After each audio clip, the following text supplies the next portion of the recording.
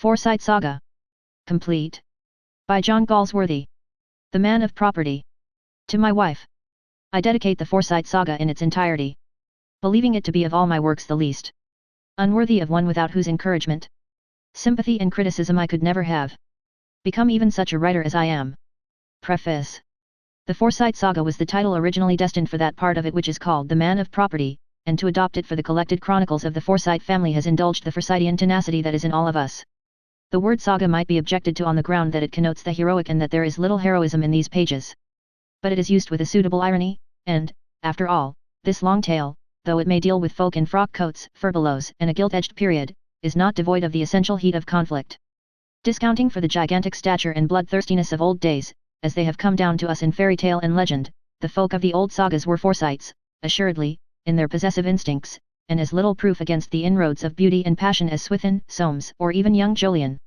And if heroic figures, in days that never were, seem to startle out from their surroundings in fashion unbecoming to a Forsyte of the Victorian era, we may be sure that tribal instinct was even then the prime force, and that family and the sense of home and property counted as they do to this day, for all the recent efforts to talk them out. So many people have written and claimed that their families were the originals of the Forsytes that one has been almost encouraged to believe in the typicality of an imagined species. Manners change and modes evolve, and Timothy's on the Bayswater Road becomes a nest of the unbelievable in all except essentials. We shall not look upon its like again, nor perhaps on such a one as James or old Julian. And yet the figures of insurance societies and the utterances of judges reassure us daily that our earthly paradise is still a rich preserve, where the wild raiders, beauty and passion, come stealing in, filching security from beneath our noses. As surely as a dog will bark at a brass band, so will the essential Soames in human nature ever rise up uneasily against the dissolution which hovers round the folds of ownership. Let the dead past bury its dead would be a better saying if the past ever died. The persistence of the past is one of those tragicomic blessings which each new age denies, coming cocksure onto the stage to mouth its claim to a perfect novelty. But no age is so new as that. Human nature, under its changing pretensions and clothes, is and ever will be very much of a Forsyte, and might, after all, be a much worse animal. Looking back on the Victorian era, whose ripeness, decline, and fall of is in some sort pictured in the Forsyte Saga, we see now that we have but jumped out of a frying pan into a fire. It would be difficult to substantiate a claim that the case of England was better in 1913 than it was in 1886, when the Forsytes assembled at Old Julian's to celebrate the engagement of June to Philip Bosany.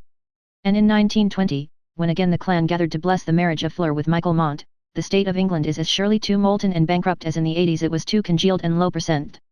If these chronicles had been a really scientific study of transition, one would have dwelt probably on such factors as the invention of bicycle, motor car, and flying machine, the arrival of a cheap press, the decline of country life and increase of the towns, the birth of the cinema. Men are, in fact, quite unable to control their own inventions. They at best develop adaptability to the new conditions those inventions create.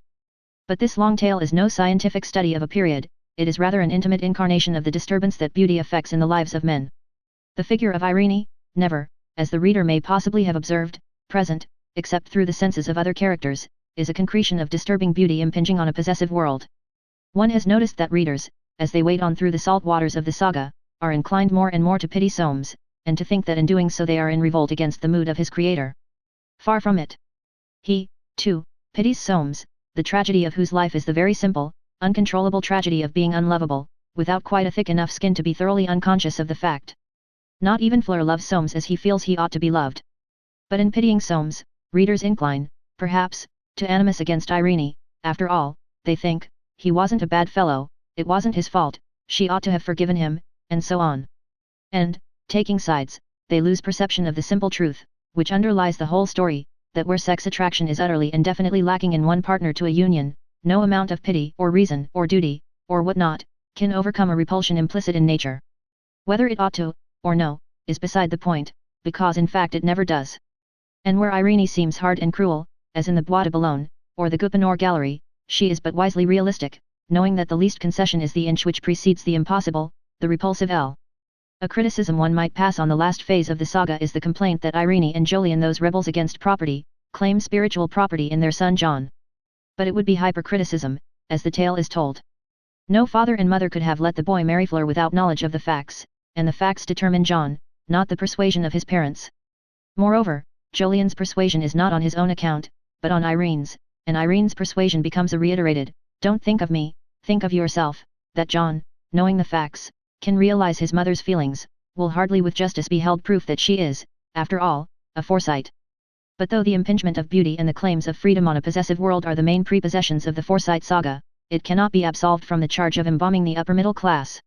As the old Egyptians placed around their mummies the necessaries of a future existence, so I have endeavoured to lay beside the figures of aunts Anne and Julie and Hester, of Timothy and Swithin, of old Jolyon and James, and of their sons, that which shall guarantee them a little life hereafter, a little balm in the hurried Gilead of a dissolving progress. If the upper middle class, with other classes, is destined to move on into amorphism, here, pickled in these pages, it lies under glass for strollers in the wide and ill-arranged museum of letters. Here it rests, preserved in its own juice, the sense of property. 1922. The Man of Property. By John Galsworthy. You will answer. The slaves are ours. Merchant of Venice. To Edward Garnett. Part 1. Chapter 1. At home at old Jolyon's. Those privileged to be present at a family festival of the Forsytes have seen that charming and instructive sight, an upper-middle-class family in full plumage. But whosoever of these favored persons has possessed the gift of psychological analysis, a talent without monetary value and properly ignored by the Forsytes, has witnessed a spectacle, not only delightful in itself, but illustrative of an obscure human problem. In plainer words, he has gleaned from a gathering of this family, no branch of which had a liking for the other, between no three members of whom existed anything worthy of the name of sympathy, evidence of that mysterious concrete tenacity which renders a family so formidable a unit of society, so clear a reproduction of society in miniature. He has been admitted to a vision of the dim roads of social progress, has understood something of patriarchal life, of the swarmings of savage hordes, of the rise and fall of nations. He is like one who, having watched a tree grow from its planting, a paragon of tenacity, insulation, and success, amidst the deaths of 100 other plants less fibrous, sappy, and persistent, one day will see it flourishing with bland, full foliage, in an almost repugnant prosperity, at the summit of its efflorescence.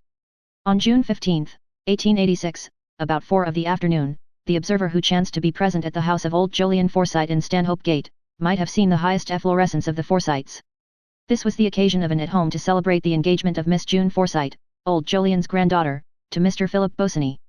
In the bravery of light gloves, buff waistcoats, feathers, and frocks, the family were present, even Aunt Anne, who now but seldom left the corner of her brother Timothy's green drawing-room, where, under the aegis of a plume of dyed pampas grass in a light blue vase, she sat all day reading and knitting, surrounded by the effigies of 3 generations of Forsytes. Even Aunt Anne was there, her inflexible back, and the dignity of her calm old face personifying the rigid possessiveness of the family idea. When a Forsyte was engaged, married, or born, the Forsytes were present. When a Forsyte died, but no Forsyte had as yet died, they did not die, death being contrary to their principles, they took precautions against it, the instinctive precautions of highly vitalized persons who resent encroachments on their property. About the Forsytes mingling that day with the crowd of other guests, there was a more than ordinarily groomed look, an alert, inquisitive assurance, a brilliant respectability, as though they were attired in defiance of something. The habitual sniff on the face of Soames Forsyte had spread through their ranks, they were on their guard. The subconscious offensiveness of their attitude has constituted old Jolyon's home the psychological moment of the family history, made it the prelude of their drama. The Forsytes were resentful of something, not individually, but as a family. This resentment expressed itself in an added perfection of raiment, an exuberance of family cordiality, an exaggeration of family importance, and, the sniff. Danger, so indispensable in bringing out the fundamental quality of any society, group, or individual, was what the Forsytes scented. The premonition of danger put a burnish on their armor. For the first time, as a family, they appeared to have an instinct of being in contact with some strange and unsafe thing. Over against the piano a man of bulk and stature was wearing 2 waistcoats on his wide chest, 2 waistcoats and a ruby pin, instead of the single satin waistcoat and diamond pin of more usual occasions, and his shaven, square, old face, the color of pale leather, with pale eyes, had its most dignified look, above his satin stock. This was Swithin Forsyte. Close to the window, where he could get more than his fair share of fresh air, the other twin, James, the fat and the lean of it, old Jolyon called these brothers, like the bulky Swithin, over 6 feet in height, but very lean, as though destined from his birth to strike a balance and maintain an average, brooded over the scene with his permanent stoop. His grey eyes had an air of fixed absorption in some secret worry, broken at intervals by a rapid, shifting scrutiny of surrounding facts. His cheeks, thinned by 2 parallel folds, and a long, clean-shaven upper lip, were framed within Dundreary whiskers. In his hands he turned a piece of china. Not far off, listening to a lady in brown, his only son Soames, pale and well-shaved, dark-haired, rather bald, had poked his chin up sideways, carrying his nose with that aforesaid appearance of sniff, as though despising an egg which he knew he could not digest. Behind him his cousin, the tall George, son of the 5th Forsyte, Roger, had a quilpish look on his fleshy face, pondering one of his sardonic jests. Something inherent to the occasion had affected them all. Seated in a row close to one another were three ladies, Aunts Anne, Hester, the two Forsyte maids, and Julie, short for Julia, who not in first youth had so far forgotten herself as to marry Septimus Small, a man of poor constitution. She had survived him for many years. With her elder and younger sister she lived now in the house of Timothy, her sixth and youngest brother, on the Bayswater Road. Each of these ladies held fans in their hands, and each with some touch of colour, some emphatic feather or brooch, testified to the solemnity of the opportunity. In the centre of the room, under the chandelier, as became a host, stood the head of the family, old Jolyon himself. 80 years of age, with his fine, white hair, his dome-like forehead, his little, dark grey eyes, and an immense white moustache, which drooped and spread below the level of his strong jaw, he had a patriarchal look, and in spite of lean cheeks and hollows at his temples, seemed master of perennial youth. He held himself extremely upright, and his shrewd, steady eyes had lost none of their clear shining. Thus he gave an impression of superiority to the doubts and dislikes of smaller men. Having had his own way for innumerable years, he had earned a prescriptive right to it. It would never have occurred to old Jolyon that it was necessary to wear a look of doubt or of defiance. Between him and the four other brothers who were present, James, Swithin, Nicholas, and Roger, there was much difference, much similarity. In turn, each of these four brothers was very different from the other, yet they, too, were alike. Through the varying features and expression of those 5 faces could be marked a certain steadfastness of chin, underlying surface distinctions, marking a racial stamp, too prehistoric to trace, too remote and permanent to discuss, the very hallmark and guarantee of the family fortunes. Among the younger generation, in the tall, bull-like George, in pallid strenuous Archibald, in young Nicholas with his sweet and tentative obstinacy, in the grave and foppishly determined Eustace, there was this same stamp, less meaningful perhaps, but unmistakable, a sign of something ineradicable in the family soul. At one time or another during the afternoon, all these faces, so dissimilar and so alike, had worn an expression of distrust, the object of which was undoubtedly the man whose acquaintance they were thus assembled to make. Philip Bosinney was known to be a young man without fortune, but Forsyte girls had become engaged to such before, and had actually married them. It was not altogether for this reason, therefore, that the minds of the Forsytes misgave them. They could not have explained the origin of a misgiving obscured by the mist of family gossip. A story was undoubtedly told that he had paid his duty call to Aunts Anne, Julie, and Hester, in a soft grey hat, a soft grey hat. Not even a new one, a dusty thing with a shapeless crown. So extraordinary, my dear, so odd. Aunt Hester, passing through the little, dark hall, she was rather short-sighted, had tried to shoo it off a chair, taking it for a strange, disreputable cat. Tommy had such disgraceful friends. She was disturbed when it did not move.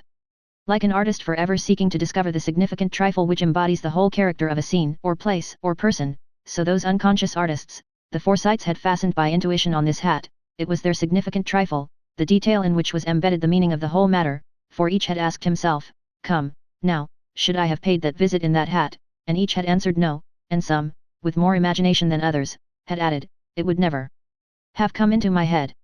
George, on hearing the story, grinned. The hat had obviously been worn as a practical joke. He himself was a connoisseur of such. "Very haughty," he said, "the wild buccaneer." And this mot, the buccaneer, was bandied from mouth to mouth, till it became the favourite mode of alluding to Bosinney. Her aunts reproached June afterwards about the hat. "We don't think you ought to let him, dear," they had said. June had answered in her imperious brisk way, like the little embodiment of will she was, "Oh, what does it matter, Phil never knows what he's got on." No one had credited an answer so outrageous. A man not to know what he had on? No, no. What indeed was this young man, who, in becoming engaged to June, old Jolyon's acknowledged heiress, had done so well for himself? He was an architect, not in itself a sufficient reason for wearing such a hat. None of the Forsytes happened to be architects, but one of them knew 2 architects who would never have worn such a hat upon a call of ceremony in the London season. Dangerous, ah, dangerous. June, of course, had not seen this, but, though not yet 19, she was notorious. Had she not said to Mrs. Soames, who was always so beautifully dressed, that feathers were vulgar? Mrs. Soames had actually given up wearing feathers, so dreadfully downright was dear June. These misgivings, this disapproval and perfectly genuine distrust, did not prevent the Forsytes from gathering to old Jolyon's invitation. An at-home at Stanhope Gate was a great rarity, none had been held for 12 years, not indeed, since old Mrs. Jolyon had died. Never had there been so full an assembly, for, mysteriously united in spite of all their differences, they had taken arms against a common peril. Like cattle when a dog comes into the field, they stood head to head and shoulder to shoulder, prepared to run upon and trample the invader to death. They had come, too, no doubt, to get some notion of what sort of presents they would ultimately be expected to give, for though the question of wedding gifts was usually graduated in this way, what are you given? Nicholas is given spoons, so very much depended on the bridegroom. If he were sleek, well-brushed, prosperous-looking, it was more necessary to give him nice things, he would expect them. In the end each gave exactly what was right and proper, by a species of family adjustment arrived at as prices are arrived at on the stock exchange, the exact niceties being regulated at Timothy's commodious, red brick residence in Bayswater, overlooking the park, where dwelt Aunts Anne, Julie, and Hester. The uneasiness of the Forsyte family has been justified by the simple mention of the hat. How impossible and wrong would it have been for any family, with the regard for appearances which should ever characterize the great upper middle class, to feel otherwise than uneasy. The author of the uneasiness stood talking to June by the further door, his curly hair had a rumpled appearance, as though he found what was going on around him unusual. He had an air, too, of having a joke all to himself. George, speaking aside to his brother, Eustace, said. Looks as if he might make a bolt of it, the dashing buccaneer. This very singular-looking man, as Mrs. Small afterwards called him, was of medium height and strong build, with a pale, brown face, a dust-colored mustache, very prominent cheekbones, and hollow checks. His forehead sloped back towards the crown of his head, and bulged out in bumps over the eyes, like foreheads seen in the lion house at the zoo. He had sherry-colored eyes, disconcertingly inattentive at times. Old Jolyon's coachman, after driving June and Bosinney to the theatre, had remarked to the butler. I dunno what to make of him. Looks to me for all the world like an elf tame leopard, and every now and then a Forsyte would come up, sidle round, and take a look at him. June stood in front, fending off this idle curiosity, a little bit of a thing, as somebody once said, all hair and spirit, with fearless blue eyes, a firm jaw, and a bright color whose face and body seemed too slender for her crown of red gold hair. A tall woman, with a beautiful figure, which some member of the family had once compared to a heathen goddess, stood looking at these two with a shadowy smile. Her hands, gloved in French grey, were crossed one over the other, her grave, charming face held to one side, and the eyes of all men near were fastened on it. Her figure swayed, so balanced that the very air seemed to set it moving. There was warmth, but little color, in her cheeks, her large, dark eyes were soft. But it was at her lips, asking a question, giving an answer, with that shadowy smile, that men looked. They were sensitive lips, sensuous and sweet, and through them seemed to come warmth and perfume like the warmth and perfume of a flower. The engaged couple thus scrutinized were unconscious of this passive goddess. It was Bosinney who first noticed her, and asked her name. June took her lover up to the woman with the beautiful figure. Irene is my greatest chum, she said, please be good friends, you two. At the little lady's command they all three smiled, and while they were smiling, Soames Forsyte, silently appearing from behind the woman with the beautiful figure, who was his wife, said. Ah, introduce me to. He was seldom, indeed, far from Irene's side at public functions, and even when separated by the exigencies of social intercourse, could be seen following her about with his eyes, in which were strange expressions of watchfulness and longing. At the window his father, James, was still scrutinizing the marks on the piece of china. I wonder at Jolyon's allowing this engagement, he said to Aunt Anne. They tell me there's no chance of their getting married for years. This young Bosinney, he made the word a dactyl in opposition to general usage of a short o, has got nothing. When Winifred married Darty, I made him bring every penny into settlement, lucky thing, too, they'd had nothing by this time. Aunt Anne looked up from her velvet chair. Grey curls banded her forehead, curls that, unchanged for decades, had extinguished in the family all sense of time. She made no reply, for she rarely spoke, husbanding her aged voice, but to James, uneasy of conscience, her look was as good as an answer. Well, he said, I couldn't help Irene's having no money. Soames was in such a hurry, he got quite thin dancing attendance on her. Putting the bowl pettishly down on the piano, he let his eyes wander to the group by the door. It's my opinion, he said unexpectedly, that it's just as well as it is.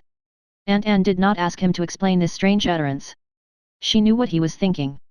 If Irene had no money she would not be so foolish as to do anything wrong, for they said, she had been asking for a separate room, but, of course, Soames had not. James interrupted her reverie. But where, he asked, was Timothy? Hadn't he come with them? Through Aunt Anne's compressed lips a tender smile forced its way. No, he didn't think it wise, with so much of this diphtheria about, and he so liable to take things. James answered. Well, he takes good care of himself. I can't afford to take the care of myself that he does. Nor was it easy to say which, of admiration, envy, or contempt, was dominant in that remark. Timothy, indeed, was seldom seen. The baby of the family, a publisher by profession, he had some years before, when business was at full tide, scented out the stagnation which, indeed, had not yet come, but which ultimately, as all agreed, was bound to set in, and, selling his share in a firm engaged mainly in the production of religious books, had invested the quite conspicuous proceeds in 3 percent consols. By this act he had at once assumed an isolated position, no other Forsyte being content with less than 4 percent for his money, and this isolation had slowly and surely undermined a spirit perhaps better than commonly endowed with caution. He had become almost a myth, a kind of incarnation of security haunting the background of the Forsyte universe. He had never committed the imprudence of marrying, or encumbering himself in any way with children. James resumed, tapping the piece of china. This isn't real old Worcester. I suppose Jolion's told you something about the young man. From all I can learn, he's got no business, no income and no connection worth speaking of, but then, I know nothing, nobody tells me anything. Aunt Anne shook her head. Over her square-chinned, aquiline old face a trembling passed, the spidery fingers of her hands pressed against each other and interlaced, as though she were subtly recharging her wool. The eldest by some years of all the Forsytes, she held a peculiar position amongst them. Opportunists and egotists one and all, though not, indeed, more so than their neighbors, they quailed before her incorruptible figure, and, when opportunities were too strong, what could they do but avoid her? Twisting his long, thin legs, James went on. Jolyon, he will have his own way. He's got no children, and stopped, recollecting the continued existence of old Jolyon's son, young Jolyon, Jun's father, who had made such a mess of it, and done for himself by deserting his wife and child and running away with that foreign governess. Well, he resumed hastily, if he likes to do these things, I suppose he can afford to now. What's he going to give her? I suppose he'll give her 1,000 a year, he's got nobody else to leave his money to. He stretched out his hand to meet that of a dapper, clean-shaven man, with hardly a hair on his head, a long, broken nose, full lips, and cold grey eyes under rectangular brows. Well, Nick, he muttered, how are you? Nicholas Forsyte, with his bird-like rapidity and the look of a preternaturally sage schoolboy, he had made a large fortune, quite legitimately, out of the companies of which he was a director, placed within that cold palm the tips of his still colder fingers and hastily withdrew them. I'm bad, he said, pouting, been bad all the week, don't sleep at night. The doctor can't tell why. He's a clever fellow, or I shouldn't have him, but I get nothing out of him but bills.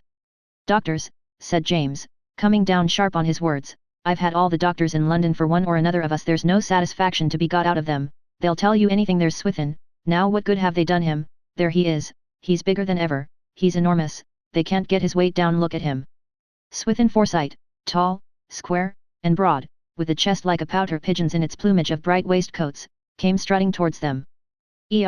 How are you? He said in his dandified way, aspirating the H strongly. This difficult letter was almost absolutely safe in his keeping. How are you?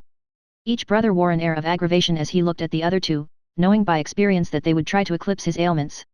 We were just saying, said James, that you don't get any thinner. Swithin protruded his pale round eyes with the effort of hearing. Thinner, I'm in good case, he said, leaning a little forward, not one of your thread papers like you. But, afraid of losing the expansion of his chest, he leaned back again into a state of immobility, for he prized nothing so highly as a distinguished appearance. Aunt Anne turned her old eyes from one to the other. Indulgent and severe was her look. In turn the three brothers looked at Anne. She was getting shaky. Wonderful woman. 86 if a day, might live another 10 years, and had never been strong. Swithin and James, the twins, were only 75, Nicholas a mere baby of 70 or so. All were strong, and the inference was comforting. Of all forms of property their respective healths naturally concerned them most. I'm very well in myself, proceeded James, but my nerves are out of order. The least thing worries me to death. I shall have to go to Bath. Bath, said Nicholas. I've tried Harrogate. That's no good. What I want is sea air. There's nothing like Yarmouth now, when I go there I sleep. My liver's very bad, interrupted Swithin slowly. Dreadful pain here, and he placed his hand on his right side. Want of exercise, muttered James, his eyes on the china. He quickly added, I get a pain there, too. Swithin reddened, a resemblance to a turkey cock coming upon his old face. Exercise, he said. I take plenty, I never use the lift at the club.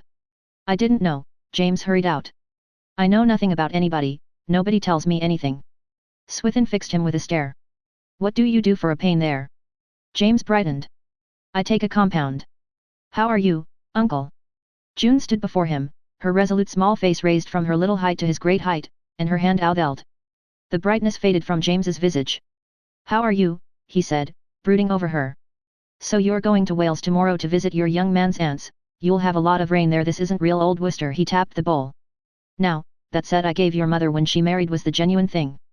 June shook hands one by one with her three great uncles, and turned to Aunt Anne. A very sweet look had come into the old lady's face. She kissed the girl's cheek with trembling fervor. "Well, my dear," she said, "and so you are going for a whole month." The girl passed on, and Aunt Anne looked after her slim little figure. The old lady's round, steel-grey eyes, over which a film like a bird's was beginning to come, followed her wistfully amongst the bustling crowd, for people were beginning to say goodbye, and her fingertips, pressing and pressing against each other, were busy again with the recharging of her will against that inevitable ultimate departure of her own. Yes, she thought, everybody's been most kind, quite a lot of people come to congratulate her. She ought to be very happy. Amongst the throng of people by the door, the well-dressed throng drawn from the families of lawyers and doctors, from the stock exchange, and all the innumerable avocations of the upper middle class, there were only some 20% of Forsytes, but to Aunt Anne they seemed all Forsytes, and certainly there was not much difference. She saw only her own flesh and blood. It was her world, this family, and she knew no other, had never perhaps known any other. All their little secrets, illnesses, engagements, and marriages, how they were getting on, and whether they were making money, all this was her property, her delight, her life. Beyond this only a vague, shadowy mist of facts and persons of no real significance. This it was that she would have to lay down when it came to her turn to die, this which gave to her that importance, that secret self-importance, without which none of us can bear to live, and to this she clung wistfully, with a greed that grew each day. If life were slipping away from her, this she would retain to the end. She thought of Jun's father, young Jolyon, who had run away with that foreign girl. And what a sad blow to his father and to them all. Such a promising young fellow. A sad blow, though there had been no public scandal, most fortunately, Joe's wife seeking for no divorce. A long time ago. And when Jun's mother died, 6 years ago, Joe had married that woman, and they had 2 children now, so she had heard. Still, he had forfeited his right to be there, had cheated her of the complete fulfillment of her family pride, deprived her of the rightful pleasure of seeing and kissing him of whom she had been so proud, such a promising young fellow. The thought rankled with the bitterness of a long-inflicted injury in her tenacious old heart. A little water stood in her eyes. With a handkerchief of the finest lawn she wiped them stealthily. "Well, Aunt Anne," said a voice behind. Soames Forsyte, flat-shouldered, clean-shaven, flat-cheeked, flat-waisted, yet with something round and secret about his whole appearance, looked downwards and aslant at Aunt Anne, as though trying to see through the side of his own nose. "And what do you think of the engagement?" he asked. Aunt Anne's eyes rested on him proudly. Of all the nephews since young Jolyon's departure from the family nest, he was now her favourite, for she recognized in him a sure trustee of the family soul that must so soon slip beyond her keeping. "Very nice for the young man," she said, "and he's a good-looking young fellow, but I doubt if he's quite the right lover for dear June." Soames touched the edge of a gold-lacquered luster. "She'll tame him," he said, stealthily wetting his finger and rubbing it on the knobby bulbs.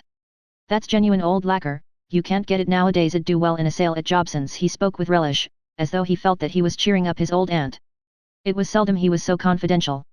"I wouldn't mind having it myself," he added, "you can always get your price for old lacquer."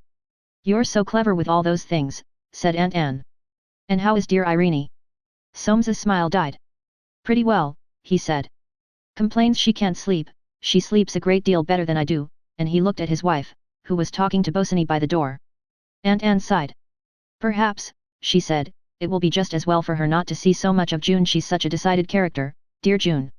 Soames flushed, his flushes passed rapidly over his flat cheeks and centered between his eyes, where they remained, the stamp of disturbing thoughts. "I don't know what she sees in that little flibberty-gibbet," he burst out, but noticing that they were no longer alone, he turned and again began examining the luster. "They tell me Jolyon's bought another house," said his father's voice close by. "He must have a lot of money, he must have more money than he knows what to do with. Montpellier Square, they say, close to Soames. They never told me, Irene never tells me anything." "Capital position, not 2 minutes from me," said the voice of Swithin, "and from my rooms I can drive to the club in 8. The position of their houses was of vital importance to the Forsytes, nor was this remarkable, since the whole spirit of their success was embodied therein. Their father, of farming stock, had come from Dorsetshire near the beginning of the century. Superior Dorset Forsyte, as he was called by his intimates, had been a stonemason by trade, and risen to the position of a master builder. Towards the end of his life he moved to London, where, building on until he died, he was buried at Highgate. He left over £30,000 between his 10 children. Old Jolyon alluded to him, if at all, as a hard, thick sort of man, not much refinement about him. The second generation of Forsytes felt indeed that he was not greatly to their credit.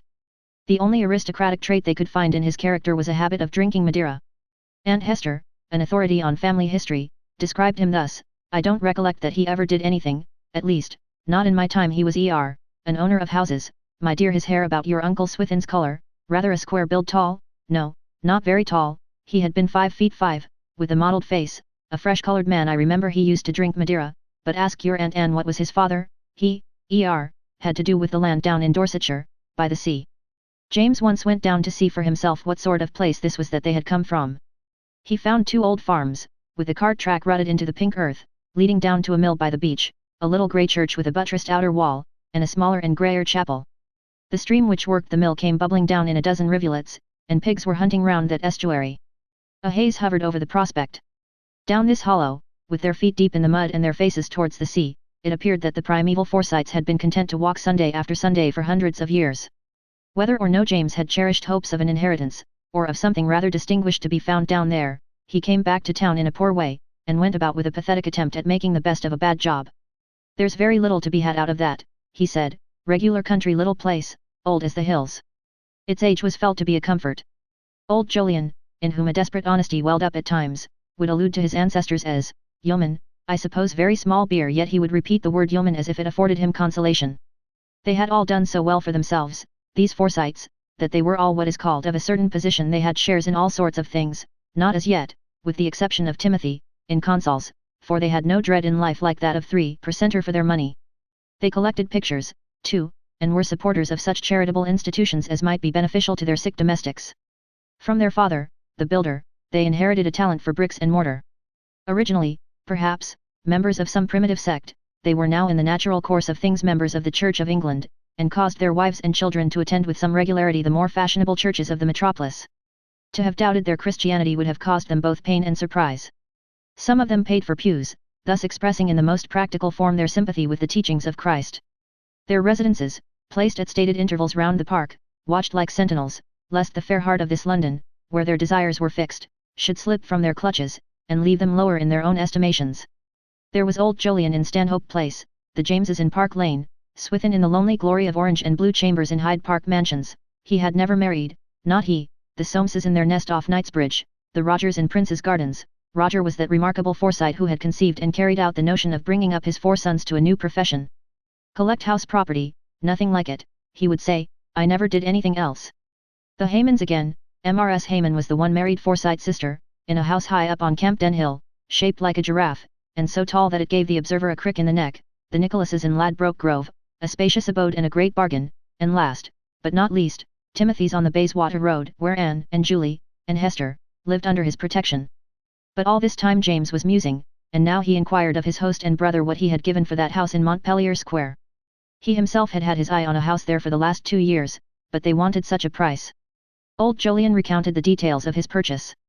22 years to run, repeated James, the very house I was after. You've given too much for it. Old Jolyon frowned. It's not that I want it, said James hastily, it wouldn't suit my purpose at that price. Soames knows the house, well, he'll tell you it's too dear, his opinion's worth having. I don't, said old Jolyon, care a fig for his opinion. Well, murmured James, you will have your own way, it's a good opinion. Goodbye, we're going to drive down to Hullingham. They tell me John's going to Wales. You'll be lonely tomorrow. What'll you do with yourself? You'd better come and dine with us. Old Jolyon refused.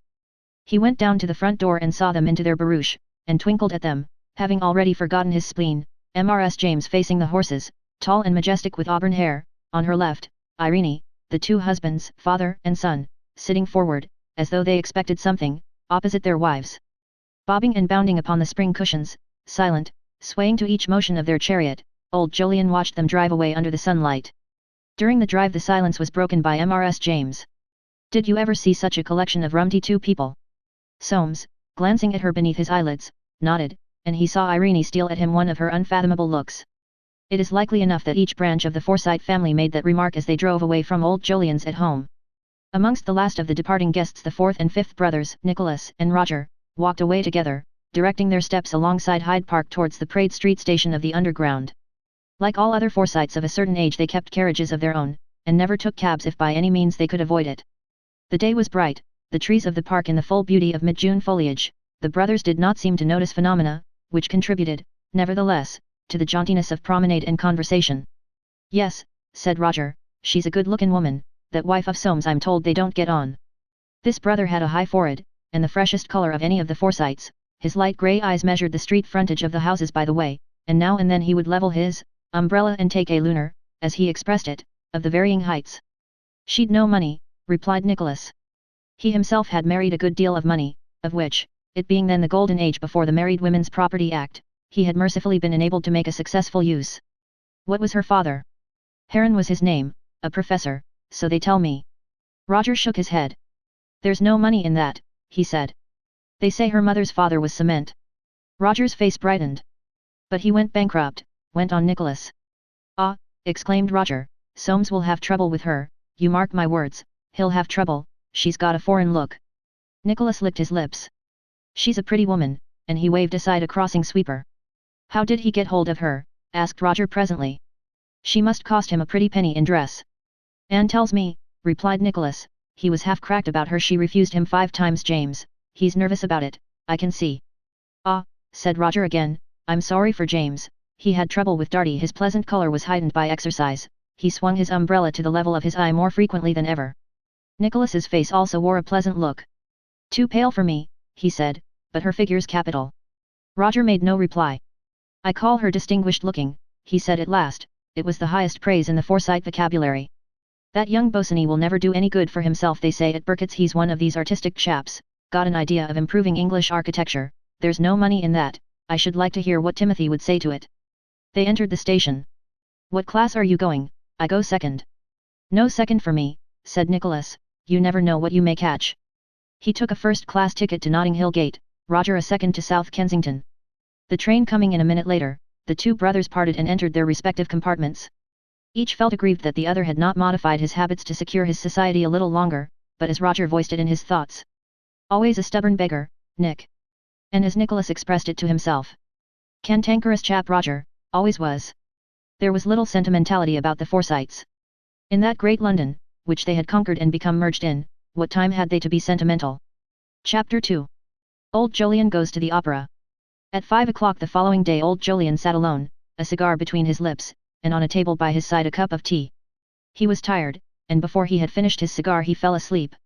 A fly settled on his hair, his breathing sounded heavy in the drowsy silence, his upper lip under the white moustache puffed in and out. From between the fingers of his veined and wrinkled hand the cigar, dropping on the empty hearth, burned itself out. The gloomy little study, with windows of stained glass to exclude the view, was full of dark green velvet and heavily carved mahogany, a suite of which old Jolyon was wont to say, shouldn't wonder if it made a big price some day. It was pleasant to think that in the afterlife he could get more for things than he had given. In the rich brown atmosphere peculiar to back rooms in the mansion of a Forsyte, the Rembrandt-esque effect of his great head, with its white hair, against the cushion of his high-backed seat, was spoiled by the moustache, which imparted a somewhat military look to his face. An old clock that had been with him since before his marriage 40 years ago kept with its ticking a jealous record of the seconds slipping away forever from its old master. He had never cared for this room, hardly going into it from one year's end to another, except to take cigars from the Japanese cabinet in the corner, and the room now had its revenge. His temples, curving like thatches over the hollows beneath, his cheekbones and chin, all were sharpened in his sleep, and there had come upon his face the confession that he was an old man. He woke. June had gone. James had said he would be lonely. James had always been a poor thing. He recollected with satisfaction that he had bought that house over James's head. Serve him right for sticking at the price, the only thing the fellow thought of was money. Had he given too much, though? It wanted a lot of doing to, he dared say he would want all his money before he had done with this affair of Jun's. He ought never to have allowed the engagement. She had met this Bosinney at the house of Baines and Bill de Bowie, the architects. He believed that Baines, whom he knew, a bit of an old woman, was the young man's uncle by marriage. After that she'd been always running after him, and when she took a thing into her head there was no stopping her. She was continually taking up with lame ducks of one sort or another. This fellow had no money, but she must needs become engaged to him, a harum-scarum, unpractical chap, who would get himself into no end of difficulties. She had come to him one day in her slapdash way and told him, and, as if it were any consolation, she had added. He's so splendid, he's often lived on cocoa for a week. And he wants you to live on cocoa too. Oh no, he is getting into the swim now. Old Jolyon had taken his cigar from under his white moustaches, stained by coffee at the edge, and looked at her, that little slip of a thing who had got such a grip of his heart. He knew more about swims than his granddaughter. But she, having clasped her hands on his knees, rubbed her chin against him, making a sound like a purring cat. And, knocking the ash off his cigar, he had exploded in nervous desperation. You're all alike, you won't be satisfied till you've got what you want. If you must come to grief, you must, I wash my hands of it. So, he had washed his hands of it, making the condition that they should not marry until Bosany had at least 400 a year. I shan't be able to give you very much, he had said, a formula to which June was not unaccustomed. Perhaps this what's his name will provide the cocoa. He had hardly seen anything of her since it began. A bad business. He had no notion of giving her a lot of money to enable a fellow he knew nothing about to live on in idleness. He had seen that sort of thing before, no good ever came of it. Worst of all, he had no hope of shaking her resolution, she was as obstinate as a mule, always had been from a child. He didn't see where it was to end. They must cut their coat according to their cloth. He would not give way till he saw young Bosany with an income of his own. That June would have trouble with the fellow was as plain as a pikestaff, he had no more idea of money than a cow. As to this rushing down to Wales to visit the young man's aunts, he fully expected they were old cats. And, motionless, old Jolyon stared at the wall, but for his open eyes, he might have been asleep. The idea of supposing that young cub Soames could give him advice. He had always been a cub, with his nose in the air. He would be setting up as a man of property next, with a place in the country. A man of property. HMPH. Like his father, he was always nosing out bargains, a cold-blooded young beggar. He rose, and, going to the cabinet, began methodically stocking his cigar case from a bundle fresh in. They were not bad at the price, but you couldn't get a good cigar, nowadays, nothing to hold a candle to those old superfinos of Hanson and Bridgers. That was a cigar. The thought, like some stealing perfume, carried him back to those wonderful nights at Richmond when after dinner he sat smoking on the terrace of the Crown and Sceptre with Nicholas Trefree and Traquair and Jack Herring and Anthony Thornworthy. How good his cigars were then! Poor old Nick, dead, and Jack Herring, dead, and Traquair, dead of that wife of his, and Thornworthy, awfully shaky, no wonder, with his appetite. Of all the company of those days he himself alone seemed left, except Swithin, of course, and he so outrageously big there was no doing anything with him. Difficult to believe it was so long ago, he felt young still. Of all his thoughts, as he stood there counting his cigars, this was the most poignant, the most bitter. With his white head and his loneliness he had remained young and green at heart. And those Sunday afternoons on Hampstead Heath, when young Jolyon and he went for a stretch along the Spaniards Road to Highgate, to Child's Hill, and back over the heath again to dine at Jack Straw's castle, how delicious his cigars were then. And such weather! There was no weather now.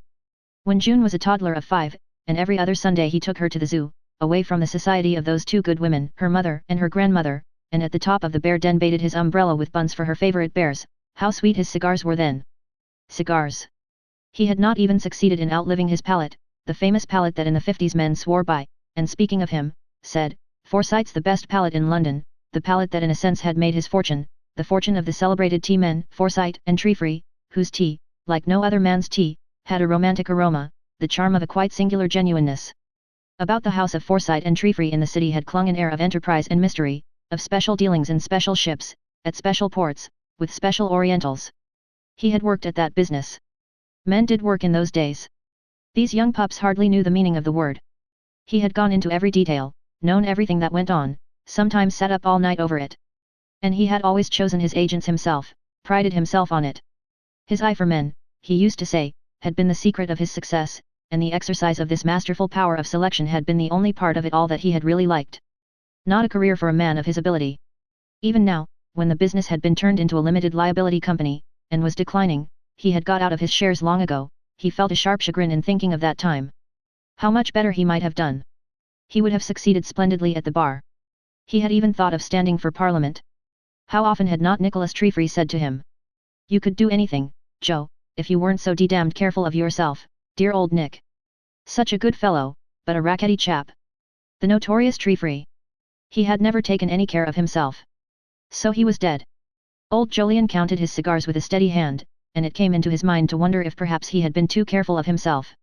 He put the cigar case in the breast of his coat, buttoned it in, and walked up the long flights to his bedroom, leaning on one foot and the other, and helping himself by the banister. The house was too big. After June was married, if she ever did marry this fellow, as he supposed she would, he would let it and go into rooms. What was the use of keeping half a dozen servants eating their heads off? The butler came to the ring of his bell, a large man with a beard, a soft tread, and a peculiar capacity for silence. Old Jolyon told him to put his dress clothes out, he was going to dine at the club. How long had the carriage been back from taking Miss June to the station? Since 2? Then let him come round at 6:30. The club which old Jolyon entered on the stroke of 7 was one of those political institutions of the upper middle class which have seen better days. In spite of being talked about, perhaps in consequence of being talked about, it betrayed a disappointing vitality. People had grown tired of saying that the disunion was on its last legs. Old Jolyon would say it, too, yet disregarded the fact in a manner truly irritating to well-constituted clubmen. "Why do you keep your name on?" Swithin often asked him with profound vexation. "Why don't you join the polyglot? You can't get a wine like our Hide-seek under 20 shillin a bottle anywhere in London, and," dropping his voice, he added, "there's only 500 dozen left. I drink it every night of my life." "I'll think of it," old Jolyon would answer, but when he did think of it there was always the question of 50 guineas entrance fee, and it would take him 4 or 5 years to get in. He continued to think of it. He was too old to be a liberal, had long ceased to believe in the political doctrines of his club, had even been known to allude to them as wretched stuff, and it afforded him pleasure to continue a member in the teeth of principles so opposed to his own. He had always had a contempt for the place, having joined it many years ago when they refused to have him at the hodgepodge owing to his being in trade as if he were not as good as any of them. He naturally despised the club that did take him. The members were a poor lot, many of them in the city, stockbrokers, solicitors, auctioneers, what not. Like most men of strong character but not too much originality, old Jolyon set small store by the class to which he belonged. Faithfully he followed their customs, social and otherwise, and secretly he thought them a common lot. Years in philosophy, of which he had his share, had dimmed the recollection of his defeat at the hodgepodge. And now in his thoughts it was enshrined as the queen of clubs. He would have been a member all these years himself, but, owing to the slipshod way his proposer, Jack Herring, had gone to work, they had not known what they were doing in keeping him out. Why? They had taken his son Joe at once, and he believed the boy was still a member. He had received a letter dated from there 8 years ago. He had not been near the disunion for months, and the house had undergone the piebald decoration which people bestow on old houses and old ships when anxious to sell them.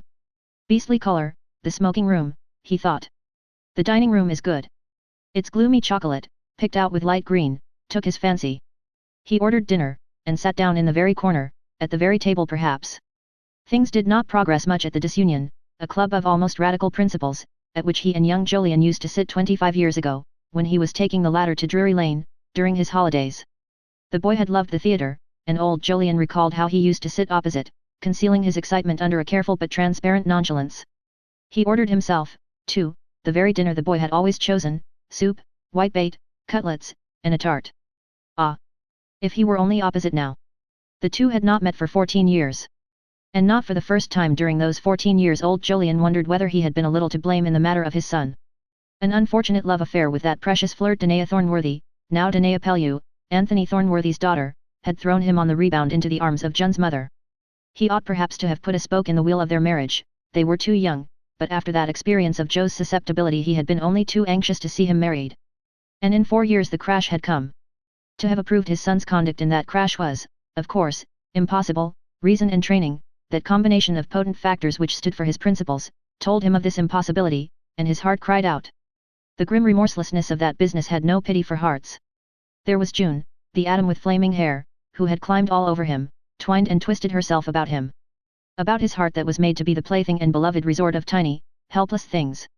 With characteristic insight he saw he must part with one or with the other, no half measures could serve in such a situation. In that lay its tragedy. And the tiny, helpless thing prevailed. He would not run with the hare and hunt with the hounds, and so to his son he said goodbye. That goodbye had lasted until now.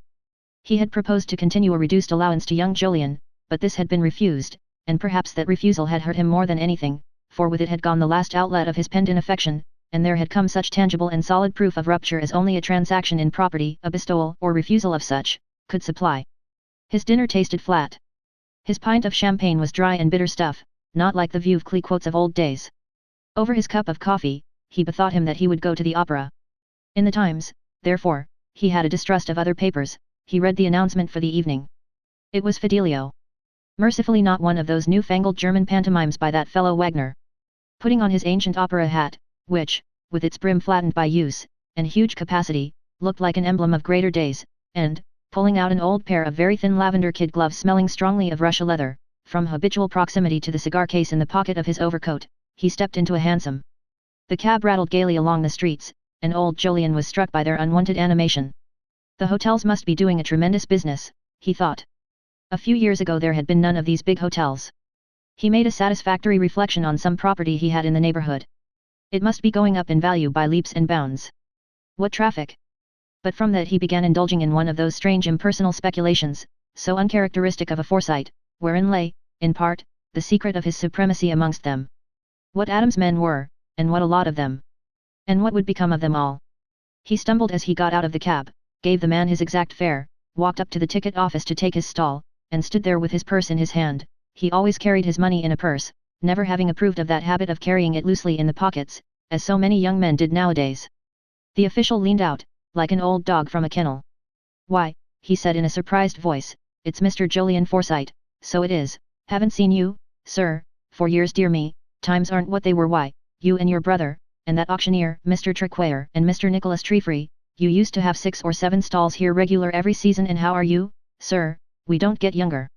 The colour in old Julian's eyes deepened. He paid his guinea. They had not forgotten him. He marched in, to the sounds of the overture, like an old war horse to battle. Folding his opera hat, he sat down, drew out his lavender gloves in the old way, and took up his glasses for a long look round the house. Dropping them at last on his folded hat, he fixed his eyes on the curtain. More poignantly than ever he felt that it was all over and done with him. Where were all the women, the pretty women, the house used to be so full of? Where was that old feeling in the heart as he waited for one of those great singers? Where that sensation of the intoxication of life and of his own power to enjoy it all? The greatest opera-goer of his day. There was no opera now. That fellow Wagner had ruined everything, no melody left, nor any voices to sing it. Ah! The wonderful singers! Gone. He sat watching the old scenes acted, a numb feeling at his heart. From the curl of silver over his ear to the pose of his foot in its elastic-sided patent boot, there was nothing clumsy or weak about old Julian. He was as upright, very nearly, as in those old times when he came every night. His sight was as good, almost as good. But what a feeling of weariness and disillusion! He had been in the habit all his life of enjoying things, even imperfect things, and there had been many imperfect things. He had enjoyed them all with moderation, so as to keep himself young. But now he was deserted by his power of enjoyment, by his philosophy, and left with this dreadful feeling that it was all done with. Not even the prisoner's chorus, nor Florian's song, had the power to dispel the gloom of his loneliness. If Joe were only with him. The boy must be 40 by now. He had wasted 14 years out of the life of his only son. And Joe was no longer a social pariah. He was married. Old Julian had been unable to refrain from marking his appreciation of the action by enclosing his son a cheque for £500. The cheque had been returned in a letter from the hodgepodge, couched in these words. "My dearest father. Your generous gift was welcome. As a sign that you might think worse of me, I return it, but should you think fit to invest it for the benefit of the little chap, we call him Jolly, who bears our Christian and, by courtesy, our surname, I shall be very glad. I hope with all my heart that your health is as good as ever. Your loving son, Joe." The letter was like the boy. He had always been an amiable chap. Old Julian had sent this reply. "My dear Joe. The sum, £500, stands in my books for the benefit of your boy, under the name of Julian Forsyte, and will be duly credited with interest at 5%. I hope that you are doing well. My health remains good at present. With love, I am your affectionate father, Julian Forsyte." And every year on the 1st of January he had added 100 and the interest. The sum was mounting up. Next New Year's Day it would be £1,500 and odd pounds. And it is difficult to say how much satisfaction he had got out of that yearly transaction. But the correspondence had ended. In spite of his love for his son, in spite of an instinct, partly constitutional, partly the result, as in thousands of his class, of the continual handling and watching of affairs, prompting him to judge conduct by results rather than by principle, there was at the bottom of his heart a sort of uneasiness. His son ought, under the circumstances, to have gone to the dogs. That law was laid down in all the novels, sermons, and plays he had ever read, heard, or witnessed. After receiving the cheque back there seemed to him to be something wrong somewhere. Why had his son not gone to the dogs? But, then, who could tell? He had heard, of course, in fact, he had made it his business to find out, that Joe lived in St. John's Wood, that he had a little house in Wisteria Avenue with a garden, and took his wife about with him into society, a queer sort of society, no doubt, and that they had 2 children, the little chap they called Jolly. Considering the circumstances the name struck him as cynical, and old Julian both feared and disliked cynicism, and a girl called Holly, born since the marriage. Who could tell what his son's circumstances really were? He had capitalized the income he had inherited from his mother's father and joined Lloyd's as an underwriter. He painted pictures, too, watercolors. Old Julian knew this, for he had surreptitiously bought them from time to time, after chancing to see his son's name signed at the bottom of a representation of the River Thames in a dealer's window. He thought them bad, and did not hang them because of the signature. He kept them locked up in a drawer. In the great opera house a terrible yearning came on him to see his son. He remembered the days when he had been wont to slide him, in a brown holland suit, to and fro under the arch of his legs, the times when he ran beside the boy's pony, teaching him to ride, the day he first took him to school. He had been a loving, lovable little chap. After he went to Eden he had acquired, perhaps, a little too much of that desirable manner which old Jolyon knew was only to be obtained at such places and at great expense, but he had always been companionable. Always a companion, even after Cambridge, a little far off, perhaps, owing to the advantages he had received. Old Jolyon's feeling towards our public schools and varsities never wavered, and he retained touchingly his attitude of admiration and mistrust towards a system appropriate to the highest in the land, of which he had not himself been privileged to partake. Now that June had gone and left, or as good as left him, it would have been a comfort to see his son again. Guilty of this treason to his family, his principles, his class, old Jolyon fixed his eyes on the singer. A poor thing, a wretched poor thing. And the Florian a perfect stick. It was over. They were easily pleased nowadays. In the crowded street he snapped up a cab under the very nose of a stout and much younger gentleman, who had already assumed it to be his own. His route lay through Pall Mall, and at the corner, instead of going through the Green Park, the cabman turned to drive up St. James's Street. Old Jolyon put his hand through the trap. He could not bear being taken out of his way. In turning, however, he found himself opposite the hodgepodge, and the yearning that had been secretly with him the whole evening prevailed. He called to the driver to stop. He would go in and ask if Joe still belonged there. He went in. The hall looked exactly as it did when he used to dine there with Jack Herring, and they had the best cook in London, and he looked round with the shrewd, straight glance that had caused him all his life to be better served than most men. "Mr. Jolyon Forsyte still a member here?" "Yes, sir, in the club now, sir." "What name?" Old Jolyon was taken aback. "His father," he said. And having spoken, he took his stand, back to the fireplace. Young Jolyon, on the point of leaving the club, had put on his hat, and was in the act of crossing the hall, as the porter met him. He was no longer young, with hair going grey, and face, a narrower replica of his father's, with the same large drooping moustache, decidedly worn. He turned pale. This meeting was terrible after all those years, for nothing in the world was so terrible as a scene. They met and crossed hands without a word. Then, with a quaver in his voice, the father said, "How are you, my boy?" The son answered, "How are you, Dad?" Old Jolyon's hand trembled in its thin lavender glove. "If you're going my way," he said, "I can give you a lift." And as though in the habit of taking each other home every night they went out and stepped into the cab. To old Jolyon it seemed that his son had grown. "More of a man altogether," was his comment. Over the natural amiability of that son's face had come a rather sardonic mask, as though he had found in the circumstances of his life the necessity for armour. The features were certainly those of a Forsyte, but the expression was more the introspective look of a student or philosopher. He had no doubt been obliged to look into himself a good deal in the course of those 15 years. To young Jolyon the first sight of his father was undoubtedly a shock, he looked so worn and old. But in the cab he seemed hardly to have changed, still having the calm look so well remembered, still being upright and keen-eyed. "You look well, Dad." "Middling," old Jolyon answered. He was the prey of an anxiety that he found he must put into words. Having got his son back like this, he felt he must know what was his financial position. "Joe," he said, "I should like to hear what sort of water you're in. I suppose you're in debt." He put it this way that his son might find it easier to confess. Young Jolyon answered in his ironical voice, "No, I'm not in debt." Old Jolyon saw that he was angry, and touched his hand. He had run a risk. It was worth it, however, and Joe had never been sulky with him. They drove on, without speaking again, to Stanhope Gate. Old Jolyon invited him in, but young Jolyon shook his head. "Jun's not here," said his father hastily, "went off today on a visit. I suppose you know that she's engaged to be married." "Already," murmured young Jolyon. Old Jolyon stepped out, and, in paying the cab fare, for the first time in his life gave the driver a sovereign in mistake for a shilling. Placing the coin in his mouth, the cabman whipped his horse secretly on the underneath and hurried away. Old Jolyon turned the key softly in the lock, pushed open the door, and beckoned.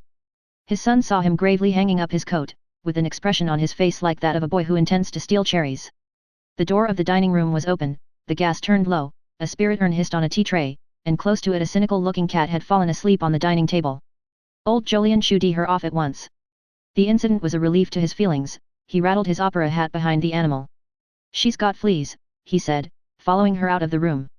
Through the door in the hall leading to the basement he called HSSST, several times, as though assisting the cat's departure, till by some strange coincidence the butler appeared below. "You can go to bed, Parfit," said old Jolyon. "I will lock up and put out." When he again entered the dining room the cat unfortunately preceded him, with her tail in the air, proclaiming that she had seen through this maneuver for suppressing the butler from the first. A fatality had dogged old Jolyon's domestic stratagems all his life. Young Jolyon could not help smiling. He was very well versed in irony, and everything that evening seemed to him ironical. The episode of the cat, the announcement of his own daughter's engagement. So he had no more part or parcel in her than he had in the puss. And the poetical justice of this appealed to him. "What is June like now?" he asked. "She's a little thing," returned old Jolyon, "they say she's like me, but that's their folly, she's more like your mother, the same eyes and hair. Ah, and she is pretty." Old Jolyon was too much of a Forsyte to praise anything freely, especially anything for which he had a genuine admiration. "Not bad looking, a regular Forsyte chin, it'll be lonely here when she's gone, Joe." The look on his face again gave young Jolyon the shock he had felt on first seeing his father. "What will you do with yourself, Dad? I suppose she's wrapped up in him." "Do with myself," repeated old Jolyon with an angry break in his voice. "It'll be miserable work living here alone, I don't know how it's to end, I wish to goodness," he checked himself, and added, "the question is, what had I better do with this house?" Young Jolyon looked round the room. It was peculiarly vast and dreary, decorated with the enormous pictures of still life that he remembered as a boy, sleeping dogs with their noses resting on bunches of carrots, together with onions and grapes lying side by side in mild surprise. The house was a white elephant, but he could not conceive of his father living in a smaller place, and all the more did it all seem ironical. In his great chair with the bookrest sat old Jolyon, the figurehead of his family and class and creed, with his white head and dome-like forehead, the representative of moderation and order and love of property. As lonely an old man as there was in London. There he sat in the gloomy comfort of the room, a puppet in the power of great forces that cared nothing for family or class or creed, but moved, machine-like, with dread processes to inscrutable ends. This was how it struck young Jolyon, who had the impersonal eye. The poor old dad. So this was the end, the purpose to which he had lived with such magnificent moderation. To be lonely, and grow older and older, yearning for a soul to speak to. In his turn old Jolyon looked back at his son. He wanted to talk about many things that he had been unable to talk about all these years. It had been impossible to seriously confide in June his conviction that property in the Soho quarter would go up in value, his uneasiness about that tremendous silence of Pippin, the superintendent of the new colliery company, of which he had so long been chairman, his disgust at the steady fall in American Golgothas, or even to discuss how, by some sort of settlement, he could best avoid the payment of those death duties which would follow his decease. Under the influence, however, of a cup of tea, which he seemed to stir indefinitely, he began to speak at last. A new vista of life was thus opened up, a promised land of talk, where he could find a harbour against the waves of anticipation and regret, where he could soothe his soul with the opium of devising how to round off his property and make eternal the only part of him that was to remain alive. Young Jolyon was a good listener, it was his great quality. He kept his eyes fixed on his father's face, putting a question now and then. The clock struck 1 before old Jolyon had finished, and at the sound of it striking his principles came back. He took out his watch with a look of surprise. "I must go to bed, Joe," he said. Young Jolyon rose and held out his hand to help his father up. The old face looked worn and hollow again, the eyes were steadily averted. "Goodbye, my boy, take care of yourself." A moment passed, and young Jolyon, turning on his heel, marched out at the door. He could hardly see, his smile quavered. Never in all the 15 years since he had first found out that life was no simple business, had he found it so singularly complicated. Chapter 3. Dinner at Swithin's. In Swithin's orange and light blue dining room, facing the park, the round table was laid for 12. A cut glass chandelier filled with lighted candles hung like a giant stalactite above its center, radiating over large gilt-framed mirrors, slabs of marble on the tops of side tables, and heavy gold chairs with crewel-worked seats. Everything betokened that love of beauty so deeply implanted in each family which has had its own way to make into society, out of the more vulgar heart of nature. Swithin had indeed an impatience of simplicity, a love of ormolu, which had always stamped him amongst his associates as a man of great, if somewhat luxurious taste, and out of the knowledge that no one could possibly enter his rooms without perceiving him to be a man of wealth, he had derived a solid and prolonged happiness such as perhaps no other circumstance in life had afforded him. Since his retirement from land agency, a profession deplorable in his estimation, especially as to its auctioneering department, he had abandoned himself to naturally aristocratic tastes. The perfect luxury of his latter days had embedded him like a fly in sugar, and his mind, where very little took place from morning till night, was the junction of two curiously opposite emotions, a lingering and sturdy satisfaction that he had made his own way and his own fortune, and a sense that a man of his distinction should never have been allowed to soil his mind with work. He stood at the sideboard in a white waistcoat with large gold and onyx buttons, watching his valet screw the necks of 3 champagne bottles deeper into ice pails. Between the points of his stand-up collar, which, though it hurt him to move, he would on no account have had altered, the pale flesh of his underchin remained immovable. His eyes roved from bottle to bottle. He was debating, and he argued like this: Jolyon drinks a glass, perhaps 2, he's so careful of himself.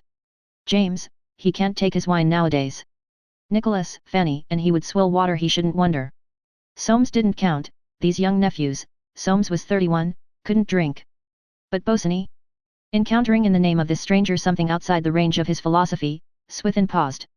A misgiving arose within him. It was impossible to tell. June was only a girl, in love too. Emily, Mrs. James, liked a good glass of champagne. It was too dry for Julie, poor old soul, she had no palate. As to Hattie Chessman, the thought of this old friend caused a cloud of thought to obscure the perfect glassiness of his eyes. He shouldn't wonder if she drank half a bottle. But in thinking of his remaining guest, an expression like that of a cat who is just going to purr stole over his old face, Mrs. Soames. She mightn't take much, but she would appreciate what she drank. It was a pleasure to give her good wine. A pretty woman, and sympathetic to him. The thought of her was like champagne itself.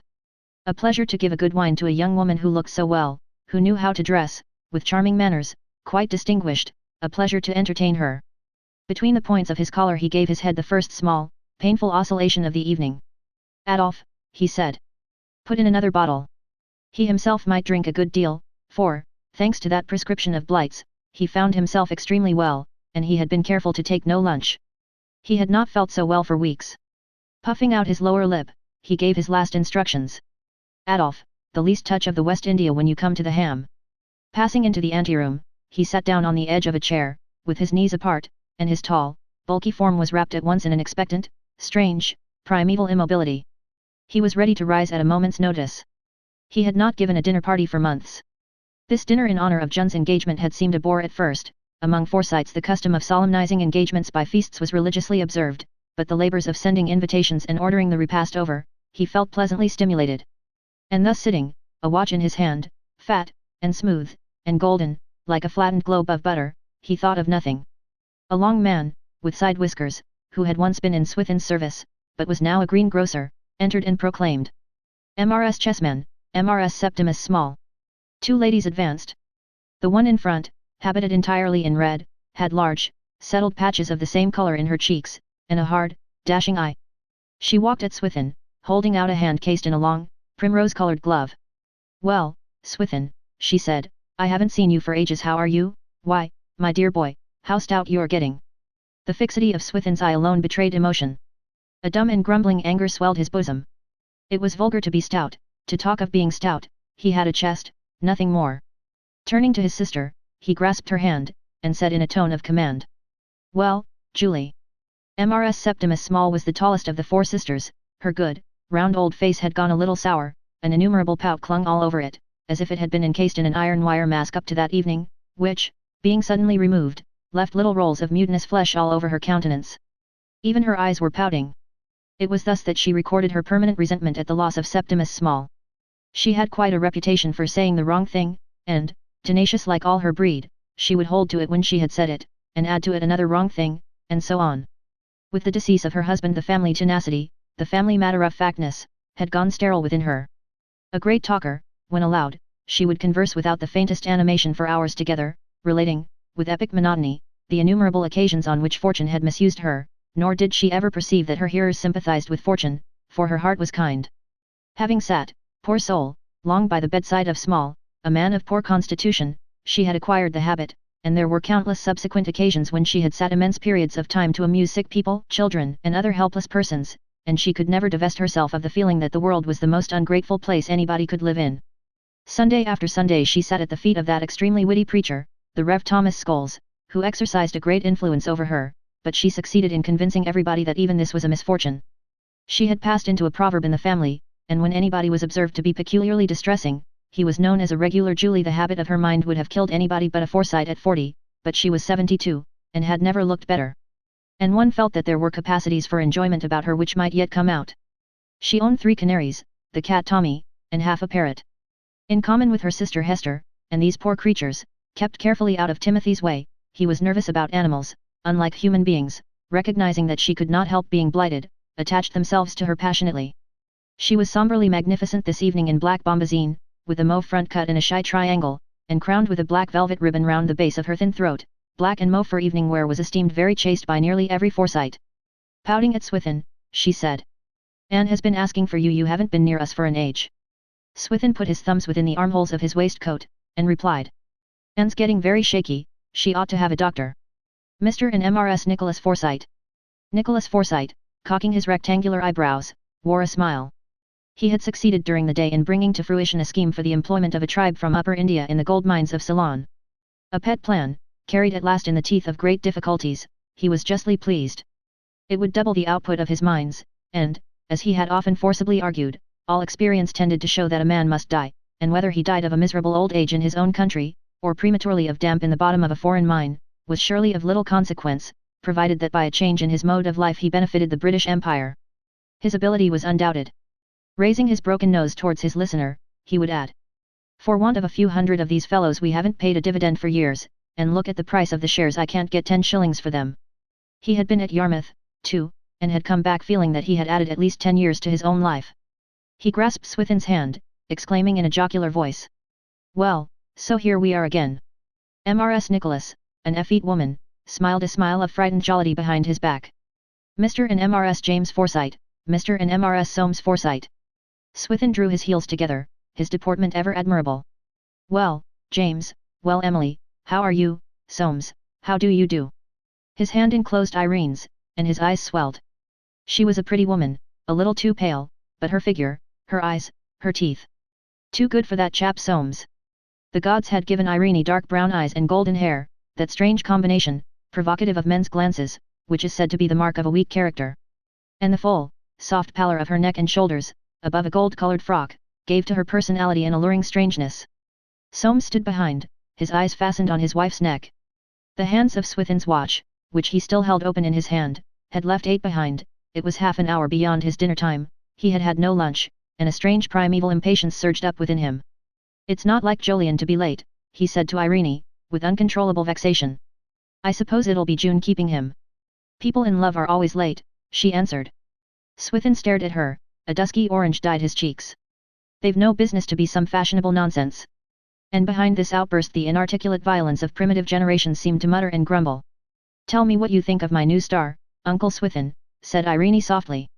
Among the lace in the bosom of her dress was shining a 5-pointed star, made of 11 diamonds. Swithin looked at the star. He had a pretty taste in stones, no question could have been more sympathetically devised to distract his attention. "Who gave you that?" he asked. "Soames." There was no change in her face, but Swithin's pale eyes bulged as though he might suddenly have been afflicted with insight. "I dare say you're dull at home," he said. "Any day you like to come and dine with me, I'll give you as good a bottle of wine as you'll get in London. Miss June Forsyte, Mr. Jolyon Forsyte. Mr. Boswaney." Swithin moved his arm, and said in a rumbling voice, "Dinner, now, dinner." He took in Irene, on the ground that he had not entertained her since she was a bride. June was the portion of Boswaney, who was placed between Irene and his fiancé. On the other side of June was James with Mrs. Nicholas, then old Jolyon with Mrs. James, Nicholas with Hattie Chessman, Soames with Mrs. Small, completing the circle to Swithin again. Family dinners of the Forsytes observe certain traditions. There are, for instance, no hors d'oeuvre. The reason for this is unknown. Theory among the younger members traces it to the disgraceful price of oysters. It is more probably due to a desire to come to the point, to a good practical sense deciding at once that hors d'oeuvre are but poor things. The Jameses alone, unable to withstand a custom almost universal in Park Lane, are now and then unfaithful. A silent, almost morose, inattention to each other succeeds to the subsidence into their seats, lasting till well into the first entree, but interspersed with remarks such as, "Tom's bad again, I can't tell what's the matter with him. I suppose Anne doesn't come down in the mornings, what's the name of your doctor, Fanny? Stubbs. He's a quack, Winifred, she's got too many children for, isn't it, she's as thin as a lath, what do you give for this sherry, Swithin, too dry for me." With the second glass of champagne, a kind of hum makes itself heard, which, when divested of casual accessories and resolved into its primal element, is found to be James telling a story, and this goes on for a long time, encroaching sometimes even upon what must universally be recognized as the crowning point of a Forsyte feast, the saddle of mutton. No Forsyte has given a dinner without providing a saddle of mutton. There is something in its succulent solidity which makes it suitable to people of a certain position. It is nourishing and tasty, the sort of thing a man remembers eating. It has a past and a future, like a deposit paid into a bank, and it is something that can be argued about. Each branch of the family tenaciously held to a particular locality, old Jolyon swearing by Dartmoor, James by Welsh, Swithin by Southdown, Nicholas maintaining that people might sneer, but there was nothing like New Zealand. As for Roger, the original of the brothers, he had been obliged to invent a locality of his own, and with an ingenuity worthy of a man who had devised a new profession for his sons, he had discovered a shop where they sold German. On being remonstrated with, he had proved his point by producing a butcher's bill, which showed that he paid more than any of the others. It was on this occasion that old Jolyon, turning to June, had said in one of his bursts of philosophy: "You may depend upon it, they're a cranky lot, the Forsytes, and you'll find it out, as you grow older."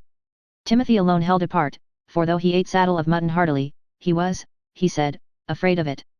To anyone interested psychologically in Forsytes, this great saddle of mutton trait is of prime importance. Not only does it illustrate their tenacity, both collectively and as individuals, but it marks them as belonging in fiber and instincts to that great class which believes in nourishment and flavor, and yields to no sentimental craving for beauty.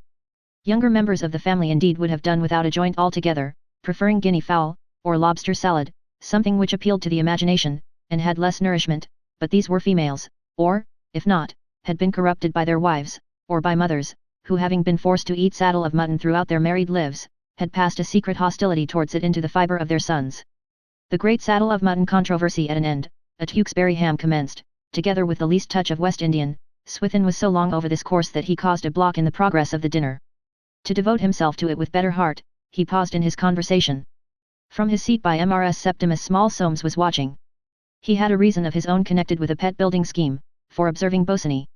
The architect might do for his purpose. He looked clever, as he sat leaning back in his chair, moodily making little ramparts with bread crumbs.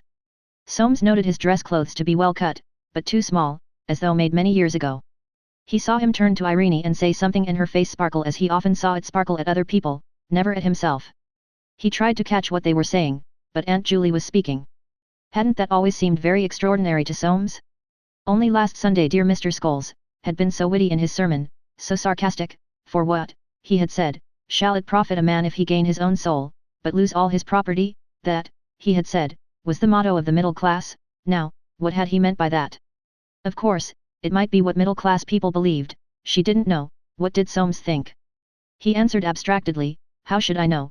Scholes is a humbug, though, isn't he?" For Bosinney was looking round the table, as if pointing out the peculiarities of the guests, and Soames wondered what he was saying. By her smile Irene was evidently agreeing with his remarks. She seemed always to agree with other people. Her eyes were turned on himself. Soames dropped his glance at once.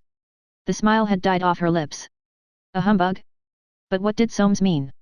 If Mr. Scholes was a humbug, a clergyman, then anybody might be. It was frightful. "Well, and so they are," said Soames. During Aunt Julie's momentary and horrified silence he caught some words of Irene's that sounded like, "Abandon hope, all ye who enter here."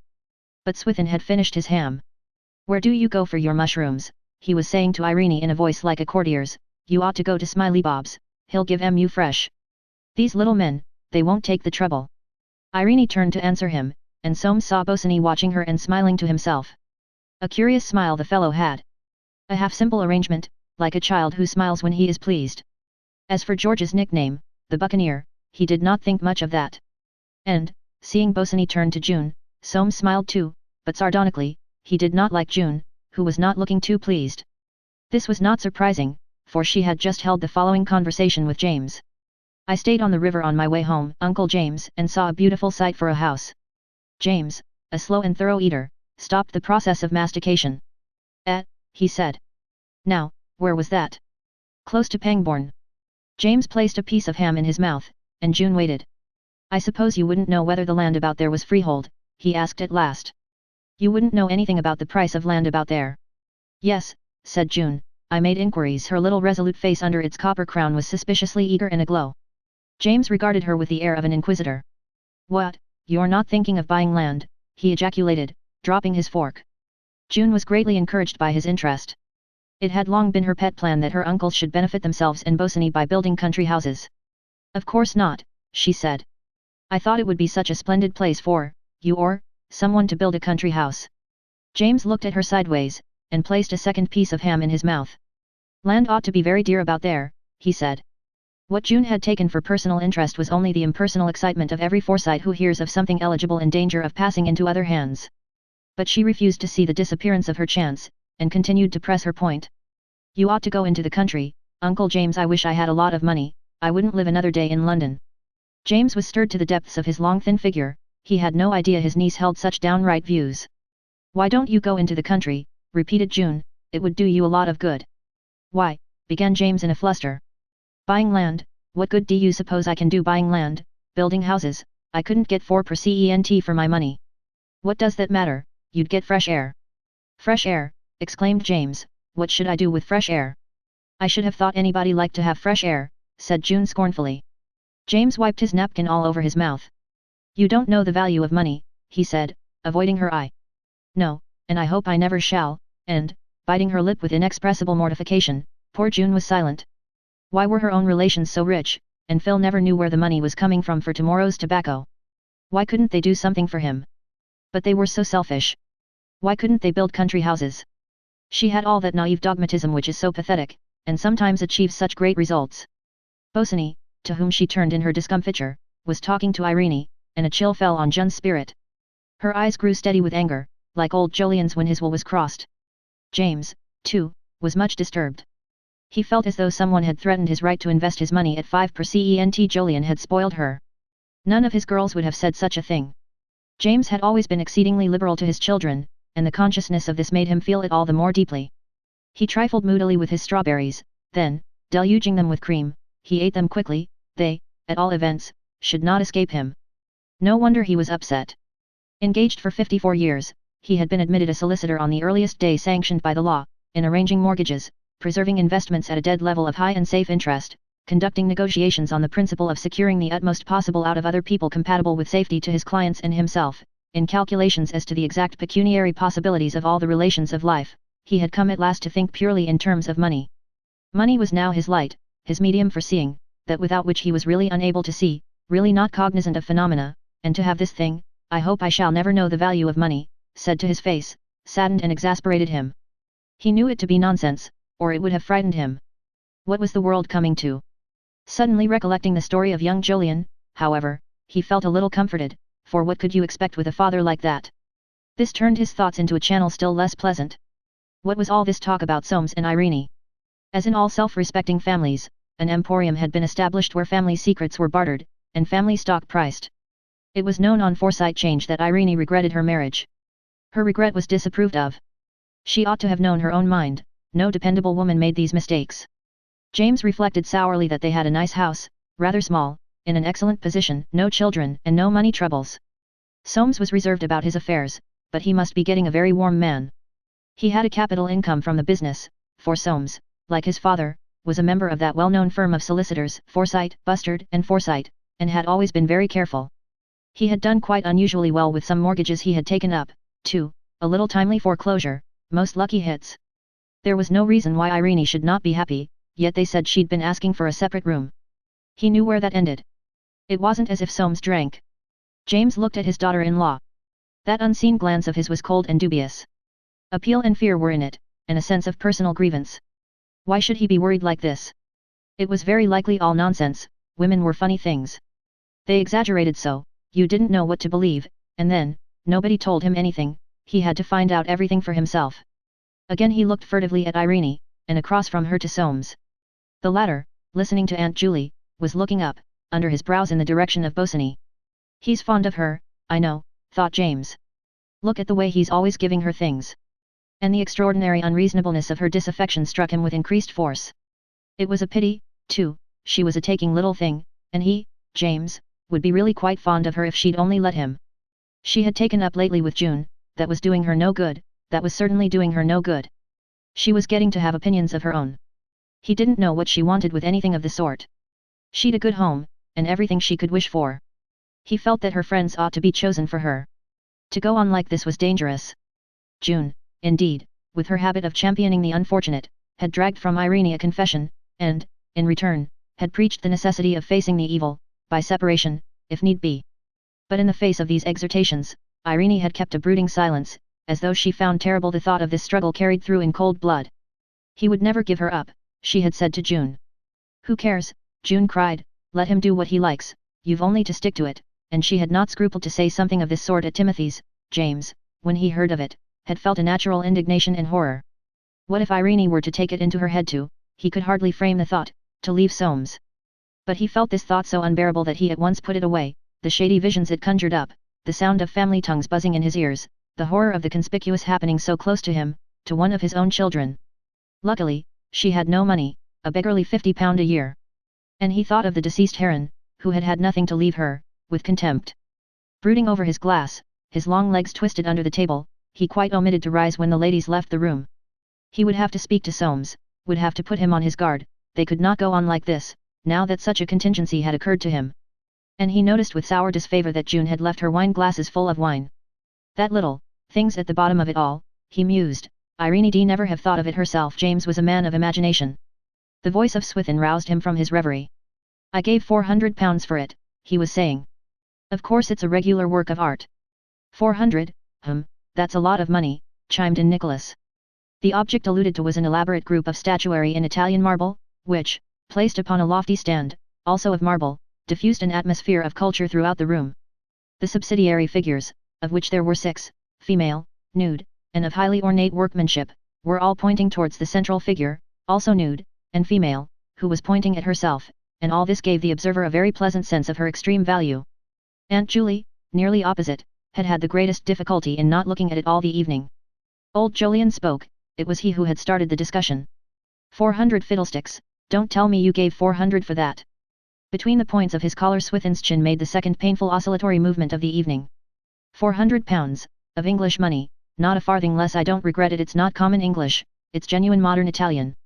Soames raised the corner of his lip in a smile, and looked across at Bosinney. The architect was grinning behind the fumes of his cigarette. Now, indeed, he looked more like a buccaneer. There's a lot of work about it, remarked James hastily, who was really moved by the size of the group. It'd sell well at Jobson's. The poor foreign Deville that made it, went on Swithin, asked me 500, I gave him 4. It's worth 8. Looked half-starved, poor Deville. Ah, chimed in Nicholas suddenly, poor, seedy-looking chaps, these artists, it's a wonder to me how they live now. There's young Flageoletti, that Fanny, and the girls are always having in, to play the fiddle. If he makes 100 a year it's as much as ever he does. James shook his head. Ah, he said, I don't know how they live. Old Jolyon had risen, and, cigar in mouth, went to inspect the group at close quarters. Wouldn't have given 2 for it, he pronounced at last. Soames saw his father and Nicholas glance at each other anxiously, and, on the other side of Swithin, Bosinney, still shrouded in smoke. I wonder what he thinks of it, thought Soames, who knew well enough that this group was hopelessly vieux, hopelessly of the last generation. There was no longer any sale at Jobson's for such works of art. Swithin's answer came at last. You never knew anything about a statue. You've got your pictures, and that's all. Old Jolyon walked back to his seat, puffing his cigar. It was not likely that he was going to be drawn into an argument with an obstinate beggar like Swithin, pig-headed as a mule, who had never known a statue from a straw hat. Stucco, was all he said. It had long been physically impossible for Swithin to start. His fist came down on the table. Stucco, I should like to see anything you've got in your house half as good. And behind his speech seemed to sound again that rumbling violence of primitive generations. It was James who saved the situation. Now, what do you say, Mr. Bosinney? You're an architect, you ought to know all about statues and things. Every eye was turned upon Bosinney, all waited with a strange, suspicious look for his answer. And Soames, speaking for the first time, asked. Yes, Bosinney, what do you say? Bosinney replied coolly. The work is a remarkable one. His words were addressed to Swithin, his eyes smiled slyly at old Jolyon, only Soames remained unsatisfied. Remarkable for what? For its naivete. The answer was followed by an impressive silence. Swithin alone was not sure whether a compliment was intended. Chapter 4. Projection of the house. Soames Forsyte walked out of his green-painted front door 3 days after the dinner at Swithin's, and looking back from across the square, confirmed his impression that the house wanted painting. He had left his wife sitting on the sofa in the drawing-room, her hands crossed in her lap, manifestly waiting for him to go out. This was not unusual. It happened, in fact, every day. He could not understand what she found wrong with him. It was not as if he drank. Did he run into debt, or gamble, or swear? Was he violent? Were his friends rackety? Did he stay out at night? On the contrary. The profound, subdued aversion which he felt in his wife was a mystery to him, and a source of the most terrible irritation. That she had made a mistake, and did not love him, had tried to love him and could not love him, was obviously no reason. He that could imagine so outlandish a cause for his wife's not getting on with him was certainly no Forsyte. Soames was forced, therefore, to set the blame entirely down to his wife. He had never met a woman so capable of inspiring affection. They could not go anywhere without his seeing how all the men were attracted by her. Their looks, manners, voices, betrayed it. Her behavior under this attention had been beyond reproach. That she was one of those women, not too common in the Anglo-Saxon race, born to be loved and to love, who when not loving are not living, had certainly never even occurred to him. Her power of attraction, he regarded as part of her value as his property, but it made him, indeed, suspect that she could give as well as receive, and she gave him nothing. Then why did she marry me, was his continual thought. He had forgotten his courtship, that year and a half when he had besieged and lain in wait for her, devising schemes for her entertainment, giving her presents, proposing to her periodically, and keeping her other admirers away with his perpetual presence. He had forgotten the day when, adroitly taking advantage of an acute phase of her dislike to her home surroundings, he crowned his labors with success.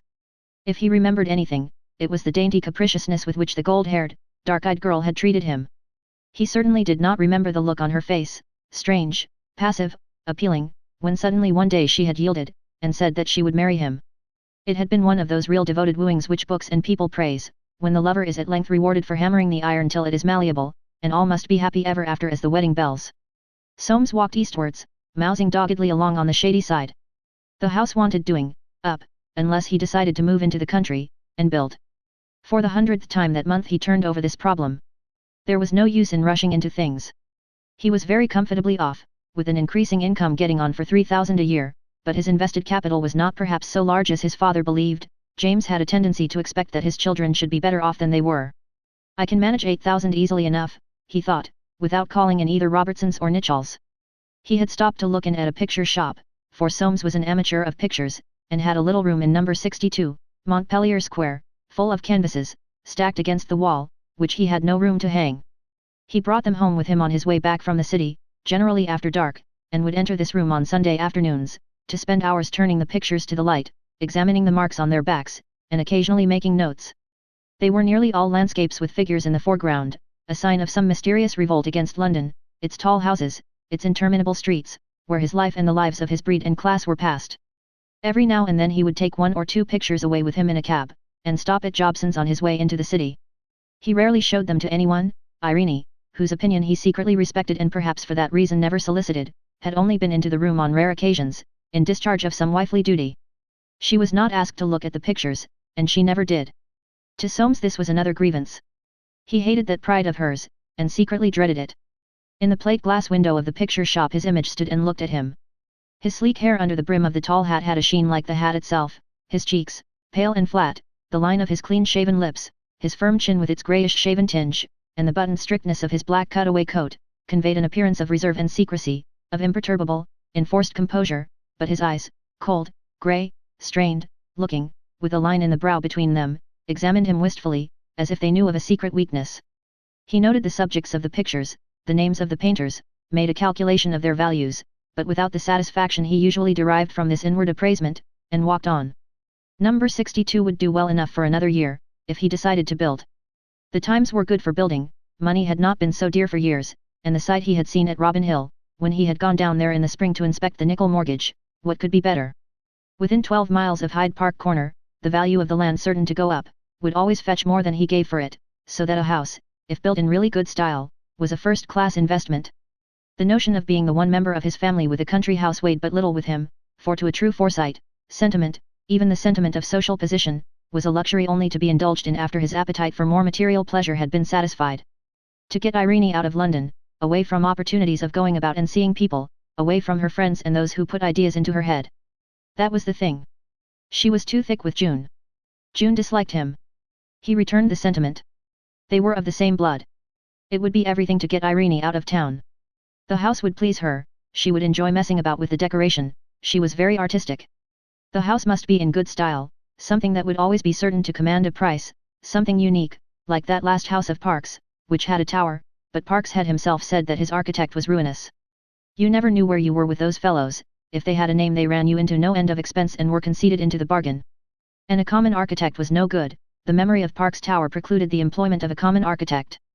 This was why he had thought of Bosany. Since the dinner at Swithin's he had made inquiries, the result of which had been meagre, but encouraging, one of the new school. Clever. As clever as you like, a bit up in the air. He had not been able to discover what houses Bosany had built, nor what his charges were.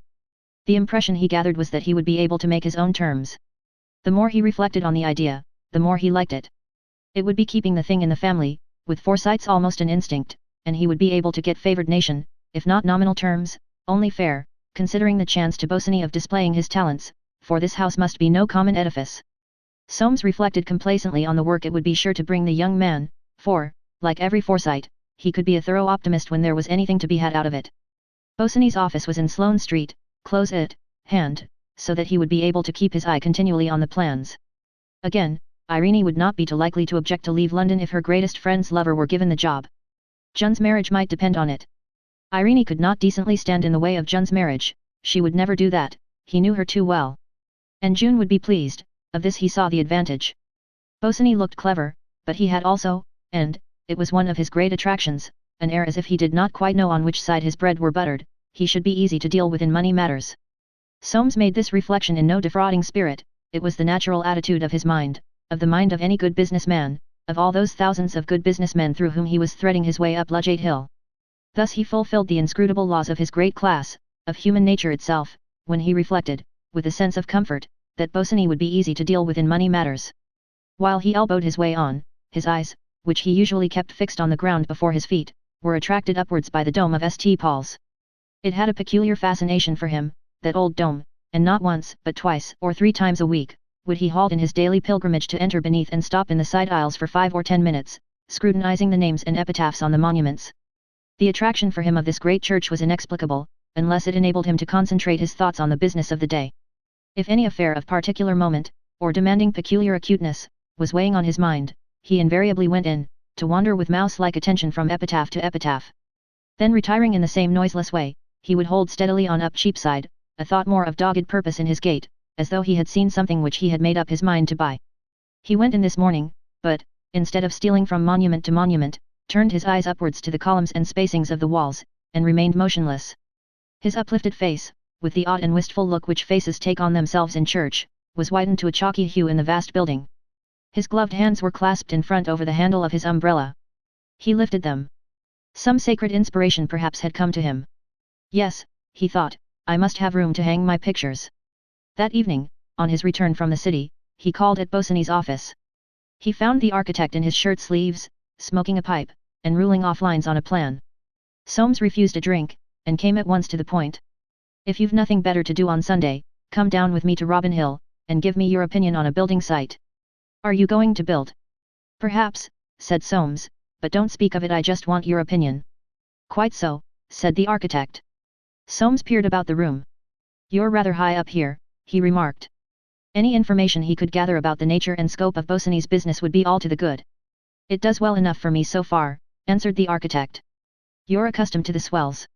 He knocked out his pipe, but replaced it empty between his teeth, it assisted him perhaps to carry on the conversation. Soames noted a hollow in each cheek, made as it were by suction. What do you pay for an office like this, said he. 50 too much, replied Bosany. This answer impressed Soames favourably. I suppose it is dear, he said. I'll call for you, on Sunday about 11.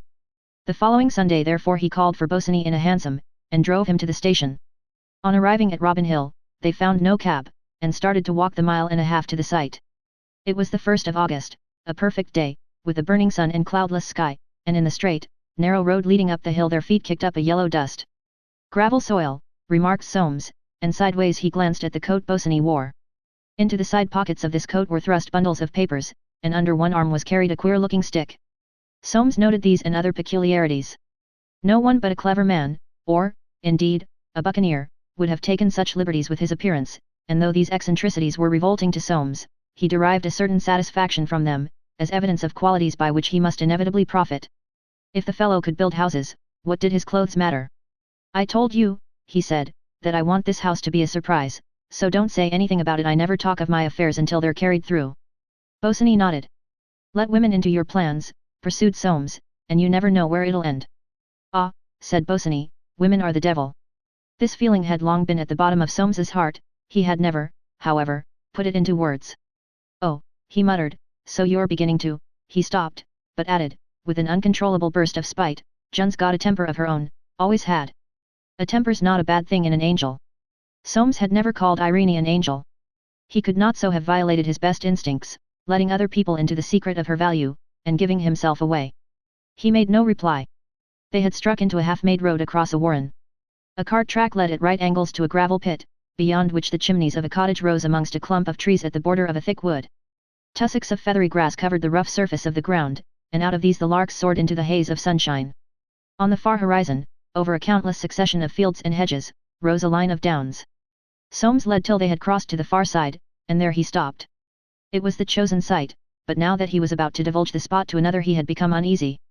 "The agent lives in that cottage," he said, "he'll give us some lunch, we'd better have lunch before we go into this matter." He again took the lead to the cottage, where the agent, a tall man named Oliver, with a heavy face and grizzled beard, welcomed them.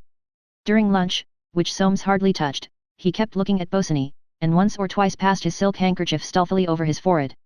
The meal came to an end at last, and Bosinney rose.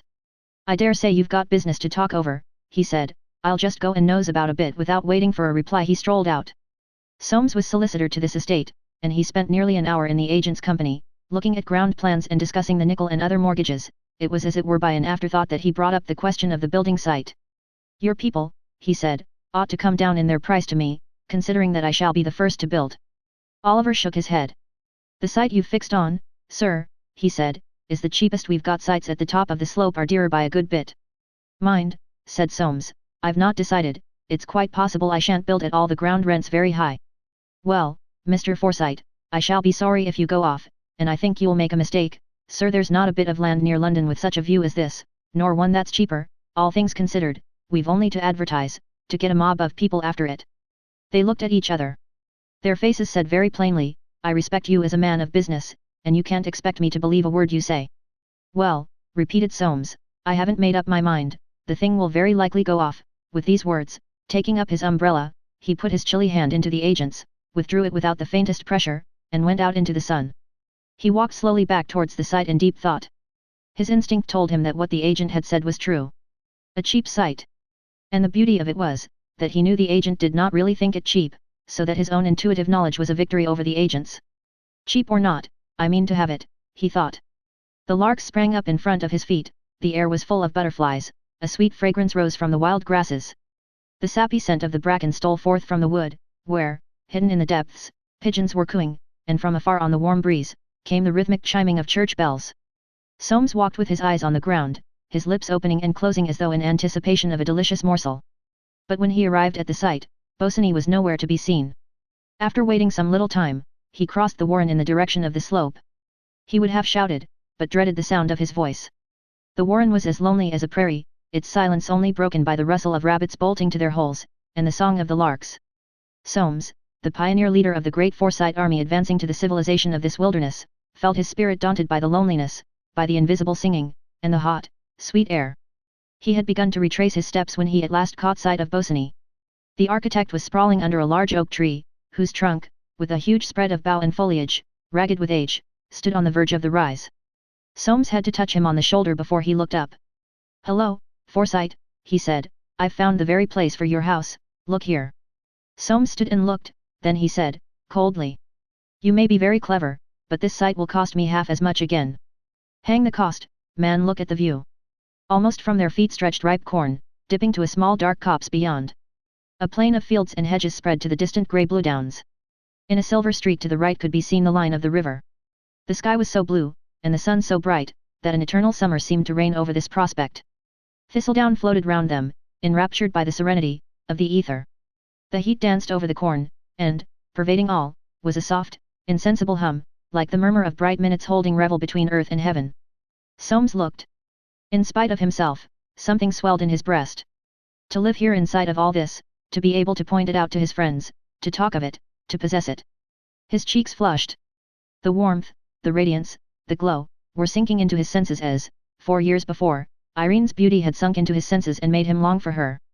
He stole a glance at Bosinney, whose eyes, the eyes of the coachman's half-tame leopard, seemed running wild over the landscape. The sunlight had caught the promontories of the fellow's face, the bumpy cheekbones, the point of his chin, the vertical ridges above his brow, and Soames watched this rugged, enthusiastic, careless face with an unpleasant feeling. A long, soft ripple of wind flowed over the corn, and brought a puff of warm air into their faces. "I could build you a teaser here," said Bosinney, breaking the silence at last. "I dare say," replied Soames, drily. "You haven't got to pay for it. For about 8,000 I could build you a palace." Soames had become very pale, a struggle was going on within him. He dropped his eyes, and said stubbornly, "I can't afford it." And slowly, with his mousing walk, he led the way back to the first site. They spent some time there going into particulars of the projected house, and then Soames returned to the agent's cottage. He came out in about half an hour, and, joining Bosinney, started for the station. "Well," he said, hardly opening his lips, "I've taken that site of yours, after all." And again he was silent, confusedly debating how it was that this fellow, whom by habit he despised, should have overborne his own decision. Chapter 5. A Forsyte Menage. Like the enlightened thousands of his class and generation in this great city of London, who no longer believe in red velvet chairs, and know that groups of modern Italian marble are vieux jeu, Soames Forsyte inhabited a house which did what it could. It owned a copper door knocker of individual design, windows which had been altered to open outwards, hanging flower boxes filled with fuchsias, and at the back, a great feature, a little court tiled with jade green tiles, and surrounded by pink hydrangeas in peacock blue tubs. Here, under a parchment-colored Japanese sunshade covering the whole end, inhabitants or visitors could be screened from the eyes of the curious while they drank tea and examined at their leisure the latest of Soames's little silver boxes. The inner decoration favoured the First Empire and William Morris. For its size, the house was commodious, there were countless nooks resembling birds' nests, and little things made of silver were deposited like eggs. In this general perfection two kinds of fastidiousness were at war. There lived here a mistress who would have dwelt daintily on a desert island, a master whose daintiness was, as it were, an investment, cultivated by the owner for his advancement, in accordance with the laws of competition.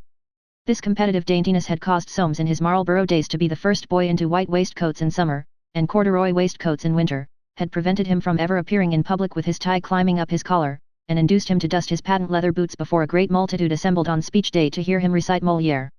Skin-like immaculateness had grown over Soames, as over many Londoners, impossible to conceive of him with a hair out of place, a tie deviating 1/8 of an inch from the perpendicular, a collar unglossed. He would not have gone without a bath for worlds, it was the fashion to take baths, and how bitter was his scorn of people who omitted them. But Irene could be imagined, like some nymph, bathing in wayside streams, for the joy of the freshness and of seeing her own fair body. In this conflict throughout the house the woman had gone to the wall. As in the struggle between Saxon and Celt still going on within the nation, the more impressionable and receptive temperament had forced on it a conventional superstructure. Thus the house had acquired a close resemblance to hundreds of other houses with the same high aspirations, having become, that very charming little house of the Soames Forsytes, quite individual, my dear, really elegant. For Soames Forsyte, read James Peabody, Thomas Atkins, or Emmanuel Spignoletti, the name in fact of any upper-middle-class Englishman in London with any pretensions to taste, and though the decoration be different, the phrase is just. On the evening of August 8, a week after the expedition to Robin Hill, in the dining-room of this house, quite individual, my dear, really elegant, Soames and Irene were seated at dinner. A hot dinner on Sundays was a little distinguishing elegance common to this house and many others. Early in married life Soames had laid down the rule, the servants must give us hot dinner on Sundays, they've nothing to do but play the concertina. The custom had produced no revolution. For, to Soames a rather deplorable sign, servants were devoted to Irene, who, in defiance of all save tradition, appeared to recognize their right to a share in the weaknesses of human nature. The happy pair were seated, not opposite each other, but rectangularly, at the handsome rosewood table. They dined without a cloth, a distinguishing elegance, and so far had not spoken a word. Soames liked to talk during dinner about business, or what he had been buying, and so long as he talked Irene's silence did not distress him. This evening he had found it impossible to talk. The decision to build had been weighing on his mind all the week, and he had made up his mind to tell her. His nervousness about this disclosure irritated him profoundly. She had no business to make him feel like that, a wife and a husband being one person. She had not looked at him once since they sat down, and he wondered what on earth she had been thinking about all the time.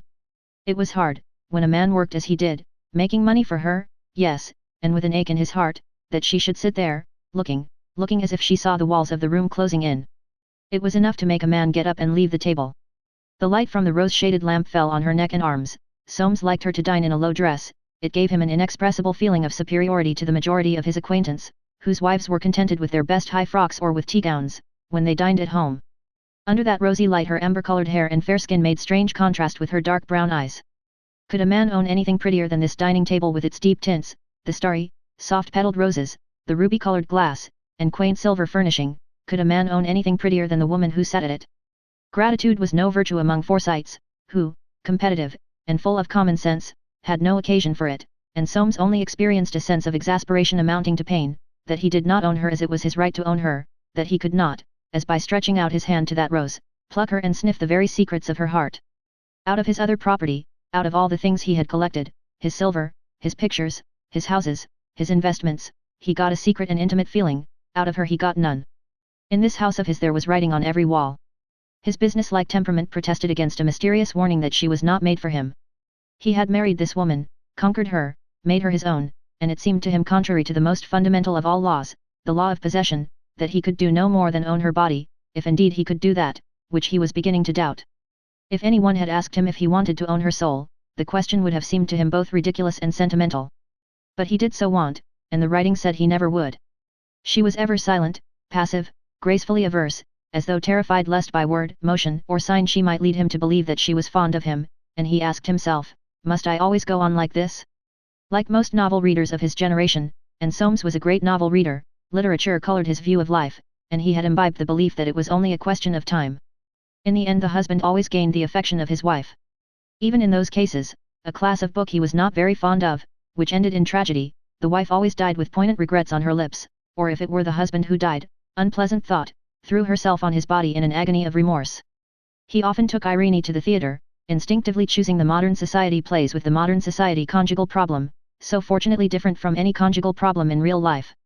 He found that they too always ended in the same way, even when there was a lover in the case.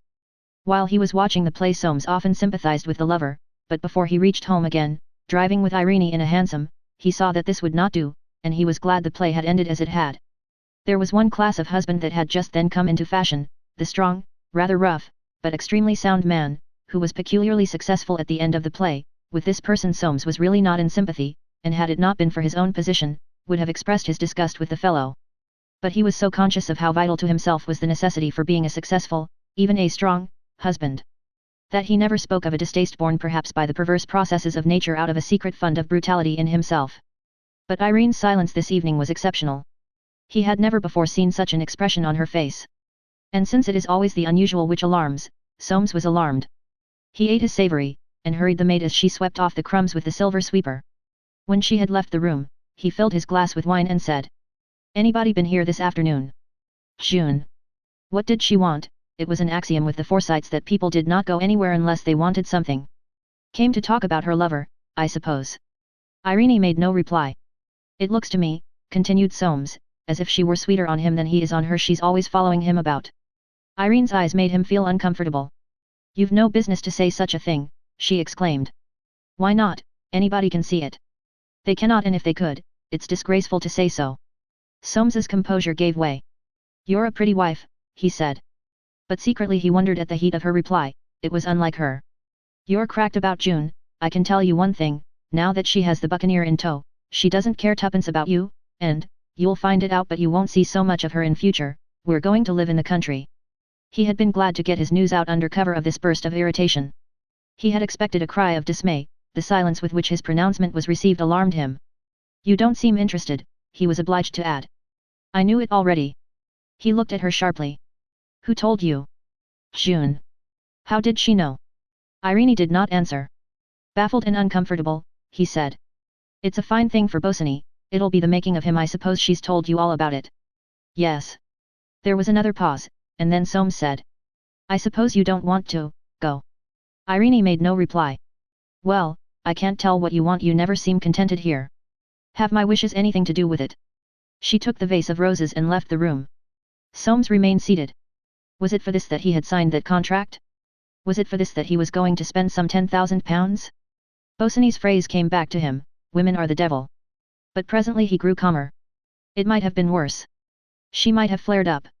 He had expected something more than this. It was lucky, after all, that June had broken the ice for him.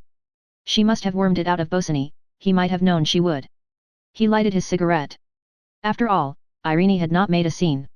She would come round, that was the best of her. She was cold, but not sulky. And, puffing the cigarette smoke at a ladybird on the shining table, he plunged into a reverie about the house. It was no good worrying, he would go and make it up presently. She would be sitting out there in the dark, under the Japanese sunshade, knitting. A beautiful, warm night. In truth, June had come in that afternoon with shining eyes, and the words, Soames is a brick, it's splendid for Phil, the very thing for him. Irene's face remaining dark and puzzled, she went on. Your new house at Robin Hill, of course. What, don't you know? Irene did not know.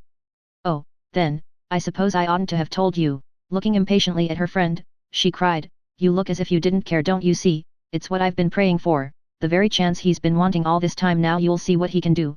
And thereupon she poured out the whole story.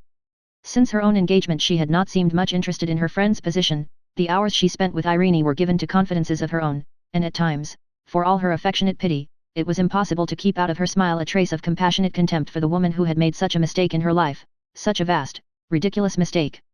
"He's to have all the decorations as well, a free hand, it's perfect." June broke into laughter, her little figure quivered gleefully, she raised her hand, and struck a blow at a muslin curtain.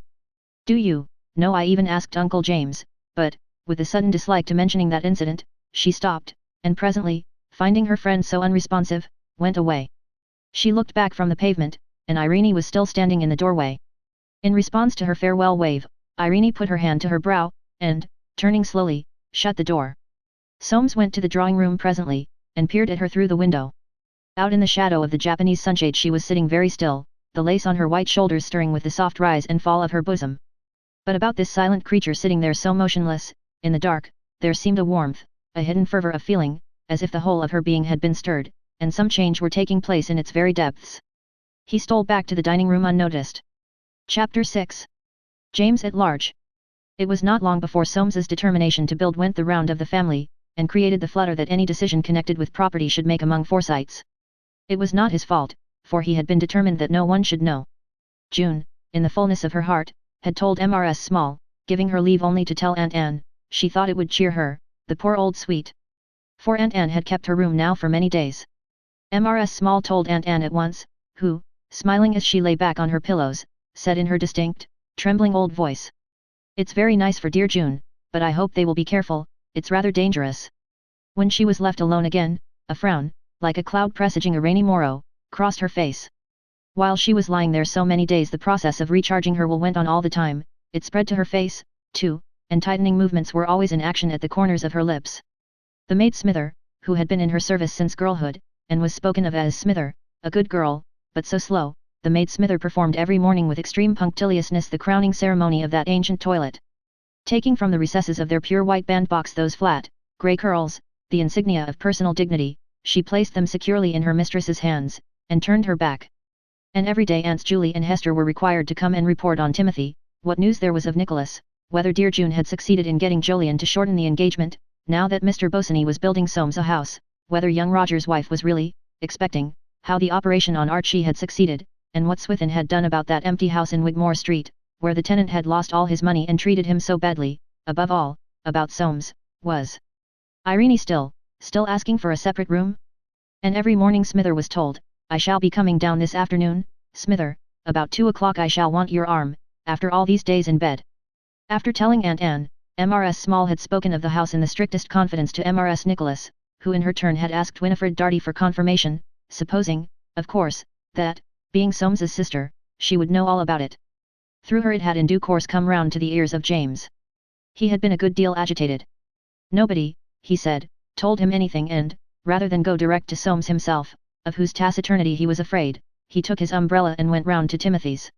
He found Mrs. Septimus and Hester, who had been told she was so safe. She found it tiring to talk, ready, and indeed eager, to discuss the news. It was very good of dear Soames, they thought, to employ Mr. Bosinney, but rather risky. What had George named him? The Buccaneer, how droll. But George was always droll. However, it would be all in the family. They supposed they must really look upon Mr. Bosinney as belonging to the family, though it seemed strange. James here broke in. "Nobody knows anything about him. I don't see what Soames wants with a young man like that. I shouldn't be surprised if Irene had put her oar in. I shall speak to Soames," interposed Aunt Julie, "told Mr. Bosinney that he didn't wish it mentioned. He wouldn't like it to be talked about, I'm sure, and if Timothy knew he would be very vexed.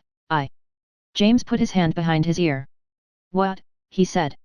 "I'm getting very deaf. I suppose I don't hear people. Emily's got a bad toe. We shan't be able to start for Wales till the end of the month. There's always something," and, having got what he wanted, he took his hat and went away. It was a fine afternoon, and he walked across the park towards Soames's, where he intended to dine, for Emily's toe kept her in bed and Rachel and Cicely were on a visit to the country. He took the slanting path from the Bayswater side of the road to the Knightsbridge gate, across a pasture of short, burnt grass, dotted with blackened sheep, strewn with seated couples and strange waifs, lying prone on their faces, like corpses on a field over which the wave of battle has rolled. He walked rapidly, his head bent, looking neither to right nor left. The appearance of this park, the center of his own battlefield, where he had all his life been fighting, excited no thought or speculation in his mind.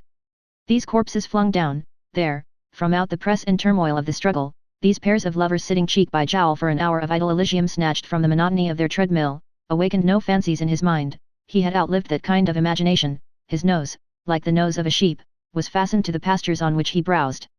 One of his tenants had lately shown a disposition to be behindhand in his rent, and it had become a grave question whether he had not better turn him out at once, and so run the risk of not reletting before Christmas.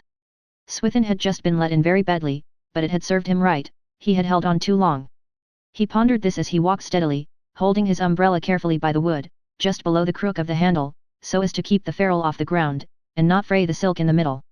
And, with his thin, high shoulders stooped, his long legs moving with swift mechanical precision, this passage through the park, where the sun shone with a clear flame on so much idleness, on so many human evidences of the remorseless battle of property, raging beyond its ring, was like the flight of some land bird across the sea. He felt a touch on the arm as he came out at Albert Gate. It was Soames, who, crossing from the shady side of Piccadilly, where he had been walking home from the office, had suddenly appeared alongside. "Your mother's in bed," said James. "I was just coming to you, but I suppose I shall be in the way." The outward relations between James and his son were marked by a lack of sentiment peculiarly Forsytean, but for all that the two were by no means unattached. Perhaps they regarded one another as an investment, certainly they were solicitous of each other's welfare, glad of each other's company. They had never exchanged two words upon the more intimate problems of life, or revealed in each other's presence the existence of any deep feeling. Something beyond the power of word analysis bound them together, something hidden deep in the fibre of nations and families, for blood, they say, is thicker than water, and neither of them was a cold-blooded man. Indeed, in James' love of his children was now the prime motive of his existence. To have creatures who were parts of himself, to whom he might transmit the money he saved, was at the root of his saving, and, at 75, what was left that could give him pleasure, but, saving? The kernel of life was in this saving for his children. Then James Forsyte, notwithstanding all his Jonah-isms, there was no saner man, if the leading symptom of sanity, as we are told, is self-preservation, though without doubt Timothy went too far, in all this London, of which he owned so much, and loved with such a dumb love, as the centre of his opportunities. He had the marvellous instinctive sanity of the middle class. In him, more than in Jolyon, with his masterful will and his moments of tenderness and philosophy, more than in Swithin, the martyr to crankiness, Nicholas, the sufferer from ability, and Roger, the victim of enterprise, beat the true pulse of compromise. Of all the brothers he was least remarkable in mind and person, and for that reason more likely to live forever. To James, more than to any of the others, was the family significant and dear. There had always been something primitive and cozy in his attitude towards life. He loved the family hearth, he loved gossip, and he loved grumbling. All his decisions were formed of a cream which he schemed off the family mind, and, through that family, off the minds of thousands of other families of similar fibre. Year after year, week after week, he went to Timothy's, and in his brother's front drawing-room, his legs twisted, his long white whiskers framing his clean-shaven mouth, would sit watching the family pot simmer, the cream rising to the top, and he would go away sheltered, refreshed, comforted, with an indefinable sense of comfort. Beneath the adamant of his self-preserving instinct there was much real softness in James. A visit to Timothy's was like an hour spent in the lap of a mother, and the deep craving he himself had for the protection of the family wing reacted in turn on his feelings towards his own children. It was a nightmare to him to think of them exposed to the treatment of the world in money, health, or reputation. When his old friend John Street's son volunteered for special service, he shook his head querulously, and wondered what John Street was about to allow it, and when young Street was assegaid, he took it so much to heart that he made a point of calling everywhere with the special object of saying, he knew how it would be, he'd no patience with them. When his son-in-law Darty had that financial crisis, due to speculation in oil shares, James made himself ill worrying over it. The knell of all prosperity seemed to have sounded. It took him 3 months and a visit to Baden-Baden to get better. There was something terrible in the idea that but for his, James's, money, Darty's name might have appeared in the bankruptcy list. Composed of a physiological mixture so sound that if he had an earache he thought he was dying, he regarded the occasional ailments of his wife and children as in the nature of personal grievances, special interventions of Providence for the purpose of destroying his peace of mind, but he did not believe at all in the ailments of people outside his own immediate family, affirming them in every case to be due to neglected liver. His universal comment was, "What can they expect? I have it myself, if I'm not careful." When he went to Soames's that evening he felt that life was hard on him. There was Emily with a bad toe, and Rachel giddying about in the country. He got no sympathy from anybody, and Anne, she was ill. He did not believe she would last through the summer. He had called there 3 times now without her being able to see him. And this idea of Soames's, building a house, that would have to be looked into. As to the trouble with Irene, he didn't know what was to come of that. Anything might come of it. He entered 62, Montpellier Square with the fullest intentions of being miserable. It was already 7:30, and Irene, dressed for dinner, was seated in the drawing room. She was wearing her gold-colored frock, for, having been displayed at a dinner party, a soiree, and a dance, it was now to be worn at home, and she had adorned the bosom with a cascade of lace, on which James's eyes riveted themselves at once. "Where do you get your things?" he said in an aggravated voice. "I never see Rachel and Cicely looking half so well that Rose Point, now, that's not real." Irene came close, to prove to him that he was in error. And, in spite of himself, James felt the influence of her deference, of the faint seductive perfume exhaling from her.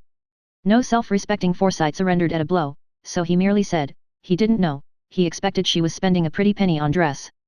The gong sounded, and, putting her white arm within his, Irene took him into the dining room. She seated him in Soames's usual place, round the corner on her left. The light fell softly there, so that he would not be worried by the gradual dying of the day, and she began to talk to him about himself. Presently, over James came a change, like the mellowing that steals upon a fruit in the sun, a sense of being caressed and praised and petted, and all without the bestowal of a single caress or word of praise. He felt that what he was eating was agreeing with him, he could not get that feeling at home, he did not know when he had enjoyed a glass of champagne so much, and, on inquiring the brand and price, was surprised to find that it was one of which he had a large stock himself, but could never drink. He instantly formed the resolution to let his wine merchant know that he had been swindled. Looking up from his food, he remarked, "You've a lot of nice things about the place now, what did you give for that sugar sifter? Shouldn't wonder if it was worth money." He was particularly pleased with the appearance of a picture, on the wall opposite, which he himself had given them. "I'd no idea it was so good," he said. They rose to go into the drawing room, and James followed Irene closely. "That's what I call a capital little dinner," he murmured, breathing pleasantly down on her shoulder, "nothing heavy, and not too Frenchified, but I can't get it at home. I pay my cook £60 a year, but she can't give me a dinner like that." He had as yet made no allusion to the building of the house, nor did he when Soames, pleading the excuse of business, betook himself to the room at the top, where he kept his pictures. James was left alone with his daughter-in-law. The glow of the wine, and of an excellent liqueur, was still within him. He felt quite warm towards her. She was really a taking little thing, she listened to you, and seemed to understand what you were saying, and, while talking, he kept examining her figure, from her bronze-colored shoes to the waved gold of her hair. She was leaning back in an empire chair, her shoulders poised against the top, her body, flexibly straight and unsupported from the hips, swaying when she moved, as though giving to the arms of a lover. Her lips were smiling, her eyes half closed. It may have been a recognition of danger in the very charm of her attitude, or a twang of digestion, that caused a sudden dumbness to fall on James. He did not remember ever having been quite alone with Irene before. And, as he looked at her, an odd feeling crept over him, as though he had come across something strange and foreign. Now what was she thinking about, sitting back like that? Thus when he spoke it was in a sharper voice, as if he had been awakened from a pleasant dream. "What do you do with yourself all day?" he said. "You never come round to Park Lane." She seemed to be making very lame excuses, and James did not look at her. He did not want to believe that she was really avoiding them, it would mean too much. "I expect the fact is, you haven't time," he said. "You're always about with June. I expect you're useful to her with her young man, chaperoning, and one thing and another. They tell me she's never at home now. Your Uncle Jolyon, he doesn't like it, I fancy, being left so much alone as he is. They tell me she's always hanging about for this young Bosinney. I suppose he comes here every day now. What do you think of him? Do you think he knows his own mind? He seems to me a poor thing. I should say the grey mare was the better horse." The colour deepened in Irene's face, and James watched her suspiciously. "Perhaps you don't quite understand Mr. Bosinney," she said. "Don't understand him," James hummed out. "Why not? You can see he's one of these artistic chaps. They say he's clever, they all think they're clever. You know more about him than I do," he added, and again his suspicious glance rested on her. "He is designing a house for Soames," she said softly, evidently trying to smooth things over. "That brings me to what I was going to say," continued James. "I don't know what Soames wants with a young man like that. Why doesn't he go to a first-rate man? Perhaps Mr. Bosinney is first-rate." James rose, and took a turn with bent head. "That's it," he said, "you young people, you all stick together, you all think you know best." Halting his tall, lank figure before her, he raised a finger, and levelled it at her bosom, as though bringing an indictment against her beauty. "All I can say is, these artistic people, or whatever they call themselves, they're as unreliable as they can be, and my advice to you is, don't you have too much to do with him." Irene smiled, and in the curve of her lips was a strange provocation. She seemed to have lost her deference. Her breast rose and fell as though with secret anger, She drew her hands inwards from their rest on the arms of her chair until the tips of her fingers met, and her dark eyes looked unfathomably at James. The latter gloomily scrutinized the floor. "I tell you my opinion," he said, "it's a pity you haven't got a child to think about, and occupy you." A brooding look came instantly on Irene's face, and even James became conscious of the rigidity that took possession of her whole figure beneath the softness of its silk and lace clothing. He was frightened by the effect he had produced, and like most men with but little courage, he sought at once to justify himself by bullying. "You don't seem to care about going about. Why don't you drive down to Hullingham with us, and go to the theatre now and then? At your time of life you ought to take an interest in things. You're a young woman." The brooding look darkened on her face. He grew nervous. "Well, I know nothing about it," he said. "Nobody tells me anything. Soames ought to be able to take care of himself. If he can't take care of himself he mustn't look to me, that's all." Biting the corner of his forefinger he stole a cold, sharp look at his daughter-in-law. He encountered her eyes fixed on his own, so dark and deep, that he stopped, and broke into a gentle perspiration. "Well, I must be going," he said after a short pause, and a minute later rose, with a slight appearance of surprise, as though he had expected to be asked to stop. Giving his hand to Irene, he allowed himself to be conducted to the door, and led out into the street. He would not have a cab, he would walk. Irene was to say good night to Soames for him, and if she wanted a little gaiety, well, he would drive her down to Richmond any day. He walked home, and going upstairs, woke Emily out of the first sleep she had had for 24 hours, to tell her that it was his impression things were in a bad way at Soames's. On this theme he descanted for half an hour, until at last, saying that he would not sleep a wink, he turned on his side and instantly began to snore. In Montpellier Square Soames, who had come from the picture room, stood invisible at the top of the stairs, watching Irene sort the letters brought by the last post. She turned back into the drawing room, but in a minute came out, and stood as if listening. Then she came stealing up the stairs, with the kitten in her arms. He could see her face bent over the little beast, which was purring against her neck. Why couldn't she look at him like that? Suddenly she saw him, and her face changed. "Any letters for me?" he said. "3. He stood aside, and without another word she passed on into the bedroom. Chapter 7. Old Jolyon's Peccadillo. Old Jolyon came out of Lord's cricket ground that same afternoon with the intention of going home. He had not reached Hamilton Terrace before he changed his mind, and hailing a cab, gave the driver an address in Wisteria Avenue. He had taken a resolution. June had hardly been at home at all that week. She had given him nothing of her company for a long time past, not, in fact, since she had become engaged to Bosinney. He never asked her for her company. It was not his habit to ask people for things. She had just that one idea now, Bosinney and his affairs, and she left him stranded in his great house, with a parcel of servants, and not a soul to speak to from morning to night. His club was closed for cleaning, his boards in recess, there was nothing, therefore, to take him into the city. June had wanted him to go away, she would not go herself, because Bosinney was in London. But where was he to go by himself? He could not go abroad alone, the sea upset his liver, he hated hotels. Roger went to a hydropathic, he was not going to begin that at his time of life, those new-fangled places were all humbug. With such formulas he clothed to himself the desolation of his spirit, the lines down his face deepening, his eyes day by day looking forth with the melancholy which sat so strangely on a face wont to be strong and serene.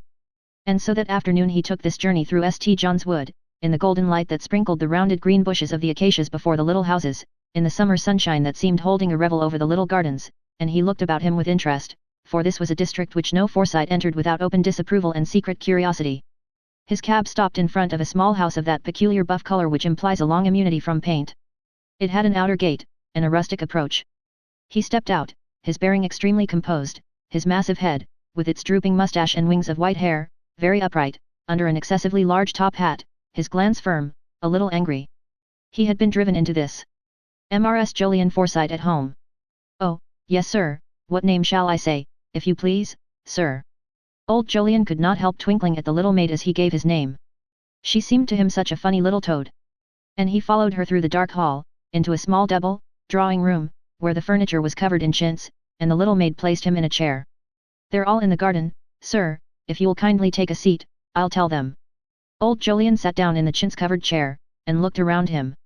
The whole place seemed to him, as he would have expressed it, poky. There was a certain, he could not tell exactly what, air of shabbiness, or rather of making two ends meet, about everything. As far as he could see, not a single piece of furniture was worth a £5 note. The walls, distempered rather a long time ago, were decorated with watercolor sketches, across the ceiling meandered a long crack. These little houses were all old, second-rate concerns. He should hope the rent was under 100 a year. It hurt him more than he could have said, to think of a Forsyte, his own son living in such a place. The little maid came back. Would he please to go down into the garden? Old Jolyon marched out through the French windows. In descending the steps he noticed that they wanted painting. Young Jolyon, his wife, his 2 children, and his dog Balthasar, were all out there under a pear tree. This walk towards them was the most courageous act of old Jolyon's life, but no muscle of his face moved, no nervous gesture betrayed him. He kept his deep-set eyes steadily on the enemy. In those 2 minutes he demonstrated to perfection all that unconscious soundness, balance, and vitality of fibre that made, of him and so many others of his class the core of the nation. In the unostentatious conduct of their own affairs, to the neglect of everything else, they typified the essential individualism, born in the Briton from the natural isolation of his country's life. The dog Balthasar sniffed round the edges of his trousers. This friendly and cynical mongrel, offspring of a liaison between a Russian poodle and a fox terrier, had a nose for the unusual. The strange greetings over, old Jolyon seated himself in a wicker chair, and his 2 grandchildren, one on each side of his knees, looked at him silently, never having seen so old a man. They were unlike, as though recognizing the difference set between them by the circumstances of their births. Jolly, the child of sin, pudgy-faced, with his tow-colored hair brushed off his forehead, and a dimple in his chin, had an air of stubborn amiability, and the eyes of a Forsyte. Little Holly, the child of wedlock, was a dark-skinned, solemn soul, with her mother's grey and wistful eyes. The dog Balthasar, having walked round the 3 small flower beds, to show his extreme contempt for things at large, had also taken a seat in front of old Jolyon, and, oscillating a tail curled by nature tightly over his back, was staring up with eyes that did not blink. Even in the garden, that sense of things being poky haunted old Jolyon. The wicker chair creaked under his weight, the garden beds looked dirty. On the far side, under the smut-stained wall, cats had made a path. While he and his grandchildren thus regarded each other with the peculiar scrutiny, curious yet trustful, that passes between the very young and the very old, young Jolyon watched his wife. The color had deepened in her thin, oval face, with its straight brows, and large, grey eyes. Her hair, brushed in fine, high curves back from her forehead, was going grey, like his own, and this greyness made the sudden vivid color in her cheeks painfully pathetic. The look on her face, such as he had never seen there before, such as she had always hidden from him, was full of secret resentments and longings and fears. Her eyes, under their twitching brows, stared painfully. And she was silent. Jolly alone sustained the conversation. He had many possessions, and was anxious that his unknown friend with extremely large moustaches, and hands all covered with blue veins, who sat with legs crossed like his own father, a habit he was himself trying to acquire, should know it, but being a Forsyte, though not yet quite 8 years old, he made no mention of the thing at the moment dearest to his heart, a camp of soldiers in a shop window, which his father had promised to buy. No doubt it seemed to him too precious, a tempting of Providence to mention it yet. And the sunlight played through the leaves on that little party of the 3 generations grouped tranquilly under the pear tree, which had long borne no fruit. Old Jolyon's furrowed face was reddening patchily, as old men's faces redden in the Sunday. He took one of Jolly's hands in his own, the boy climbed onto his knee, and little Holly, mesmerized by this sight, crept up to them. The sound of the dog Balthasar's scratching arose rhythmically. Suddenly young Mrs. Jolyon got up and hurried indoors. A minute later her husband muttered an excuse, and followed. Old Jolyon was left alone with his grandchildren. And nature with her quaint irony began working in him one of her strange revolutions, following her cyclic laws into the depths of his heart. And that tenderness for little children, that passion for the beginnings of life which had once made him forsake his son and follow June, now worked in him to forsake June and follow these littler things. Youth, like a flame, burned ever in his breast, and to youth he turned, to the round little limbs, so reckless, that wanted care, to the small round faces so unreasonably solemn or bright, to the treble tongues, and the shrill, chuckling laughter, to the insistent tugging hands, and the feel of small bodies against his legs, to all that was young, and once more young. And his eyes grew soft, his voice, and thin-veined hands soft, and soft his heart within him. And to those small creatures he became at once a place of pleasure, a place where they were secure, and could talk and laugh and play, till, like sunshine, there radiated from old Jolyon's wicker chair the perfect gaiety of 3 hearts. But with young Jolyon following to his wife's room it was different. He found her seated on a chair before her dressing glass, with her hands before her face. Her shoulders were shaking with sobs. This passion of hers for suffering was mysterious to him. He had been through 100 of these moods. How he had survived them he never knew, for he could never believe they were moods, and that the last hour of his partnership had not struck. In the night she would be sure to throw her arms round his neck and say, "Oh, Joe, how I make you suffer," as she had done 100 times before. He reached out his hand, and, unseen, slipped his razor case into his pocket. "I cannot stay here," he thought, "I must go down." Without a word he left the room, and went back to the lawn. Old Jolyon had little Holly on his knee. She had taken possession of his watch. "Jolly, very red in the face, was trying to show that he could stand on his head.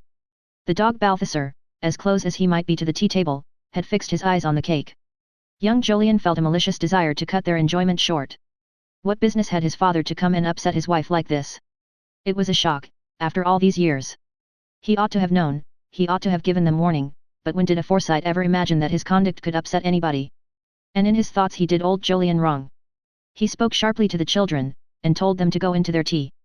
Greatly surprised, for they had never heard their father speak sharply before, they went off, hand in hand, little Holly looking back over her shoulder. Young Jolyon poured out the tea. "My wife's not the thing today," he said, but he knew well enough that his father had penetrated the cause of that sudden withdrawal, and almost hated the old man for sitting there so calmly. "You've got a nice little house here," said old Jolyon with a shrewd look, "I suppose you've taken a lease of it?"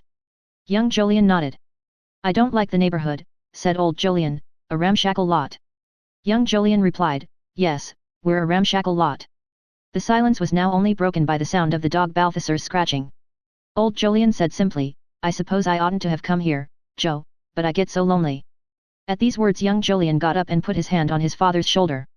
In the next house someone was playing over and over again, La Donna immobile on an untuned piano, and the little garden had fallen into shade, the sun now only reached the wall at the end, whereon basked a crouching cat, her yellow eyes turned sleepily down on the dog Balthasar. There was a drowsy hum of very distant traffic, the creepered trellis round the garden shut out everything but sky and house and pear tree, with its top branches still gilded by the sun.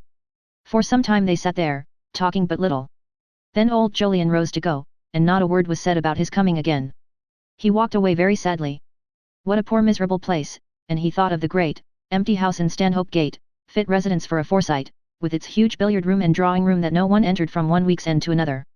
That woman, whose face he had rather liked, was too thin-skinned by half, she gave Joe a bad time he knew.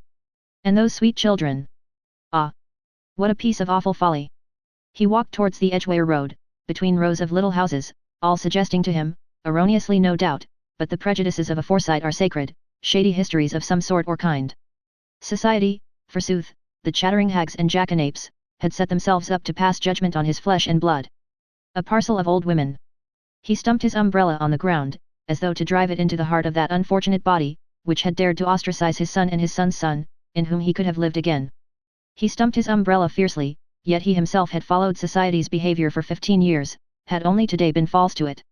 He thought of June, and her dead mother, and the whole story, with all his old bitterness.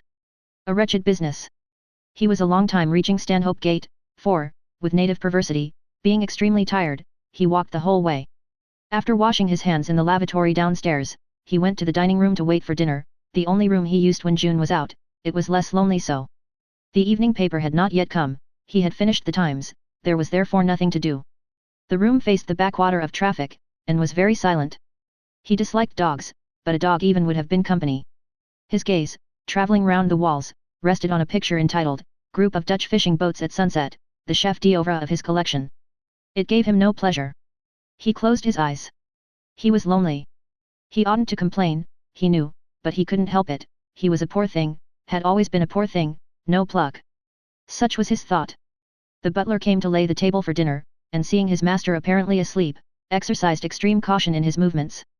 This bearded man also wore a moustache, which had given rise to grave doubts in the minds of many members of the family, especially those who, like Soames, had been to public schools, and were accustomed to niceness in such matters. Could he really be considered a butler? Playful spirits alluded to him as Uncle Jolyon's nonconformist. George, the acknowledged wag, had named him Sankey. He moved to and fro between the great polished sideboard and the great polished table, inimitably sleek and soft. Old Jolyon watched him, feigning sleep. The fellow was a sneak, he had always thought so, who cared about nothing but rattling through his work, and getting out to his betting or his woman or goodness knew what. A slug. Fat too. And didn't care a pin about his master. But then against his will, came one of those moments of philosophy which made old Jolyon different from other Forsytes. After all, why should the man care? He wasn't paid to care, and why expect it? In this world people couldn't look for affection unless they paid for it. It might be different in the next, he didn't know, couldn't tell. And again he shut his eyes. Relentless and stealthy, the butler pursued his labours, taking things from the various compartments of the sideboard. His back seemed always turned to old Jolyon, thus, he robbed his operations of the unseemliness of being carried on in his master's presence. Now and then he furtively breathed on the silver, and wiped it with a piece of chamois leather. He appeared to pour over the quantities of wine in the decanters, which he carried carefully and rather high, letting his head droop over them protectingly. When he had finished, he stood for over a minute watching his master, and in his greenish eyes there was a look of contempt.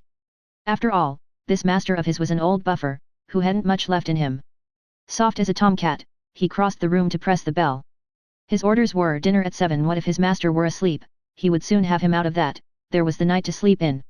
He had himself to think of, for he was due at his club at 8:30. In answer to the ring, appeared a page boy with a silver soup tureen. The butler took it from his hands and placed it on the table, then, standing by the open door, as though about to usher company into the room, he said in a solemn voice. "Dinner is on the table, sir." Slowly old Jolyon got up out of his chair, and sat down at the table to eat his dinner. Chapter 8. Plans of the house. Forsytes, as is generally admitted, have shells, like that extremely useful little animal which is made into Turkish delight. In other words, they are never seen, or if seen would not be recognized, without habitats, composed of circumstance, property, acquaintances, and wives, which seem to move along with them in their passage through a world composed of thousands of other Forsytes with their habitats. Without a habitat a Forsyte is inconceivable. He would be like a novel without a plot, which is well known to be an anomaly. To Forsyte eyes Bosinney appeared to have no habitat. He seemed one of those rare and unfortunate men who go through life surrounded by circumstance, property, acquaintances, and wives that do not belong to them. His rooms in Sloane Street, on the top floor, outside which, on a plate, was his name, Philip Baines Bosinney, architect, were not those of a Forsyte. He had no sitting room apart from his office, but a large recess had been screened off to conceal the necessaries of life, a couch, an easy chair, his pipes, spirit case, novels, and slippers. The business part of the room had the usual furniture, an open cupboard with pigeonholes, a round oak table, a folding washstand, some hard chairs, a standing desk of large dimensions covered with drawings and designs. June had twice been to tea there under the chaperonage of his aunt. He was believed to have a bedroom at the back. As far as the family had been able to ascertain his income, it consisted of 2 consulting appointments at £20 a year, together with an odd fee once in a way, and, more worthy item, a private annuity under his father's will of £150 a year. What had transpired concerning that father was not so reassuring. It appeared that he had been a Lincolnshire country doctor of Cornish extraction, striking appearance and Byronic tendencies, a well-known figure, in fact, in his county. Bosinney's uncle by marriage, Baines, of Baines and Bildy Bowie, a Forsyte in instincts if not in name, had but little that was worthy to relate of his brother-in-law. An odd fellow, he would say, always spoke of his 3 eldest boys as good creatures, but so dull, they're all doing capitally in the Indian Civil. Philip was the only one he liked. I've heard him talk in the queerest way. He once said to me, "My dear fellow, never let your poor wife know what you're thinking of," but I didn't follow his advice, not I, an eccentric man. He would say to Phil, "Whether you live like a gentleman or not, my boy, be sure you die like one," and he had himself embalmed in a frock coat suit, with a satin cravat and a diamond pin. Oh, quite an original, I can assure you. Of Bosinney himself Baines would speak warmly, with a certain compassion. "He's got a streak of his father's Byronism. Why, look at the way he threw up his chances when he left my office, going off like that for 6 months with a knapsack, and all for what? To study foreign architecture. Foreign, what could he expect? And there he is, a clever young fellow, doesn't make his 100 a year. Now this engagement is the best thing that could have happened. Keep him steady. He's one of those that go to bed all day and stay up all night, simply because they've no method, but no vice about him, not an ounce of vice. Old Forsyte's a rich man." Mr. Baines made himself extremely pleasant to June, who frequently visited his house in Lowndes Square at this period. "This house of your cousin's, what a capital man of business, is the very thing for Philip," he would say to her. "You mustn't expect to see too much of him just now, my dear young lady. The good cause, the good cause, the young man must make his way. When I was his age I was at work day and night. My dear wife used to say to me, 'Bobby, don't work too hard, think of your health,' but I never spared myself." June had complained that her lover found no time to come to Stanhope Gate. The first time he came again they had not been together a quarter of an hour before. By one of those coincidences of which she was a mistress, Mrs. Septimus Small arrived. Thereon Bosinney rose and hid himself, according to previous arrangement, in the little study, to wait for her departure. "My dear," said Aunt Julie, "how thin he is. I've often noticed it with engaged people, but you mustn't let it get worse. There's Barlow's extract of veal, it did your Uncle Swithin a lot of good."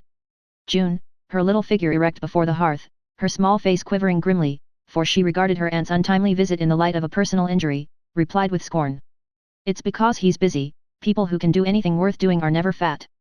Aunt Julie pouted. She herself had always been thin, but the only pleasure she derived from the fact was the opportunity of longing to be stouter. "I don't think," she said mournfully, "that you ought to let them call him the Buccaneer. People might think it odd, now that he's going to build a house for Soames. I do hope he will be careful, it's so important for him. Soames has such good taste. Taste, cried June, flaring up at once, wouldn't give that for his taste, or any of the family's. Mrs. Small was taken aback. Your Uncle Swithin, she said, always had beautiful taste, and Soames's little house is lovely. You don't mean to say you don't think so? HMPH, said June, that's only because Irene's there. Aunt Julie tried to say something pleasant. And how will dear Irene like living in the country? June gazed at her intently, with a look in her eyes as if her conscience had suddenly leaped up into them. It passed, and an even more intent look took its place, as if she had stared that conscience out of countenance. She replied imperiously. Of course she'll like it, why shouldn't she? Mrs. Small grew nervous. I didn't know, she said, I thought she mightn't like to leave her friends. Your Uncle James says she doesn't take enough interest in life. Timothy thinks, she ought to go out more. I expect you'll miss her very much. June clasped her hands behind her neck. I do wish, she cried, Uncle Timothy wouldn't talk about what doesn't concern him. Aunt Julie rose to the full height of her tall figure. He never talks about what doesn't concern him, she said. June was instantly compunctious, she ran to her aunt and kissed her. I'm very sorry, Auntie, but I wish they'd let Irene alone. Aunt Julie, unable to think of anything further on the subject that would be suitable, was silent. She prepared for departure, hooking her black silk cape across her chest, and, taking up her green reticule. And how is your dear grandfather? She asked in the hall. I expect he's very lonely now that all your time is taken up with Mr. Bosinney. She bent and kissed her niece hungrily, and with little, mincing steps passed away. The tears sprang up in June's eyes, running into the little study, where Bosinney was sitting at the table drawing birds on the back of an envelope. She sank down by his side and cried. Oh, Phil, it's all so horrid. Her heart was as warm as the color of her hair. On the following Sunday morning, while Soames was shaving, a message was brought him to the effect that Mr. Bosinney was below, and would be glad to see him. Opening the door into his wife's room, he said. Bosinney's downstairs, just go and entertain him while I finish shaving. I'll be down in a minute. It's about the plans, I expect. Irene looked at him, without reply, put the finishing touch to her dress and went downstairs. He could not make her out about this house. She had said nothing against it, and, as far as Bosinney was concerned, seemed friendly enough. From the window of his dressing room he could see them talking together in the little court below. He hurried on with his shaving, cutting his chin twice. He heard them laugh, and thought to himself, well, they get on all right, anyway. As he expected, Bosinney had come round to fetch him to look at the plans. He took his hat and went over. The plans were spread on the oak table in the architect's room, and pale, imperturbable, inquiring, Soames bent over them for a long time without speaking. He said at last in a puzzled voice. It's an odd sort of house. A rectangular house of 2 stories was designed in a quadrangle round a covered-in court. This court, encircled by a gallery on the upper floor, was roofed with a glass roof, supported by 8 columns running up from the ground. It was indeed, to Forsyte eyes, an odd house. There's a lot of room cut to waste, pursued Soames. Bosinney began to walk about, and Soames did not like the expression on his face. The principle of this house, said the architect, was that you should have room to breathe, like a gentleman. Soames extended his finger and thumb, as if measuring the extent of the distinction he should acquire, and replied. Oh, yes, I see. The peculiar look came into Bosinney's face which marked all his enthusiasms. I've tried to plan you a house here with some self-respect of its own. If you don't like it, you'd better say so. It's certainly the last thing to be considered. Who wants self-respect in a house, when you can squeeze in an extra lavatory? He put his finger suddenly down on the left division of the center oblong. You can swing a cat here. This is for your pictures, divided from this court by curtains. Draw them back and you'll have a space of 51 by 23/6. This double-faced stove in the center, here, looks one way towards the court, one way towards the picture room. This end wall is all window. You've a southeast light from that, a north light from the court. The rest of your pictures you can hang round the gallery upstairs, or in the other rooms. In architecture, he went on, and though looking at Soames he did not seem to see him, which gave Soames an unpleasant feeling, as in life, you'll get no self-respect without regularity. Fellows tell you that's old-fashioned. It appears to be peculiar anyway. It never occurs to us to embody the main principle of life in our buildings. We load our houses with decoration, gimcracks, corners, anything to distract the eye. On the contrary, the eye should rest, get your effects with a few strong lines. The whole thing is regularity, there's no self-respect without it. Soames, the unconscious ironist, fixed his gaze on Bosinney's tie, which was far from being in the perpendicular. He was unshaven too, and his dress not remarkable for order. Architecture appeared to have exhausted his regularity. Won't it look like a barrack? He inquired. He did not at once receive a reply. I can see what it is, said Bosinney. You want one of little master's houses, one of the pretty and commodious sort, where the servants will live in garrets, and the front door be sunk so that you may come up again. By all means try little master, you'll find him a capital fellow, I've known him all my life. Soames was alarmed. He had really been struck by the plans, and the concealment of his satisfaction had been merely instinctive. It was difficult for him to pay a compliment. He despised people who were lavish with their praises. He found himself now in the embarrassing position of one who must pay a compliment or run the risk of losing a good thing. Bosinney was just the fellow who might tear up the plans and refuse to act for him, a kind of grown-up child. This grown-up childishness, to which he felt so superior, exercised a peculiar and almost mesmeric effect on Soames, for he had never felt anything like it in himself. Well, he stammered at last, it's certainly original. He had such a private distrust and even dislike of the word original that he felt he had not really given himself away by this remark. Bosinney seemed pleased. It was the sort of thing that would please a fellow like that. And his success encouraged Soames. It's a big place, he said. Space, air, light, he heard Bosinney murmur, you can't live like a gentleman in one of Little Master's, he builds for manufacturers. Soames made a deprecating movement. He had been identified with a gentleman, not for a good deal of money now would he be classed with manufacturers. But his innate distrust of general principles revived. What the deuce was the good of talking about regularity and self-respect? It looked to him as if the house would be cold. Irene can't stand the cold, he said. Ah, said Bosinney sarcastically. Your wife, she doesn't like the cold, I'll see to that, she shan't be cold. Look here, he pointed, to 4 marks at regular intervals on the walls of the court. I've given you hot water pipes in aluminium casings, you can get them with very good designs. Soames looked suspiciously at these marks.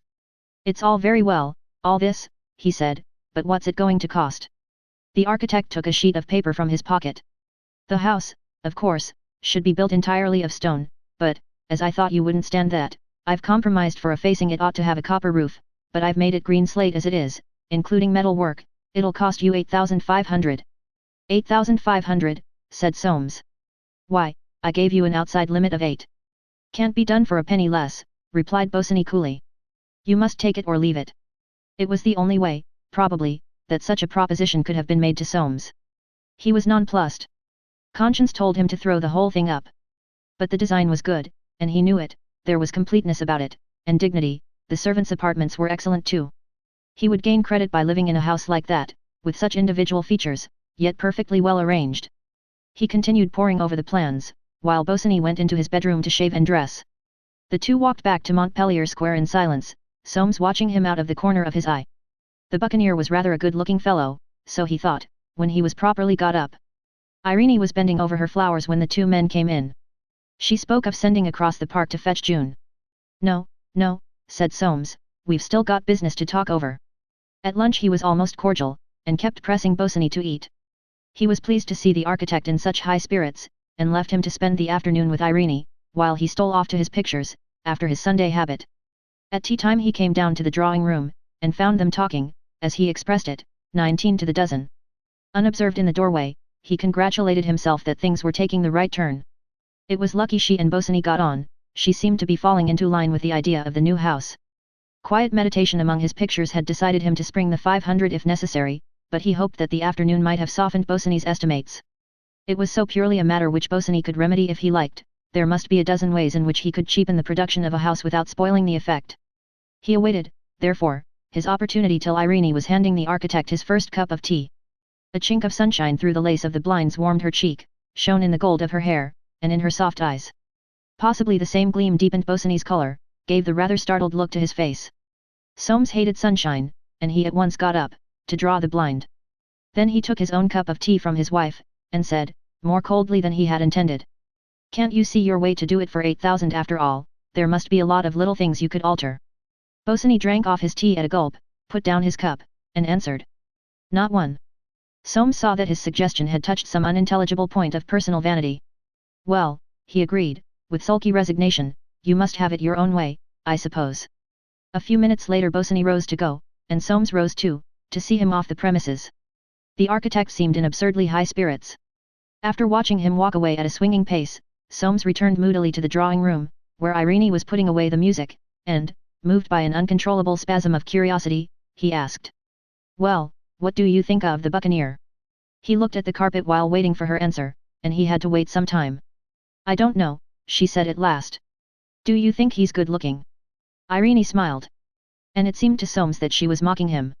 Yes, she answered, very. Chapter 9. Death of Aunt Anne. There came a morning at the end of September when Aunt Anne was unable to take from Smithers' hands the insignia of personal dignity. After one look at the old face, the doctor, hurriedly sent for, announced that Miss Forsyte had passed away in her sleep. Aunts Julie and Hester were overwhelmed by the shock. They had never imagined such an ending. Indeed, it is doubtful whether they had ever realized that an ending was bound to come. Secretly they felt it unreasonable of Anne to have left them like this without a word, without even a struggle. It was unlike her. Perhaps what really affected them so profoundly was the thought that a Forsyte should have let go her grasp on life. If one, then why not all? It was a full hour before they could make up their minds to tell Timothy. If only it could be kept from him. If only it could be broken to him by degrees. And long they stood outside his door whispering together. And when it was over they whispered together again. He would feel it more, they were afraid, as time went on. Still, he had taken it better than could have been expected. He would keep his bed, of course. They separated, crying quietly. Aunt Julie stayed in her room, prostrated by the blow. Her face, discolored by tears, was divided into compartments by the little ridges of pouting flesh which had swollen with emotion. It was impossible to conceive of life without Anne, who had lived with her for 73 years, broken only by the short interregnum of her married life, which seemed now so unreal. At fixed intervals she went to her drawer, and took from beneath the lavender bags a fresh pocket handkerchief. Her warm heart could not bear the thought that Anne was lying there so cold. Aunt Hester, the silent, the patient, that backwater of the family energy, sat in the drawing room, where the blinds were drawn, and she, too, had wept at first, but quietly, without visible effect. Her guiding principle, the conservation of energy, did not abandon her in sorrow. She sat, slim, motionless, studying the grate, her hands idle in the lap of her black silk dress. They would want to rouse her into doing something, no doubt. As if there were any good in that. Doing something would not bring back Anne. Why worry her? 5 o'clock brought 3 of the brothers, Jolyon and James and Swithin. Nicholas was at Yarmouth, and Roger had a bad attack of gout. Mrs. Hayman had been by herself earlier in the day, and, after seeing Anne, had gone away, leaving a message for Timothy, which was kept from him, that she ought to have been told sooner. In fact, there was a feeling amongst them all that they ought to have been told sooner, as though they had missed something, and James said, "I knew how it'd be, I told you she wouldn't last through the summer." Aunt Hester made no reply. It was nearly October, but what was the good of arguing? Some people were never satisfied. She sent up to tell her sister that the brothers were there. Mrs. Small came down at once. She had bathed her face, which was still swollen, and though she looked severely at Swithin's trousers, for they were of light blue, he had come straight from the club, where the news had reached him, she wore a more cheerful expression than usual, the instinct for doing the wrong thing being even now too strong for her. Presently all 5 went up to look at the body.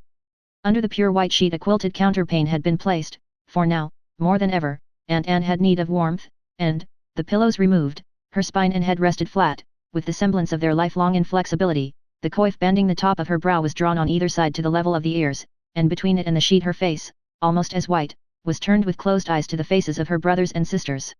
In its extraordinary peace the face was stronger than ever, nearly all bone now under the scarce wrinkled parchment of skin, square jaw and chin, cheekbones, forehead with hollow temples, chiseled nose, the fortress of an unconquerable spirit that had yielded to death, and in its upward sightlessness seemed trying to regain that spirit, to regain the guardianship it had just laid down. Swithin took but one look at the face, and left the room. The sight, he said afterwards, made him very queer. He went downstairs shaking the whole house, and, seizing his hat, clambered into his brougham, without giving any directions to the coachman. He was driven home, and all the evening sat in his chair without moving. He could take nothing for dinner but a partridge, with an imperial pint of champagne. Old Jolyon stood at the bottom of the bed, his hands folded in front of him. He alone of those in the room remembered the death of his mother, and though he looked at Anne, it was of that he was thinking. Anne was an old woman, but death had come to her at last, death came to all. His face did not move, his gaze seemed travelling from very far. Aunt Hester stood beside him. She did not cry now, tears were exhausted, her nature refused to permit a further escape of force. She twisted her hands, looking not at Anne, but from side to side, seeking some way of escaping the effort of realization. Of all the brothers and sisters James manifested the most emotion. Tears rolled down the parallel furrows of his thin face. Where he should go now to tell his troubles he did not know. Julie was no good, Hester worse than useless. He felt Anne's death more than he had ever thought he should. This would upset him for weeks. Presently Aunt Hester stole out, and Aunt Julie began moving about, doing what was necessary, so that twice she knocked against something. Old Jolyon, roused from his reverie, that reverie of the long past, looked sternly at her, and went away. James alone was left by the bedside, glancing stealthily round, to see that he was not observed. He twisted his long body down, placed a kiss on the dead forehead, then he, too, hastily left the room. Encountering Smither in the hall, he began to ask her about the funeral, and, finding that she knew nothing, complained bitterly that, if they didn't take care, everything would go wrong. She had better send for Mr. Soames, he knew all about that sort of thing. Her master was very much upset, he supposed, he would want looking after. As for her mistresses, they were no good, they had no gumption. They would be ill too, he shouldn't wonder. She had better send for the doctor, it was best to take things in time. He didn't think his sister Anne had the best opinion, if she'd had blank she would have been alive now. Smither might send to Park Lane any time she wanted advice. Of course, his carriage was at their service for the funeral. He supposed she hadn't such a thing as a glass of claret and a biscuit, he had had no lunch. The days before the funeral passed quietly. It had long been known, of course, that Aunt Anne had left her little property to Timothy. There was, therefore, no reason for the slightest agitation. Soames, who was sole executor, took charge of all arrangements, and in due course sent out the following invitation to every male member of the family. 2.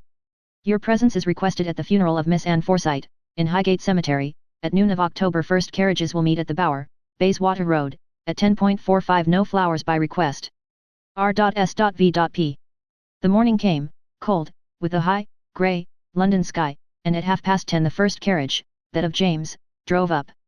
It contained James and his son-in-law Darty, a fine man, with a square chest, buttoned very tightly into a frock coat, and a sallow, fattish face adorned with dark, well-curled moustaches, and that incorrigible commencement of whisker which, eluding the strictest attempts at shaving, seems the mark of something deeply ingrained in the personality of the shaver, being especially noticeable in men who speculate.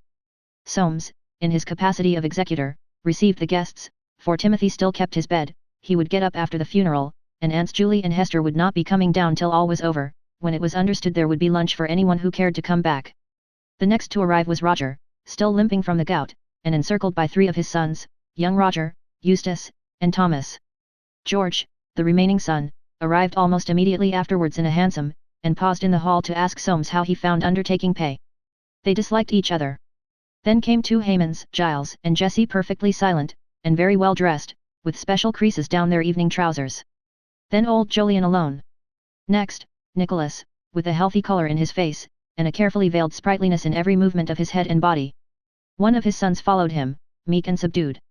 Swithin, Forsyte, and Bosinney arrived at the same moment, and stood, bowing precedence to each other, but on the door opening they tried to enter together. They renewed their apologies in the hall, and, Swithin, settling his stock, which had become disarranged in the struggle, very slowly mounted the stairs. The other Hayman, 2 married sons of Nicholas, together with Tweetimon, Spender and Worry, the husbands of married Forsyte and Hayman daughters. The company was then complete, 21 in all, not a male member of the family being absent but Timothy and young Jolyon. Entering the scarlet and green drawing room, whose apparel made so vivid a setting for their unaccustomed costumes, each tried nervously to find a seat, desirous of hiding the emphatic blackness of his trousers. There seemed a sort of indecency in that blackness and in the colour of their gloves, a sort of exaggeration of the feelings, and many cast shocked looks of secret envy at the buccaneer, who had no gloves, and was wearing grey trousers. A subdued hum of conversation rose, no one speaking of the departed, but each asking after the other, as though thereby casting an indirect libation to this event, which they had come to honour. And presently James said, "Well, I think we ought to be starting." They went downstairs, and, 2 and 2, as they had been told off in strict precedence, mounted the carriages. The hearse started at a foot's pace, the carriages moved slowly after. In the first went old Jolyon with Nicholas, in the second, the twins, Swithin and James, in the third, Roger and young Roger, Soames, young Nicholas, George and Bosinney followed in the fourth. Each of the other carriages, 8 in all, held 3 or 4 of the family. Behind them came the doctor's brougham, then, at a decent interval, cabs containing family clerks and servants, and at the very end, one containing nobody at all, but bringing the total cortege up to the number of 13. So long as the procession kept to the highway of the Bayswater Road, it retained the foot space, but, turning into less important thoroughfares, it soon broke into a trot, and so proceeded, with intervals of walking in the more fashionable streets, until it arrived. In the first carriage old Jolyon and Nicholas were talking of their wills.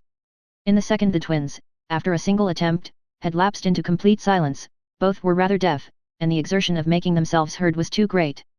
Only once James broke this silence. "I shall have to be looking about for some ground somewhere. What arrangements have you made, Swithin?" And Swithin, fixing him with a dreadful stare, answered. Don't talk to me about such things. In the third carriage a disjointed conversation was carried on in the intervals of looking out to see how far they had got, George remarking, well, it was really time that the poor old lady went. He didn't believe in people living beyond 70, young Nicholas replied mildly that the rule didn't seem to apply to the Forsytes. George said he himself intended to commit suicide at 60. Young Nicholas, smiling and stroking a long chin, didn't think his father would like that theory. He had made a lot of money since he was 60. Well, 70 was the outside limit. It was then time, George said, for them to go and leave their money to their children. Soames, hitherto silent, here joined in. He had not forgotten the remark about the undertaking, and, lifting his eyelids almost imperceptibly, said it was all very well for people who never made money to talk. He himself intended to live as long as he could. This was a hit at George, who was notoriously hard up. Bosinney muttered abstractedly here. Here, and, George yawning, the conversation dropped. Upon arriving, the coffin was borne into the chapel, and, 2 by 2, the mourners filed in behind it. This guard of men, all attached to the dead by the bond of kinship, was an impressive and singular sight in the great city of London, with its overwhelming diversity of life, its innumerable vocations, pleasures, duties, its terrible hardness, its terrible call to individualism. The family had gathered to triumph over all this, to give a show of tenacious unity, to illustrate gloriously that law of property underlying the growth of their tree, by which it had thriven and spread, trunk and branches, the sap flowing through all, the full growth reached at the appointed time. The spirit of the old woman lying in her last sleep had called them to this demonstration. It was her final appeal to that unity which had been their strength, it was her final triumph that she had died while the tree was yet whole. She was spared the watching of the branches jut out beyond the point of balance. She could not look into the hearts of her followers. The same law that had worked in her, bringing her up from a tall, straight-backed slip of a girl to a woman strong and grown, from a woman grown to a woman old, angular, feeble, almost witch-like, with individuality all sharpened and sharpened, as all rounding from the world's contact fell off from her, that same law would work, was working, in the family she had watched like a mother. She had seen it young, and growing, she had seen it strong and grown, and before her old eyes had time or strength to see any more, she died. She would have tried, and who knows but she might have kept it young and strong, with her old fingers, her trembling kisses, a little longer, alas. Not even Aunt Anne could fight with nature. Pride comes before a fall. In accordance with this, the greatest of nature's ironies, the Forsyte family had gathered for a last proud pageant before they fell. Their faces to right and left, in single lines, were turned for the most part impassively toward the ground, guardians of their thoughts, but here and there, one looking upward, with a line between his brows, searched to see some sight on the chapel walls too much for him, to be listening to something that appalled. And the responses, low muttered, in voices through which rose the same tone, the same unseizable family ring, sounded weird, as though murmured in hurried duplication by a single person. The service in the chapel over, the mourners filed up again to guard the body to the tomb. The vault stood open, and, round it, men in black were waiting. From that high and sacred field, where thousands of the upper middle class lay in their last sleep, the eyes of the Forsytes travelled down across the flocks of graves. There, spreading to the distance, lay London, with no sun over it, mourning the loss of its daughter, mourning with this family, so dear, the loss of her who was mother and guardian. 100,000 spires and houses, blurred in the great grey web of property, lay there like prostrate worshippers before the grave of this, the oldest Forsyte of them all. A few words, a sprinkle of earth, the thrusting of the coffin home, and Aunt Anne had passed to her last rest. Round the vault, trustees of that passing, the 5 brothers stood, with white heads bowed. They would see that Anne was comfortable where she was going. Her little property must stay behind, but otherwise, all that could be should be done. Then severally, each stood aside, and putting on his hat, turned back to inspect the new inscription on the marble of the family vault. Sacred to the memory of Anne Forsyte, the daughter of the above Jolyon and Anne Forsyte, who departed this life the 27th day of September, 1886. Aged 87 years and 4 days. Soon perhaps, someone else would be wanting an inscription. It was strange and intolerable, for they had not thought somehow, that Forsytes could die. And one and all they had a longing to get away from this painfulness, this ceremony which had reminded them of things they could not bear to think about, to get away quickly and go about their business and forget. It was cold, too, the wind, like some slow, disintegrating force, blowing up the hill over the graves, struck them with its chilly breath. They began to split into groups, and as quickly as possible to fill the waiting carriages. Swithin said he should go back to lunch at Timothy's, and he offered to take anybody with him in his brougham. It was considered a doubtful privilege to drive with Swithin in his brougham, which was not a large one. Nobody accepted, and he went off alone. James and Roger followed immediately after. They also would drop in to lunch. The others gradually melted away, old Jolyon taking 3 nephews to fill up his carriage. He had a want of those young faces. Soames, who had to arrange some details in the cemetery office, walked away with Bosinney. He had much to talk over with him, and, having finished his business, they strolled to Hampstead, lunched together at the Spaniards Inn, and spent a long time in going into practical details connected with the building of the house. They then proceeded to the tram line, and came as far as the Marble Arch, where Bosinney went off to Stanhope Gate to see June. Soames felt in excellent spirits when he arrived home, and confided to Irene at dinner that he had had a good talk with Bosinney, who really seemed a sensible fellow. They had had a capital walk too, which had done his liver good. He had been short of exercise for a long time, and altogether a very satisfactory day. If only it hadn't been for poor Aunt Anne, he would have taken her to the theatre. As it was, they must make the best of an evening at home. "The Buccaneer asked after you more than once," he said suddenly. And moved by some inexplicable desire to assert his proprietorship, he rose from his chair and planted a kiss on his wife's shoulder. Part 2. Chapter 1. Progress of the house. The winter had been an open one. Things in the trade were slack, and as Soames had reflected before making up his mind, it had been a good time for building. The shell of the house at Robin Hill was thus completed by the end of April. Now that there was something to be seen for his money, he had been coming down once, twice, even 3 times a week, and would mouse about among the debris for hours, careful never to soil his clothes, moving silently through the unfinished brickwork of doorways, or circling round the columns in the central court. And he would stand before them for minutes together, as though peering into the real quality of their substance. On April 30th he had an appointment with Bosinney to go over the accounts, and 5 minutes before the proper time he entered the tent which the architect had pitched for himself close to the old oak tree. The accounts were already prepared on a folding table, and with a nod Soames sat down to study them. It was some time before he raised his head. "I can't make them out," he said at last. "They come to nearly 700 more than they ought." After a glance at Bosinney's face he went on quickly. "If you only make a firm stand against these builder chaps you'll get them down. They stick you with everything if you don't look sharp. Take 10% off all round. I shan't mind it's coming out 100 or so over the mark." Bosinney shook his head. "I've taken off every farthing I can." Soames pushed back the table with a movement of anger, which sent the account sheets fluttering to the ground. "Then all I can say is," he flustered out, "you've made a pretty mess of it." "I've told you a dozen times," Bosinney answered sharply, "that there'd be extras. I've pointed them out to you over and over again." "I know that," growled Soames. "I shouldn't have objected to a £10 note here and there. How was I to know that by extras you meant £700? The qualities of both men had contributed to this not inconsiderable discrepancy. On the one hand, the architect's devotion to his idea, to the image of a house which he had created and believed in, had made him nervous of being stopped, or forced to the use of makeshifts. On the other, Soames's not less true and wholehearted devotion to the very best article that could be obtained for the money, had rendered him averse to believing that things worth 13 shillings could not be bought with 12. "I wish I'd never undertaken your house," said Bosinney suddenly. "You come down here worrying me out of my life. You want double the value for your money anybody else would, and now that you've got a house that for its size is not to be beaten in the county, you don't want to pay for it if you're anxious to be off your bargain. I dare say I can find the balance above the estimates myself, but I'm d if I do another stroke of work for you." Soames regained his composure. Knowing that Bosinney had no capital, he regarded this as a wild suggestion. He saw, too, that he would be kept indefinitely out of this house on which he had set his heart, and just at the crucial point when the architect's personal care made all the difference. In the meantime there was Irene to be thought of. She had been very queer lately. He really believed it was only because she had taken to Bosinney that she tolerated the idea of the house at all. It would not do to make an open breach with her. "You needn't get into a rage," he said. "If I'm willing to put up with it, I suppose you needn't cry out. All I meant was that when you tell me a thing is going to cost so much, I like to, well, in fact, I like to know where I am." "Look here," said Bosinney, and Soames was both annoyed and surprised by the shrewdness of his glance. "You've got my services dirt cheap for the kind of work I've put into this house, and the amount of time I've given to it.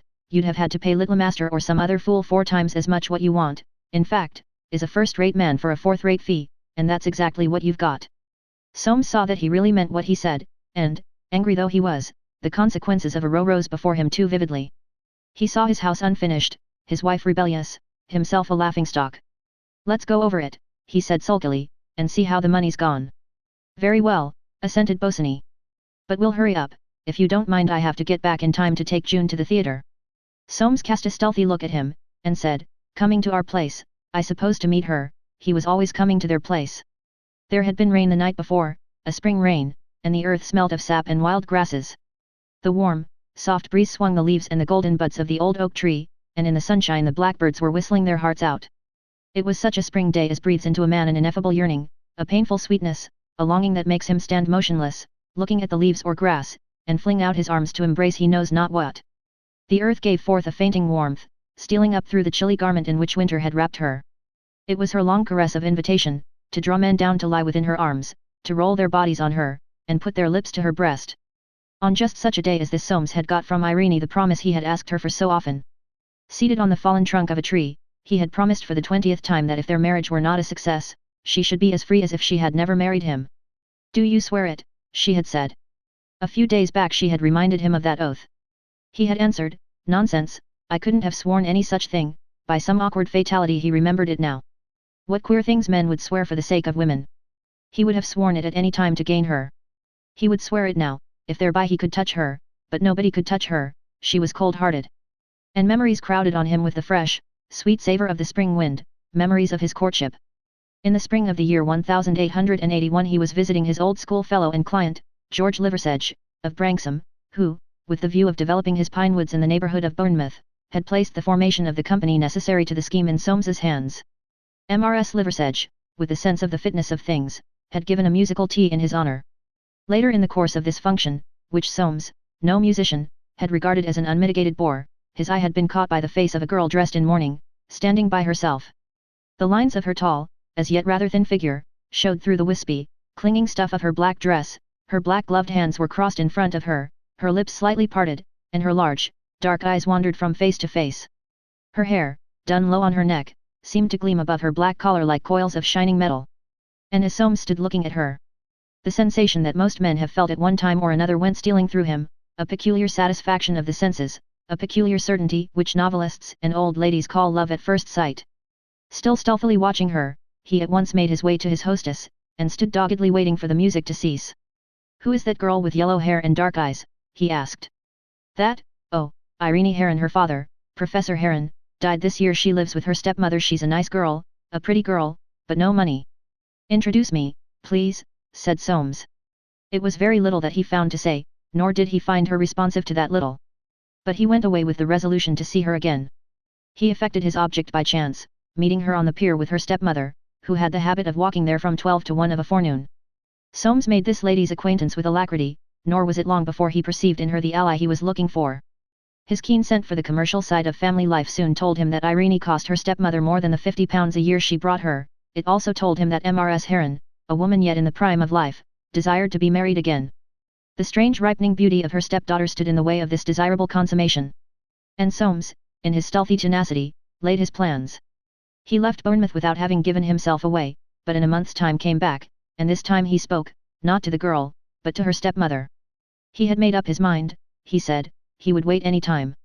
And he had long to wait, watching Irene bloom, the lines of her young figure softening, the stronger blood deepening the gleam of her eyes, and warming her face to a creamy glow, and at each visit he proposed to her, and when that visit was at an end, took her refusal away with him, back to London, sore at heart, but steadfast and silent as the grave. He tried to come at the secret springs of her resistance, only once had he a gleam of light. It was at one of those assembly dances, which afford the only outlet to the passions of the population of seaside watering places. He was sitting with her in an embrasure, his senses tingling with the contact of the waltz. She had looked at him over her slowly waving fan, and he had lost his head. Seizing that moving wrist, he pressed his lips to the flesh of her arm. And she had shuddered. To this day he had not forgotten that shudder, nor the look so passionately averse she had given him. A year after that she had yielded. What had made her yield he could never make out, and from Mrs. Heron, a woman of some diplomatic talent, he learnt nothing. Once after they were married he asked her, "What made you refuse me so often?" She had answered by a strange silence. An enigma to him from the day that he first saw her, she was an enigma to him still. Bosinney was waiting for him at the door, and on his rugged, good-looking face was a queer, yearning, yet happy look, as though he too saw a promise of bliss in the spring sky, sniffed a coming happiness in the spring air. Soames looked at him waiting there. What was the matter with the fellow that he looked so happy? What was he waiting for with that smile on his lips and in his eyes? Soames could not see that for which Bosinney was waiting as he stood there drinking in the flower-scented wind. And once more he felt baffled in the presence of this man whom by habit he despised. He hastened on to the house. "The only colour for those tiles," he heard Bosinney say, "is ruby with a grey tint in the stuff. To give a transparent effect I should like Irene's opinion. I'm ordering the purple leather curtains for the doorway of this court, and if you distemper the drawing room ivory cream over paper, you'll get an elusive look you want to aim all through the decorations at what I call charm." Soames said, you mean that my wife has charm? Bosany evaded the question. You should have a clump of iris plants in the center of that court. Soames smiled superciliously. I'll look into beaches sometime, he said, and see what's appropriate. They found little else to say to each other, but on the way to the station Soames asked. I suppose you find Irene very artistic? Yes, the abrupt answer was as distinct a snub as saying, if you want to discuss her you can do it with someone else. And the slow, sulky anger Soames had felt all the afternoon burned the brighter within him. Neither spoke again till they were close to the station, then Soames asked. When do you expect to have finished? By the end of June, if you really wish me to decorate as well. Soames nodded. But you quite understand, he said, that the house is costing me a lot beyond what I contemplated. I may as well tell you that I should have thrown it up, only I'm not in the habit of giving up what I've set my mind on. Bosany made no reply. And Soames gave him askance a look of dogged dislike, for in spite of his fastidious air and that supercilious, dandified taciturnity, Soames, with his set lips and squared chin, was not unlike a bulldog. When, at 7 o'clock that evening, June arrived at 62, Montpellier Square, the maid Bilson told her that Mr. Bosany was in the drawing room. The mistress, she said, was dressing, and would be down in a minute. She would tell her that Miss June was here. June stopped her at once. All right, Bilson, she said, I'll just go in, you needn't hurry. Mrs. Soames. She took off her cloak, and Bilson, with an understanding look, did not even open the drawing room door for her, but ran downstairs. June paused for a moment to look at herself in the little old-fashioned silver mirror above the oaken rug chest, a slim, imperious young figure, with a small resolute face, in a white frock, cut moon-shaped at the base of a neck too slender for her crown of twisted red gold hair. She opened the drawing room door softly, meaning to take him by surprise. The room was filled with a sweet hot scent of flowering azaleas. She took a long breath of the perfume, and heard Bosany's voice, not in the room, but quite close, saying, Ah, there were such heaps of things I wanted to talk about, and now we shan't have time. Irene's voice answered, Why not at dinner? How can one talk? June's first thought was to go away, but instead she crossed to the long window opening on the little court. It was from there that the scent of the azaleas came, and, standing with their backs to her, their faces buried in the golden pink blossoms, stood her lover and Irene. Silent but unashamed, with flaming cheeks and angry eyes, the girl watched. Come on Sunday by yourself, we can go over the house together. June saw Irene look up at him through her screen of blossoms. It was not the look of a coquette, but, far worse to the watching girl, of a woman fearful lest that look should say too much. I've promised to go for a drive with Uncle. The big one, make him bring you, it's only 10 miles, the very thing for his horses. Poor old Uncle Swithin. A wave of the azalea scent drifted into June's face, she felt sick and dizzy. Do. But why? I must see you there, I thought you'd like to help me. The answer seemed to the girl to come softly with a tremble from amongst the blossoms, so I do. And she stepped into the open space of the window.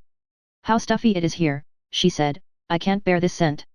Her eyes, so angry and direct, swept both their faces. Were you talking about the house? I haven't seen it yet, you know, shall we all go on Sunday? From Irene's face the color had flown. I am going for a drive that day with Uncle Swithin, she answered. Uncle Swithin, what does he matter, you can throw him over. I am not in the habit of throwing people over. There was a sound of footsteps and June saw Soames standing just behind her.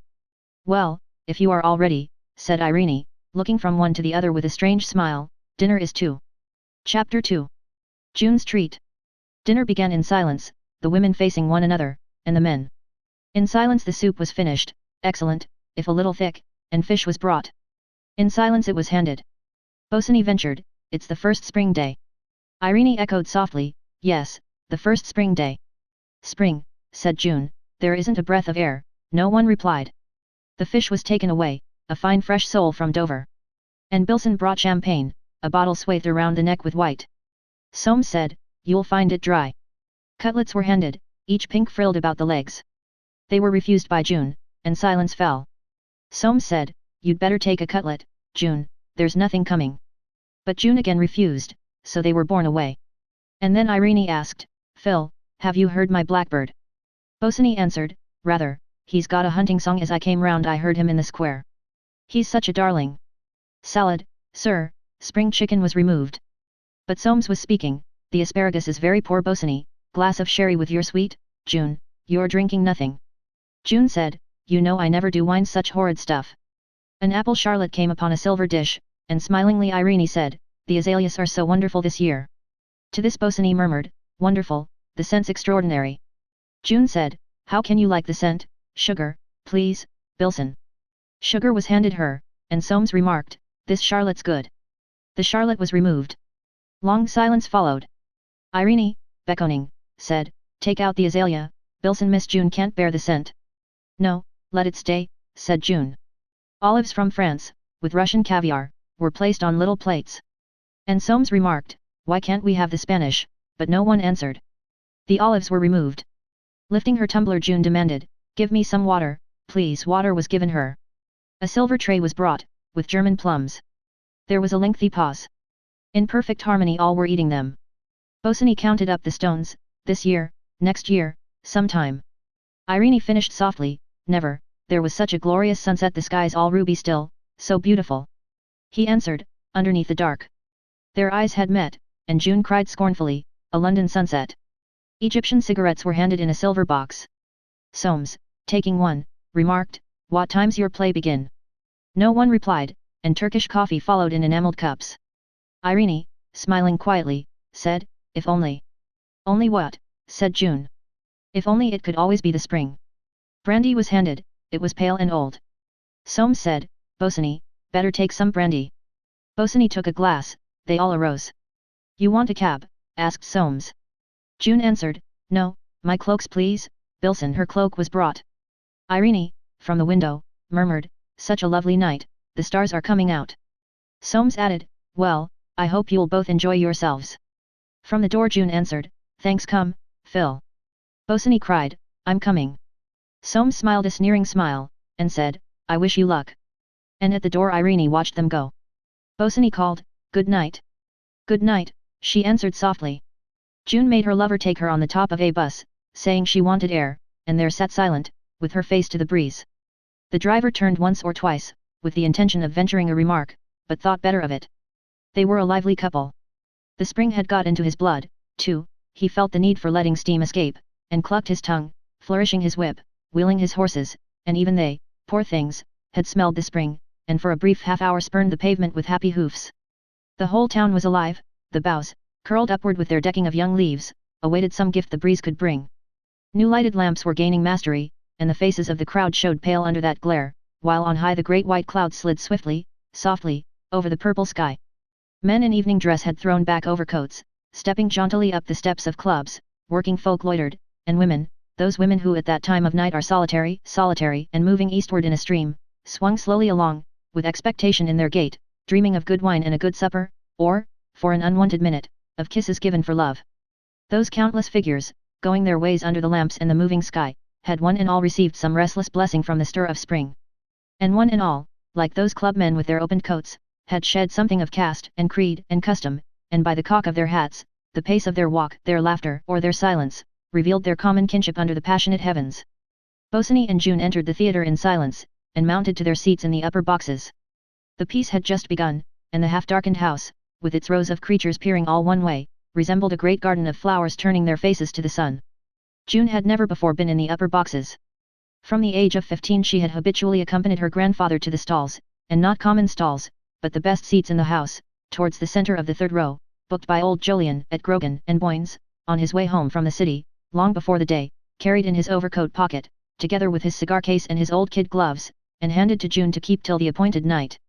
And in those stalls, an erect old figure with a serene white head, a little figure, strenuous and eager, with a red gold head, they would sit through every kind of play, and on the way home old Jolyon would say of the principal actor, oh, he's a poor stick, you should have seen little Bobson. She had looked forward to this evening with keen delight, it was stolen, chaperon-less, undreamed of at Stanhope Gate, where she was supposed to be at Soames's. She had expected reward for her subterfuge, planned for her lover's sake, she had expected it to break up the thick, chilly cloud, and make the relations between them which of late had been so puzzling, so tormenting, sunny and simple again as they had been before the winter. She had come with the intention of saying something definite, and she looked at the stage with a furrow between her brows, seeing nothing, her hands squeezed together in her lap. A swarm of jealous suspicion stung and stung her. If Bosinney was conscious of her trouble he made no sign. The curtain dropped.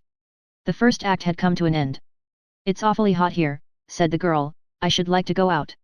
She was very white, and she knew, for with her nerves thus sharpened she saw everything, that he was both uneasy and compunctious. At the back of the theatre an open balcony hung over the street, she took possession of this, and stood leaning there without a word, waiting for him to begin. At last she could bear it no longer. "I want to say something to you, Phil," she said. "Yes." The defensive tone of his voice brought the color flying to her cheek, the words flying to her lips. "You don't give me a chance to be nice to you, you haven't for ages now." Bosany stared down at the street. He made no answer. June cried passionately, "You know I want to do everything for you, that I want to be everything to you." A hum rose from the street, and, piercing it with a sharp ping, the bell sounded for the raising of the curtain. June did not stir. A desperate struggle was going on within her. Should she put everything to the proof? Should she challenge directly that influence, that attraction which was driving him away from her?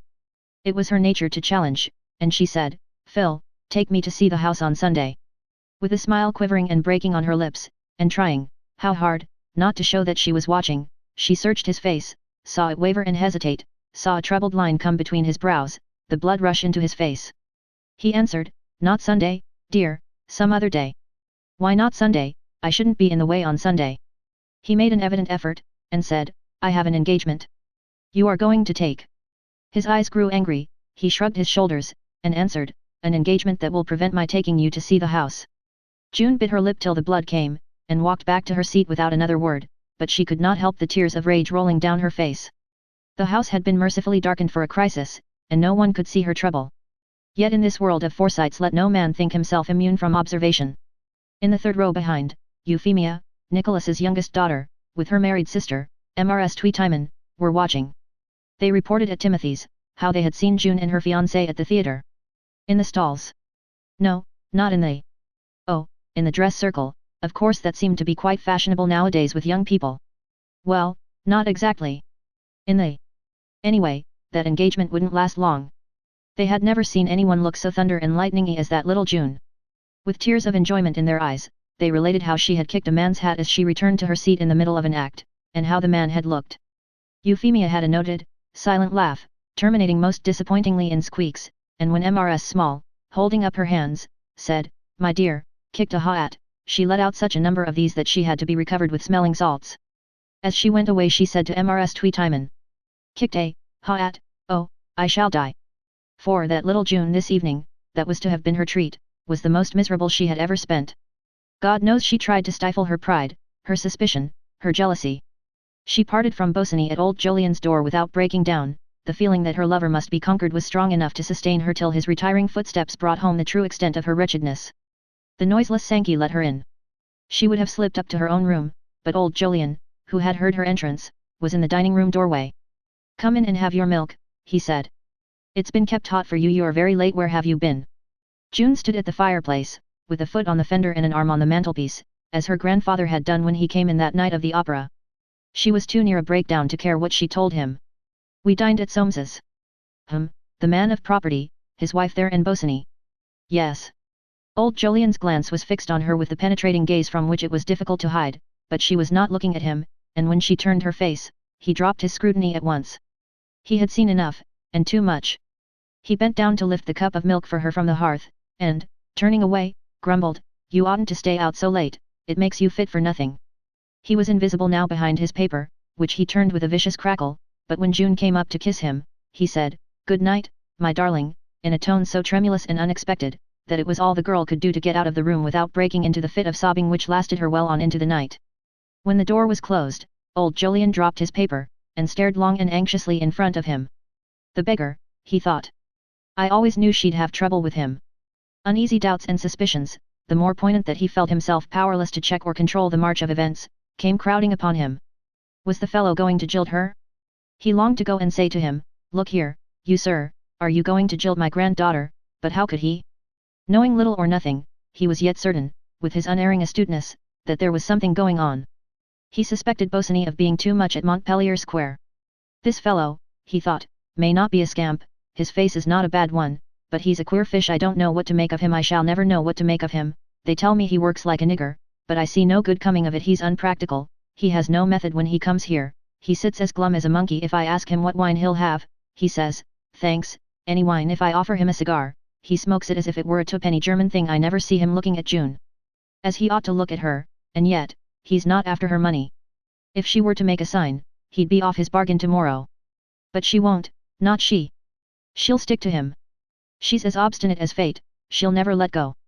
Sighing deeply, he turned the paper, in its columns, perchance he might find consolation. And upstairs in her room June sat at her open window, where the spring wind came, after its revel across the park, to cool her hot cheeks and burn her heart. Chapter 3. Drive with Swithin.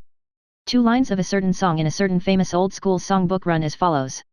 How the buttons on his blue frock shone, tra-la-la.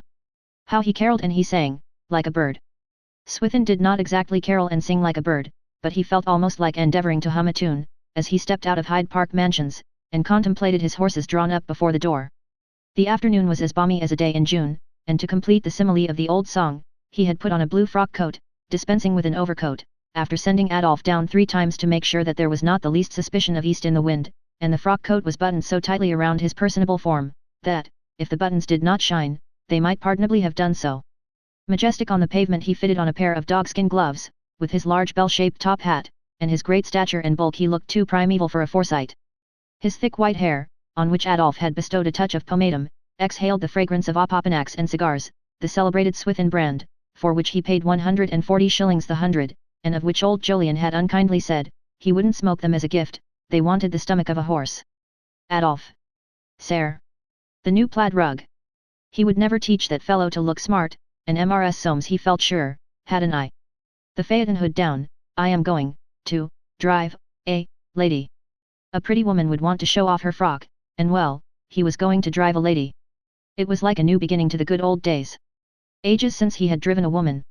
The last time, if he remembered, it had been Julie. The poor old soul had been as nervous as a cat the whole time, and so put him out of patience that, as he dropped her in the Bayswater Road, he had said, well I'm d if I ever drive you again, and he never had, not he. Going up to his horses' heads, he examined their bits, not that he knew anything about bits, he didn't pay his coachman £60 a year to do his work for him, that had never been his principle. Indeed, his reputation as a horsey man rested mainly on the fact that once, on Derby Day, he had been welshed by some thimble riggers. But someone at the club, after seeing him drive his greys up to the door, he always drove grey horses, you got more style for the money, some thought, had called him four-in-hand Forsyte, the name having reached his ears through that fellow Nicholas Treefree, old Jolyon's dead partner, the great driving man notorious for more carriage accidents than any man in the kingdom. Swithin had ever after conceived it right to act up to it. The name had taken his fancy, not because he had ever driven four-in-hand, or was ever likely to, but because of something distinguished in the sound. Four-in-hand Forsyte. Not bad. Born too soon, Swithin had missed his vocation. Coming upon London 20 years later, he could not have failed to have become a stockbroker, but at the time when he was obliged to select, this great profession had not as yet become the chief glory of the upper middle class. He had literally been forced into auctioneering. Once in the driving seat, with the reins handed to him, and blinking over his pale old cheeks in the full sunlight, he took a slow look round. Adolphe was already up behind, the cockaded groom at the horse's head stood ready to let go, everything was prepared for the signal, and Swithin gave it. The equipage dashed forward, and before you could say Jack Robinson, with a rattle and flourish drew up at Soames's door. Irene came out at once, and stepped in. He afterward described it at Timothy's, as light as, taglioni, no fuss about it, no wanting this or wanting that, and above all, Swithin dwelt on this, staring at Mrs. Septimus in a way that disconcerted her a good deal, no silly nervousness. To Aunt Hester he portrayed Irene's hat. Not one of your great flopping things, sprawling about, and catching the dust, that women are so fond of nowadays, but a neat little, he made a circular motion of his hand, white veil, capital taste. What was it made of? Inquired Aunt Hester, who manifested a languid but permanent excitement at any mention of dress. Made of, returned Swithin, now how should I know? He sank into silence so profound that Aunt Hester began to be afraid he had fallen into a trance. She did not try to rouse him herself, it not being her custom. I wish somebody would come, she thought, I don't like the look of him. But suddenly Swithin returned to life. Made of, he wheezed out slowly, what should it be made of? They had not gone 4 miles before Swithin received the impression that Irene liked driving with him. Her face was so soft behind that white veil, and her dark eyes shone so in the spring light, and whenever he spoke she raised them to him and smiled. On Saturday morning Soames had found her at her writing table with a note written to Swithin, putting him off. Why did she want to put him off? He asked. She might put her own people off when she liked, he would not have her putting off his people. She had looked at him intently, had torn up the note, and said, very well. And then she began writing another. He took a casual glance presently, and saw that it was addressed to Bosinney. What are you writing to him about? He asked. Irene, looking at him again with that intent look, said quietly, something he wanted me to do for him. Humph, said Soames, Commissions. You'll have your work cut out if you begin that sort of thing, he said no more. Swithin opened his eyes at the mention of Robin Hill. It was a long way for his horses, and he always dined at 7:30, before the rush at the club began. The new chef took more trouble with an early dinner, a lazy rascal. He would like to have a look at the house, however. A house appealed to any Forsyte, and especially to one who had been an auctioneer. After all, he said, the distance was nothing.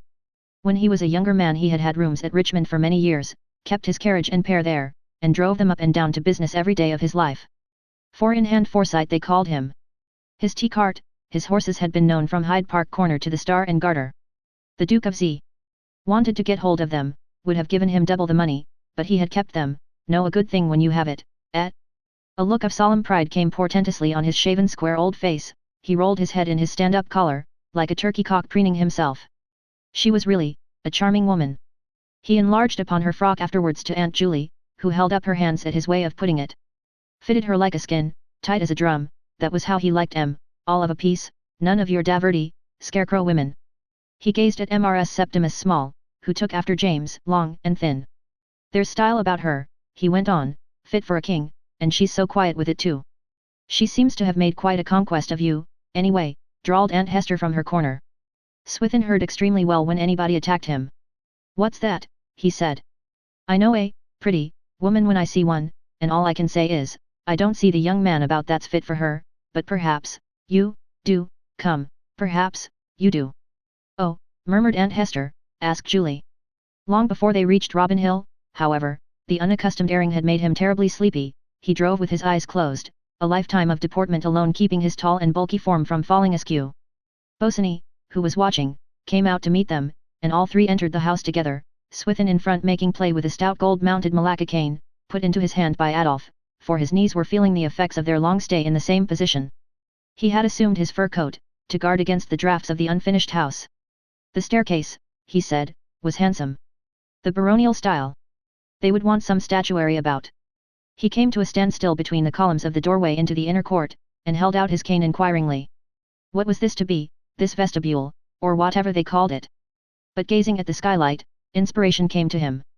Ah, the billiard room. When told it was to be a tiled court with plants in the center, he turned to Irene. Waste this on plants, you take my advice and have a billiard table here. Irene smiled. She had lifted her veil, banding it like a nun's coif across her forehead, and the smile of her dark eyes below this seemed to Swithin more charming than ever. He nodded. She would take his advice, he saw.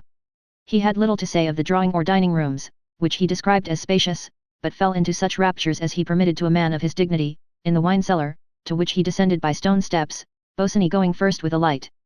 You'll have room here, he said, for 600 or 700 dozen, a very pooty little cellar.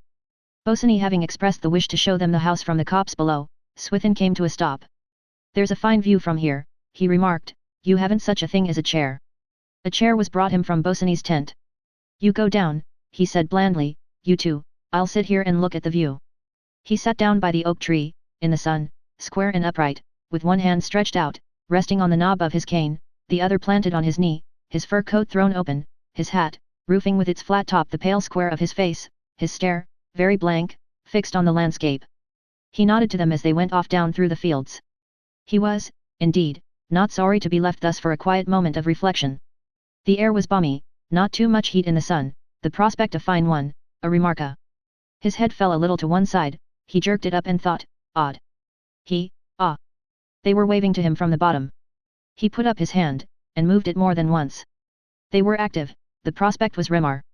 His head fell to the left, he jerked it up at once, it fell to the right. It remained there, he was asleep. And asleep, a sentinel on the top of the rise, he appeared to rule over this prospect, remarkable, like some image blocked out by the special artist, of primeval Forsytes in pagan days, to record the domination of mind over matter. And all the unnumbered generations of his yeoman ancestors, wont of a Sunday to stand akimbo surveying their little plots of land, their grey unmoving eyes hiding their instinct with its hidden roots of violence, their instinct for possession to the exclusion of all the world, all these unnumbered generations seemed to sit there with him on the top of the rise. But from him, thus slumbering, his jealous Forsyte spirit travelled far, into God knows what jungle of fancies, with those two young people, to see what they were doing down there in the copse where the spring was running riot with the scent of sap and bursting buds, the song of birds innumerable, a carpet of bluebells and sweet growing things, and the sun caught like gold in the tops of the trees, to see what they were doing, walking along there so close together on the path that was too narrow, walking along there so close that they were always touching, to watch Irene's eyes, like dark thieves, stealing the heart out of the spring. And a great unseen chaperone, his spirit was there, stopping with them to look at the little furry corpse of a mole, not dead an hour, with his mushroom and silver coat untouched by the rain or dew, watching over Irene's bent head, and the soft look of her pitying eyes, and over that young man's head, gazing at her so hard, so strangely. Walking on with them, too. Across the open space where a woodcutter had been at work, where the bluebells were trampled down, and a trunk had swayed and staggered down from its gashed stump. Climbing it with them, over, and on to the very edge of the copse, whence there stretched an undiscovered country, from far away in which came the sounds, cuckoo cuckoo. Silent, standing with them there, and uneasy at their silence. Very queer, very strange. Then back again, as though guilty, through the wood, back to the cutting, still silent, amongst the songs of birds that never ceased, and the wild scent, What was it, like that herb they put in, back to the log across the path. And then unseen, uneasy, flapping above them, trying to make noises, his Forsyte spirit watched her balanced on the log, her pretty figure swaying, smiling down at that young man gazing up with such strange, shining eyes, slipping now, falling, oh, sliding, down his breast, her soft, warm body clutched, her head bent back from his lips, his kiss, her recoil, his cry, you must know, I love you, must know, indeed, a pretty love. Ha! Swithin awoke, virtue had gone out of him. He had a taste in his mouth. Where was he? Damn! He had been asleep. He had dreamed something about a new soup, with the taste of mint in it. Those young people, where had they got to? His left leg had pins and needles. Adolf, the rascal was not there, the rascal was asleep somewhere. He stood up, tall, square, bulky in his fur, looking anxiously down over the fields, and presently he saw them coming. Irene was in front, that young fellow, what had they nicknamed him, the buccaneer, looked precious hangdog there behind her, had got a flea in his ear, he shouldn't wonder. Serve him right, taking her down all that way to look at the house. The proper place to look at a house from was the lawn. They saw him. He extended his arm, and moved it spasmodically to encourage them. But they had stopped. What were they standing there for, talking? They came on again. She had been giving him a rub, he had not the least doubt of it, and no wonder, over a house like that, a great ugly thing, not the sort of house he was accustomed to. He looked intently at their faces, with his pale, immovable stare. That young man looked very queer. You'll never make anything of this, he said tartly, pointing at the mansion, too newfangled. Bosinney gazed at him as though he had not heard, and Swithin afterwards described him to Aunt Hester as an extravagant sort of fellow, very odd way of looking at you, a bumpy beggar. What gave rise to this sudden piece of psychology he did not state, possibly Bosinney's prominent forehead and cheekbones and chin, or something hungry in his face, which quarrelled with Swithin's conception of the calm satiety that should characterize the perfect gentleman. He brightened up at the mention of tea. He had a contempt for tea, his brother Jolyon had been in tea, made a lot of money by it, but he was so thirsty, and had such a taste in his mouth, that he was prepared to drink anything. He longed to inform Irene of the taste in his mouth, she was so sympathetic, but it would not be a distinguished thing to do. He rolled his tongue round, and faintly smacked it against his palate. In a far corner of the tent Adolf was bending his cat-like moustaches over a kettle. He left it at once to draw the cork of a pint bottle of champagne. Swithin smiled, and, nodding at Bosinney, said, "Why, you're quite a Monte Cristo." This celebrated novel, one of the half-dozen he had read, had produced an extraordinary impression on his mind. Taking his glass from the table, he held it away from him to scrutinize the color. Thirsty as he was, it was not likely that he was going to drink trash. Then, placing it to his lips, he took a sip. "A very nice wine," he said at last, passing it before his nose, "not the equal of my hide seek." It was at this moment that the idea came to him which he afterwards imparted at Timothy's in this nutshell: "I shouldn't wonder a bit if that architect chap were sweet upon Mrs. Soames." And from this moment his pale, round eyes never ceased to bulge with the interest of his discovery. "The fellow," he said to Mrs. Septimus, "follows her about with his eyes like a dog, the bumpy beggar. I don't wonder at it, she's a very charming woman, and, I should say, the pink of discretion, a vague consciousness of perfume caging about Irene, like that from a flower with half-closed petals and a passionate heart, moved him to the creation of this image. But I wasn't sure of it," he said, "till I saw him pick up her handkerchief." Mrs. Small's eyes boiled with excitement. "And did he give it her back?" she asked. "Give it back," said Swithin, "I saw him slobber on it when he thought I wasn't looking." Mrs. Small gasped, too interested to speak. But she gave him no encouragement, went on Swithin. He stopped, and stared for a minute or two in the way that alarmed Aunt Hester so, he had suddenly recollected that, as they were starting back in the phaeton, she had given Bosinney her hand a second time, and let it stay there too. He had touched his horses smartly with the whip, anxious to get her all to himself. But she had looked back, and she had not answered his first question, neither had he been able to see her face, she had kept it hanging down. There is somewhere a picture, which Swithin has not seen, of a man sitting on a rock, and by him, immersed in the still, green water, a sea nymph lying on her back, with her hand on her naked breast. She has a half-smile on her face, a smile of hopeless surrender and of secret joy. Seated by Swithin's side, Irene may have been smiling like that. When, warmed by champagne, he had her all to himself, he unbosomed himself of his wrongs, of his smothered resentment against the new chef at the club, his worry over the house in Wigmore Street, where the rascally tenant had gone bankrupt through helping his brother-in-law as if charity did not begin at home, of his deafness, too, and that pain he sometimes got in his right side. She listened, her eyes swimming under their lids. He thought she was thinking deeply of his troubles, and pitied himself terribly. Yet in his fur coat, with frogs across the breast, his top hat aslant, driving this beautiful woman, he had never felt more distinguished. A coster, however, taking his girl for a Sunday airing, seemed to have the same impression about himself. This person had flogged his donkey into a gallop alongside, and sat, upright as a waxwork, in his jalopy chariot, his chin settled pompously on a red handkerchief, like Swithin's on his full cravat, while his girl, with the ends of a fly-blown boa floating out behind, aped a woman of fashion. Her swain moved a stick with a ragged bit of string dangling from the end, reproducing with strange fidelity the circular flourish of Swithin's whip, and rolled his head at his lady with a leer that had a weird likeness to Swithin's primeval stare. Though for a time unconscious of the lowly ruffian's presence, Swithin presently took it into his head that he was being guyed. He laid his whiplash across the mare's flank. The two chariots, however, by some unfortunate fatality continued abreast. Swithin's yellow, puffy face grew red, he raised his whip to lash the costermonger, but was saved from so far forgetting his dignity by a special intervention of Providence. A carriage driving out through a gate forced phaeton and donkey cart into proximity, the wheels grated, the lighter vehicle skidded, and was overturned. Swithin did not look round. On no account would he have pulled up to help the ruffian. Serve him right if he had broken his neck. But he could not if he would. The greys had taken alarm. The phaeton swung from side to side, and people raised frightened faces as they went dashing past. Swithin's great arms, stretched at full length, tugged at the reins. His cheeks were puffed, his lips compressed, his swollen face was of a dull, angry red. Irene had her hand on the rail, and at every lurch she gripped it tightly. Swithin heard her ask. "Are we going to have an accident, Uncle Swithin?" He gasped out between his pants, "It's nothing, little fresh. I've never been in an accident." "Don't you move," he took a look at her. She was smiling, perfectly calm. "Sit still," he repeated. "Never fear, I'll get you home." And in the midst of all his terrible efforts, he was surprised to hear her answer in a voice not like her own. "I don't care if I never get home." The carriage giving a terrific lurch, Swithin's exclamation was jerked back into his throat.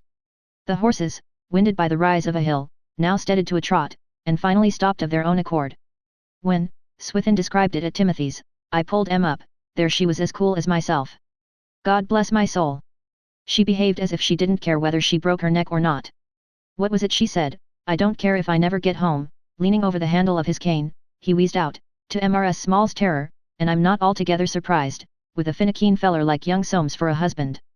It did not occur to him to wonder what Bosinney had done after they had left him there alone, whether he had gone wandering about like the dog to which Swithin had compared him, wandering down to that copse where the spring was still in riot, the cuckoo still calling from afar, gone down there with her handkerchief pressed to lips, its fragrance mingling with the scent of mint and thyme.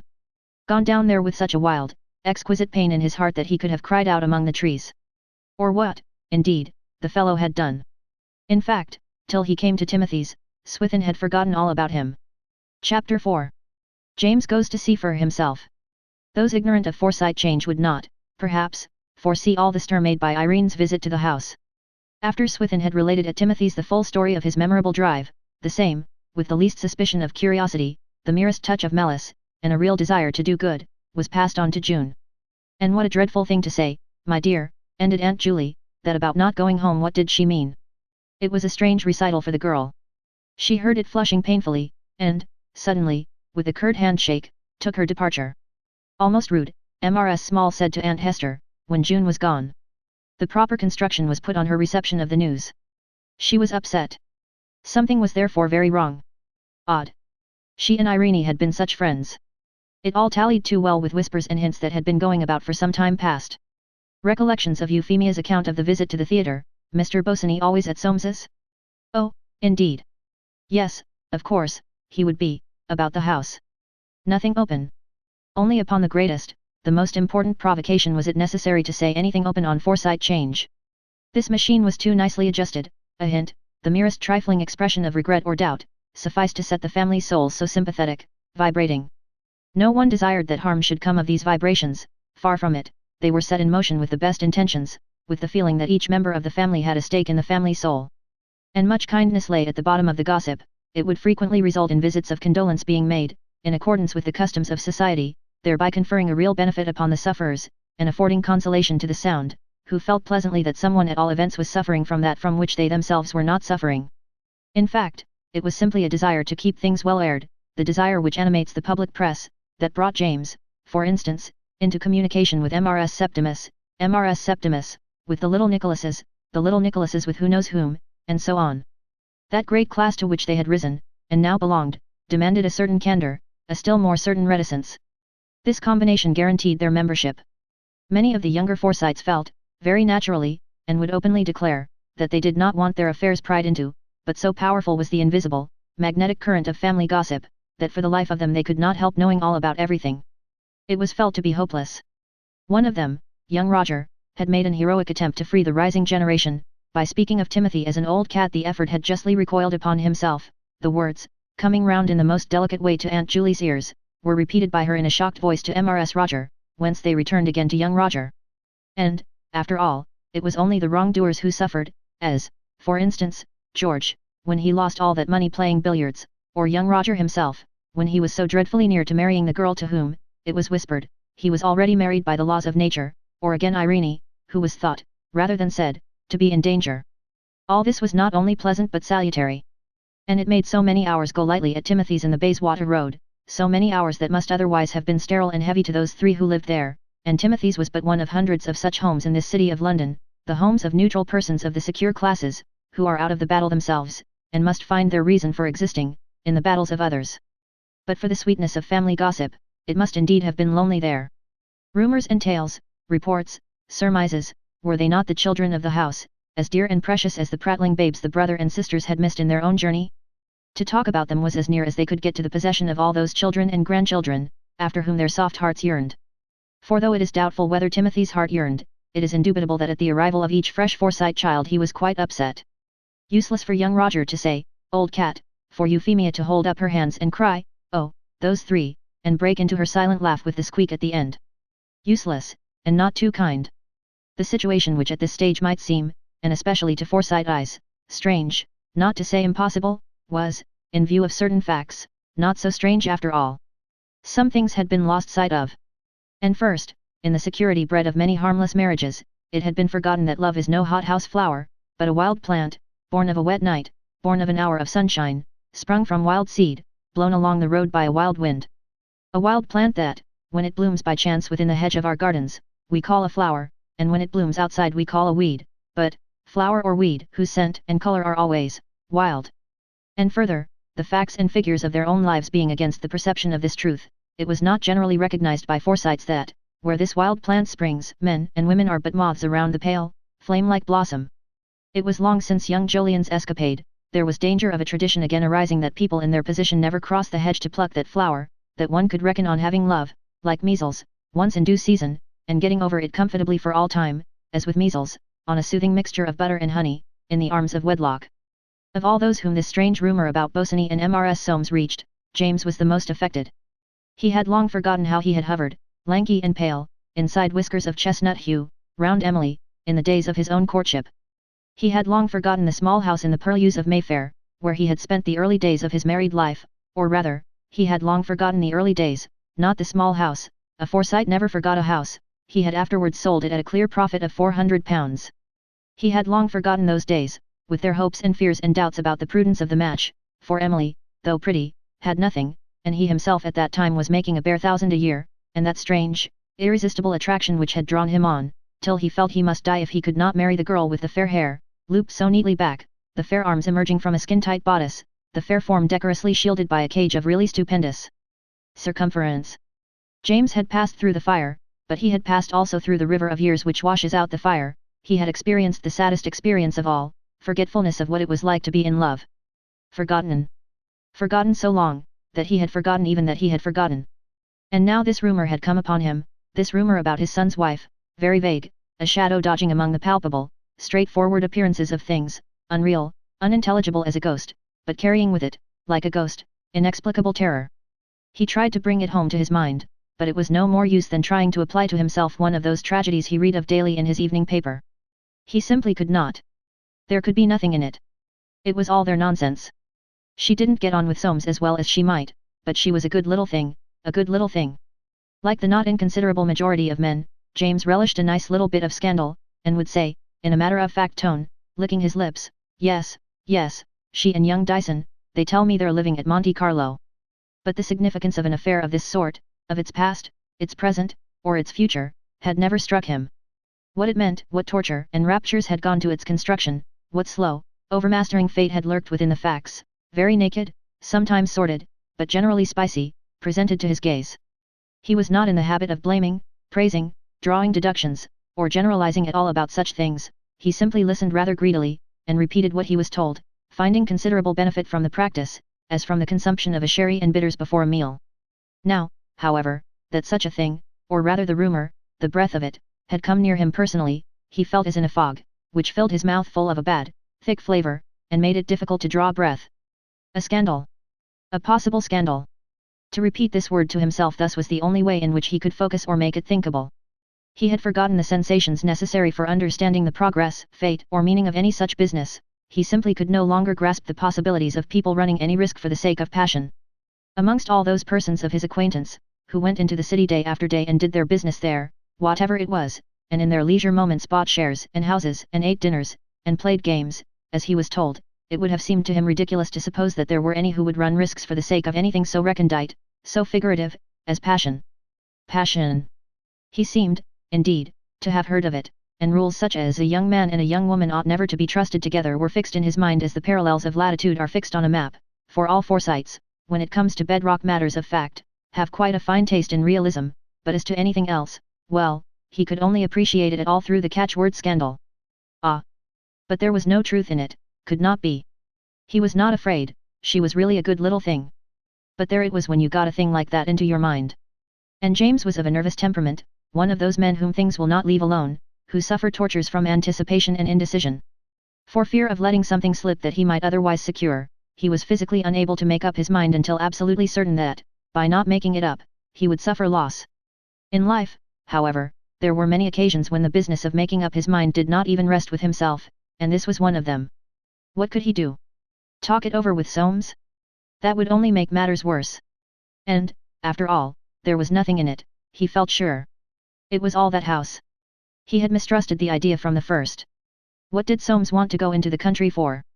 And, if he must go spending a lot of money building himself a house, why not have a first-rate man, instead of this young Bosinney, whom nobody knew anything about? He had told them how it would be. And he had heard that the house was costing Soames a pretty penny beyond what he had reckoned on spending. This fact, more than any other, brought home to James the real danger of the situation. It was always like this with these artistic chaps, a sensible man should have nothing to say to them. He had warned Irene, too. And see what had come of it. And it suddenly sprang into James's mind that he ought to go and see for himself. In the midst of that fog of uneasiness in which his mind was enveloped, the notion that he could go and look at the house afforded him inexplicable satisfaction. It may have been simply the decision to do something, more possibly the fact that he was going to look at a house, that gave him relief. He felt that in staring at an edifice of bricks and mortar, of wood and stone, built by the suspected man himself, he would be looking into the heart of that rumor about Irene.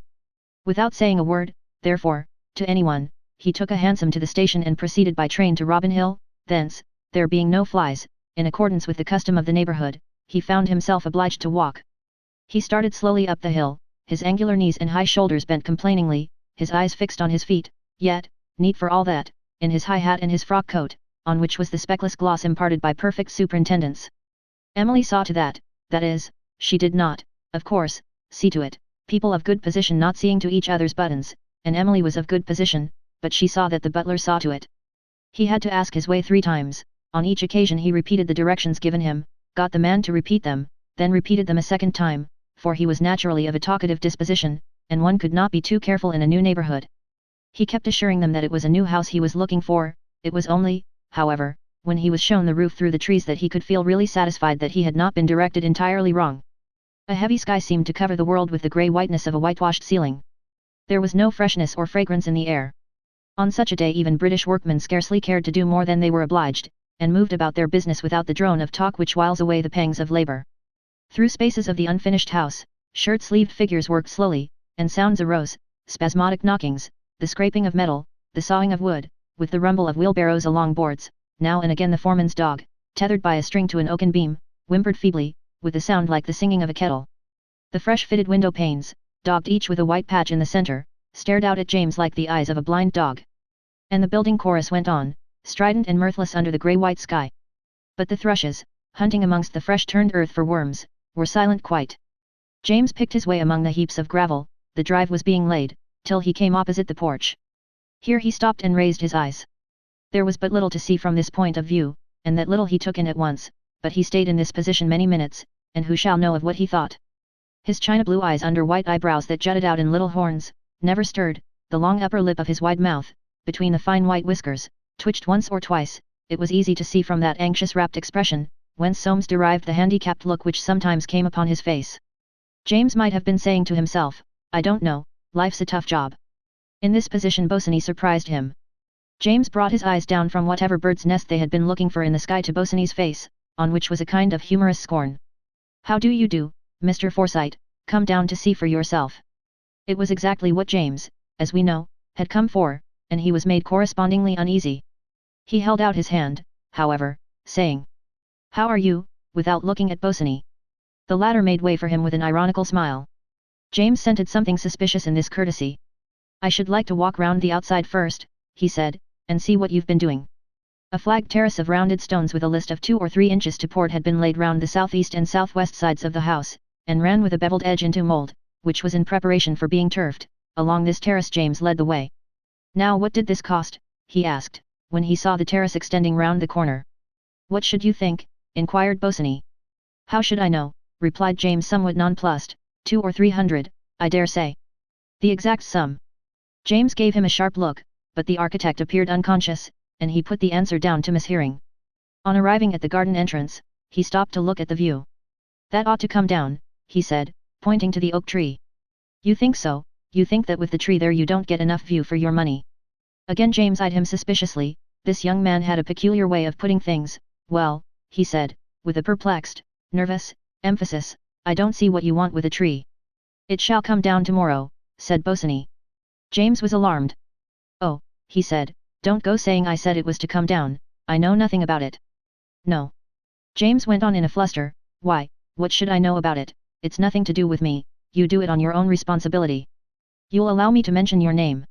James grew more and more alarmed. "I don't know what you want mentioning my name for," he muttered. "You'd better leave the tree alone, it's not your tree." He took out a silk handkerchief and wiped his brow. They entered the house. Like Swithin, James was impressed by the inner courtyard. "You must have spent a deuce of a lot of money here," he said, after staring at the columns and gallery for some time. "Now, what did it cost to put up those columns?" "I can't tell you offhand," thoughtfully answered Bosinney, "but I know it was a deuce of a lot." "I should think so," said James. "I should," he caught the architect's eye, and broke off. And now, whenever he came to anything of which he desired to know the cost, he stifled that curiosity. Bosinney appeared determined that he should see everything, and had not James been of too noticing a nature, he would certainly have found himself going round the house a second time. He seemed so anxious to be asked questions, too, that James felt he must be on his guard. He began to suffer from his exertions, for, though wiry enough for a man of his long build, he was 75 years old. He grew discouraged. He seemed no nearer to anything, had not obtained from his inspection any of the knowledge he had vaguely hoped for. He had merely increased his dislike and mistrust of this young man, who had tired him out with his politeness, and in whose manner he now certainly detected mockery. The fellow was sharper than he had thought, and better looking than he had hoped. He had a don't care appearance that James, to whom risk was the most intolerable thing in life, did not appreciate, a peculiar smile, too, coming when least expected, and very queer eyes. He reminded James, as he said afterwards, of a hungry cat. This was as near as he could get, in conversation with Emily, to a description of the peculiar exasperation, velvetiness and mockery, of which Bosinney's manner had been composed. At last, Having seen all that was to be seen, he came out again at the door where he had gone in, and now, feeling that he was wasting time and strength and money, all for nothing, he took the courage of a Forsyte in both hands, and, looking sharply at Bosinney, said, "I dare say you see a good deal of my daughter-in-law, now, what does she think of the house, but she hasn't seen it, I suppose." This he said, knowing all about Irene's visit, not, of course, that there was anything in the visit, except that extraordinary remark she had made about not caring to get home, and the story of how June had taken the news. He had determined, by this way of putting the question, to give Bosinney a chance, as he said to himself. The latter was long in answering, but kept his eyes with uncomfortable steadiness on James. "She has seen the house, but I can't tell you what she thinks of it." Nervous and baffled, James was constitutionally prevented from letting the matter drop. "Oh," he said, "she has seen it. Soames brought her down, I suppose." Bosinney smilingly replied, "Oh, no." "What, did she come down alone?" "Oh, no." "Then, who brought her?" "I really don't know whether I ought to tell you who brought her." To James, who knew that it was Swithin, this answer appeared incomprehensible. "Why," he stammered, "you know that," but he stopped, suddenly perceiving his danger. "Well," he said, "if you don't want to tell me, I suppose you won't. Nobody tells me anything." Somewhat to his surprise, Bosinney asked him a question. "By the by," he said, "could you tell me if there are likely to be any more of you coming down? I should like to be on the spot." "Any more?" said James, bewildered. "Who should there be more? I don't know of any more. Goodbye." Looking at the ground, he held out his hand, crossed the palm of it with Bosinney's, and taking his umbrella just above the silk, walked away along the terrace. Before he turned the corner he glanced back, and saw Bosinney following him slowly, slinking along the wall as he put it to himself. Like a great cat, he paid no attention when the young fellow raised his hat. Outside the drive, and out of sight, he slackened his pace still more. Very slowly, more bent than when he came, lean, hungry, and disheartened, he made his way back to the station. The buccaneer, watching him go so sadly home, felt sorry perhaps for his behavior to the old man. Chapter 5. Soames and Bosinney correspond. James said nothing to his son of this visit to the house, but, having occasion to go to Timothy's one morning on a matter connected with a drainage scheme which was being forced by the sanitary authorities on his brother, he mentioned it there. It was not, he said, a bad house. He could see that a good deal could be made of it. The fellow was clever in his way, though what it was going to cost Soames before it was done with he didn't know. Euphemia Forsyte, who happened to be in the room, she had come round to borrow the Rev. Mr. Scholl's last novel, Passion and Paregoric, which was having such a vogue, chimed in. "I saw Irene yesterday at the stores. She and Mr. Bosinney were having a nice little chat in the groceries."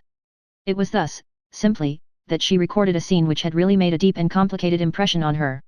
She had been hurrying to the silk department of the church and commercial stores, that institution than which, with its admirable system, admitting only guaranteed persons on a basis of payment before delivery, no emporium can be more highly recommended to Forsytes, to match a piece of prunella silk for her mother, who was waiting in the carriage outside. Passing through the groceries, her eye was unpleasantly attracted by the back view of a very beautiful figure. It was so charmingly proportioned, so balanced, and so well clothed, that Euphemia's instinctive propriety was at once alarmed. Such figures, she knew, by intuition rather than experience, were rarely connected with virtue, certainly never in her mind, for her own back was somewhat difficult to fit. Her suspicions were fortunately confirmed. A young man coming from the drugs had snatched off his hat, and was accosting the lady with the unknown back. It was then that she saw with whom she had to deal. The lady was undoubtedly Mrs. Soames, the young man Mr. Bosinney. Concealing herself rapidly over the purchase of a box of Tunisian dates, for she was impatient of awkwardly meeting people with parcels in her hands, and at the busy time of the morning, she was quite unintentionally an interested observer of their little interview.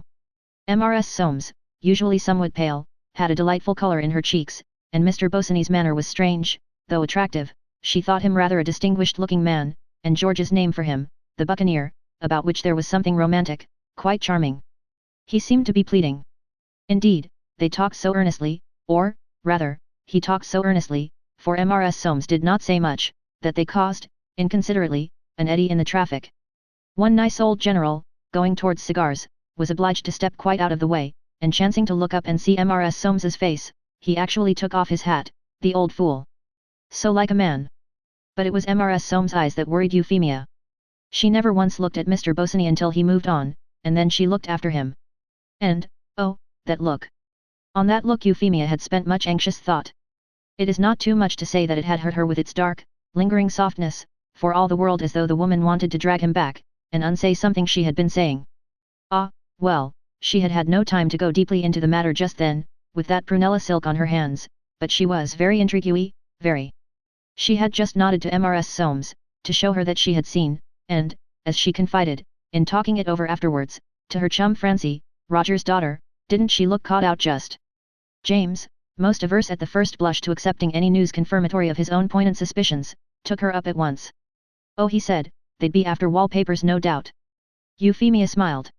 In the groceries, she said softly, and, taking Passion and Paregoric from the table, added, and so you'll lend me this, dear auntie, goodbye, and went away. James left almost immediately after, he was late as it was. When he reached the office of Forsyte, Bustard and Forsyte, he found Soames, sitting in his revolving chair, drawing up a defense. The latter greeted his father with a curt good morning, and, taking an envelope from his pocket, said, "It may interest you to look through this." James read as follows. 309D, Sloane Street. May 15. Dear Forsyte. The construction of your house being now completed, my duties as architect have come to an end. If I am to go on with the business of decoration, which at your request I undertook, I should like you to clearly understand that I must have a free hand. You never come down without suggesting something that goes counter to my scheme. I have here 3 letters from you, each of which recommends an article I should never dream of putting in. I had your father here yesterday afternoon, who made further valuable suggestions. Please make up your mind, therefore, whether you want me to decorate for you, or to retire, which on the whole I should prefer to do. But understand that, if I decorate alone, without interference of any sort. If I do the thing, I will do it thoroughly, but I must have a free hand. Yours truly, Philip Bosinney. The exact and immediate cause of this letter cannot, of course, be told, though it is not improbable that Bosinney may have been moved by some sudden revolt against his position towards Soames, that eternal position of art towards property, which is so admirably summed up, on the back of the most indispensable of modern appliances, in a sentence comparable to the very finest in Tacitus. Thus. T. Sorrow. Inventor. Bert M. Padland. Proprietor. What are you going to say to him? James asked. Soames did not even turn his head. I haven't made up my mind, he said, and went on with his defense. A client of his, having put some buildings on a piece of ground that did not belong to him, had been suddenly and most irritatingly warned to take them off again. After carefully going into the facts, however, Soames had seen his way to advise that his client had what was known as a title by possession, and that, though undoubtedly the ground did not belong to him, he was entitled to keep it, and had better do so, and he was now following up this advice by taking steps to, as the sailors say, make it so. He had a distinct reputation for sound advice, people saying of him, go to young Forsyte, a long-headed fellow, and he prized this reputation highly. His natural taciturnity was in his favor, nothing could be more calculated to give people, especially people with property, Soames had no other clients, the impression that he was a safe man. And he was safe. Tradition, habit, education, inherited aptitude, native caution, all joined to form a solid professional honesty, superior to temptation, from the very fact that it was built on an innate avoidance of risk. How could he fall, when his soul abhorred circumstances which render a fall possible? A man cannot fall off the floor. And those countless Forsytes, who, in the course of innumerable transactions concerned with property of all sorts, from wives to water rights, had occasion for the services of a safe man, found it both reposeful and profitable to confide in Soames. That slight superciliousness of his, combined with an air of mousing amongst precedents, was in his favor too. A man would not be supercilious unless he knew he was really at the head of the business, for though James still came nearly every day to see for himself, he did little now but sit in his chair, twist his legs, slightly confuse things already decided, and presently go away again, and the other partner, Bustard, was a poor thing, who did a great deal of work, but whose opinion was never taken. So Soames went steadily on with his defense. Yet it would be idle to say that his mind was at ease. He was suffering from a sense of impending trouble, that had haunted him for some time past. He tried to think it physical, a condition of his liver, but knew that it was not. He looked at his watch.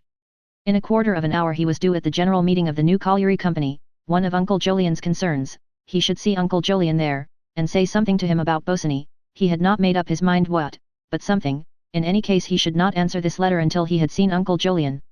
He got up and methodically put away the draft of his defense.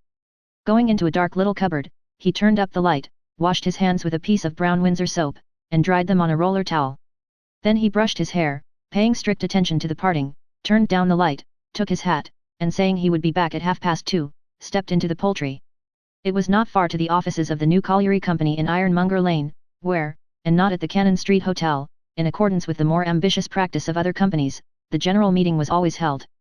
Old Jolyon had from the first set his face against the press. What business, he said, had the public with his concerns.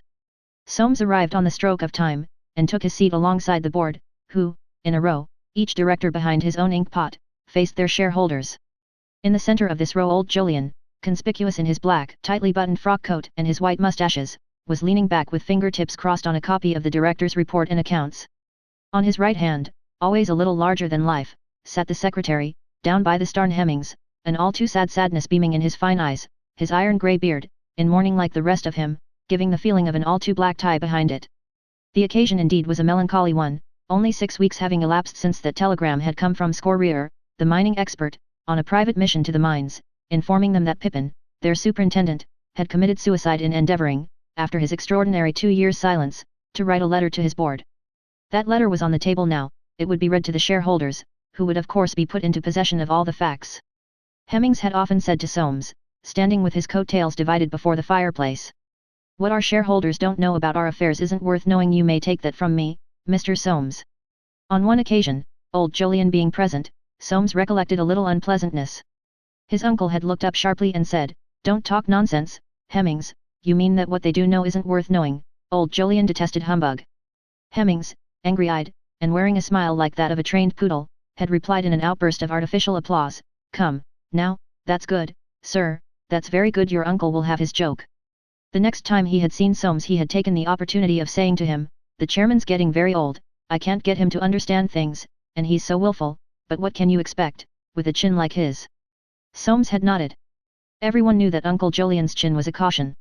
He was looking worried today, in spite of his general meeting look. He, Soames, should certainly speak to him about Bosinney. Beyond old Jolyon on the left was little Mr. Booker, and he, too, wore his general meeting look, as though searching for some particularly tender shareholder. And next him was the deaf director, with a frown, and beyond the deaf director, again, was old Mr. Bleedham, very bland, and having an air of conscious virtue, as well he might, knowing that the brown paper parcel he always brought to the boardroom was concealed behind his hat, one of that old-fashioned class, of flat-brimmed top hats which go with very large bow ties, clean-shaven lips, fresh cheeks, and neat little, white whiskers. Soames always attended the general meeting. It was considered better that he should do so, in case anything should arise. He glanced round with his close, supercilious air at the walls of the room, where hung plans of the mine and harbour, together with a large photograph of a shaft leading to a working which had proved quite remarkably unprofitable. This photograph, a witness to the eternal irony underlying commercial enterprise, still retained its position on the wall, an effigy of the director's pet, but dead, lamb. And now old Jolyon rose, to present the report and accounts. Veiling under a Jove-like serenity that perpetual antagonism deep-seated in the bosom of a director towards his shareholders, he faced them calmly. Soames faced them too. He knew most of them by sight. There was old Scrubsole, a tar man, who always came, as Hemmings would say, to make himself nasty, a cantankerous-looking old fellow with a red face, a jowl and an enormous low-crowned hat reposing on his knee. And the Rev. Mr. Bombs, who always proposed a vote of thanks to the chairman, in which he invariably expressed the hope that the board would not forget to elevate their employees, using the word with a double E, as being more vigorous and Anglo-Saxon. He had the strong imperialistic tendencies of his cloth. It was his salutary custom to buttonhole a director afterwards, and ask him whether he thought the coming year would be good or bad, and, according to the trend of the answer, to buy or sell 3 shares within the ensuing fortnight. And there was that military man, Major O'Bally, who could not help speaking, if only to second the re-election of the auditor, and who sometimes caused serious consternation by taking toasts, proposals rather, out of the hands of persons who had been flattered with little slips of paper, and trusting the said proposals to their care. These made up the lot, together with 4 or 5 strong, silent shareholders, with whom Soames could sympathize, men of business, who liked to keep an eye on their affairs for themselves, without being fussy, good, solid men, who came to the city every day and went back in the evening to good, solid wives. Good, solid wives. There was something in that thought which roused the nameless uneasiness in Soames again. What should he say to his uncle? What answer should he make to this letter?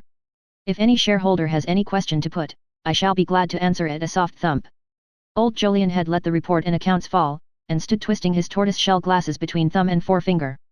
The ghost of a smile appeared on Soames's face. They had better hurry up with their questions. He well knew his uncle's method, the ideal one, of at once saying, "I propose, then, that the report and accounts be adopted." Never let them get their wind. Shareholders were notoriously wasteful of time. A tall, white-bearded man, with a gaunt, dissatisfied face, arose.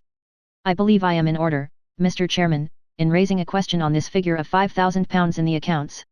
To the widow and family, he looked sourly round, of our late superintendent, who so, ill-advisedly, I say, ill-advisedly, committed suicide, at a time when his services were of the utmost value to this company. You have stated that the agreement which he has so unfortunately cut short with his own hand was for a period of 5 years, of which one only had expired. Old Jolyon made a gesture of impatience. I believe I am in order, Mr. Chairman. I ask whether this amount paid, or proposed to be paid, by the board to the deceased, is for services which might have been rendered to the company, had he not committed suicide. It is in recognition of past services, which we all know, you as well as any of us, to have been of vital value. Then, sir, all I have to say is that the services being past, the amount is too much. The shareholder sat down. Old Jolyon waited a second and said, I now propose that the report end. The shareholder rose again. May I ask if the board realizes that it is not their money, which, I don't hesitate to say that if it were their money. A second shareholder, with a round, dogged face, whom Soames recognized as the late superintendent's brother-in-law, got up and said warmly, in my opinion, sir, the sum is not enough. The Rev. Mr. Bombs now rose to his feet.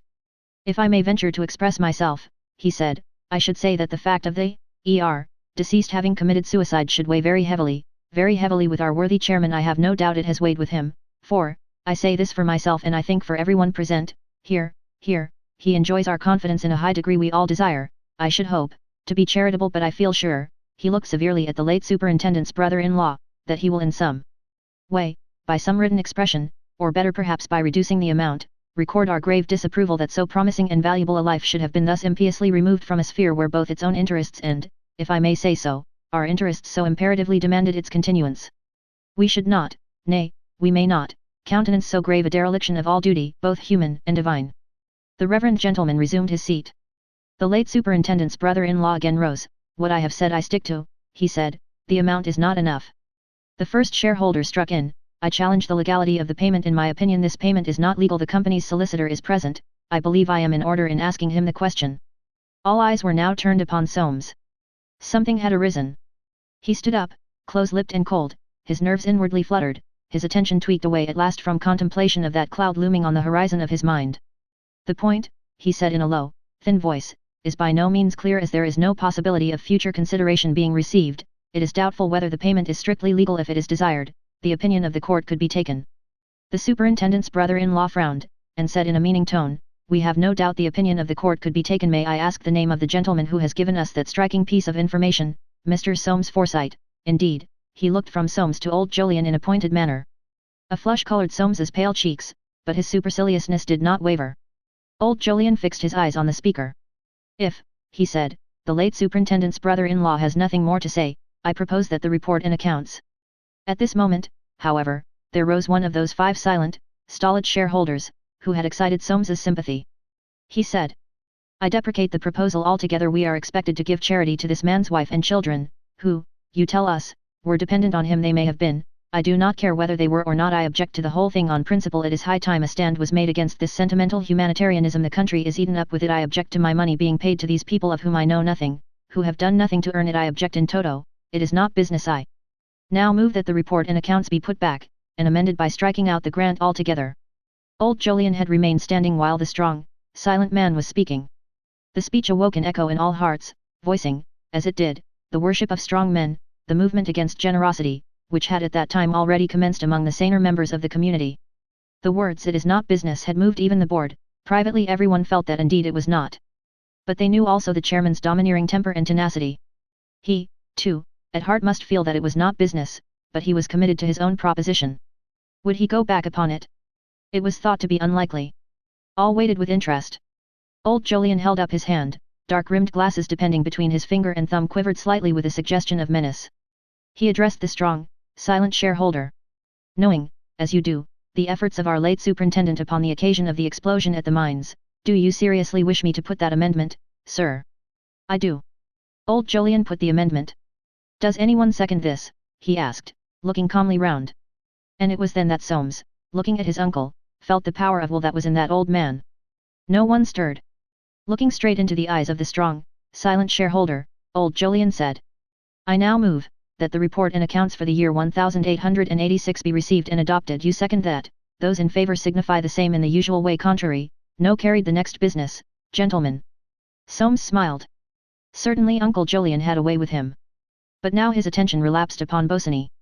Odd how that fellow haunted his thoughts, even in business hours. Irene's visit to the house, but there was nothing in that, except that she might have told him, but then, again, she never did tell him anything. She was more silent, more touchy, every day. He wished to God the house were finished, and they were in it, away from London. Town did not suit her, her nerves were not strong enough. That nonsense of the separate room had cropped up again. The meeting was breaking up now. Underneath the photograph of the lost Shaft Hemmings was buttonholed by the Rev. Mr. Bombs. Little Mr. Booker, his bristling eyebrows wreathed in angry smiles, was having a parting turn-up with old Scrub Sole. The two hated each other like poison. There was some matter of a tar contract between them, little Mr. Booker having secured it from the board for a nephew of his, over old Scrubsole's head. Soames had heard that from Hemmings, who liked to gossip, more especially about his directors, except, indeed, old Jolyon, of whom he was afraid. Soames awaited his opportunity. The last shareholder was vanishing through the door, when he approached his uncle, who was putting on his hat. "Can I speak to you for a minute, Uncle Jolyon?" It is uncertain what Soames expected to get out of this interview. Apart from that somewhat mysterious awe in which Forsytes in general held old Jolyon, due to his philosophic twist, or perhaps, as Hemmings would doubtless have said, to his chin, there was, and always had been, a subtle antagonism between the younger man and the old.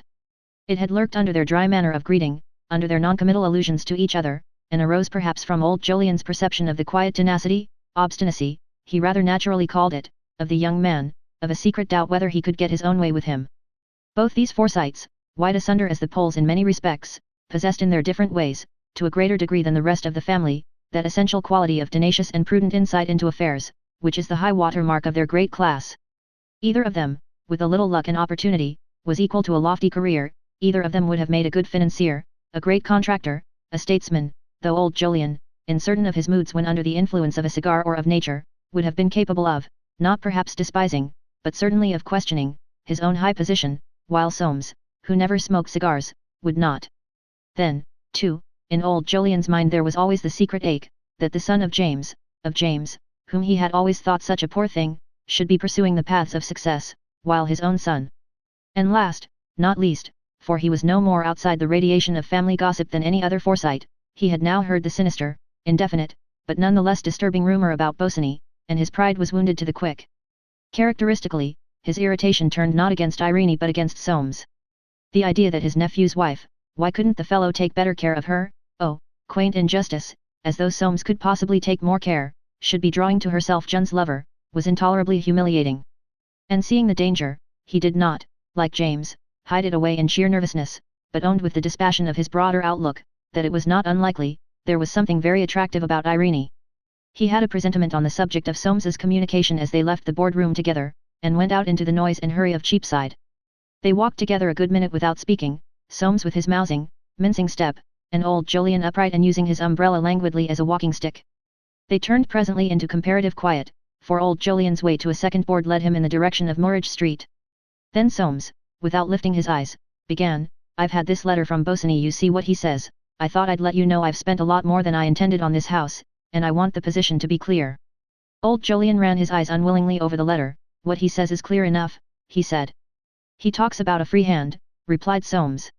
Old Jolyon looked at him. The long-suppressed irritation and antagonism towards this young fellow, whose affairs were beginning to intrude upon his own, burst from him. "Well, if you don't trust him, why do you employ him?" Soames stole a sideway look. "It's much too late to go into that," he said. "I only want it to be quite understood that if I give him a free hand, he doesn't let me in. I thought if you were to speak to him, it would carry more weight." "No," said old Jolyon abruptly, "I'll have nothing to do with it." The words of both uncle and nephew gave the impression of unspoken meanings, far more important, behind. And the look they interchanged was like a revelation of this consciousness. "Well," said Soames, "I thought, for John's sake, I'd tell you, that's all. I thought you'd better know I shan't stand any nonsense." "What is that to me?" Old Jolyon took him up. "Oh, I don't know," said Soames, and flurried by that sharp look he was unable to say more. "Don't say I didn't tell you," he added sulkily, recovering his composure. "Tell me," said old Jolyon. "I don't know what you mean. You come worrying me about a thing like this. I don't want to hear about your affairs, you must manage them yourself." "Very well," said Soames immovably, "I will." "Good morning, then," said old Jolyon, and they parted. Soames retraced his steps, and going into a celebrated eating house, asked for a plate of smoked salmon and a glass of chablis. He seldom ate much in the middle of the day, and generally ate standing, finding the position beneficial to his liver, which was very sound, but to which he desired to put down all his troubles. When he had finished he went slowly back to his office, with bent head, taking no notice of the swarming thousands on the pavements, who in their turn took no notice of him. The Evening Post carried the following reply to Bosinney. Forsyte, Bustard, and Forsyte. Commissioners for Oaths. 92001, Branch Lane, Poultry, E.C. May 17, 1887. Dear Bosinney. I have received your letter, the terms of which not a little surprise me. I was under the impression that you had, and have had all along, a free hand, for I do not recollect that any suggestions I have been so unfortunate as to make have met with your approval in giving you, in accordance with your request, this free hand. I wish you to clearly understand that the total cost of the house is handed over to me completely decorated, inclusive of your fee, as arranged between us, must not exceed £12,000, £12,000. This gives you an ample margin, and, as you know, is far more than I originally contemplated. I am yours truly, Soames Forsyte. On the following day he received a note from Bosinney. Philip Baines Bosinney, Architect. 309D, Sloane Street, S.W. May 18. Dear Forsyte. If you think that in such a delicate matter as decoration I can bind myself to the exact pound, I am afraid you are mistaken. I can see that you are tired of the arrangement, and of me, and I had better, therefore, resign. Yours faithfully, Philip Baines Bosinney. Soames pondered long and painfully over his answer, and late at night in the dining room, when Irene had gone to bed, he composed the following. 62, Montpellier Square, S.W. May 19, 1887. Dear Bosinney. I think that in both our interests it would be extremely undesirable that matters should be so left at this stage. I did not mean to say that if you should exceed the sum named in my letter to you by 10 or 20 or even £50, there would be any difficulty between us. This being so, I should like you to reconsider your answer. You have a free hand in the terms of this correspondence, and I hope you will see your way to completing the decorations, in the matter of which I know it is difficult to be absolutely exact. Yours truly, Soames Forsyte. Bosinney's answer, which came in the course of the next day, was May 20. Dear Forsyte. Very well. P.H. Bosinney. Chapter 6. Old Jolyon at the Zoo. Old Jolyon disposed of his second meeting, an ordinary board, summarily. He was so dictatorial that his fellow directors were left in cabal over the increasing domineeringness of old Forsyte, which they were far from intending to stand much longer, they said. He went out by underground to Portland Road Station, whence he took a cab and drove to the zoo. He had an assignation there, one of those assignations that had lately been growing more frequent, to which his increasing uneasiness about June and the change in her, as he expressed it, was driving him. She buried herself away, and was growing thin. If he spoke to her he got no answer, or had his head snapped off, or she looked as if she would burst into tears. She was as changed as she could be, all through this Bosinney. As for telling him about anything, not a bit of it. And he would sit for long spells brooding, his paper unread before him, a cigar extinct between his lips. She had been such a companion to him ever since she was 3 years old. And he loved her so. Forces regardless of family or class or custom were beating down his guard, impending events over which he had no control threw their shadows on his head. The irritation of one accustomed to have his way was roused against he knew not what. Chafing at the slowness of his cab, he reached the zoo door, but, with his sunny instinct for seizing the good of each moment, he forgot his vexation as he walked towards the tryst. From the stone terrace above the bear pit his son and his 2 grandchildren came hastening down when they saw old Jolyon coming, and led him away towards the lion house.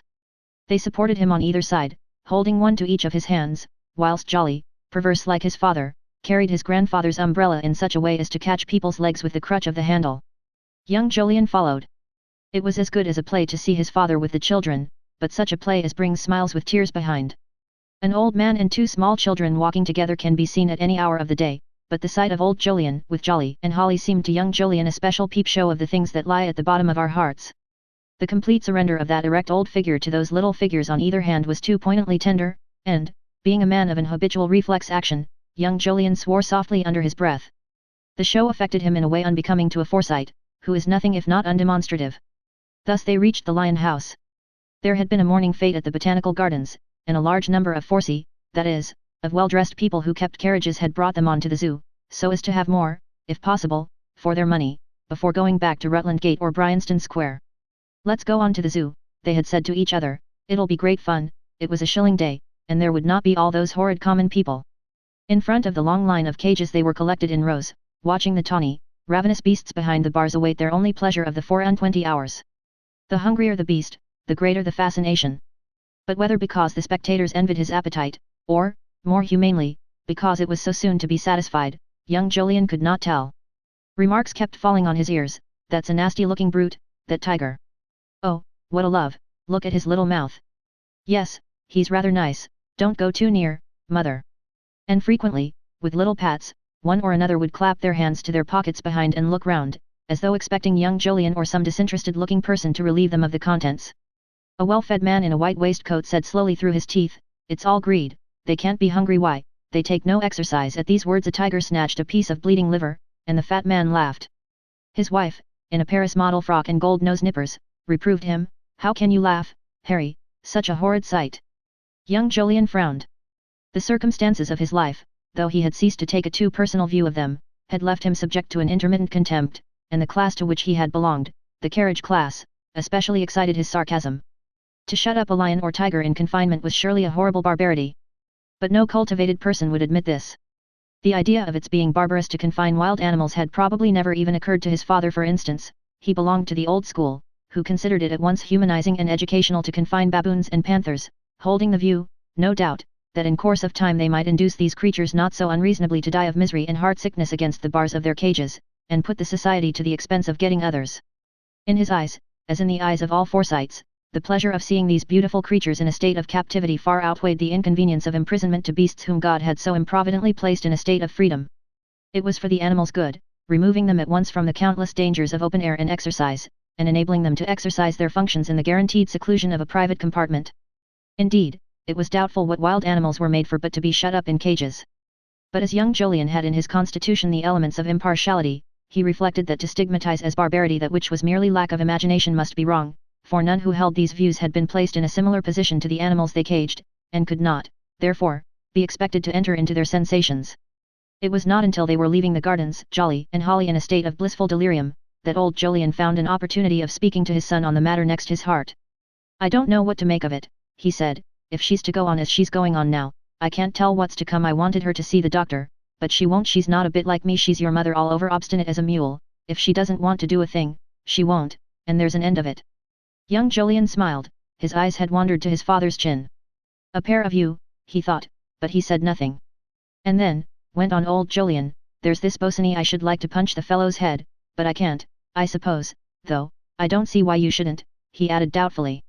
"What has he done? Far better that it should come to an end, if they don't hit it off." Old Jolyon looked at his son. Now they had actually come to discuss a subject connected with the relations between the sexes. He felt distrustful. Joe would be sure to hold some loose view or other. "Well, I don't know what you think," he said, "I dare say your sympathies with him, shouldn't be surprised, but I think he's behaving precious badly, and if he comes my way I shall tell him so." He dropped the subject. It was impossible to discuss with his son the true nature and meaning of Bosinney's defection. Had not his son done the very same thing, worse, if possible, 15 years ago? There seemed no end to the consequences of that piece of folly. Young Jolyon also was silent. He had quickly penetrated his father's thought, for, dethroned from the high seat of an obvious and uncomplicated view of things, he had become both perceptive and subtle. The attitude he had adopted towards sexual matters 15 years before, however, was too different from his father's. There was no bridging the gulf. He said coolly, "I suppose he's fallen in love with some other woman." Old Jolyon gave him a dubious look. "I can't tell," he said, "they say so."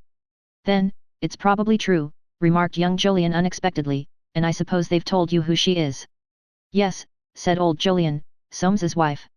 Young Jolyon did not whistle. The circumstances of his own life had rendered him incapable of whistling on such a subject, but he looked at his father, while the ghost of a smile hovered over his face. If old Jolyon saw, he took no notice. "She and June were bosom friends," he muttered. "Poor little June," said young Jolyon softly. He thought of his daughter still as a babe of 3. Old Jolyon came to a sudden halt. "I don't believe a word of it," he said, "it's some old woman's tale. Get me a cab, Joe, I'm tired to death." They stood at a corner to see if an empty cab would come along, while carriage after carriage drove past, bearing Forsytes of all descriptions from the zoo. The harness, the liveries, the gloss on the horses' coats, shone and glittered in the May sunlight, and each equipage, landau, sociable, barouche, victoria, or brougham, seemed to roll out proudly from its wheels. "I and my horses and my men, you know. Indeed, the whole turnout have cost a pot. But we were worth it every penny. Look at Master and at Mrs. now, the dogs. Ease with security, ah! That's the ticket." And such, as everyone knows, is fit accompaniment for a perambulating Forsyte. Amongst these carriages was a barouche coming at a greater pace than the others, drawn by a pair of bright bay horses. It swung on its high springs, and the 4 people who filled it seemed rocked as in a cradle. This chariot attracted young Julian's attention, and suddenly, on the back seat, he recognized his Uncle James, unmistakable in spite of the increased whiteness of his whiskers. Opposite, their backs defended by sunshades, Rachel Forsyte and her elder but married sister, Winifred Darty, in irreproachable toilettes, had posed their heads haughtily, like 2 of the birds they had been seeing at the zoo, while by James' side reclined Darty, in a brand new frock coat buttoned tight and square, with a large expanse of carefully shot linen protruding below each wristband. An extra, if subdued, sparkle, an added touch of the best gloss or varnish characterized this vehicle, and seemed to distinguish it from all the others, as though by some happy extravagance, like that which marks out the real work of art from the ordinary picture, it were designated as the typical car, the very throne of Forsytedom.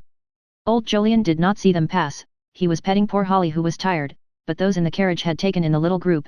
The ladies' heads tilted suddenly, there was a spasmodic screening movement of parasols, James' face protruded naively, like the head of a long bird, his mouth slowly opening. The shield-like rounds of the parasols grew smaller and smaller, and vanished. Young Jolyon saw that he had been recognized, even by Winifred, who could not have been more than 15 when he had forfeited the right to be considered a Forsyte. There was not much change in them. He remembered the exact look of their turnout all that time ago, horses, men, carriage, all different now, no doubt, but of the precise stamp of 15 years before, the same neat display, the same nicely calculated arrogance ease with security. The swing exact, the pose of the sunshades exact the spirit of the whole thing. And in the sunlight, defended by the haughty shields of parasols, carriage after carriage went by. "Uncle James has just passed, with his female folk," said young Jolyon. His father looked black. "Did your uncle see us?" "Yes." "Humph, what's he want, coming down into these parts?" An empty cab drove up at this moment, and old Jolyon stopped it. "I shall see you again before long, my boy," he said. "Don't you go paying any attention to what I've been saying about young Bosinney, I don't believe a word of it." Kissing the children, who tried to detain him, he stepped in and was borne away. Young Jolyon, who had taken Holly up in his arms, stood motionless at the corner, looking after the cab. Chapter 7. Afternoon at Timothy's. If old Jolyon, as he got into his cab, had said, "I won't believe a word of it," he would more truthfully have expressed his sentiments. The notion that James and his womankind had seen him in the company of his son had awakened in him not only the impatience he always felt when crossed, but that secret hostility natural between brothers, the roots of which, little nursery rivalries, sometimes toughen and deepen as life goes on, and, all hidden, support a plant capable of producing in season the bitterest fruits. Hitherto there had been between these 6 brothers no more unfriendly feeling than that caused by the secret and natural doubt that the others might be richer than themselves, a feeling increased to the pitch of curiosity by the approach of death, that end of all handicaps, and the great closeness of their man of business, who, with some sagacity, would profess to Nicholas ignorance of James' income, to James ignorance of old Jolyon's, to Jolyon ignorance of Roger's, to Roger ignorance of Swithin's, while to Swithin he would say most irritatingly that Nicholas must be a rich man.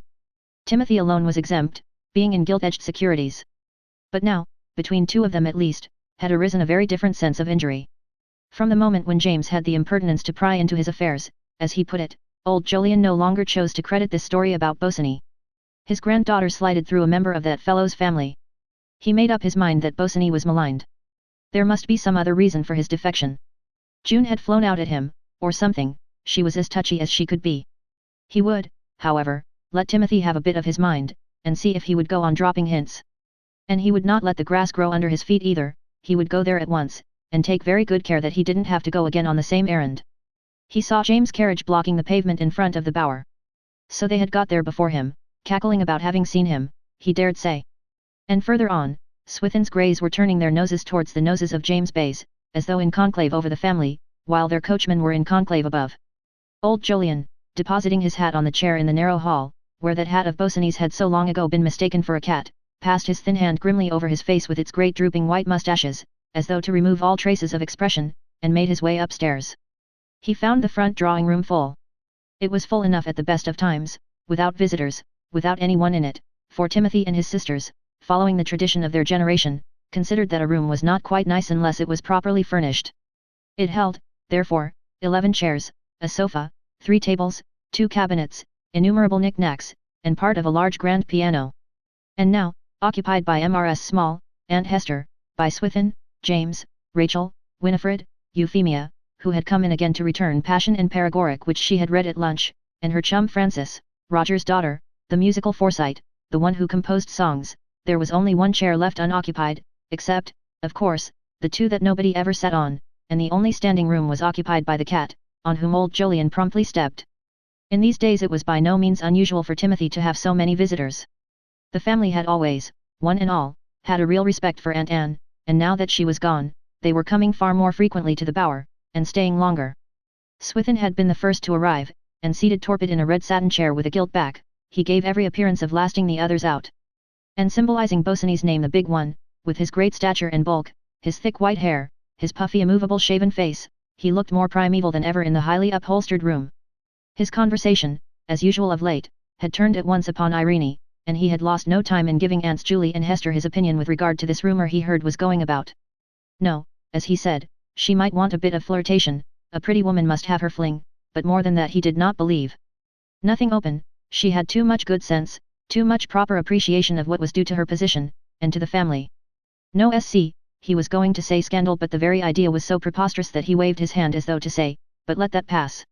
Granted that Swithin took a bachelor's view of the situation, still what indeed was not due to that family in which so many had done so well for themselves, had attained a certain position?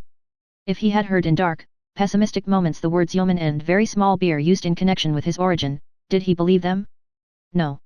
He cherished, hugging it pathetically to his bosom, the secret theory that there was something distinguished somewhere in his ancestry. Must be, he once said to young Jolyon, before the latter went to the bad. Look at us, we've got on, there must be good blood in us somewhere.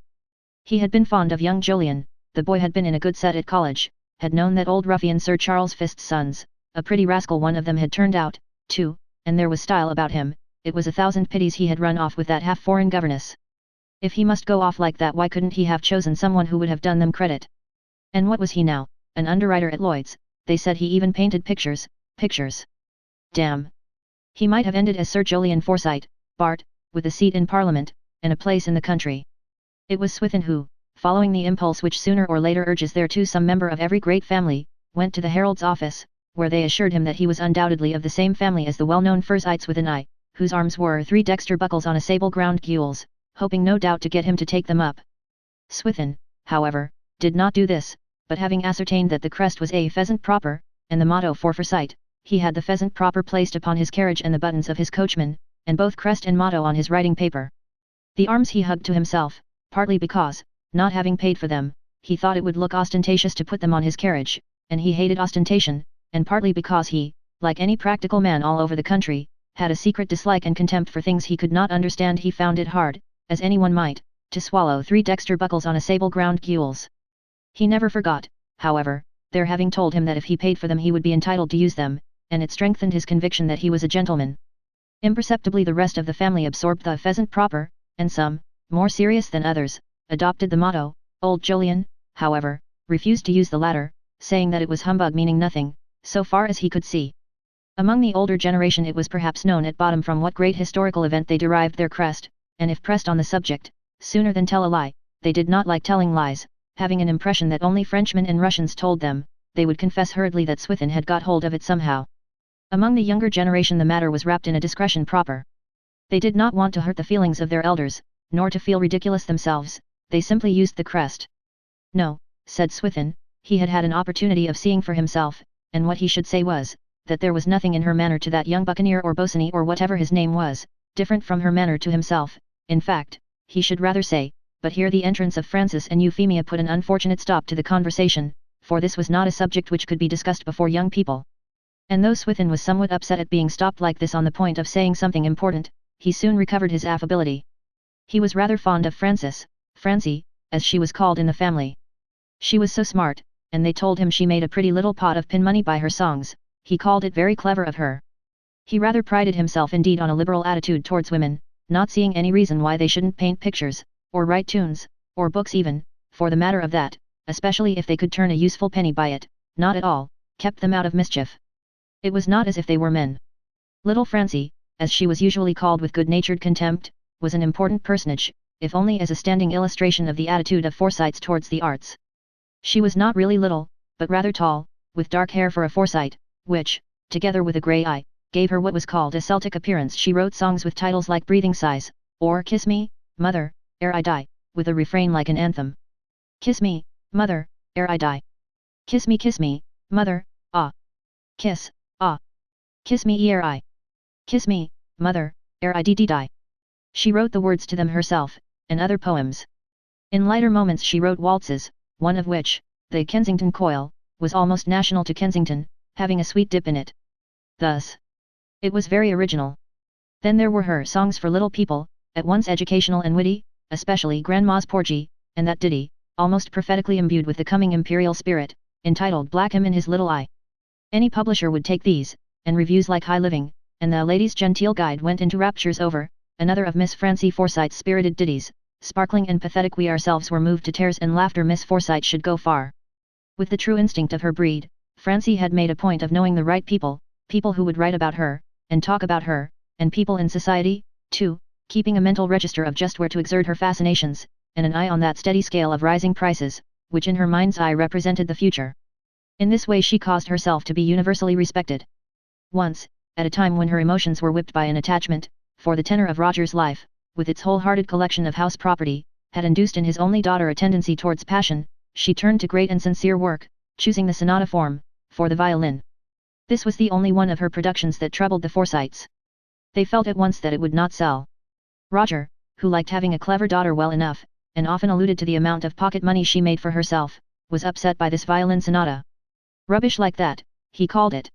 Francie had borrowed young Flageoletti from Euphemia, to play it in the drawing room at Prince's Gardens. As a matter of fact, Roger was right. It was rubbish, but annoying. The sort of rubbish that wouldn't sell. As every Forsyte knows, rubbish that sells is not rubbish at all, far from it. And yet, in spite of the sound common sense which fixed the worth of art at what it would fetch, some of the Forsytes, Aunt Hester, for instance, who had always been musical, could not help regretting that Francie's music was not classical. The same with her poems. But then, as Aunt Hester said, they didn't see any poetry nowadays, all the poems were a little light things. There was nobody who could write a poem like Paradise Lost, or Childe Harold, either of which made you feel that you really had read something. Still, it was nice for Francie to have something to occupy her, while other girls were spending money shopping she was making it. And both Aunt Hester and Aunt Julie were always ready to listen to the latest story of how Francie had got her price increased. They listened now, together with Swithin, who sat pretending not to, for these young people talked so fast and mumbled so, he never could catch what they said. And I can't think, said Mrs. Septimus, how you do it. I should never have the audacity. Francie smiled lightly. I'd much rather deal with a man than a woman. Women are so sharp. My dear, cried Mrs. Small, I'm sure we're not. Euphemia went off into her silent laugh, and, ending with the squeak, said, as though being strangled, oh, you'll kill me some day, Auntie. Swithin saw no necessity to laugh, he detested people laughing when he himself perceived no joke. Indeed, he detested Euphemia altogether, to whom he always alluded as Nick's daughter, what's she called, the pale one. He had just missed being her godfather, indeed, would have been, had he not taken a firm stand against her outlandish name. He hated becoming a godfather. Swithin then said to Francie with dignity, it's a fine day, for the time of year. But Euphemia, who knew perfectly well that he had refused to be her godfather, turned to Aunt Hester, and began telling her how she had seen Irene, Mrs. Soames, at the church and commercial stores. And Soames was with her, said Aunt Hester, to whom Mrs. Small had as yet had no opportunity of relating the incident. Soames with her, of course not. But was she all alone in London? Oh, no, there was Mr. Bosinney with her. She was perfectly dressed. But Swithin, hearing the name Irene, looked severely at Euphemia, who, it is true, never did look well in a dress, whatever she may have done on other occasions, and said, dressed like a lady, I've no doubt it's a pleasure to see her. At this moment James and his daughters were announced. Darty, feeling badly in want of a drink, had pleaded an appointment with his dentist, and, being put down at the Marble Arch, had got into a hansom, and was already seated in the window of his club in Piccadilly. His wife, he told his cronies, had wanted to take him to pay some calls. It was not in his line, not exactly. Ha! Hailing the waiter, he sent him out to the hall to see what had won the 4.30 race. He was dog-tired, he said, and that was a fact, had been driving about with his wife to shows all the afternoon. Had put his foot down at last. A fellow must live his own life. At this moment, glancing out of the bay window, for he loved this seat whence he could see everybody pass, his eye unfortunately, or perhaps fortunately, chanced to light on the figure of Soames, who was mousing across the road from the Green Park side, with the evident intention of coming in, for he, too, belonged to the Izoom. Darty sprang to his feet, Grasping his glass, he muttered something about that 4.30 race, and swiftly withdrew to the card room, where Soames never came. Here, in complete isolation and a dim light, he lived his own life till 7:30, by which hour he knew Soames must certainly have left the club. It would not do, as he kept repeating to himself whenever he felt the impulse to join the gossips in the bay window getting too strong for him, it absolutely would not do, with finances as low as his, and the old man, James, rusty ever since that business over the oil shares, which was no fault of his, to risk a row with Winifred. If Soames were to see him in the club it would be sure to come round to her that he wasn't at the dentist's at all. He never knew a family where things came round so uneasily. Amongst the green baize card tables, a frown on his olive-coloured face, his check trousers crossed, and patent leather boots shining through the gloom, he sat biting his forefinger, and wondering where the deuce he was to get the money if Erotic failed to win the Lancashire Cup. His thoughts turned gloomily to the Forsytes. What a set they were! There was no getting anything out of them, at least, it was a matter of extreme difficulty. They were so particular about money matters, not a sportsman amongst the lot, unless it were George. That fellow Soames, for instance, would have a fit if you tried to borrow a tenner from him, or, if he didn't have a fit, he looked at you with his cursed supercilious smile, as if you were a lost soul because you were in want of money. And that wife of his, Dartie's mouth watered involuntarily. He had tried to be on good terms with her, as one naturally would with any pretty sister-in-law, but he would be cursed if they, he mentally used a coarse word, would have anything to say to him. She looked at him, indeed, as if he were dirt, and yet she could go far enough, he wouldn't mind betting. He knew women, they weren't made with soft eyes and figures like that for nothing, as that fellow Soames would jolly soon find out, if there were anything in what he had heard about this Buccaneer Johnny. Rising from his chair, Dartie took a turn across the room, ending in front of the looking-glass over the marble chimney-piece, and there he stood for a long time contemplating in the glass the reflection of his face. It had that look, peculiar to some men, of having been steeped in linseed oil, with its waxed dark moustaches and the little distinguished commencements of side whiskers, and concernedly he felt the promise of a pimple on the side of his slightly curved and fattish nose. In the meantime old Jolyon had found the remaining chair in Timothy's commodious drawing-room. His advent had obviously put a stop to the conversation, decided awkwardness having set in. Aunt Julie, with her well-known kind-heartedness, hastened to set people at their ease again. "Yes, Jolyon," she said, "we were just saying that you haven't been here for a long time, but we mustn't be surprised you're busy, of course. James was just saying what a busy time of year." "Was he?" said old Jolyon, looking hard at James. "It wouldn't be half so busy if everybody minded their own business." James, brooding in a small chair from which his knees ran uphill, shifted his feet uneasily, and put one of them down on the cat, which had unwisely taken refuge from old Jolyon beside him. "Here, you've got a cat here," he said in an injured voice, withdrawing his foot nervously as he felt it squeezing into the soft, furry body. "Several," said old Jolyon, looking at one face and another. "I trod on one just now." A silence followed. Then Mrs. Small, twisting her fingers and gazing round with pathetic calm, asked, "And how is dear June?" A twinkle of humour shot through the sternness of old Jolyon's eyes. "Extraordinary old woman, Julie. No one quite like her for saying the wrong thing." "Bad," he said, "London don't agree with her, too many people about, too much clatter and chatter by half." He laid emphasis on the words, and again looked James in the face. Nobody spoke. A feeling of its being too dangerous to take a step in any direction, or hazard any remark, had fallen on them all. Something of the sense of the impending, that comes over the spectator of a Greek tragedy, had entered that upholstered room, filled with those white-haired, frock-coated old men, and fashionably attired women, who were all of the same blood, between all of whom existed an unseizable resemblance. Not that they were conscious of it, the visits of such fateful, bitter spirits are only felt. Then Swithin rose. He would not sit there, feeling like that. He was not to be put down by anyone. And, manoeuvring round the room with added pomp, he shook hands with each separately. "You tell Timothy from me," he said, "that he coddles himself too much." Then, turning to Francie, whom he considered smart, he added, "You come with me for a drive one of these days." But this conjured up the vision of that other eventful drive which had been so much talked about, and he stood quite still for a second, with glassy eyes, as though waiting to catch up with the significance of what he himself had said. Then, suddenly recollecting that he didn't care a damn, he turned to old Jolyon. "Well, goodbye, Jolyon, you shouldn't go about without an overcoat, you'll be getting sciatica or something," and, kicking the cat slightly with the pointed tip of his patent leather boot, he took his huge form away. When he had gone everyone looked secretly at the others, to see how they had taken the mention of the word drive, the word which had become famous, and acquired an overwhelming importance, as the only official, so to speak, news in connection with the vague and sinister rumour clinging to the family tongue. Euphemia, yielding to an impulse, said with a short laugh, "I'm glad Uncle Swithin doesn't ask me to go for drives." Mrs. Small, to reassure her and smooth over any little awkwardness the subject might have, replied, "My dear, he likes to take somebody well dressed, who will do him a little credit. I shall never forget the drive he took me. It was an experience," and her chubby round old face was spread for a moment with a strange contentment, then broke into pouts, and tears came into her eyes. She was thinking of that long ago driving tour she had once taken with Septimus Small. James, who had relapsed into his nervous brooding in the little chair, suddenly roused himself. "He's a funny fellow, Swithin," he said, but in a half-hearted way. Old Jolyon's silence, his stern eyes, held them all in a kind of paralysis. He was disconcerted himself by the effect of his own words, an effect which seemed to deepen the importance of the very rumour he had come to scotch, but he was still angry.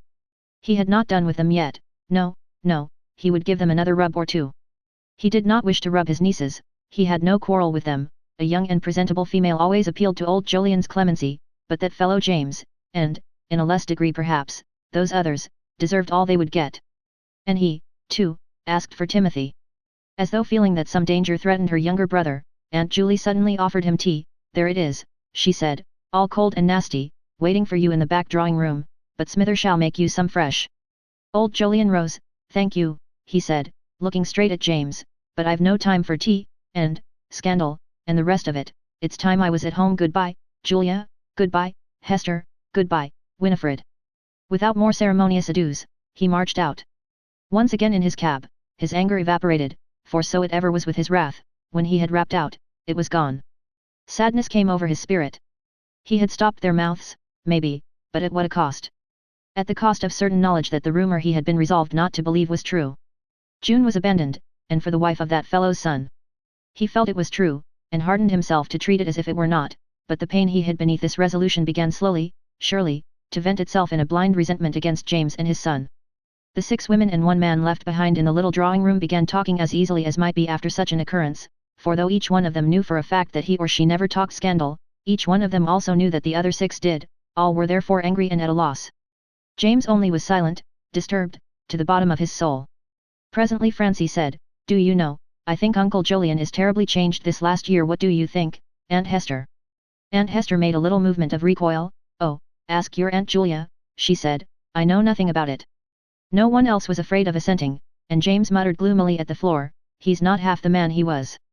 "I've noticed it a long time," went on Francie, "he's aged tremendously." Aunt Julie shook her head, her face seemed suddenly to have become one immense pout. "Poor dear Jolyon," she said, "somebody ought to see to it for him." There was again silence, then, as though in terror of being left solitarily behind, all 5 visitors rose simultaneously, and took their departure. Mrs. Small, Aunt Hester, and their cat were left once more alone. The sound of a door closing in the distance announced the approach of Timothy. That evening, when Aunt Hester had just got off to sleep in the back bedroom that used to be Aunt Julie's before Aunt Julie took Aunt Anne's, her door was opened, and Mrs. Small, in a pink nightcap, a candle in her hand, entered. "Hester," she said. "Hester." Aunt Hester faintly rustled the sheet. "Hester," repeated Aunt Julie, to make quite sure that she had awakened her, "I am quite troubled about poor dear Jolyon." "What?" Aunt Julie dwelt on the word. "Do you think ought to be done?" Aunt Hester again rustled the sheet, her voice was heard faintly pleading, "Done, how should I know?" Aunt Julie turned away satisfied, and closing the door with extra gentleness so as not to disturb dear Hester, let it slip through her fingers and fall to with a crack. Back in her own room, she stood at the window gazing at the moon over the trees in the park, through a chink in the muslin curtains, close drawn lest anyone should see. And there, with her face all round and pouting in its pink cap, and her eyes wet, she thought of dear Jolyon, so old and so lonely, and how she could be of some use to him, and how he would come to love her, as she had never been loved since poor Septimus went away. Chapter 8. Dance at Roger's. Roger's house in Prince's Gardens was brilliantly alight. Large numbers of wax candles had been collected and placed in cut glass chandeliers, and the parquet floor of the long, double drawing-room reflected these constellations. An appearance of real spaciousness had been secured by moving out all the furniture onto the upper landings, and enclosing the room with those strange appendages of civilization known as rout seats. In a remote corner, embowered in palms, was a cottage piano, with a copy of the Kensington Coil open on the music stand. Roger had objected to a band. He didn't see in the least what they wanted with a band, he wouldn't go to the expense, and there was an end of it. Francie, her mother, whom Roger had long since reduced to chronic dyspepsia, went to bed on such occasions, had been obliged to content herself with supplementing the piano by a young man who played the cornet, and she so arranged with palms that anyone who did not look into the heart of things might imagine there were several musicians secreted there. She made up her mind to tell them to play loud. There was a lot of music in a cornet, if the man would only put his soul into it. In the more cultivated American tongue, she was through at last, through that tortuous labyrinth of makeshifts, which must be traversed before fashionable display can be combined with the sound economy of a Forsyte. Thin but brilliant, in her maize-colored frock with much tulle about the shoulders, she went from place to place, fitting on her gloves, and casting her eye over it all. To the hired butler, for Roger only kept maids, she spoke about the wine. Did he quite understand that Mr. Forsyte wished a dozen bottles of the champagne from Whiteley's to be put out? But if that were finished, she did not suppose it would be, most of the ladies would drink water, no doubt, but if it were, there was the champagne cup, and he must do the best he could with that. She hated having to say this sort of thing to a butler, it was so infra-dig, but what could you do with father? Roger, indeed, after making himself consistently disagreeable about the dance, would come down presently, with his fresh color and bumpy forehead, as though he had been its promoter, and he would smile, and probably take the prettiest woman in to supper, and at 2 o'clock, just as they were getting into the swing, he would go up secretly to the musicians and tell them to play God Save the Queen, and go away. Francie devoutly hoped he might soon get tired, and slip off to bed. The 3 or 4 devoted girlfriends who were staying in the house for this dance had partaken with her, in a small, abandoned room upstairs, of tea and cold chicken legs, hurriedly served. The men had been sent out to dine at Eustace's club, it being felt that they must be fed up. Punctually on the stroke of 9 arrived Mrs. Small alone. She made elaborate apologies for the absence of Timothy, omitting all mention of Aunt Hester, who, at the last minute, had said she could not be bothered. Francie received her effusively, and placed her on a rout seat, where she left her, pouting and solitary in lavender-colored satin, the first time she had worn colour since Aunt Anne's death. The devoted maiden friends came now from their rooms, each by magic arrangement in a differently coloured frock, but all with the same liberal allowance of tulle on the shoulders and at the bosom, for they were, by some fatality, lean to a girl. They were all taken up to Mrs. Small. None stayed with her more than a few seconds, but clustering together talked and twisted their programs, looking secretly at the door for the first appearance of a man. Then arrived in a group a number of Nicholases, always punctual, the fashion up Ladbroke Grove way, and close behind them Eustace and his men, gloomy and smelling rather of smoke. 3 or 4 of Francie's lovers now appeared, one after the other. She had made each promise to come early. They were all clean-shaven and sprightly, with that peculiar kind of young man's sprightliness which had recently invaded Kensington. They did not seem to mind each other's presence in the least, and wore their ties bunching out at the ends, white waistcoats and socks with clocks. All had handkerchiefs concealed in their cuffs. They moved buoyantly, each armoured in professional gaiety, as though he had come to do great deeds. Their faces when they danced, far from wearing the traditional solemn look of the dancing Englishman, were irresponsible, charming, suave. They bounded, twirling their partners at great pace, without pedantic attention to the rhythm of the music. At other dancers they looked with a kind of airy scorn, they, the Light Brigade, the heroes of 100 Kensington hops, from whom alone could the right manner and smile and step be hoped. After this the stream came fast, chaperones silting up along the wall facing the entrance, the volatile element swelling the eddy in the larger room. Men were scarce, and wallflowers wore their peculiar, pathetic expression, a patient, sourish smile which seemed to say, "Oh, no, don't mistake me, I know you are not coming up to me, I can hardly expect that," and Francie would plead with one of her lovers, or with some callow youth, "Now, to please me, do let me introduce you to Miss Pink, such a nice girl, really," and she would bring him up, and say, "Miss Pink, Mr. Gathercole, can you spare him a dance?" Then Miss Pink, smiling her forced smile, colouring a little, answered, "Oh, I think so," and screening her empty card, wrote on it the name of Gathercole, spelling it passionately in the district that he proposed, about the second extra. But when the youth had murmured that it was hot, and passed, she relapsed into her attitude of hopeless expectation, into her patient, sourish smile. Mothers, slowly fanning their faces, watched their daughters, and in their eyes could be read all the story of those daughters' fortunes. As for themselves, to sit hour after hour, dead tired, silent, or talking spasmodically, what did it matter, so long as the girls were having a good time? But to see them neglected and passed by. Ah!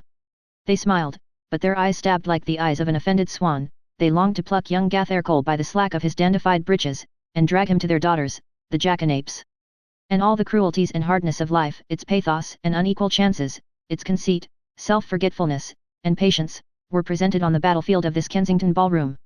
Here and there, too, lovers, not lovers like Francie's, a peculiar breed, but simply lovers, trembling, blushing, silent, saw each other by flying glances, sought to meet and touch in the mazes of the dance, and now and again dancing together, struck some beholder by the light in their eyes.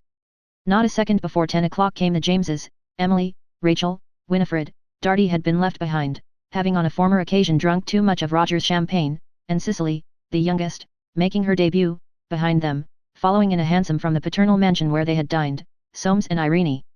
All these ladies had shoulder straps and no tulle, thus showing at once, by a bolder exposure of flesh, that they came from the more fashionable side of the park. Soames, sidling back from the contact of the dancers, took up a position against the wall. Guarding himself with his pale smile, he stood watching. Waltz after waltz began and ended, couple after couple brushed by with smiling lips, laughter and snatches of talk, or with set lips, and eyes searching the throng, or again, with silent, parted lips, and eyes on each other.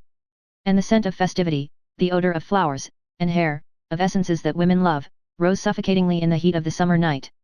Silent, with something of scorn in his smile, Soames seemed to notice nothing, but now and again his eyes, finding that which they sought, would fix themselves on a point in the shifting throng, and the smile die off his lips.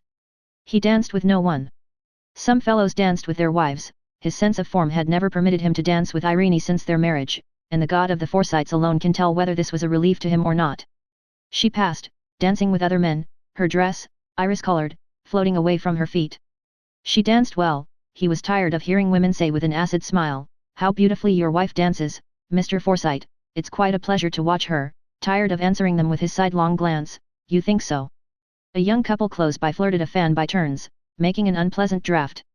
Francie and one of her lovers stood near. They were talking of love. He heard Roger's voice behind, giving an order about supper to a servant. Everything was very second class. He wished that he had not come. He had asked Irene whether she wanted him, she had answered with that maddening smile of hers, "Oh, no." Why had he come? For the last quarter of an hour he had not even seen her. Here was George advancing with his quilpish face, it was too late to get out of his way. "Have you seen the Buccaneer?" said this licensed wag, "he's on the warpath, haircut and everything." Soames said he had not, and crossing the room, half empty in an interval of the dance, he went out on the balcony, and looked down into the street. A carriage had driven up with late arrivals, and round the door hung some of those patient watchers of the London streets who spring up to the call of light or music. Their faces, pale and upturned above their black and rusty figures, had an air of stolid watching that annoyed Soames. Why were they allowed to hang about? Why didn't the bobby move them on? But the policeman took no notice of them, his feet were planted apart on the strip of crimson carpet stretched across the pavement, his face, under the helmet, wore the same stolid, watching look as theirs. Across the road, through the railings, Soames could see the branches of trees shining, faintly stirring in the breeze, by the gleam of the street lamps, beyond, again, the upper lights of the houses on the other side, so many eyes looking down on the quiet blackness of the garden, and over all, the sky, that wonderful London sky, dusted with the innumerable reflection of countless lamps, a dome woven over between its stars with the refraction of human needs and human fancies, immense mirror of pomp and misery that night after night stretches its kindly mocking over miles of houses and gardens, mansions and squalor, over Forsytes, policemen, and patient watchers in the streets. Soames turned away, and, hidden in the recess, gazed into the lighted room. It was cooler out there. He saw the new arrivals, June and her grandfather, enter. What had made them so late? They stood by the doorway. They looked fagged. Fancy Uncle Jolyon turning out at this time of night. Why hadn't June come to Irene, as she usually did, and it occurred to him suddenly that he had seen nothing of June for a long time now. Watching her face with idle malice, he saw it change, grow so pale that he thought she would drop, then flame out crimson. Turning to see at what she was looking, he saw his wife on Bosinney's arm, coming from the conservatory at the end of the room. Her eyes were raised to his, as though answering some question he had asked, and he was gazing at her intently. Soames looked again at June. Her hand rested on old Jolyon's arm, she seemed to be making a request. He saw a surprised look on his uncle's face, they turned and passed through the door out of his sight. The music began again, a waltz, and, still as a statue in the recess of the window, his face unmoved, but no smile on his lips, Soames waited. Presently, within a yard of the dark balcony, his wife and Bosinney passed. He caught the perfume of the gardenias that she wore, saw the rise and fall of her bosom, the languor in her eyes, her parted lips, and a look on her face that he did not know. To the slow, swinging measure they danced by, and it seemed to him that they clung to each other. He saw her raise her eyes, soft and dark, to Bosinney's, and drop them again. Very white, he turned back to the balcony, and leaning on it, gazed down on the square. The figures were still there looking up at the light with dull persistency, the policeman's face, too, upturned, and staring, but he saw nothing of them. Below, a carriage drew up, 2 figures got in, and drove away. That evening June and old Jolyon sat down to dinner at the usual hour. The girl was in her customary high-necked frock, old Jolyon had not dressed. At breakfast she had spoken of the dance at Uncle Roger's, she wanted to go, she had been stupid enough, she said, not to think of asking anyone to take her. It was too late now. Old Jolyon lifted his keen eyes. June was used to go to dances with Irene as a matter of course. And deliberately fixing his gaze on her, he asked, "Why don't you get Irene?" No. June did not want to ask Irene, she would only go if her grandfather wouldn't mind just for once for a little time. At her look, so eager and so worn, old Jolyon had grumblingly consented. He did not know what she wanted, he said, with going to a dance like this, a poor affair, he would wager, and she no more fit for it than a cat. What she wanted was sea air, and after his general meeting of the globular gold concessions he was ready to take her. She didn't want to go away? Ah! She would knock herself up. Stealing a mournful look at her, he went on with his breakfast. June went out early, and wandered restlessly about in the heat. Her little light figure that lately had moved so languidly about its business, was all on fire. She bought herself some flowers. She meant to look her best. He would be there. She knew well enough that he had a card. She would show him that she did not care. But deep down in her heart she resolved that evening to win him back. She came in flushed, and talked brightly all lunch. Old Jolyon was there, and he was deceived. In the afternoon she was overtaken by a desperate fit of sobbing. She strangled the noise against the pillows of her bed, but when at last it ceased she saw in the glass a swollen face with reddened eyes, and violet circles round them. She stayed in the darkened room till dinner time. All through that silent meal the struggle went on within her. She looked so shadowy and exhausted that old Jolyon told Sankey to countermand the carriage, he would not have her going out. She was to go to bed. She made no resistance. She went up to her room, and sat in the dark. At 10 o'clock she rang for her maid. "Bring some hot water, and go down and tell Mr. Forsyte that I feel perfectly rested. Say that if he's too tired I can go to the dance by myself." The maid looked askance, and June turned on her imperiously. "Go," she said, "bring the hot water at once." Her ball dress still lay on the sofa, and with a sort of fierce care she arrayed herself, took the flowers in her hand, and went down, her small face carried high under its burden of hair. She could hear old Jolyon in his room as she passed. Bewildered and vexed, he was dressing. It was past 10, they would not get there till 11, the girl was mad. But he dared not cross her, the expression of her face at dinner haunted him. With great ebony brushes he smoothed his hair till it shone like silver under the light, then he, too, came out on the gloomy staircase. June met him below, and, without a word, they went to the carriage. When, after that drive which seemed to last forever, she entered Roger's drawing room, she disguised under a mask of resolution a very torment of nervousness and emotion. The feeling of shame at what might be called running after him was smothered by the dread that he might not be there, that she might not see him after all, and by that dogged resolve, somehow, she did not know how, to win him back. The sight of the ballroom, with its gleaming floor, gave her a feeling of joy, of triumph, for she loved dancing, and when dancing she floated, so light was she, like a strenuous, eager little spirit. He would surely ask her to dance, and if he danced with her it would all be as it was before. She looked about her eagerly. The sight of Bosinney coming with Irene from the conservatory, with that strange look of utter absorption on his face, struck her too suddenly. They had not seen, no one should see, her distress, not even her grandfather. She put her hand on Jolyon's arm, and said very low, "I must go home, Gran, I feel ill." He hurried her away, grumbling to himself that he had known how it would be. To her he said nothing, only when they were once more in the carriage, which by some fortunate chance had lingered near the door, he asked her, "What is it, my darling?" Feeling her whole slender body shaken by sobs, he was terribly alarmed. She must have blank tomorrow. He would insist upon it. He could not have her like this. There, there. June mastered her sobs, and squeezing his hand feverishly, she lay back in her corner, her face muffled in a shawl. He could only see her eyes, fixed and staring in the dark, but he did not cease to stroke her hand with his thin fingers. Chapter 9. Evening at Richmond. Other eyes besides the eyes of June and of Soames had seen those two, as Euphemia had already begun to call them, coming from the conservatory. Other eyes had noticed the look on Bosinney's face. There are moments when nature reveals the passion hidden beneath the careless calm of her ordinary moods, violent spring flashing white on almond blossom through the purple clouds, a snowy, moonlit peak, with its single star, soaring up to the passionate blue, or against the flames of sunset, an old yew tree standing dark guardian of some fiery secret. There are moments, too, when in a picture gallery, a work, noted by the casual spectator as Titian, remarkably fine, breaks through the defences of some Forsyte better lunched perhaps than his fellows, and holds him spellbound in a kind of ecstasy. There are things, he feels, there are things here which, well, which are things. Something unreasoning, unreasonable, is upon him. When he tries to define it with the precision of a practical man, it eludes him, slips away, as the glow of the wine he has drunk is slipping away, leaving him cross, and conscious of his liver. He feels that he has been extravagant, prodigal of something, virtue has gone out of him. He did not desire this glimpse of what lay under the 3 stars of his catalogue.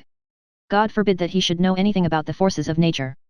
God forbid that he should admit for a moment that there are such things. Once admit that, and where was he? One paid a shilling for entrance, and another for the program.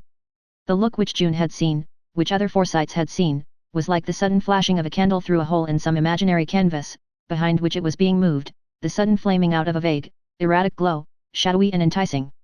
It brought home to onlookers the consciousness that dangerous forces were at work. For a moment they noticed it with pleasure, with interest, then felt they must not notice it at all. It supplied, however, the reason of Jun's coming so late and disappearing again without dancing, without even shaking hands with her lover. She was ill, it was said, and no wonder. But here they looked at each other guiltily. They had no desire to spread scandal, no desire to be ill-natured. Who would have? And to outsiders no word was breathed, unwritten law keeping them silent. Then came the news that June had gone to the seaside with old Jolyon. He had carried her off to Broadstairs, for which place there was just then a feeling, Yarmouth having lost caste, in spite of Nicholas, and no Forsyte going to the sea without intending to have an heir for his money such as would render him bilious in a week. That fatally aristocratic tendency of the first Forsyte to drink Madeira had left his descendants undoubtedly accessible. So June went to the sea. The family awaited developments, there was nothing else to do. But how far had those two gone? How far were they going to go? Could they really be going at all? Nothing could surely come of it, for neither of them had any money. At the most a flirtation, ending, as all such attachments should, at the proper time. Soames's sister, Winifred Dartie, who had imbibed with the breezes of Mayfair, she lived in Green Street, more fashionable principles in regard to matrimonial behaviour than were current, for instance, in Ladbroke Grove, laughed at the idea of there being anything in it. The little thing, Irene was taller than herself, and it was real testimony to the solid worth of a Forsyte that she should always thus be a little thing, the little thing was bored. Why shouldn't she amuse herself? Soames was rather tiring, and as to Mr. Bosinney, only that buffoon George would have called him the Buccaneer, she maintained that he was very chic. This dictum, that Bosinney was chic, caused quite a sensation. It failed to convince. That he was good-looking in a way they were prepared to admit, but that anyone could call a man with his pronounced cheekbones, curious eyes and soft felt hats chic was only another instance of Winifred's extravagant way of running after something new. It was that famous summer when extravagance was fashionable, when the very earth was extravagant, chestnut trees spread with blossom, and flowers drenched in perfume, as they had never been before, when roses blew in every garden, and for the swarming stars the nights had hardly space, when every day and all day long the sun, in full armour, swung his brazen shield above the park, and people did strange things, lunching and dining in the open air. Unprecedented was the tale of cabs and carriages that streamed across the bridges of the shining river, bearing the upper middle class in thousands to the green glories of Bushey, Richmond, Kew, and Hampton Court. Almost every family with any pretensions to be of the carriage class paid one visit that year to the horse chestnuts at Bushey, or took one drive amongst the Spanish chestnuts of Richmond Park bowling smoothly, if dustily, along, in a cloud of their own creation. They would stare fashionably at the antlered heads which the great slow deer raised out of a forest of bracken that promised to autumn lovers such cover as was never seen before. And now and again, as the amorous perfume of chestnut flowers and of fern was drifted too near, one would say to the other, "My dear, what a peculiar scent!" And the lime flowers that year were of rare prime, near honey-coloured. At the corners of London squares they gave out, as the sun went down, a perfume sweeter than the honey bees had taken, a perfume that stirred a yearning unnameable in the hearts of Forsytes and their peers, taking the cool after dinner in the precincts of those gardens to which they alone had keys. And that yearning made them linger amidst the dim shapes of flower beds in the failing daylight, made them turn and turn and turn again, as though lovers were waiting for them, waiting for the last light to die away under the shadow of the branches. Some vague sympathy evoked by the scent of the limes, some sisterly desire to see for herself, some idea of demonstrating the soundness of her dictum that there was nothing in it, or merely the craving to drive down to Richmond, irresistible that summer, moved the mother of the little Darties, of little Publius, of Imogen, Maud, and Benedict, to write the following note to her sister-in-law. June 30. Dear Irene, I hear that Soames is going to Henley tomorrow for the night. I thought it would be great fun if we made up a little party and drove down to Richmond. Will you ask Mr. Bosinney, and I will get young Flitpard. Emily, they called their mother Emily, it was so chic, will lend us the carriage. I will call for you and your young man at 7 o'clock. Your affectionate sister, Winifred Dartie. Montague believes the dinner at the Crown and Sceptre to be quite eatable. Montague was Dartie's second and better known name, his first being Moses, for he was nothing if not a man of the world. Her plan met with more opposition from Providence than so benevolent a scheme deserved.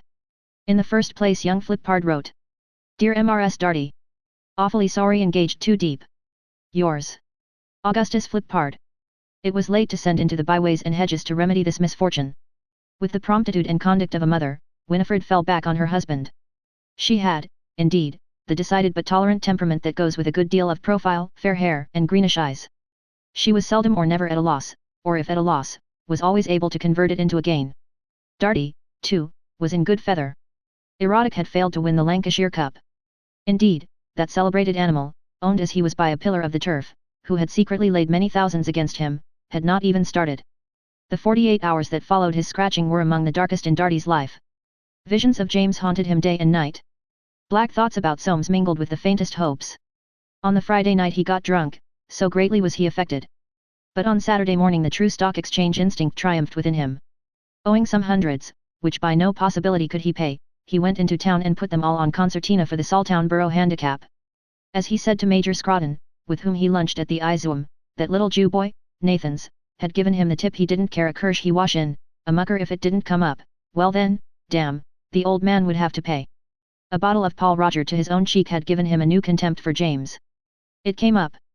Concertina was squeezed home by her neck, a terrible squeak. But, as Darty said, there was nothing like pluck.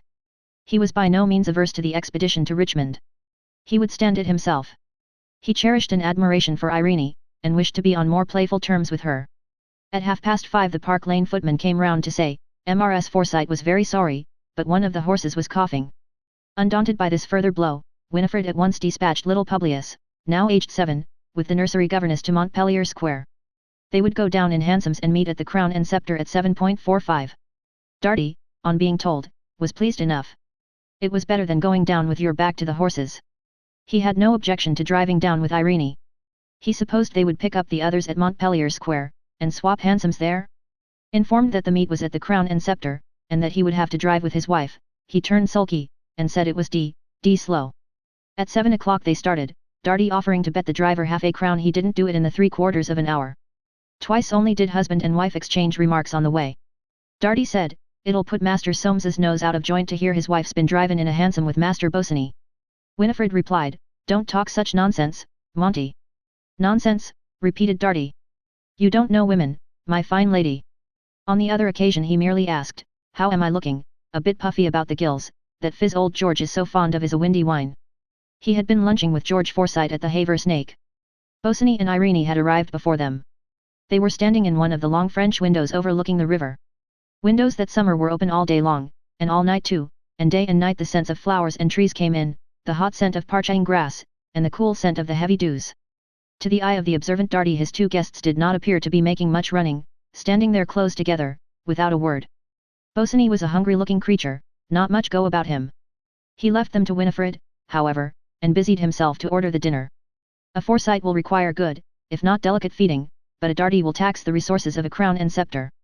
Living as he does, from hand to mouth, nothing is too good for him to eat, and he will eat it. His drink, too, will need to be carefully provided. There is much drink in this country not good enough for a Darty, he will have the best. Paying for things vicariously, there is no reason why he should stint himself. To stint yourself is the mark of a fool, not of a Darty. The best of everything. No sounder principle on which a man can base his life, whose father-in-law has a very considerable income, and a partiality for his grandchildren. With his not unable eye Darty had spotted this weakness in James the very first year after little Publius's arrival, an error, he had profited by his perspicacity. 4 little Dartys were now a sort of perpetual insurance. The feature of the feast was unquestionably the red mullet. This delectable fish, brought from a considerable distance in a state of almost perfect preservation, was first fried, then boned, then served in ice, with Madeira punch in place of sauce, according to a recipe known to a few men of the world. Nothing else calls for remark except the payment of the bill by Darty. He had made himself extremely agreeable throughout the meal, his bold, admiring stare seldom abandoning Irene's face and figure. As he was obliged to confess to himself, he got no change out of her, she was cool enough, as cool as her shoulders looked under their veil of creamy lace. He expected to have caught her out in some little game with Bosinney, but not a bit of it, she kept up her end remarkably well. As for that architect chap, he was as glum as a bear with a sore head, Winifred could barely get a word out of him, he ate nothing, but he certainly took his liquor, and his face kept getting whiter, and his eyes looked queer. It was all very amusing. For Darty himself was in capital form, and talked freely, with a certain poignancy, being no fool. He told 2 or 3 stories verging on the improper, a concession to the company, for his stories were not used to verging. He proposed Irene's health in a mock speech. Nobody drank it, and Winifred said, "Don't be such a clown, Monty." At her suggestion they went after dinner to the public terrace overlooking the river. "I should like to see the common people making love," she said, "it's such fun." There were numbers of them walking in the cool, after the day's heat, and the air was alive with the sound of voices, coarse and loud, or soft as though murmuring secrets. It was not long before Winifred's better sense, she was the only Forsyte present, secured them an empty bench. They sat down in a row. A heavy tree spread a thick canopy above their heads, and the haze darkened slowly over the river. Darty sat at the end, next to him Irene, then Bosinney, then Winifred. There was hardly room for four, and the man of the world could feel Irene's arm crushed against his own. He knew that she could not withdraw it without seeming rude, and this amused him. He devised every now and again a movement that would bring her closer still. He thought, "That Buccaneer Johnny shan't have it all to himself, it's a pretty tight fit, certainly." From far down below on the dark river came drifting the tinkle of a mandolin, and voices singing the old round. A boat, unto the ferry. For we'll go over and be merry. And laugh, and quaff, and drink brown sherry." And suddenly the moon appeared, young and tender, floating up on her back from behind a tree, and as though she had breathed, the air was cooler, but down that cooler air came always the warm odor of the limes. Over his cigar Darty peered round at Bosinney, who was sitting with his arms crossed, staring straight in front of him, and on his face the look of a man being tortured. And Darty shot a glance at the face between, so veiled by the overhanging shadow that it was but like a darker piece of the darkness shaped and breathed on, soft, mysterious, enticing. A hush had fallen on the noisy terrace, as if all the strollers were thinking secrets too precious to be spoken. And Darty thought, women. The glow died above the river, the singing ceased, the young moon hid behind a tree, and all was dark. He pressed himself against Irene. He was not alarmed at the shuddering that ran through the limbs he touched, or at the troubled, scornful look of her eyes. He felt her trying to draw herself away, and smiled. It must be confessed that the man of the world had drunk quite as much as was good for him. With thick lips parted under his well-curled moustaches, and his bold eyes aslant upon her, he had the malicious look of a satyr. Along the pathway of sky between the hedges of the tree-tops the stars clustered forth, like mortals beneath, they seemed to shift and swarm and whisper. Then on the terrace the buzz broke out once more, and Darty thought, "Ah, he's a poor, hungry-looking devil, that Bosinney," and again he pressed himself against Irene. The movement deserved a better success. She rose, and they all followed her. The man of the world was more than ever determined to see what she was made of. Along the terrace he kept close at her elbow. He had within him much good wine.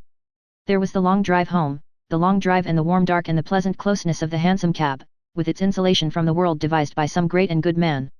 That hungry architect chap might drive with his wife, he wished him joy of her. And, conscious that his voice was not too steady, he was careful not to speak, but a smile had become fixed on his thick lips. They strolled along toward the cabs awaiting them at the farther end. His plan had the merit of all great plans, an almost brutal simplicity. He would merely keep at her elbow till she got in, and get in quickly after her. But when Irene reached the cab she did not get in, she slipped, instead, to the horse's head. Darty was not at the moment sufficiently master of his legs to follow. She stood stroking the horse's nose, and, to his annoyance, Bosinney was at her side first. She turned and spoke to him rapidly, in a low voice, the words that man reached Darty. He stood stubbornly by the cab step, waiting for her to come back. He knew a trick worth two of that. Here, in the lamplight, his figure, no more than medium height, well squared in its white evening waistcoat, his light overcoat flung over his arm, a pink flower in his buttonhole, and on his dark face that look of confident, good-humoured insolence, he was at his best, a thorough man of the world. Winifred was already in her cab. Darty reflected that Bosinney would have a poorish time in that cab if he didn't look sharp. Suddenly he received a push which nearly overturned him in the road. Bosinney's voice hissed in his ear, "I am taking Irene back, do you understand?" He saw a face white with passion, and eyes that glared at him like a wild cat's. He stammered. "What, not a bit you take my wife." "Get away," hissed Bosinney, "or I'll throw you into the road." Darty recoiled, he saw as plainly as possible that the fellow meant it. In the space he made Irene had slipped by, her dress brushed his legs. Bosinney stepped in after her. "Go on," he heard the buccaneer cry. The cabman flicked his horse. It sprang forward. Darty stood for a moment dumbfounded, then, dashing at the cab where his wife sat, he scrambled in. "Drive on," he shouted to the driver, "and don't you lose sight of that fellow in front." Seated by his wife's side, he burst into imprecations. Calming himself at last with a supreme effort, he added, "A pretty mess you've made of it, to let the buccaneer drive home with her. Why on earth couldn't you keep hold of him? He's mad with love, any fool can see that."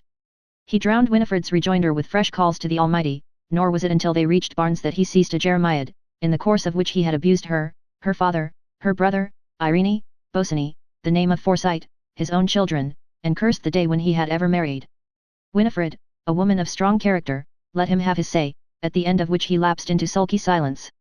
His angry eyes never deserted the back of that cab, which, like a lost chance, haunted the darkness in front of him. Fortunately he could not hear Bosinney's passionate pleading, that pleading which the man of the world's conduct had let loose like a flood.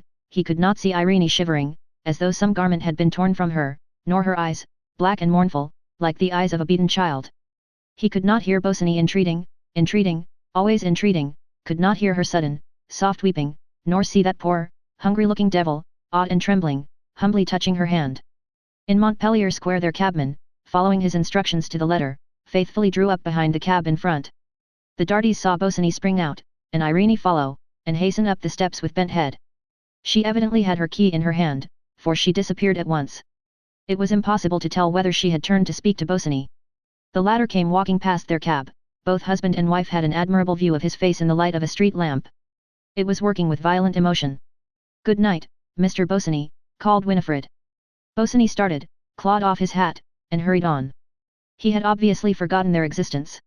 "There," said Darty, "did you see the beast's face? What did I say? Fine games." He improved the occasion. There had so clearly been a crisis in the cab that Winifred was unable to defend her theory. She said, "I shall say nothing about it. I don't see any use in making a fuss." With that view Darty at once concurred. Looking upon James as a private preserve, he disapproved of his being disturbed by the troubles of others. "Quite right," he said, "let Soames look after himself, he's jolly well able to." Thus speaking, the Dartys entered their habitat in Green Street, the rent of which was paid by James, and sought a well-earned rest. The hour was midnight, and no Forsytes remained abroad in the streets to spy out Bosinney's wanderings, to see him return and stand against the rails of the square garden, back from the glow of the street lamp, to see him stand there in the shadow of trees, watching the house where in the dark was hidden she whom he would have given the world to see for a single minute, she who was now to him the breath of the lime trees, the meaning of the light and the darkness, the very beating of his own heart. Chapter 10. Diagnosis of a Forsyte. It is in the nature of a Forsyte to be ignorant that he is a Forsyte, but young Jolyon was well aware of being one. He had not known it till after the decisive step which had made him an outcast. Since then the knowledge had been with him continually.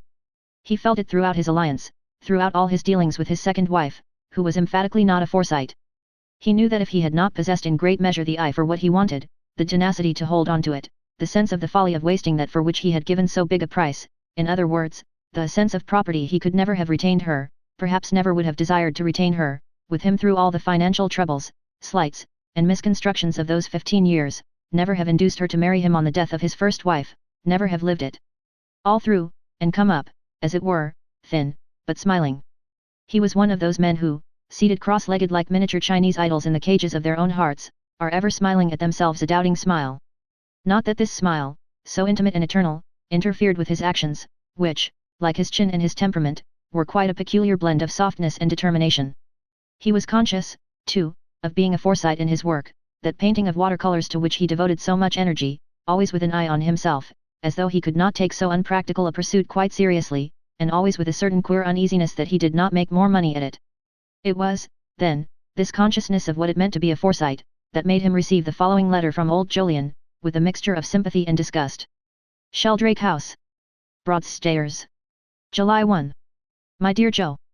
The dad's handwriting had altered very little in the 30-odd years that he remembered it. We have been here now a fortnight, and have had good weather on the whole. The air is bracing, but my liver is out of order, and I shall be glad enough to get back to town. I cannot say much for June. Her health and spirits are very indifferent, and I don't see what is to come of it. She says nothing, but it is clear that she is harping on this engagement, which is an engagement and no engagement, and, goodness knows what, I have grave doubts whether she ought to be allowed to return to London. In the present state of affairs, but she is so self-willed that she might take it into her head to come up at any moment.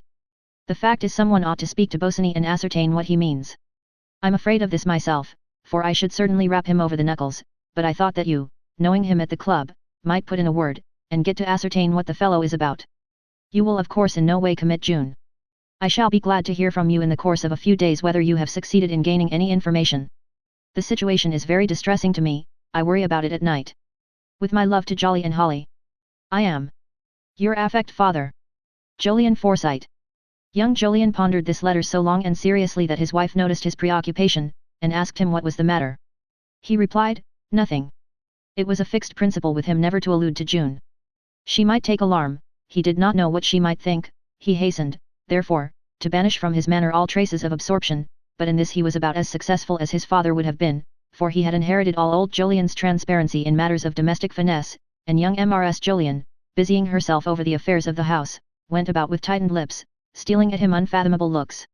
He started for the club in the afternoon with the letter in his pocket, and without having made up his mind. To sound a man as to his intentions was peculiarly unpleasant to him, nor did his own anomalous position diminish this unpleasantness. It was so like his family, so like all the people they knew and mixed with, to enforce what they called their rights over a man, to bring him up to the mark, so like them to carry their business principles into their private relations. And how that phrase in the letter, "You will, of course, in no way commit June," gave the whole thing away.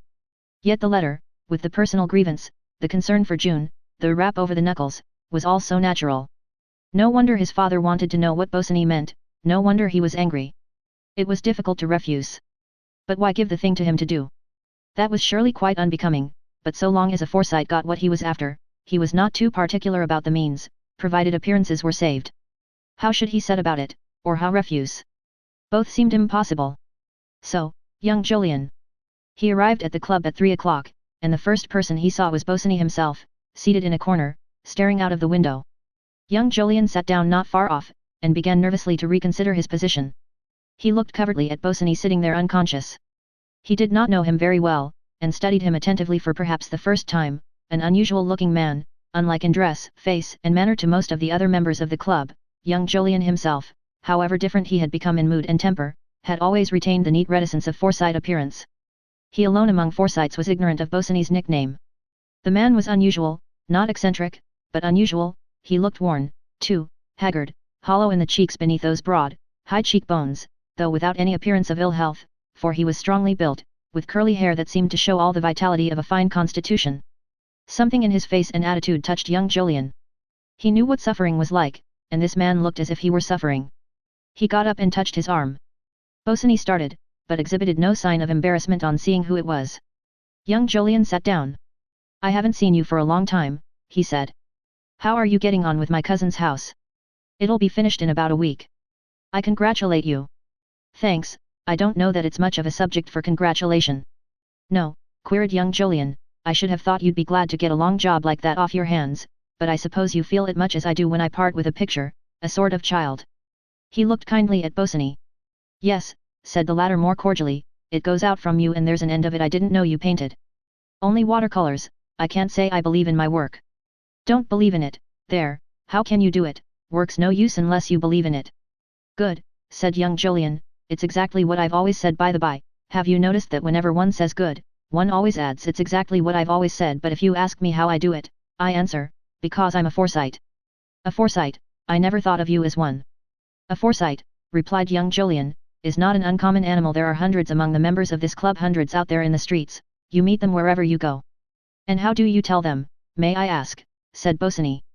"By their sense of property. A Forsyte takes a practical, one might say a common sense, view of things, and a practical view of things is based fundamentally on a sense of property. A Forsyte, you will notice, never gives himself away." "Joking?" Young Jolyon's eye twinkled. "Not much as a Forsyte myself. I have no business to talk, but I'm a kind of thoroughbred mongrel. Now, there's no mistaking you, you're as different from me as I am from my Uncle James, who is the perfect specimen of a Forsyte. His sense of property is extreme, while you have practically none without me in between. You would seem like a different species. I'm the missing link. We are, of course, all of us the slaves of property, and I admit that it's a question of degree, but what I call a Forsyte is a man who is decidedly more than less a slave of property. He knows a good thing, he knows a safe thing, and his grip on property, it doesn't matter whether it be wives, houses, money, or reputation, is his hallmark." "Ah," murmured Bosinney. "You should patent the word." "I should like," said young Jolyon, "to lecture on it.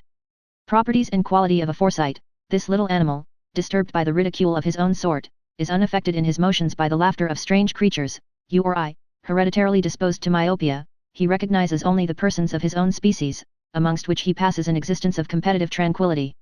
"You talk of them," said Bosinney, "as if they were half England." "They are," repeated young Jolyon, "half England, and the better half, too, the safe half, the 3% half, the half that counts. It's their wealth and security that makes everything possible, makes your art possible, makes literature, science, even religion, possible. Without Forsytes, who believe in none of these things, and habitats but turn them all to use. Where should we be, my dear sir? The Forsytes are the middlemen, the commercials, the pillars of society, the cornerstones of convention, everything that is admirable. I don't know whether I catch your drift, said Bosinney, but I fancy there are plenty of Forsytes, as you call them, in my profession. Certainly, replied young Jolyon.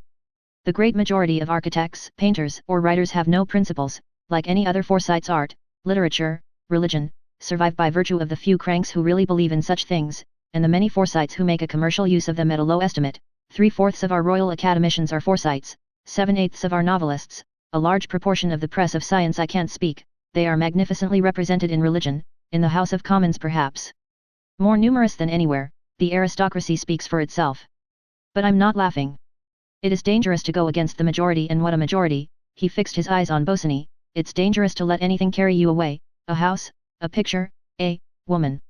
They looked at each other, and, as though he had done that which no Forsyte did, given himself away, young Jolyon drew into his shell. Bosinney broke the silence. Why do you take your own people as the type, said he. My people, replied young Jolyon, are not very extreme, and they have their own private peculiarities, like every other family, but they possess in a remarkable degree those two qualities which are the real tests of a Forsyte, the power of never being able to give yourself up to anything soul and body, and the sense of property. Bosinney smiled. How about the big one, for instance? Do you mean Swithin? Asked young Jolyon. Ah, in Swithin there's something primeval still. The town and middle-class life haven't digested him yet. All the old centuries of farm work and brute force have settled in him, and there they've stuck, for all he's so distinguished. Bosinney seemed to ponder. Well, you've hit your cousin Soames off to the life, he said suddenly. He'll never blow his brains out. Young Jolyon shot at him a penetrating glance. No, he said, he won't. That's why he's to be reckoned with. Look out for their grip. It's easy to laugh, but don't mistake me. It doesn't do to despise a Forsyte, it doesn't do to disregard them. Yet you've done it yourself. Young Jolyon acknowledged the hit by losing his smile. You forget, he said with a queer pride, I can hold on, too. I'm a Forsyte myself. We're all in the path of great forces. The man who leaves the shelter of the wall, well, you know what I mean. I don't, he ended very low, as though uttering a threat, recommend every man to go my way. It depends. The colour rushed into Bosinney's face, but soon receded, leaving it sallow brown as before.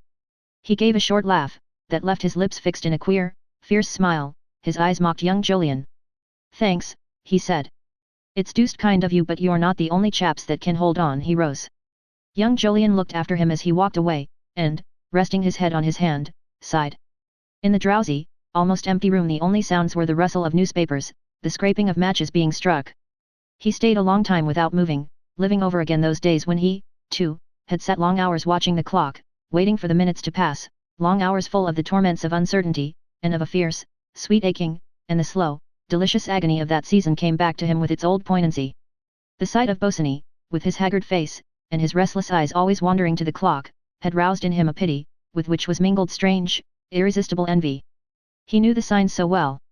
Whither was he going, to what sort of fate? What kind of woman was it who was drawing him to her by that magnetic force which no consideration of honor, no principle, no interest could withstand, from which the only escape was flight? Flight. But why should Bosinney fly?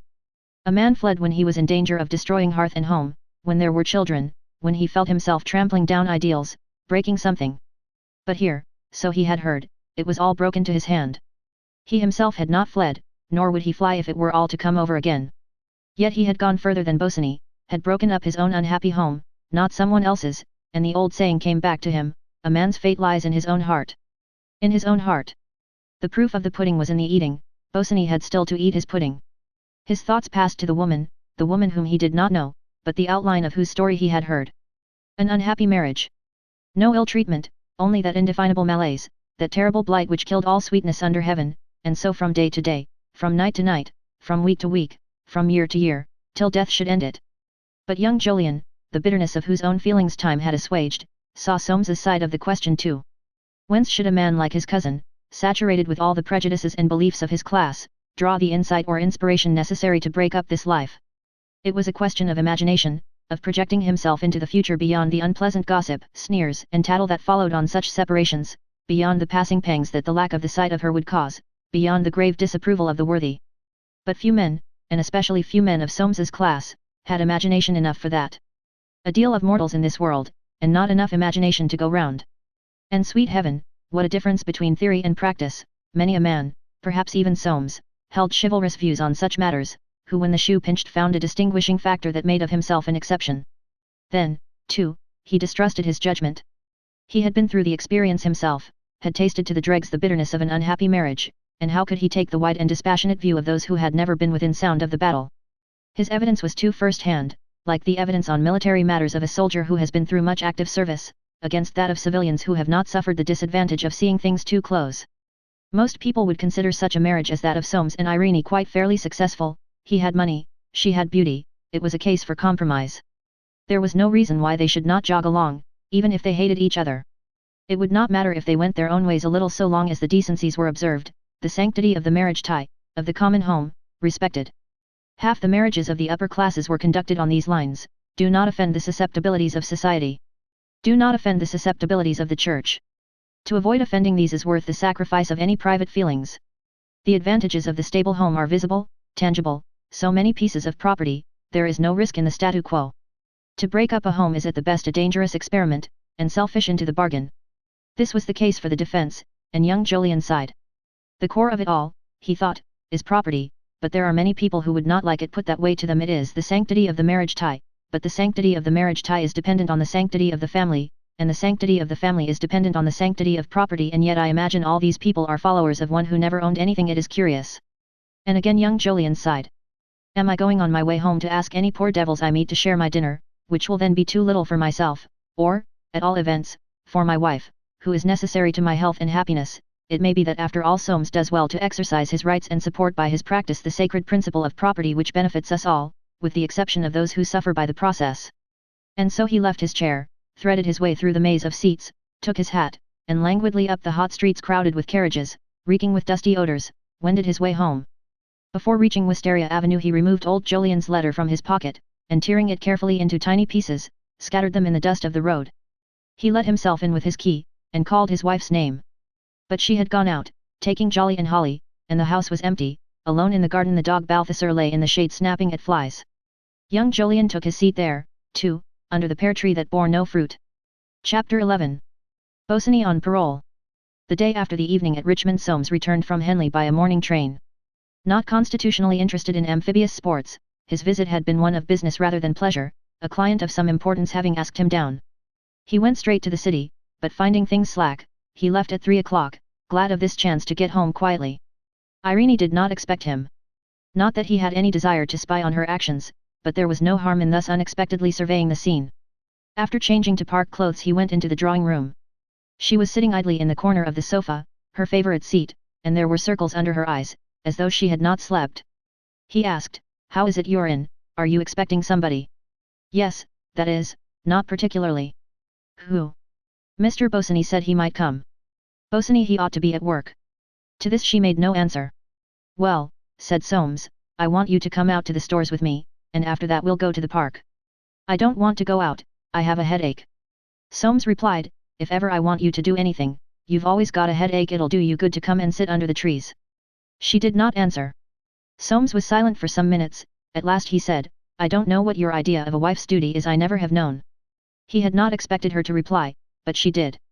"I have tried to do what you want, it's not my fault that I haven't been able to put my heart into it." "Whose fault is it, then?" He watched her askance. "Before we were married you promised to let me go if our marriage was not a success. Is it a success?" Soames frowned. "Success," he stammered, "it would be a success if you behaved yourself properly." "I have tried," said Irene. "Will you let me go?" Soames turned away. Secretly alarmed, he took refuge in bluster. "Let you go? You don't know what you're talking about. Let you go? How can I let you go? We're married, aren't we? Then, what are you talking about? For God's sake, don't let's have any of this sort of nonsense. Get your hat on, and come and sit in the park." "Then, you won't let me go?" He felt her eyes resting on him with a strange, touching look. "Let you go," he said, "and what on earth would you do with yourself if I did? You've got no money."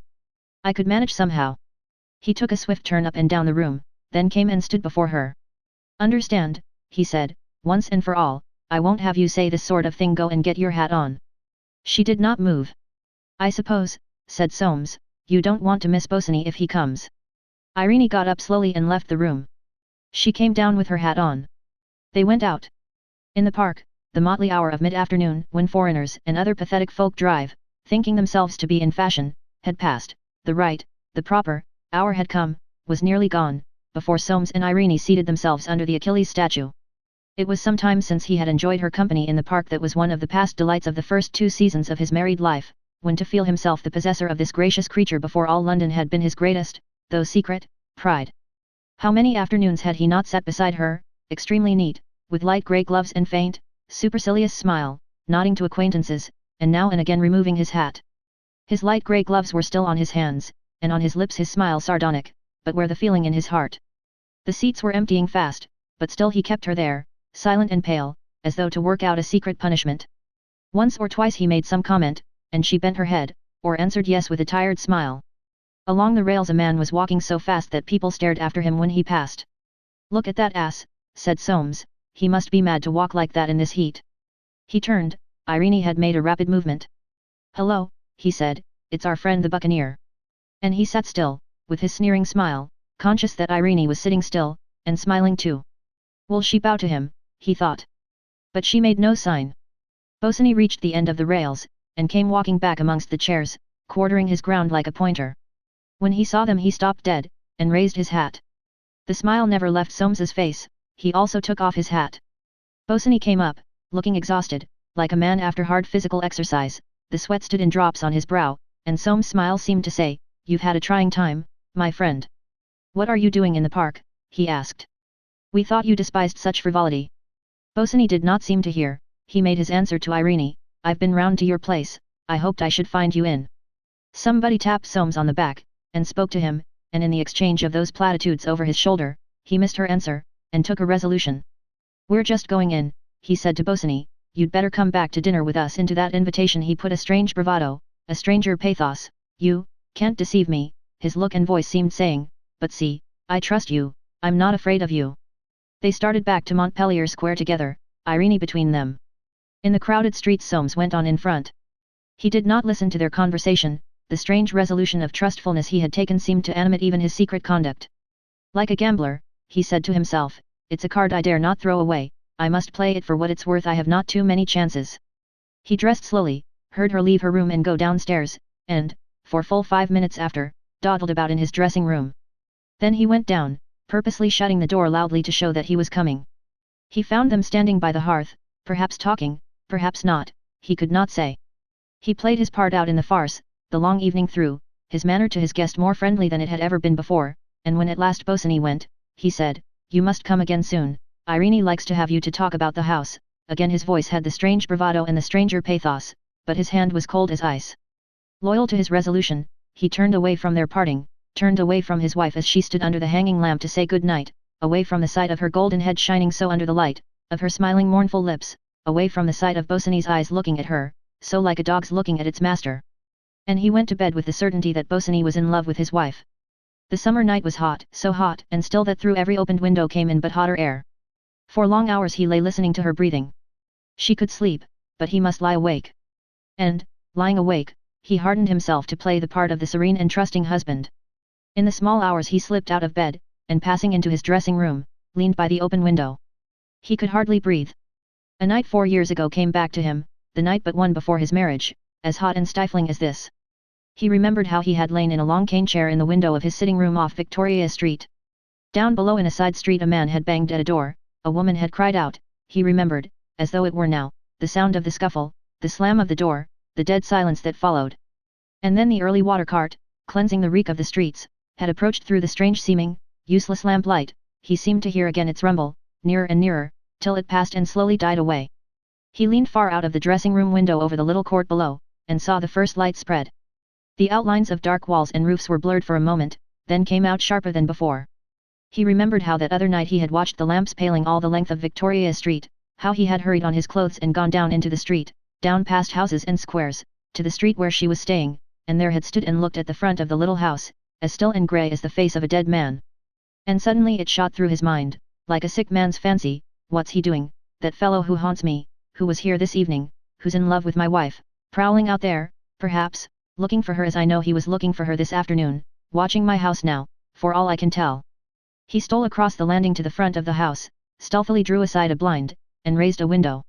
The grey light clung about the trees of the square, as though night, like a great downy moth, had brushed them with her wings. The lamps were still alight, all pale, but not a soul stirred, no living thing in sight. Yet suddenly, very faint, far off in the deathly stillness, he heard a cry writhing, like the voice of some wandering soul barred out of heaven, and crying for its happiness. There it was again, again. Soames shut the window, shuddering. Then he thought, ah, it's only the peacocks, across the water. Chapter 12. June pays some calls. Jolyon stood in the narrow hall at Broadstairs, inhaling that odour of oilcloth and herrings which permeates all respectable seaside lodging houses. On a chair, a shiny leather chair, displaying its horsehair through a hole in the top left-hand corner, stood a black dispatch case. This he was filling with papers, with the Times, and a bottle of eau de cologne. He had meetings that day of the Globular Gold Concessions and the New Colliery Company, Limited, to which he was going up, for he never missed a board. To miss a board would be one more piece of evidence that he was growing old, and this his jealous Forsyte spirit could not bear. His eyes, as he filled that black dispatch case, looked as if at any moment they might blaze up with anger. So gleams the eye of a schoolboy, baited by a ring of his companions, but he controls himself, deterred by the fearful odds against him. And old Jolyon controlled himself, keeping down, with his masterful restraint now slowly wearing out, the irritation fostered in him by the conditions of his life. He had received from his son an unpractical letter, in which by rambling generalities the boy seemed trying to get out of answering a plain question. "I've seen Bosinney," he said. "He is not a criminal. The more I see of people the more I am convinced that they are never good or bad, merely comic or pathetic. You probably don't agree with me." Old Jolyon did not. He considered it cynical to so express oneself. He had not yet reached that point of old age when even Forsytes, bereft of those illusions and principles which they have cherished carefully for practical purposes but never believed in, bereft of all corporeal enjoyment, stricken to the very heart by having nothing left to hope for, break through the barriers of reserve and say things they would never have believed themselves capable of saying. Perhaps he did not believe in goodness and badness any more than his son, but as he would have said, he didn't know, couldn't tell, there might be something in it, and why, by an unnecessary expression of disbelief, deprive yourself of possible advantage? Accustomed to spend his holidays among the mountains, though, like a true Forsyte, he had never attempted anything too adventurous or too foolhardy, he had been passionately fond of them. And when the wonderful view, mentioned in Baedeker, fatiguing but repaying, was disclosed to him after the effort of the climb, he had doubtless felt the existence of some great, dignified principle crowning the chaotic strivings, the petty precipices, and ironic little dark chasms of life. This was as near to religion, perhaps, as his practical spirit had ever gone. But it was many years since he had been to the mountains. He had taken June there 2 seasons running, after his wife died, and had realized bitterly that his walking days were over. To that old mountain, given confidence in a supreme order of things, he had long been a stranger. He knew himself to be old, yet he felt young, and this troubled him. It troubled and puzzled him, too, to think that he, who had always been so careful, should be father and grandfather to such as seemed born to disaster. He had nothing to say against Joe, who could say anything against the boy, an amiable chap, but his position was deplorable, and this business of Jun's nearly as bad. It seemed like a fatality, and a fatality was one of those things no man of his character could either understand or put up with.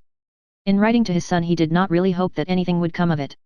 Since the ball at Rogers he had seen too clearly how the land lay. He could put 2 and 2 together quicker than most men, and, with the example of his own son before his eyes, knew better than any Forsyte of them all that the pale flame singes men's wings whether they will or no.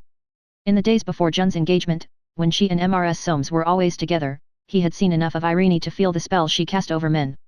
She was not a flirt, not even a coquette, words dear to the heart of his generation, which loved to define things by a good, broad, inadequate word, but she was dangerous. He could not say why. Tell him of a quality innate in some women, a seductive power beyond their own control. He would but answer, humbug, she was dangerous, and there was an end of it. He wanted to close his eyes to that affair. If it was, he did not want to hear any more about it, he only wanted to save Jun's position and her peace of mind. He still hoped she might once more become a comfort to himself. And so he had written. He got little enough out of the answer. As to what young Jolyon had made of the interview, there was practically only the queer sentence, "I gather that he's in the stream." The stream? What stream? What was this newfangled way of talking? He sighed, and folded the last of the papers under the flap of the bag. He knew well enough what was meant. June came out of the dining room, and helped him on with his summer coat. From her costume, and the expression of her little resolute face, he saw at once what was coming. "I'm going with you," she said. "Nonsense, my dear, I go straight into the city. I can't have you racketing about. I must see old Mrs. Smeech." "Oh, your precious lame ducks," grumbled out old Jolyon. He did not believe her excuse. but ceased his opposition. There was no doing anything with that pertinacity of hers. At Victoria he put her into the carriage which had been ordered for himself, a characteristic action, for he had no petty selfishnesses. "Now, don't you go tiring yourself, my darling," he said, and took a cab on into the city. June went first to a back street in Paddington, where Mrs. Smeech, her lame duck, lived, an aged person, connected with the charring interest, but after half an hour spent in hearing her habitually lamentable recital, and dragooning her into temporary comfort, she went on to Stanhope Gate. The great house was closed and dark. She had decided to learn something at all costs. It was better to face the worst, and have it over. And this was her plan, to go first to Phil's aunt, Mrs. Baines, and, failing information there, to Irene herself. She had no clear notion of what she would gain by these visits. At 3 o'clock she was in Lowndes Square. With a woman's instinct when trouble is to be faced, she had put on her best frock, and went to the battle with a glance as courageous as old Jolyon's itself. Her tremors had passed into eagerness. Mrs. Baines, Bosinney's aunt, Louisa was her name, was in her kitchen when June was announced, organizing the cook, for she was an excellent housewife, and, as Baines always said, there was a lot in a good dinner. He did his best work after dinner. It was Baines who built that remarkably fine row of tall crimson houses in Kensington which compete with so many others for the title of the ugliest in London. On hearing June's name, she went hurriedly to her bedroom, and, taking 2 large bracelets from a red morocco case in a locked drawer, put them on her white wrists, for she possessed in a remarkable degree that sense of property, which, as we know, is the touchstone of Forsytism, and the foundation of good morality. Her figure, of medium height and broad build, with a tendency to embonpoint, was reflected by the mirror of her whitewood wardrobe, in a gown made under her own organization, of one of those half-tints, reminiscent of the distempered walls of corridors in large hotels. She raised her hands to her hair, which she wore à la Princesse de Galles, and touched it here and there, settling it more firmly on her head, and her eyes were full of an unconscious realism, as though she were looking in the face one of life's sordid facts, and making the best of it. In youth her cheeks had been of cream and roses, but they were mottled now by middle age, and again that hard, ugly directness came into her eyes as she dabbed a powder puff across her forehead. Putting the puff down, she stood quite still before the glass, arranging a smile over her high, important nose, her chin, never large, and now growing smaller with the increase of her neck, her thin-lipped, down-drooping mouth. Quickly, not to lose the effect, she grasped her skirts strongly in both hands, and went downstairs. She had been hoping for this visit for some time past. Whispers had reached her that things were not all right between her nephew and his fiancée. Neither of them had been near her for weeks. She had asked Phil to dinner many times, his invariable answer had been too busy. Her instinct was alarmed, and the instinct in such matters of this excellent woman was keen. She ought to have been a Forsyte, in young Jolyon's sense of the word. She certainly had that privilege, and merits description as such. She had married off her 3 daughters in a way that people said was beyond their deserts, for they had the professional plainness only to be found, as a rule, among the female kind of the more legal callings. Her name was upon the committees of numberless charities connected with the church dances, theatricals, or bazaars, and she never lent her name unless sure beforehand that everything had been thoroughly organized. She believed, as she often said, in putting things on a commercial basis. The proper function of the church, of charity, indeed, of everything, was to strengthen the fabric of society. Individual action, therefore, she considered immoral. Organization was the only thing, for by organization alone could you feel sure that you were getting a return for your money. Organization, and again, organization. And there is no doubt that she was what old Jolyon called her, a dab at that. He went further, he called her a humbug. The enterprises to which she lent her name were organized so admirably that by the time the takings were handed over, they were indeed skim milk divested of all cream of human kindness. But as she often justly remarked, sentiment was to be deprecated. She was, in fact, a little academic. This great and good woman, so highly thought of in ecclesiastical circles, was one of the principal priestesses in the temple of Forsytism, keeping alive day and night a sacred flame to the god of property, whose altar is inscribed with those inspiring words, nothing for nothing, and really remarkably little for sixpence. When she entered a room it was felt that something substantial had come in, which was probably the reason of her popularity as a patroness. People liked something substantial when they had paid money for it, and they would look at her, surrounded by her staff in charity ballrooms, with her high nose and her broad, square figure, attired in an uniform covered with sequins, as though she were a general. The only thing against her was that she had not a double name. She was a power in upper middle-class society, with its 100 sets and circles, all intersecting on the common battlefield of charity functions, and on that battlefield brushing skirts so pleasantly with the skirts of society with the capital S. She was a power in society with the smaller s, that larger, more significant and more powerful body, where the commercially Christian institutions, maxims and principle, which Mrs. Baines embodied, were real life blood, circulating freely. Real business currency, not merely the sterilized imitation that flowed in the veins of smaller society with the larger people who knew her felt her to be sound, a sound woman, who never gave herself away, nor anything else, if she could possibly help it. She had been on the worst sort of terms with Bosinney's father, who had not infrequently made her the object of an unpardonable ridicule.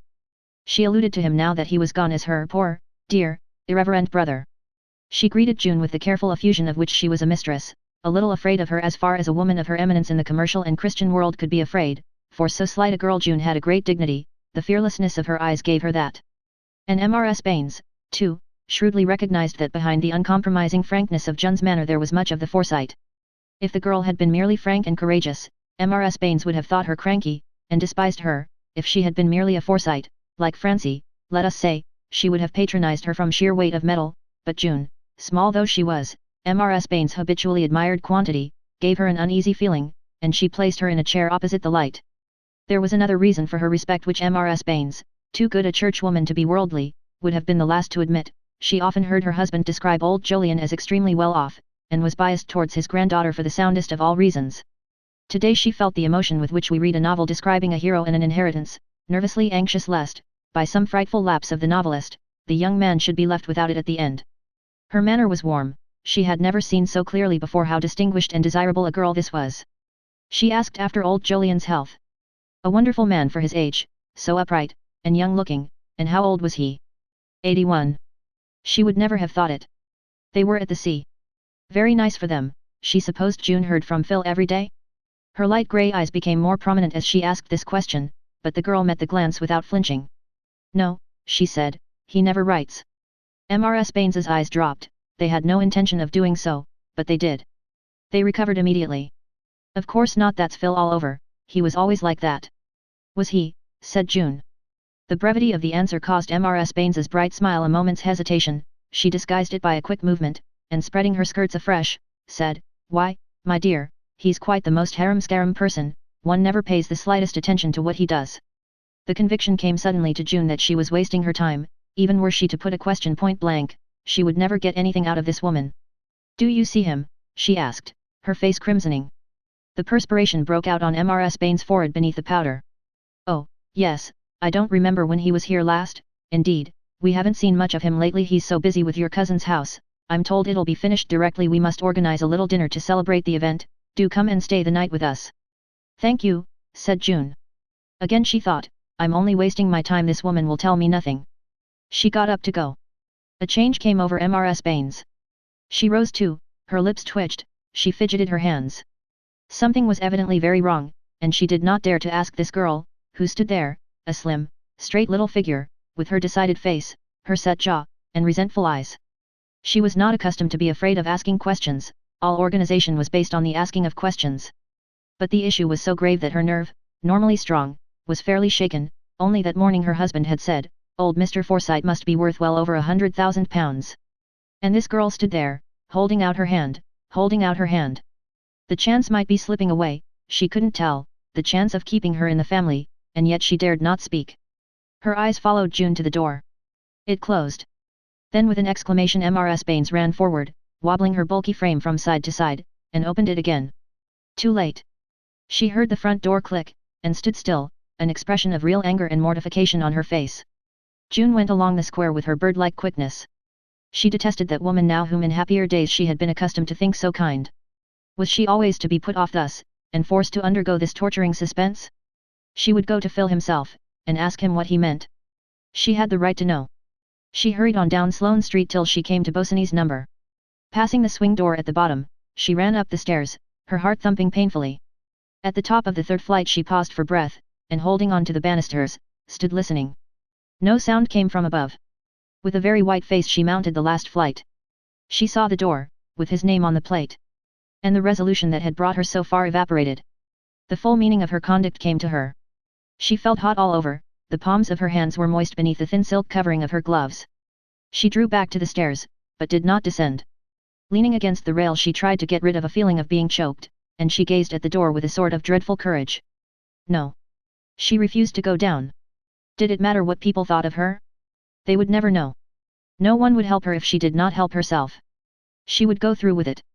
Forcing herself, therefore, to leave the support of the wall, she rang the bell. The door did not open, and all her shame and fear suddenly abandoned her. She rang again and again, as though in spite of its emptiness she could drag some response out of that closed room, some recompense for the shame and fear that visit had cost her. It did not open. She left off ringing, and, sitting down at the top of the stairs, buried her face in her hands. Presently she stole down, out into the air. She felt as though she had passed through a bad illness, and had no desire now but to get home as quickly as she could. The people she met seemed to know where she had been, what she had been doing, and suddenly, over on the opposite side, going towards his rooms from the direction of Montpellier Square, she saw Bosinney himself. She made a movement to cross into the traffic. Their eyes met, and he raised his hat. An omnibus passed, obscuring her view, then, from the edge of the pavement, through a gap in the traffic, she saw him walking on. And June stood motionless, looking after him. Chapter 13. Perfection of the house. 1 mock turtle, clear, 1 oxtail, 2 glasses of port. In the upper room at French's, where a Forsyte could still get heavy English food, James and his son were sitting down to lunch. Of all eating places James liked best to come here, there was something unpretentious, well-flavored and filling about it, and though he had been to a certain extent corrupted by the necessity for being fashionable, and the trend of habits keeping pace with an income that would increase, he still hankered in quiet city moments after the tasty fleshpots of his earlier days. Here you were served by hairy English waiters in aprons, there was sawdust on the floor, and 3 round gilt-looking glasses hung just above the line of sight. They had only recently done away with the cubicles, too, in which you could have your chop, prime chump, with a floury potato, without seeing your neighbors, like a gentleman. He tucked the top corner of his napkin behind the 3rd button of his waistcoat, a practice he had been obliged to abandon years ago in the West End. He felt that he should relish his soup. The entire morning had been given to winding up the estate of an old friend. After filling his mouth with household bread, stale, he at once began, "How are you going down to Robin Hill? You going to take Irene? You'd better take her. I should think there'll be a lot that'll want seeing to." Without looking up, Soames answered, "She won't go." "Won't go? What's the meaning of that? She's going to live in the house, isn't she?" Soames made no reply. "I don't know what's coming to women nowadays," mumbled James. "I never used to have any trouble with them. She's had too much liberty. She's spoiled." Soames lifted his eyes. "I won't have anything said against her," he said unexpectedly. The silence was only broken now by the supping of James's soup. The waiter brought the 2 glasses of port, but Soames stopped him. "That's not the way to serve port," he said. "Take them away, and bring the bottle." Rousing himself from his reverie over the soup, James took one of his rapid shifting surveys of surrounding facts. "Your mother's in bed," he said. "You can have the carriage to take you down. I should think Irene'd like the drive. This young Bosinney'll be there, I suppose, to show you over." Soames nodded. "I should like to go and see for myself what sort of a job he's made finishing off," pursued James. "I'll just drive round and pick you both up." "I am going down by train," replied Soames. "If you like to drive round and see, Irene might go with you, I can't tell." He signed to the waiter to bring the bill, which James paid. They parted at St. Paul's, Soames branching off to the station, James taking his omnibus westwards. He had secured the corner seat next the conductor, where his long legs made it difficult for anyone to get in, and at all who passed him he looked resentfully, as if they had no business to be using up his air. He intended to take an opportunity this afternoon of speaking to Irene. A word in time saved 9, and now that she was going to live in the country there was a chance for her to turn over a new leaf. He could see that Soames wouldn't stand very much more of her goings-on. It did not occur to him to define what he meant by her goings-on. The expression was wide, vague, and suited to a Forsyte. And James had more than his common share of courage after lunch. On reaching home, he ordered out the barouche, with special instructions that the groom was to go too. He wished to be kind to her, and to give her every chance. When the door of number 62 was opened he could distinctly hear her singing, and said so at once, to prevent any chance of being denied entrance. Yes, Mrs. Soames was in, but the maid did not know if she was seeing people. James, moving with the rapidity that ever astonished the observers of his long figure and absorbed expression, went forthwith into the drawing room without permitting this to be ascertained. He found Irene seated at the piano with her hands arrested on the keys, evidently listening to the voices in the hall. She greeted him without smiling. "Your mother-in-law's in bed," he began, hoping at once to enlist her sympathy. "I've got the carriage here now, be a good girl, and put on your hat and come with me for a drive, it'll do you good." Irene looked at him as though about to refuse, but, seeming to change her mind, went upstairs and came down again with her hat on. "Where are you going to take me?" she asked. "We'll just go down to Robin Hill," said James, spluttering out his words very quick. "The horses want exercise, and I should like to see what they've been doing down there." Irene hung back, but again changed her mind, and went out to the carriage, James brooding over her closely, to make quite sure. It was not before he had got her more than halfway that he began, Soames is very fond of you, he won't have anything said against you, why don't you show him more affection? Irene flushed, and said in a low voice, I can't show what I haven't got. James looked at her sharply, he felt that now he had her in his own carriage, with his own horses and servants, he was really in command of the situation. She could not put him off, nor would she make a scene in public. I can't think what you're about, he said. He's a very good husband. Irene's answer was so low as to be almost inaudible among the sounds of traffic. He caught the words, you are not married to him. What's that got to do with it? He's given you everything you want, he's always ready to take you anywhere, and now he's built you this house in the country, it's not as if you had anything of your own. No. Again James looked at her, he could not make out the expression on her face. She looked almost as if she were going to cry, and yet. I'm sure, he muttered hastily, we've all tried to be kind to you. Irene's lips quivered, to his dismay James saw a tear steal down her cheek. He felt a choke rise in his own throat. We're all fond of you, he said, if you'd only, he was going to say, behave yourself, but changed it to, if you'd only be more of a wife to him. Irene did not answer, and James, too, ceased speaking. There was something in her silence which disconcerted him, it was not the silence of obstinacy, rather that of acquiescence in all that he could find to say. And yet he felt as if he had not had the last word. He could not understand this. He was unable, however, to long keep silence. I suppose that young Bosinney, he said, will be getting married to June now. Irene's face changed. I don't know, she said, you should ask her. Does she write to you? No. No. How's that? Said James. I thought you and she were such great friends. Irene turned on him. Again, she said, you should ask her. Well, flustered James, frightened by her look, it's very odd that I can't get a plain answer to a plain question, but there it is. He sat ruminating over his rebuff, and burst out at last. Well, I've warned you you won't look ahead Soames he doesn't say much, but I can see he won't stand a great deal more of this sort of thing you'll have nobody but yourself to blame, and, what's more, you'll get no sympathy from anybody. Irene bent her head with a little smiling bow. I am very much obliged to you. James did not know what on earth to answer. The bright hot morning had changed slowly to a grey, oppressive afternoon, a heavy bank of clouds, with the yellow tinge of coming thunder, had risen in the south, and was creeping up. The branches of the trees dropped motionless across the road without the smallest stir of foliage. A faint odor of glue from the heated horses clung in the thick air, the coachman and groom, rigid and unbending, exchanged stealthy murmurs on the box, without ever turning their heads. To James' great relief they reached the house at last, the silence and impenetrability of this woman by his side, whom he had always thought so soft and mild, alarmed him. The carriage put them down at the door, and they entered. The hall was cool, and so still that it was like passing into a tomb, a shudder ran down James's spine. He quickly lifted the heavy leather curtains between the columns into the inner court. He could not restrain an exclamation of approval. The decoration was really in excellent taste.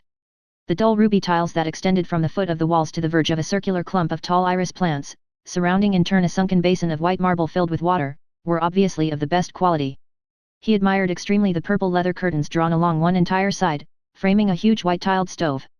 The central partitions of the skylight had been slid back, and the warm air from outside penetrated into the very heart of the house.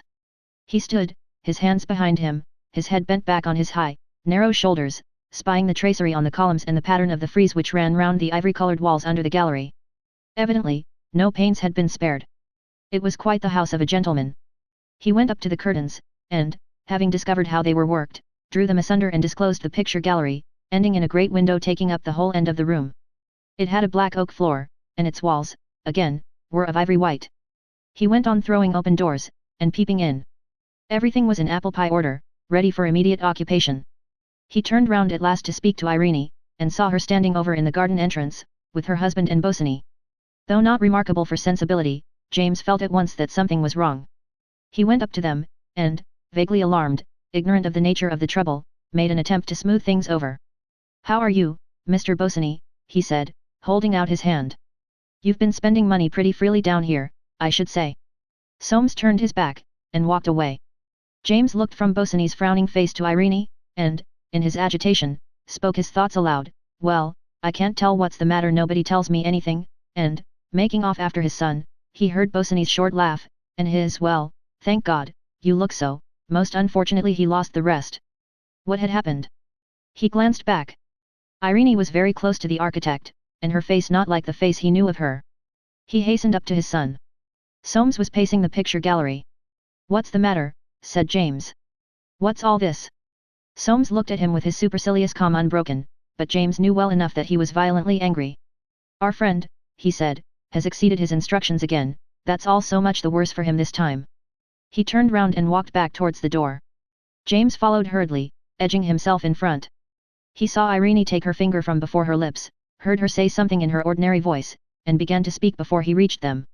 "There's a storm coming on, we'd better get home. We can't take you, I suppose, Mr. Bosinney?" "No, I suppose not then, goodbye." He held out his hand. Bosinney did not take it, but, turning with a laugh, said, "Goodbye, Mr. Forsyte, don't get caught in the storm," and walked away. "Well," began James, "I don't know." But the sight of Irene's face stopped him. Taking hold of his daughter-in-law by the elbow, he escorted her towards the carriage. He felt certain, quite certain, they had been making some appointment or other.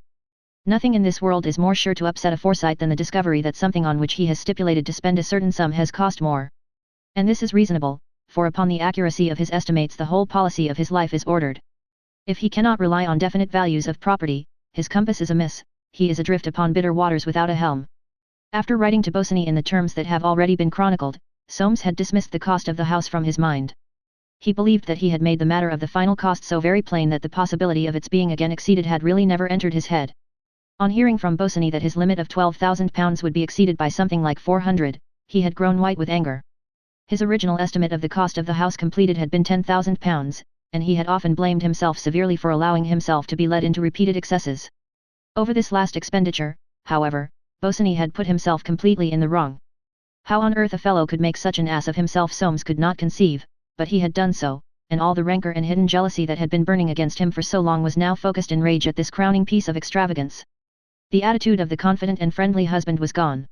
To preserve property, his wife, he had assumed it; to preserve property of another kind he lost it now. "Ah," he had said to Bosinney when he could speak, "and I suppose you are perfectly contented with yourself, but I may as well tell you that you've altogether mistaken your man." What he meant by those words he did not quite know at the time, but after dinner he looked up the correspondence between himself and Bosinney to make quite sure. There could be no two opinions about it, the fellow had made himself liable for that extra 400, or, at all events, for 350 of it, and he would have to make it good. He was looking at his wife's face when he came to this conclusion. Seated in her usual seat on the sofa, she was altering the lace on a collar. She had not once spoken to him all the evening. He went up to the mantelpiece, and contemplating his face in the mirror said, "Your friend the buccaneer has made a fool of himself, he will have to pay for it." She looked at him scornfully, and answered, "I don't know what you are talking about. You soon will, a mere trifle, quite beneath your contempt, £400. Do you mean that you are going to make him pay that towards this hateful house?" "I do." "And you know he's got nothing?" "Yes." "Then you are meaner than I thought you." Soames turned from the mirror, and unconsciously taking a china cup from the mantelpiece, clasped his hands around it as though praying. He saw her bosom rise and fall, her eyes darkening with anger, and taking no notice of the taunt, he asked quietly, "Are you carrying on a flirtation with Bosinney?" "No, I am not." Her eyes met his, and he looked away. He neither believed nor disbelieved her, but he knew that he had made a mistake in asking. He never had known, never would know, what she was thinking. The sight of her inscrutable face, the thought of all the hundreds of evenings he had seen her sitting there like that, soft and passive, but unreadable, unknown, enraged him beyond measure. "I believe you are made of stone," he said, clenching his fingers so hard that he broke the fragile cup. The pieces fell into the grate. And Irene smiled. "You seem to forget," she said, "that cup is not." Soames gripped her arm. "A good beating," he said, "is the only thing that would bring you to your senses," but turning on his heel, he left the room. Chapter 14. Soames sits on the stairs. Soames went upstairs that night with the feeling that he had gone too far. He was prepared to offer excuses for his words. He turned out the gas still burning in the passage outside their room. Pausing, with his hand on the knob of the door, he tried to shape his apology, for he had no intention of letting her see that he was nervous. But the door did not open, nor when he pulled it and turned the handle firmly. She must have locked it for some reason, and forgotten. Entering his dressing room, where the gas was also lighted and burning low, he went quickly to the other door. That too was locked. Then he noticed that the camp bed which he occasionally used was prepared, and his sleeping suit laid out upon it. He put his hand up to his forehead, and brought it away wet. It dawned on him that he was barred out. He went back to the door, and rattling the handle stealthily, called, "Unlock the door, do you hear, unlock the door." There was a faint rustling, but no answer. "Do you hear, let me in at once, I insist on being let in." He could catch the sound of her breathing close to the door, like the breathing of a creature threatened by danger. There was something terrifying in this inexorable silence, in the impossibility of getting at her. He went back to the other door, and putting his whole weight against it, tried to burst it open. The door was a new one, he had had them renewed himself, in readiness for their coming in after the honeymoon. In a rage he lifted his foot to kick in the panel, the thought of the servants restrained him, and he felt suddenly that he was beaten. Flinging himself down in the dressing room, he took up a book. But instead of the print he seemed to see his wife, with her yellow hair flowing over her bare shoulders, and her great dark eyes, standing like an animal at bay. And the whole meaning of her act of revolt came to him. She meant it to be for good. He could not sit still, and went to the door again. He could still hear her, and he called, "Irene, Irene." He did not mean to make his voice pathetic. In ominous answer, the faint sound ceased. He stood with clenched hands, thinking. Presently he stole round on tiptoe, and running suddenly at the other door, made a supreme effort to break it open. It creaked, but did not yield. He sat down on the stairs and buried his face in his hands. For a long time he sat there in the dark, the moon through the skylight above laying a pale smear which lengthened slowly towards him down the stairway. He tried to be philosophical. Since she had locked her doors she had no further claim as a wife, and he would console himself with other women. It was but a spectral journey he made among such delights, he had no appetite for these exploits. He had never had much, and he had lost the habit. He felt that he could never recover it. His hunger could only be appeased by his wife, inexorable and frightened, behind these shut doors. No other woman could help him. This conviction came to him with terrible force out there in the dark. His philosophy left him, and surly anger took its place. Her conduct was immoral, inexcusable, worthy of any punishment within his power. He desired no one but her, and she refused him. She must really hate him, then. He had never believed it yet. He did not believe it now. It seemed to him incredible. He felt as though he had lost forever his power of judgment. If she, so soft and yielding as he had always judged her, could take this decided step, what could not happen? Then he asked himself again if she were carrying on an intrigue with Bosinney. He did not believe that she was, he could not afford to believe such a reason for her conduct, the thought was not to be faced.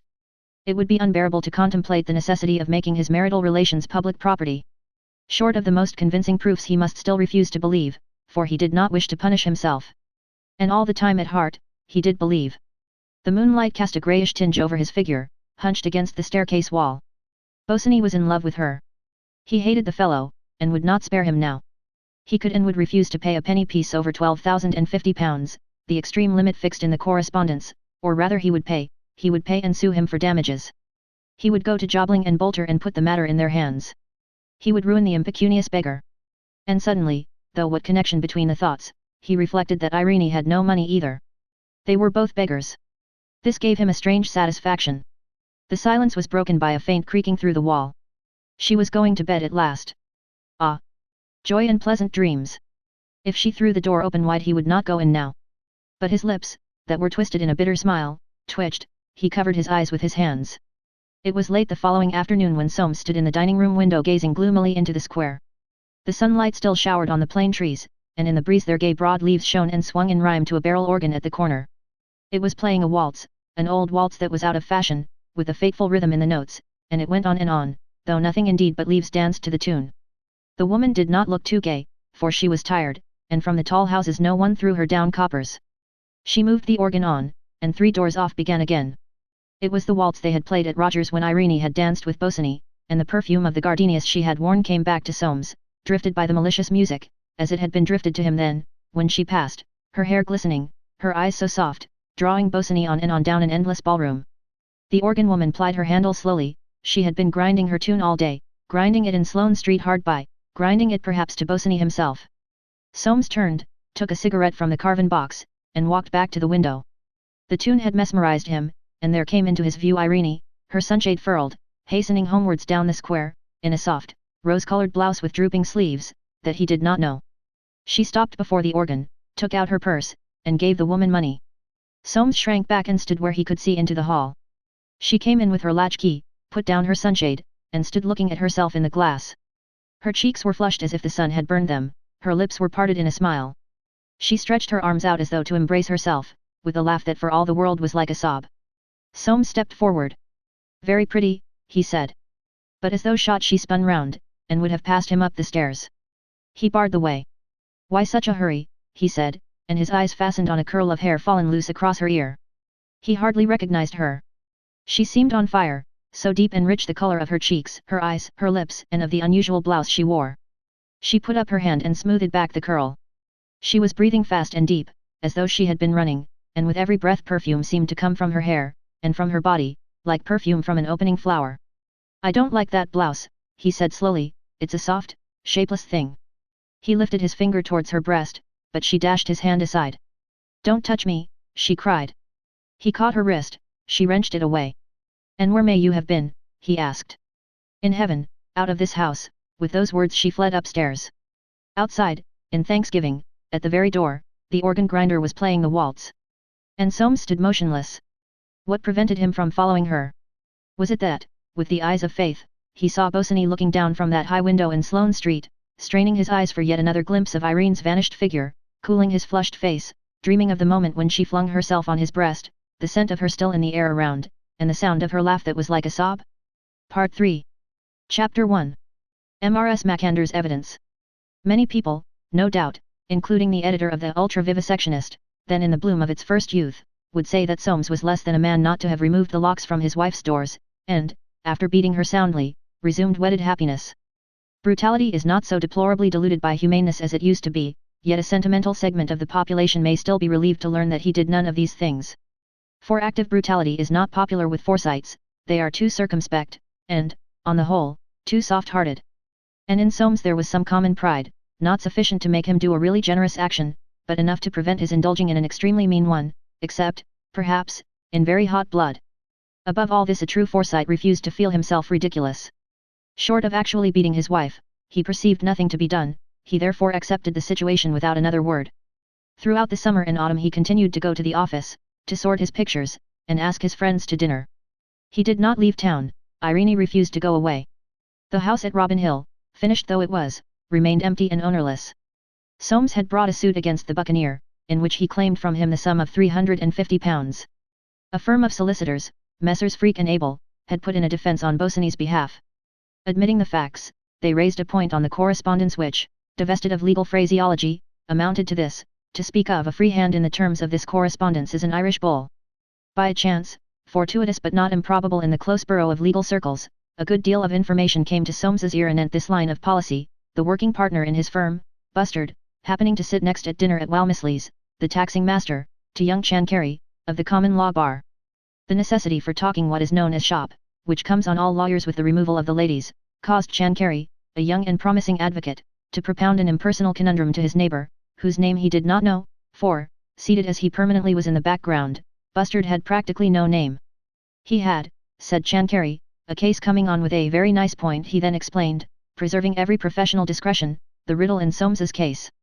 Everyone, he said, to whom he had spoken, thought it a nice point. The issue was small unfortunately, though serious for his client he believed, Walmisley's champagne was bad but plentiful. A judge would make short work of it, he was afraid. He intended to make a big effort, the point was a nice one.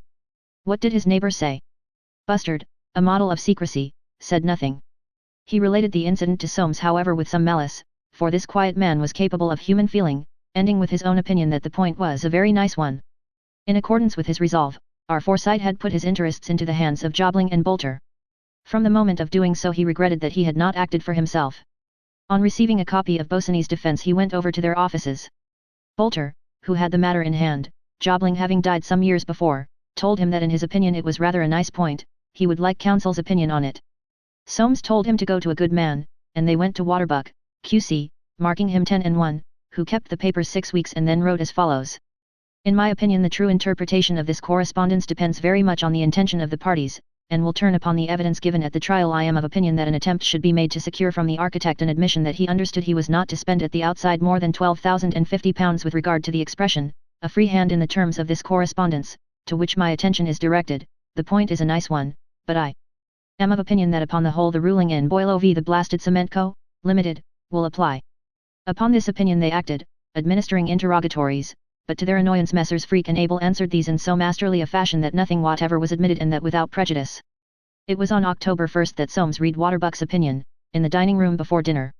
It made him nervous, not so much because of the case of Boileau v. the Blasted Cement Co., Limited, as that the point had lately begun to seem to him, too, a nice one, there was about it just that pleasant flavor of subtlety so attractive to the best legal appetites. To have his own impression confirmed by Waterbuck, Q.C., would have disturbed any man. He sat thinking it over, and staring at the empty grate, for though autumn had come, the weather kept as gloriously fine that Jubilee year as if it were still high August.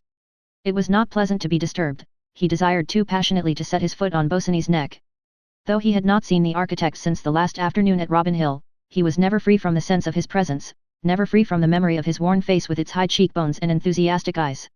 It would not be too much to say that he had never got rid of the feeling of that night when he heard the peacock's cry at dawn, the feeling that Bosinney haunted the house. And every man's shape that he saw in the dark evenings walking past, seemed that of him whom George had so appropriately named the Buccaneer. Irene still met him, he was certain, where, or how, he neither knew, nor asked, deterred by a vague and secret dread of too much knowledge. It all seemed subterranean nowadays. Sometimes when he questioned his wife as to where she had been, which he still made a point of doing, as every Forsyte should, she looked very strange. Her self-possession was wonderful, but there were moments when, behind the mask of her face, inscrutable as it had always been to him, lurked an expression he had never been used to see there. She had taken to lunching out too, when he asked Bilson if her mistress had been in to lunch, as often as not she would answer, "No, sir." He strongly disapproved of her goodying about by herself, and told her so. But she took no notice. There was something that angered, amazed, yet almost amused him about the calm way in which she disregarded his wishes. It was really as if she were hugging to herself the thought of a triumph over him. He rose from the perusal of Waterbuck, Q.C.'s opinion, and, going upstairs, entered her room, for she did not lock her doors till bedtime. She had the decency, he found, to save the feelings of the servants. She was brushing her hair, and turned to him with strange fierceness. "What do you want?" she said. "Please leave my room." He answered, "I want to know how long this state of things between us is to last. I have put up with it long enough. Will you please leave my room? Will you treat me as your husband?" "No." "Then, I shall take steps to make you do." He stared, amazed at the calmness of her answer. Her lips were compressed in a thin line, her hair lay in fluffy masses on her bare shoulders, in all its strange golden contrast to her dark eyes, those eyes alive with the emotions of fear, hate, contempt, and odd, haunting triumph. "Now, please, will you leave my room?" He turned round, and went sulkily out. He knew very well that he had no intention of taking steps, and he saw that she knew too, knew that he was afraid to.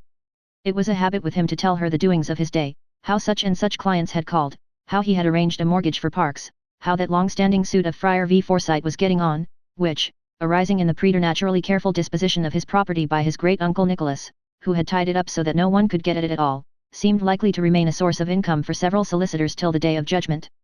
And how he had called in at Jobson's, and seen a Boucher sold, which he had just missed buying of Talleyrand and Sons in Pall Mall. He had an admiration for Boucher, Watteau, and all that school. It was a habit with him to tell her all these matters, and he continued to do it even now, talking for long spells at dinner, as though by the volubility of words he could conceal from himself the ache in his heart. Often, if they were alone, he made an attempt to kiss her when she said good night. He may have had some vague notion that some night she would let him, or perhaps only the feeling that a husband ought to kiss his wife. Even if she hated him, he at all events ought not to put himself in the wrong by neglecting this ancient right. And why did she hate him? Even now he could not altogether believe it. It was strange to be hated, the emotion was too extreme, yet he hated Bosinney, that buccaneer, that prowling vagabond, that night wanderer. For in his thoughts Soames always saw him lying in wait, wandering. Ah, but he must be in very low water. Young Burkett, the architect, had seen him coming out of a third-rate restaurant, looking terribly down in the mouth. During all the hours he lay awake, thinking over the situation, which seemed to have no end, unless she should suddenly come to her senses. Never once did the thought of separating from his wife seriously enter his head. And the Forsytes? What part did they play in this stage of Soames's subterranean tragedy? Truth to say, little or none, for they were at the sea. From hotels, hydropathics, or lodging houses, they were bathing daily, laying in a stock of ozone to last them through the winter. Each section, in the vineyard of its own choosing, grew and culled and pressed and bottled the grapes of a Petier. The end of September began to witness their several returns. In rude health and small omnibuses, with considerable colour in their cheeks, they arrived daily from the various termini. The following morning saw them back at their vocations. On the next Sunday Timothy's was thronged from lunch till dinner. Amongst other gossip, too numerous and interesting to relate, Mrs. Septimus Small mentioned that Soames and Irene had not been away. It remained for a comparative outsider to supply the next evidence of interest. It chanced that one afternoon late in September, Mrs. Macander, Winifred Darty's greatest friend, taking a constitutional, with young Augustus Flippard, on her bicycle in Richmond Park, past Irene and Bosinney walking from the Bracken towards the Sheen Gate. Perhaps the poor little woman was thirsty, for she had ridden long on a hard, dry road, and, as all London knows, to ride a bicycle and talk to young Flippard will try the toughest constitution, or perhaps the sight of the cool bracken grove, whence those two were coming down, excited her envy. The cool bracken grove on the top of the hill, with the oak boughs for roof, where the pigeons were raising an endless wedding hymn, and the autumn, humming, whispered to the ears of lovers in the fern, while the deer stole by. The bracken grove of irretrievable delights, of golden minutes in the long marriage of heaven and earth. The bracken grove, sacred to stags, to strange tree stump fawns leaping around the silver whiteness of a birch tree nymph at summer dusk. This lady knew all the Forsytes, and having been at Junn's at home, was not at a loss to see with whom she had to deal. Her own marriage, poor thing, had not been successful, but having had the good sense and ability to force her husband into pronounced error, she herself had passed through the necessary divorce proceedings without incurring censure. She was therefore a judge of all that sort of thing, and lived in one of those large buildings, where in small sets of apartments, are gathered incredible quantities of Forsytes, whose chief recreation out of business hours is the discussion of each other's affairs. Poor little woman, perhaps she was thirsty, certainly she was bored, for Flippard was a wit. To see those two in so unlikely a spot was quite a merciful pick-me-up. At the Macandar, like all London, time pauses. This small but remarkable woman merits attention, her all-seeing eye and shrewd tongue were inscrutably the means of furthering the ends of Providence. With an air of being in at the death, she had an almost distressing power of taking care of herself. She had done more, perhaps, in her way than any woman about town to destroy the sense of chivalry which still clogs the wheel of civilization. So smart she was, and spoken of endearingly as the little Macandar. Dressing tightly and well, she belonged to a woman's club, but was by no means the neurotic and dismal type of member who was always thinking of her rights. She took her rights unconsciously, they came natural to her, and she knew exactly how to make the most of them without exciting anything but admiration amongst that great class to whom she was affiliated, not precisely perhaps by manner, but by birth, breeding, and the secret gauge, a sense of property. The daughter of a Bedfordshire solicitor, by the daughter of a clergyman, she had never, through all the painful experience of being married to a very mild painter with a cranky love of nature, who had deserted her for an actress, lost touch with the requirements, beliefs, and inner feeling of society, and, on attaining her liberty, she placed herself without effort in the very van of Forsytism. Always in good spirits, and full of information, she was universally welcomed. She excited neither surprise nor disapprobation when encountered on the Rhine or at Zermatt, either alone, or travelling with a lady and two gentlemen. It was felt that she was perfectly capable of taking care of herself, and the hearts of all Forsytes warmed to that wonderful instinct, which enabled her to enjoy everything without giving anything away. It was generally felt that to such women as Mrs. Macandar should we look for the perpetuation and increase of our best type of woman. She had never had any children. If there was one thing more than another that she could not stand, it was one of those soft women with what men called charm about them, and for Mrs. Soames she always had an especial dislike. Obscurely, no doubt, she felt that if charm were once admitted as the criterion, smartness and capability must go to the wall, and she hated, with a hatred the deeper that at times this so-called charm seemed to disturb all calculations, the subtle seductiveness which she could not altogether overlook in Irene. She said, however, that she could see nothing in the woman, there was no go about her, she would never be able to stand up for herself, anyone could take advantage of her, that was plain, she could not see in fact what men found to admire. She was not really ill-natured, but, in maintaining her position after the trying circumstances of her married life, she had found it so necessary to be full of information, that the idea of holding her tongue about those two in the park never occurred to her. And it so happened that she was dining that very evening at Timothy's, where she went sometimes to cheer the old things up, as she was wont to put it. The same people were always asked to meet her, Winifred Darty and her husband, Francie, because she belonged to the artistic circles, for Mrs. Macandar was known to contribute articles on dress to the Ladies' Kingdom Come. And for her to flirt with, provided they could be obtained, two of the Hayman boys, who, though they never said anything, were believed to be fast and thoroughly intimate with all that was latest in smart society. At 7:25 she turned out the electric light in her little hall, and wrapped in her opera cloak with the chinchilla collar, came out into the corridor, pausing a moment to make sure she had her latchkey. These little self-contained flats were convenient, to be sure, she had no light and no air, but she could shut it up whenever she liked and go away. There was no bother with servants, and she never felt tight as she used to when poor, dear Fred was always about, in his moony way. She retained no rancor against poor, dear Fred, he was such a fool, but the thought of that actress drew from her, even now, a little, bitter, derisive smile. Firmly snapping the door to, she crossed the corridor, with its gloomy, yellow ochre walls, and its infinite vista of brown, numbered doors. The lift was going down, and wrapped to the ears in the high cloak, with every one of her auburn hairs in its place, she waited motionless for it to stop at her floor. The iron gates clanked open, she entered. There were already 3 occupants, a man in a great white waistcoat, with a large, smooth face like a baby's, and 2 old ladies in black, with mittened hands. Mrs. Macander smiled at them. She knew everybody, and all these 3, who had been admirably silent before, began to talk at once. This was Mrs. Macander's successful secret. She provoked conversation. Throughout a descent of 5 stories the conversation continued, the lift boy standing with his back turned, his cynical face protruding through the bars. At the bottom they separated, the man in the white waistcoat sentimentally to the billiard room, the old ladies to dine and say to each other, "A dear little woman." Such a rattle, and Mrs. Macander to her cab. When Mrs. Macander dined at Timothy's, the conversation, although Timothy himself could never be induced to be present, took that wider, man-of-the-world tone current among Forsytes at large, and this, no doubt, was what put her at a premium there. Mrs. Small and Aunt Hester found it an exhilarating change. If only, they said, Timothy would meet her, it was felt that she would do him good. She could tell you, for instance, the latest story of Sir Charles Fist's son at Monte Carlo, who was the real heroine of Tynemouth Eddy's fashionable novel that everyone was holding up their hands over, and what they were doing in Paris about wearing bloomers. She was so sensible, too, knowing all about that vexed question, whether to send young Nicholas eldest into the navy as his mother wished, or make him an accountant as his father thought would be safer. She strongly deprecated the navy. If you were not exceptionally brilliant or exceptionally well connected, they passed you over so disgracefully, and what was it after all to look forward to, even if you became an admiral, a pittance?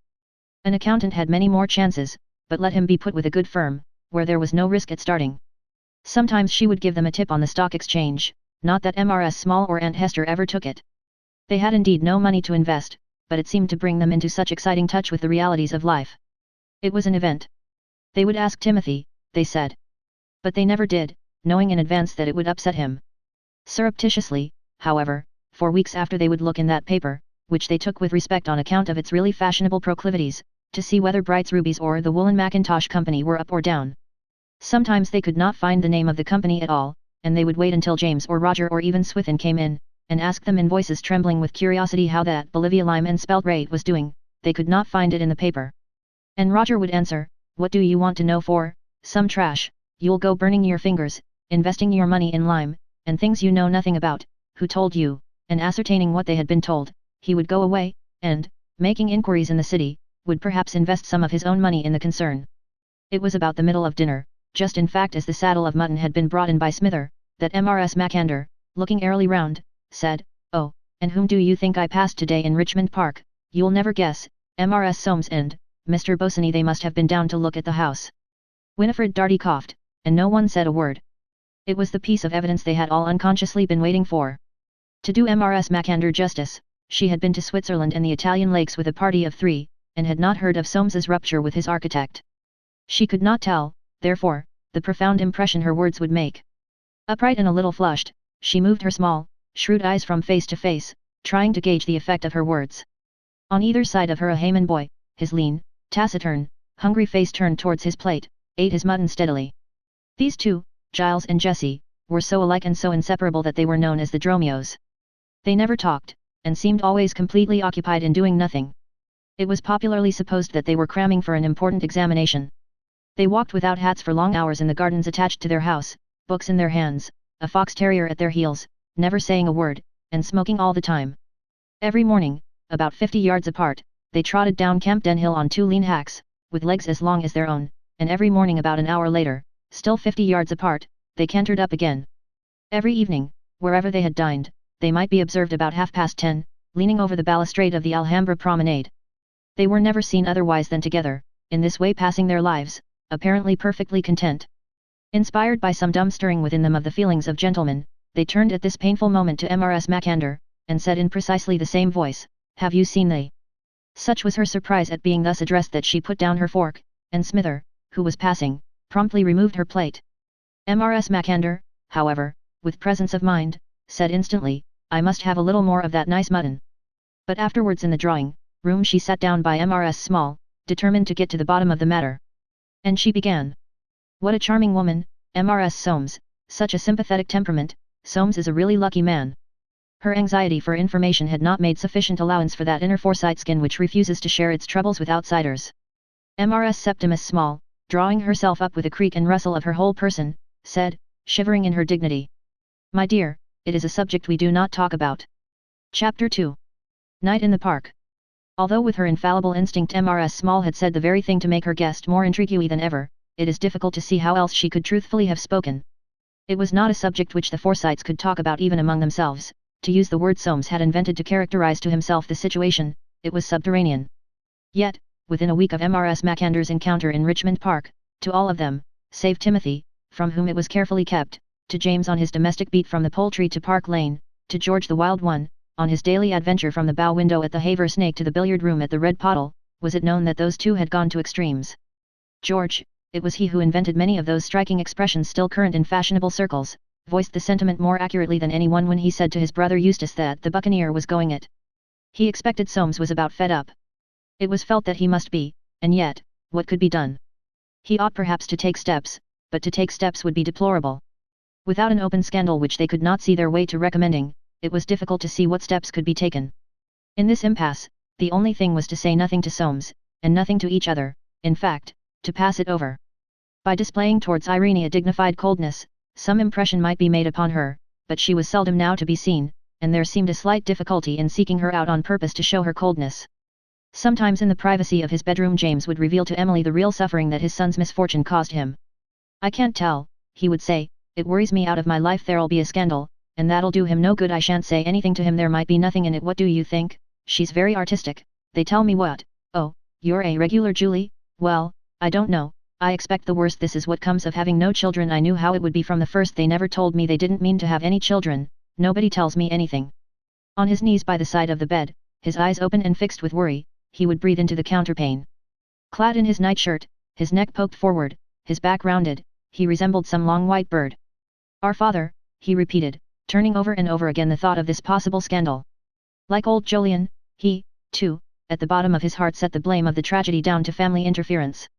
What business had that lot, he began to think of the Stanhope Gate branch, including young Jolyon and his daughter, as that lot, to introduce a person like this Bosinney into the family. He had heard George's sobriquet, the Buccaneer, but he could make nothing of that. The young man was an architect. He began to feel that his brother Jolyon, to whom he had always looked up and on whose opinion he had relied, was not quite what he had expected. Not having his eldest brother's force of character, he was more sad than angry. His great comfort was to go to Winifred's, and take the little Darties in his carriage over to Kensington Gardens, and there, by the Round Pond, he could often be seen walking with his eyes fixed anxiously on little Publius Darty's sailing boat, which he had himself freighted with a penny, as though convinced that it would never again come to shore, while little Publius, who, James delighted to say, was not a bit like his father skipping along under his lee, would try to get him to bet another. That it never would, having found that it always did.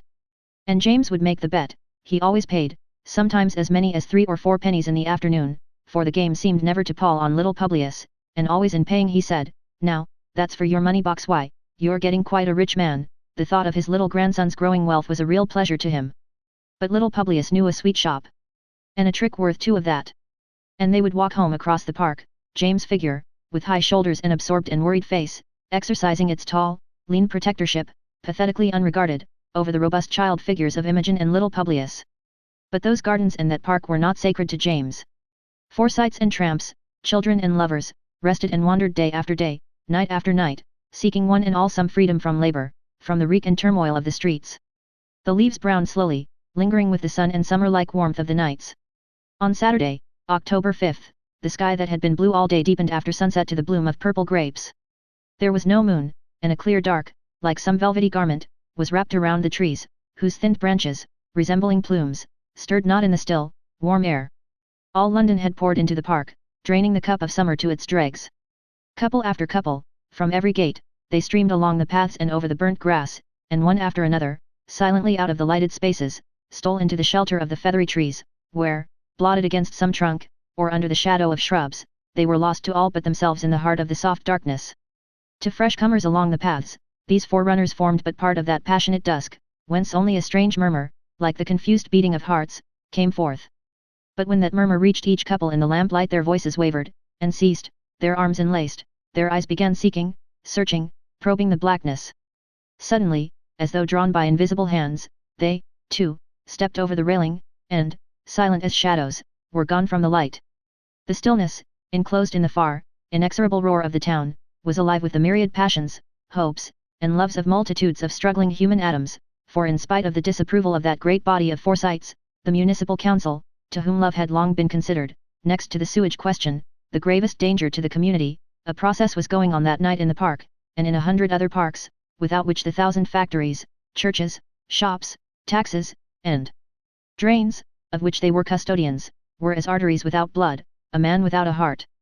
The instincts of self-forgetfulness, of passion, and of love, hiding under the trees, away from the trustees of their remorseless enemy, the sense of property, were holding a stealthy revel, and Soames, returning from Bayswater, for he had been alone to dine at Timothy's, walking home along the water, with his mind upon that coming lawsuit, had the blood driven from his heart by a low laugh and the sound of kisses.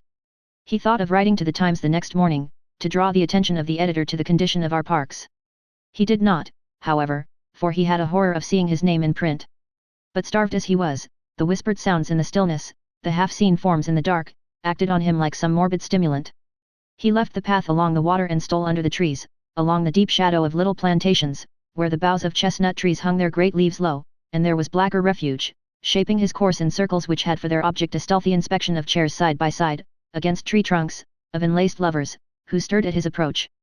Now he stood still on the rise overlooking the Serpentine, where, in full lamplight, black against the silver water, sat a couple who never moved, the woman's face buried on the man's neck, a single form, like a carved emblem of passion, silent and unashamed. And, stung by the sight, Soames hurried on deeper into the shadow of the trees. In this search, who knows what he thought and what he sought? Bread for hunger, light in darkness? Who knows what he expected to find? Impersonal knowledge of the human heart, the end of his private subterranean tragedy, for, again, who knew, but that each dark couple, unnamed, unnameable, might not be he and she. But it could not be such knowledge as this that he was seeking, the wife of Soames Forsyte sitting in the park like a common wench. Such thoughts were inconceivable, and from tree to tree, with his noiseless step, he passed. Once he was sworn it, once the whisper, if only it could always be like this, sent the blood flying again from his heart, and he waited there, patient and dogged, for the two to move. But it was only a poor thin slip of a shop girl in her draggled blouse who passed him, clinging to her lover's arm. 100 other lovers too whispered that hope in the stillness of the trees, 100 other lovers clung to each other. But shaking himself with sudden disgust, Soames returned to the path, and left that seeking for he knew not what. Chapter 3. Meeting at the Botanical. Young Jolyon, whose circumstances were not those of a Forsyte, found at times a difficulty in sparing the money needful for those country jaunts and researches into nature, without having prosecuted which no watercolor artist ever puts brush to paper. He was frequently, in fact, obliged to take his color box into the botanical gardens, and there, on his stool, in the shade of a monkey puzzler or in the lee of some India rubber plant, he would spend long hours sketching. An art critic who had recently been looking at his work had delivered himself as follows. In a way your drawings are very good, tone and color, in some of them certainly quite a feeling for nature, but, you see, they're so scattered, you'll never get the public to look at them now. If you'd taken a definite subject, such as London by Night, or the Crystal Palace in the spring, and made a regular series, the public would have known at once what they were looking at. I can't lay too much stress upon that. All the men who are making great names in art, like Crumstone or Bleeder, are making them by avoiding the unexpected, by specializing and putting their works all in the same pigeonhole, so that the public know at once where to go. And this stands to reason, for if a man's a collector he doesn't want people to smell at the canvas to find out whom his pictures are by, he wants them to be able to say at once, a capital Forsyte. It is all the more important for you to be careful to choose a subject that they can lay hold of on the spot, since there's no very marked originality in your style. Young Jolyon, standing by the little piano, where a bowl of dried rose leaves, the only produce of the garden, was deposited on a bit of faded damask, listened with his dim smile. Turning to his wife, who was looking at the speaker with an angry expression on her thin face, he said, "You see, dear." "I do not," she answered in her staccato voice, that still had a little foreign accent, "your style has originality." The critic looked at her, smiled deferentially, and said no more. Like everyone else, he knew their history. The words bore good fruit with young Jolyon. They were contrary to all that he believed in, to all that he theoretically held good in his art, but some strange, deep instinct moved him against his will to turn them to profit. He discovered therefore one morning that an idea had come to him for making a series of watercolor drawings of London. How the idea had arisen he could not tell, and it was not till the following year, when he had completed and sold them at a very fair price, that in one of his impersonal moods, he found himself able to recollect the art critic, and to discover in his own achievement another proof that he was a Forsyte. He decided to commence with the botanical gardens, where he had already made so many studies, and chose the little artificial pond, sprinkled now with an autumn shower of red and yellow leaves, for though the gardeners longed to sweep them off, they could not reach them with their brooms. The rest of the gardens they swept bare enough, removing every morning nature's rain of leaves, piling them in heaps, whence from slow fires rose the sweet, acrid smoke that, like the cuckoo's note for spring, the scent of lime trees for the summer, is the true emblem of the fall. The gardener's tidy souls could not abide the gold and green and russet pattern on the grass. The gravel paths must lie unstained, ordered, methodical, without knowledge of the realities of life, nor of that slow and beautiful decay which flings crowns underfoot to star the earth with fallen glories, whence, as the cycle rolls, will leap again wild spring. Thus each leaf that fell was marked from the moment when it fluttered a goodbye and dropped, slow turning, from its twig. But on that little pond the leaves floated in peace, and praised heaven with their hues, the sunlight haunting over them. And so young Jolyon found them. Coming there one morning in the middle of October, he was disconcerted to find a bench about 20 paces from his stand occupied, for he had a proper horror of anyone seeing him at work. A lady in a velvet jacket was sitting there, with her eyes fixed on the ground. A flowering laurel, however, stood between, and, taking shelter behind this, young Jolyon prepared his easel. His preparations were leisurely, he caught, as every true artist should, at anything that might delay for a moment the effort of his work, and he found himself looking furtively at this unknown dame. Like his father before him, he had an eye for a face.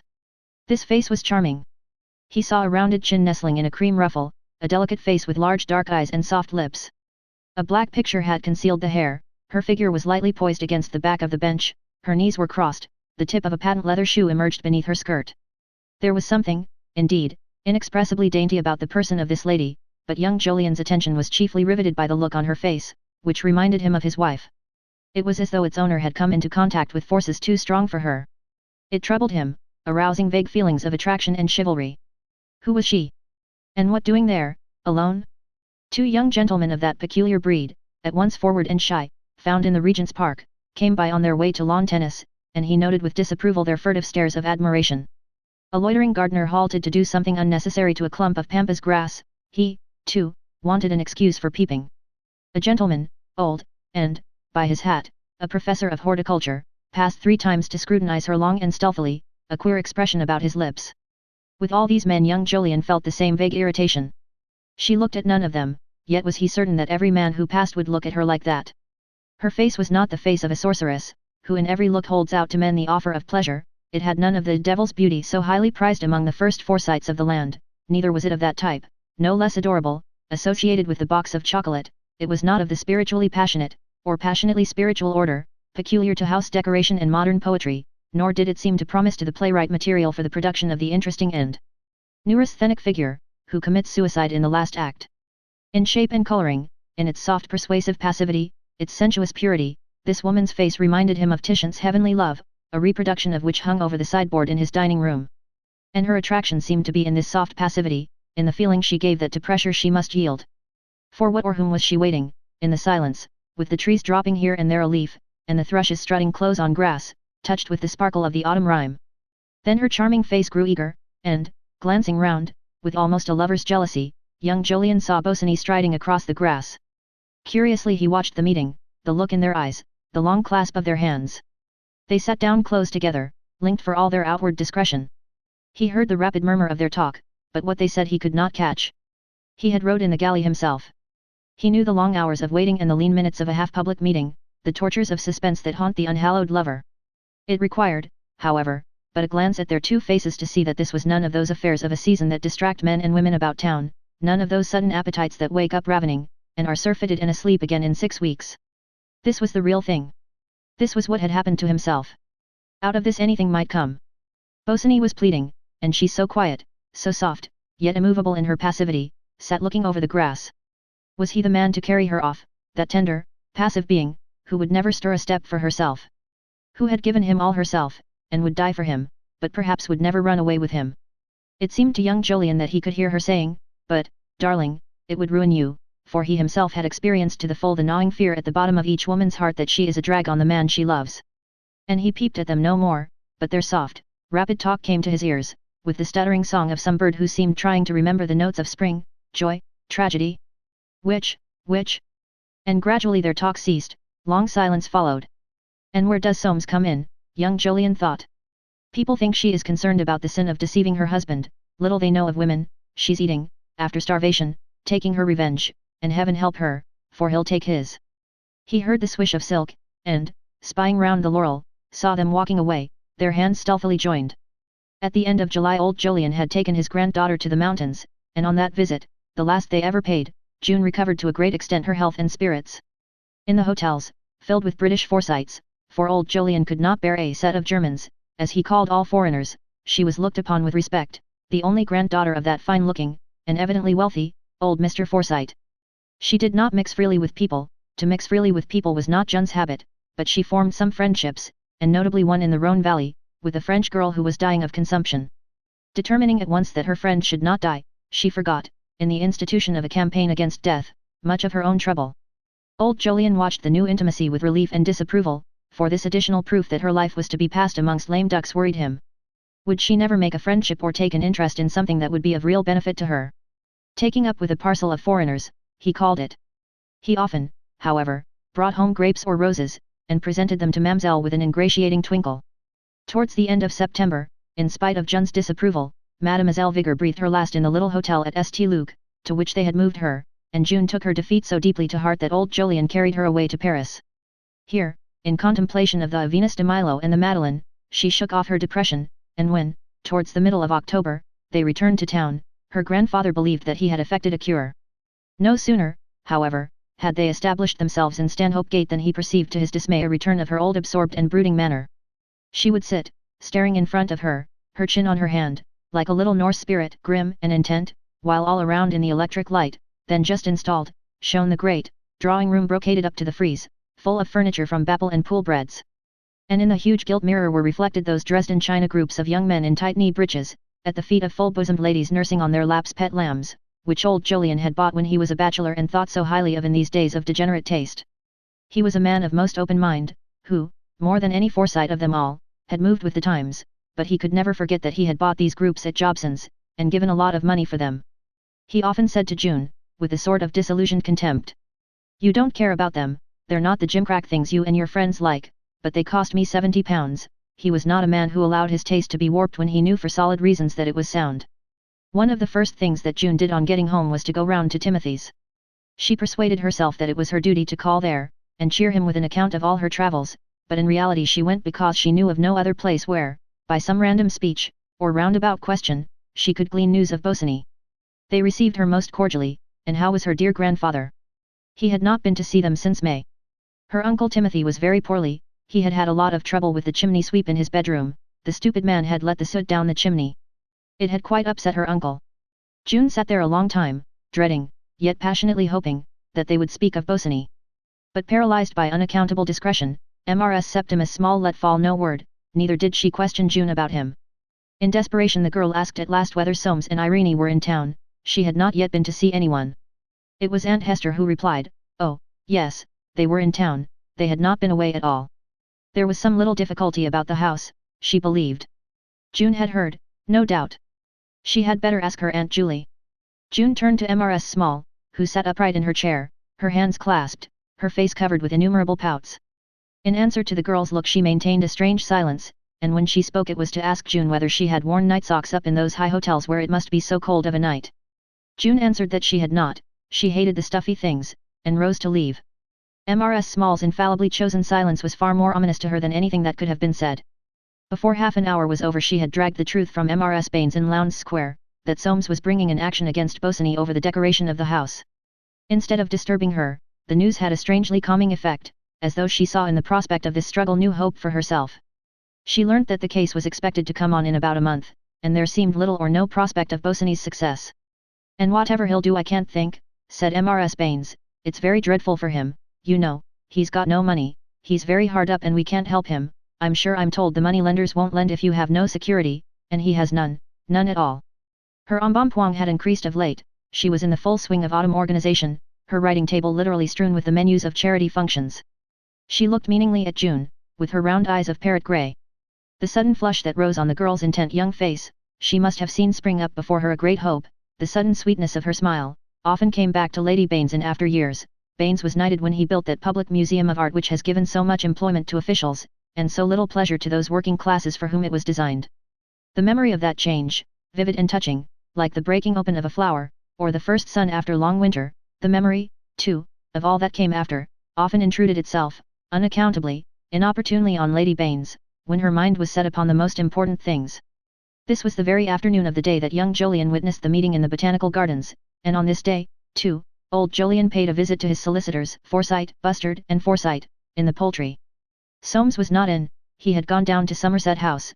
Bustard was buried up to the hilt in papers in that inaccessible apartment, where he was judiciously placed, in order that he might do as much work as possible, but James was in the front office, biting a finger, and lugubriously turning over the pleadings in Forsyte v. Bosony. This sound lawyer had only a sort of luxurious dread of the nice point, enough to set up a pleasurable feeling of fuss, for his good practical sense told him that if he himself were on the bench he would not pay much attention to it. But he was afraid that this Bosony would go bankrupt and Soames would have to find the money after all, and costs into the bargain. And behind this tangible dread there was always that intangible trouble, lurking in the background, intricate, dim, scandalous, like a bad dream, and of which this action was but an outward and visible sign. He raised his head as old Jolyon came in, and muttered, "How are you, Jolyon? Haven't seen you for an age. You've been to Switzerland. They tell me this young Bosony, he's got himself into a mess. I knew how it would be." He held out the papers, regarding his elder brother with nervous gloom. Old Jolyon read them in silence, and while he read them James looked at the floor, biting his fingers the while. Old Jolyon pitched them down at last, and they fell with a thump amongst a mass of affidavits in re Buncombe, deceased, one of the many branches of that parent and profitable tree, Friar v. Forsyte. "I don't know what Soames is about," he said, "to make a fuss over a few £100. I thought he was a man of property." James' long upper lip twitched angrily. He could not bear his son to be attacked in such a spot. "It's not the money," he began, but meeting his brother's glance, direct, shrewd, judicial, he stopped. There was a silence. "I've come in for my will," said old Jolyon at last, tugging at his moustache. James' curiosity was roused at once. Perhaps nothing in this life was more stimulating to him than a will. It was the supreme deal with property, the final inventory of a man's belongings, the last word on what he was worth. He sounded the bell. "Bring in Mr. Jolyon's will," he said to an anxious, dark-haired clerk. "You going to make some alterations?" And through his mind there flashed the thought, "Now, am I worth as much as he?" Old Jolyon put the will in his breast pocket, and James twisted his long legs regretfully. "You've made some nice purchases lately, they tell me," he said. "I don't know where you get your information from," answered old Jolyon sharply. "When's this action coming on?" "Next month. I can't tell what you've got in your minds. You must manage your own affairs, but if you take my advice, you'll settle it out of court. Goodbye." With a cold handshake he was gone. James, his fixed grey-blue eye corkscrewing round some secret anxious image, began again to bite his finger. Old Jolyon took his will to the offices of the New Colliery Company, and sat down in the empty board-room to read it through. He answered down by the Starn Hemmings so tartly when the latter, seeing his chairman seated there, entered with the new superintendent's first report, that the secretary withdrew with regretful dignity, and sending for the transfer clerk, blew him up till the poor youth knew not where to look. It was not, by George, as he, down by the Starn, would have him know, for a whippersnapper of a young fellow like him, to come down to that office, and think that he was God Almighty. He, down by the Starn, had been head of that office for more years than a boy like him could count, and if he thought that when he had finished all his work, he could sit there doing nothing, he did not know him, Hemmings, down by the Starn, and so forth. On the other side of the green baize door old Jolyon sat at the long, mahogany and leather board table, his thick, loose-jointed, tortoiseshell eyeglasses perched on the bridge of his nose, his gold pencil moving down the clauses of his will. It was a simple affair, for there were none of those vexatious little legacies and donations to charities, which fritter away a man's possessions, and damage the majestic effect of that little paragraph in the morning papers accorded to Forsytes who die with £100,000. A simple affair. Just a bequest to his son of 20,000, and as to the residue of my property of whatsoever kind, whether realty or personalty, or partaking of the nature of either, upon trust to pay the proceeds, rents, annual produce dividends or interest thereof and thereon to my said granddaughter June Forsyte or her assigns during her life to be for her sole use and benefit and without, etc.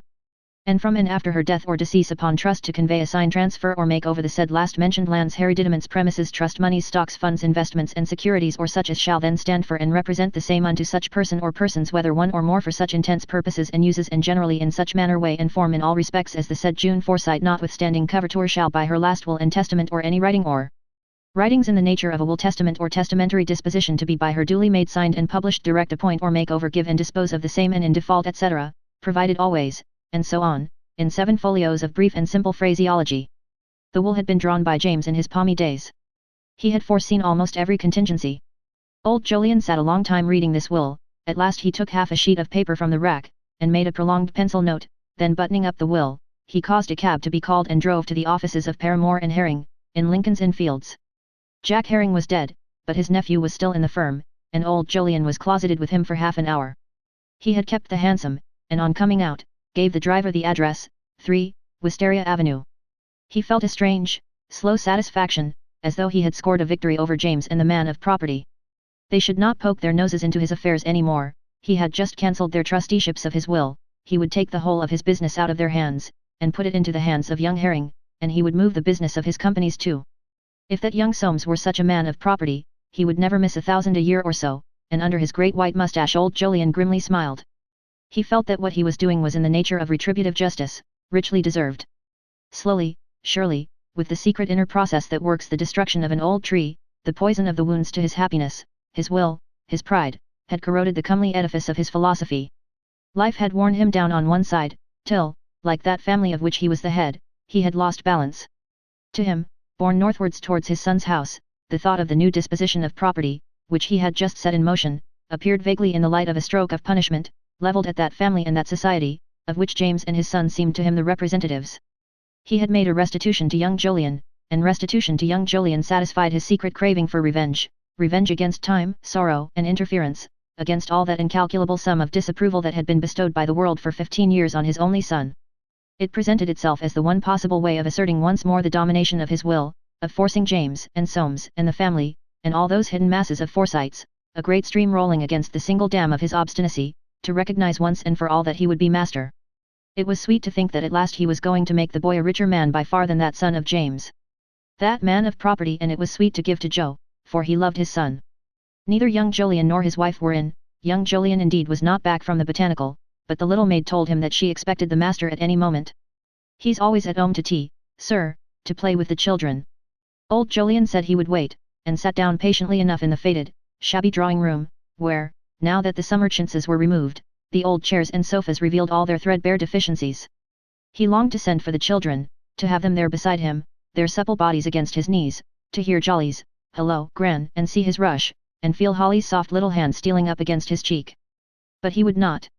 There was solemnity in what he had come to do, and until it was over he would not play.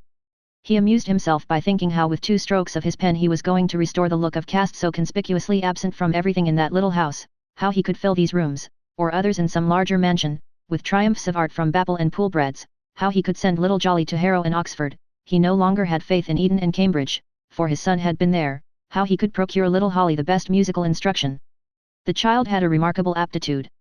As these visions crowded before him, causing emotion to swell his heart, he rose, and stood at the window, looking down into the little walled strip of garden, where the pear tree, bare of leaves before its time, stood with gaunt branches in the slow gathering mist of the autumn afternoon. The dog Balthasar, his tail curled tightly over a piebald, furry back, was walking at the farther end, sniffing at the plants, and at intervals placing his leg for support against the wall. And old Jolyon mused. What pleasure was there left but to give? It was pleasant to give, when you could find one who would be thankful for what you gave, one of your own flesh and blood. There was no such satisfaction to be had out of giving to those who did not belong to you, to those who had no claim on you. Such giving as that was a betrayal of the individualistic convictions and actions of his life, of all his enterprise, his labor, and his moderation, of the great and proud fact that, like tens of thousands of Forsytes before him, tens of thousands in the present, tens of thousands in the future, he had always made his own, and held his own, in the world. And, while he stood there looking down on the smut-covered foliage of the laurels, the black-stained grass plot, the progress of the dog Balthasar, all the suffering of the 15 years during which he had been balked of legitimate enjoyment mingled its gall with the sweetness of the approaching moment. Young Jolyon came at last, pleased with his work, and fresh from long hours in the open air. On hearing that his father was in the drawing-room, he inquired hurriedly whether Mrs. Forsyte was at home, and being informed that she was not, heaved a sigh of relief. Then putting his painting materials carefully in the little coat closet out of sight, he went in. With characteristic decision old Jolyon came at once to the point. "I've been altering my arrangements, Joe," he said. "You can cut your coat a bit longer in the future. I'm settling 1,000 a year on you at once. June will have 50,000 at my death, and you the rest. That dog of yours is spoiling the garden. I shouldn't keep a dog, if I were you." The dog Balthasar, seated in the center of the lawn, was examining his tail. Young Jolyon looked at the animal, but saw him dimly, for his eyes were misty. "Yours won't come short of 100,000, my boy," said old Jolyon. "I thought you'd better know I haven't much longer to live at my age. I shan't allude to it again. How's your wife, and, give her my love." Young Jolyon put his hand on his father's shoulder, and, as neither spoke, the episode closed. Having seen his father into a hansom, young Jolyon came back to the drawing room and stood, where old Jolyon had stood, looking down on the little garden. He tried to realize all that this meant to him, and, Forsyte that he was, vistas of property were opened out in his brain. The years of half-rations through which he had passed had not sapped his natural instincts. In extremely practical form, he thought of travel, of his wife's costume, the children's education, a pony for Jolly, 1,000 things, but in the midst of all he thought, too, of Bosinney and his mistress, and the broken song of the thrush. Joy, tragedy. Which? The old past, the poignant, suffering, passionate, wonderful past, that no money could buy, that nothing could restore in all its burning sweetness, had come back before him. When his wife came in he went straight up to her and took her in his arms, and for a long time he stood without speaking, his eyes closed, pressing her to him, while she looked at him with a wondering, adoring, doubting look in her eyes. Chapter 4. Voyage into the Inferno. The morning after a certain night on which Soames at last asserted his rights and acted like a man, he breakfasted alone. He breakfasted by gaslight, the fog of late November wrapping the town as in some monstrous blanket till the trees of the square even were barely visible from the dining room window. He ate steadily, but at times a sensation as though he could not swallow attacked him. Had he been right to yield to his overmastering hunger of the night before, and break down the resistance which he had suffered now too long from this woman who was his lawful and solemnly constituted helpmate? He was strangely haunted by the recollection of her face, from before which, to soothe her, he had tried to pull her hands, of her terrible smothered sobbing, the like of which he had never heard, and still seemed to hear, and he was still haunted by the odd, intolerable feeling of remorse and shame he had felt, as he stood looking at her by the flame of the single candle, before silently slinking away. And somehow, now that he had acted like this, he was surprised at himself. 2 nights before, at Winifred Darty's, he had taken Mrs. Macander into dinner. She had said to him, looking in his face with her sharp, greenish eyes, "And so your wife is a great friend of that Mr. Bosinney's." Not deigning to ask what she meant, he had brooded over her words. They had roused in him a fierce jealousy, which, with the peculiar perversion of this instinct, had turned to fiercer desire. Without the incentive of Mrs. Macander's words he might never have done what he had done. Without their incentive and the accident of finding his wife's door for once unlocked, which had enabled him to steal upon her asleep. Slumber had removed his doubts, but the morning brought them again. One thought comforted him, no one would know, it was not the sort of thing that she would speak about. And, indeed, when the vehicle of his daily business life, which needed so imperatively the grease of clear and practical thought, started rolling once more with the reading of his letters, those nightmare-like doubts began to assume less extravagant importance at the back of his mind. The incident was really not of great moment, women made a fuss about it in books, but in the cool judgment of right-thinking men, of men of the world, of such as he recollected often received praise in the divorce court, he had but done his best to sustain the sanctity of marriage, to prevent her from abandoning her duty, possibly, if she were still seeing Bosinney, from. No, he did not regret it. Now that the first step towards reconciliation had been taken, the rest would be comparatively. He rose and walked to the window. His nerve had been shaken. The sound of smothered sobbing was in his ears again. He could not get rid of it. He put on his fur coat, and went out into the fog. Having to go into the city, he took the underground railway from Sloane Square station. In his corner of the first-class compartment filled with city men the smothered sobbing still haunted him, so he opened the Times with the rich crackle that drowns all lesser sounds, and, barricaded behind it, set himself steadily to con the news. He read that a recorder had charged a grand jury on the previous day with a more than usually long list of offences. He read of 3 murders, 5 manslaughters, 7 arsons, and as many as 11 rapes, a surprisingly high number, in addition to many less conspicuous crimes, to be tried during a coming sessions, and from one piece of news he went on to another, keeping the paper well before his face. And still, inseparable from his reading, was the memory of Irene's tear-stained face, and the sounds from her broken heart. The day was a busy one, including, in addition to the ordinary affairs of his practice, a visit to his brokers, Messrs. Grin and Grinning, to give them instructions to sell his shares in the new Colliery Co., Limited, whose business he suspected, rather than knew, was stagnating. This enterprise afterwards slowly declined, and was ultimately sold for a song to an American syndicate, and a long conference at Waterbuck, Q.C.'s chambers, attended by Bolter, by Fiske, the junior counsel, and Waterbuck, Q.C., himself. The case of Forsyte v. Bosinney was expected to be reached on the morrow, before Mr. Justice Bentham. Mr. Justice Bentham, a man of common sense rather than too great legal knowledge, was considered to be about the best man they could have to try the action. He was a strong judge. Waterbuck, Q.C., in pleasing conjunction with an almost rude neglect of Bolter and Fiske, paid to Soames a good deal of attention, by instinct or the sounder evidence of rumour, feeling him to be a man of property. He held with remarkable consistency to the opinion he had already expressed in writing, that the issue would depend to a great extent on the evidence given at the trial, and in a few well-directed remarks he advised Soames not to be too careful in giving that evidence. "A little bluffness, Mr. Forsyte," he said, "a little bluffness," and after he had spoken he laughed firmly, closed his lips tight, and scratched his head just below where he had pushed his wig back, for all the world like the gentleman farmer for whom he loved to be taken. He was considered perhaps the leading man in breach of promise cases. Soames used the underground again in going home. The fog was worse than ever at Sloane Square station.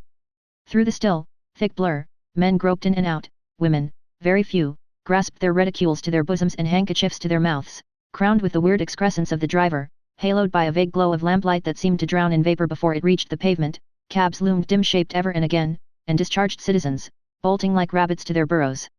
And these shadowy figures, wrapped each in his own little shroud of fog, took no notice of each other.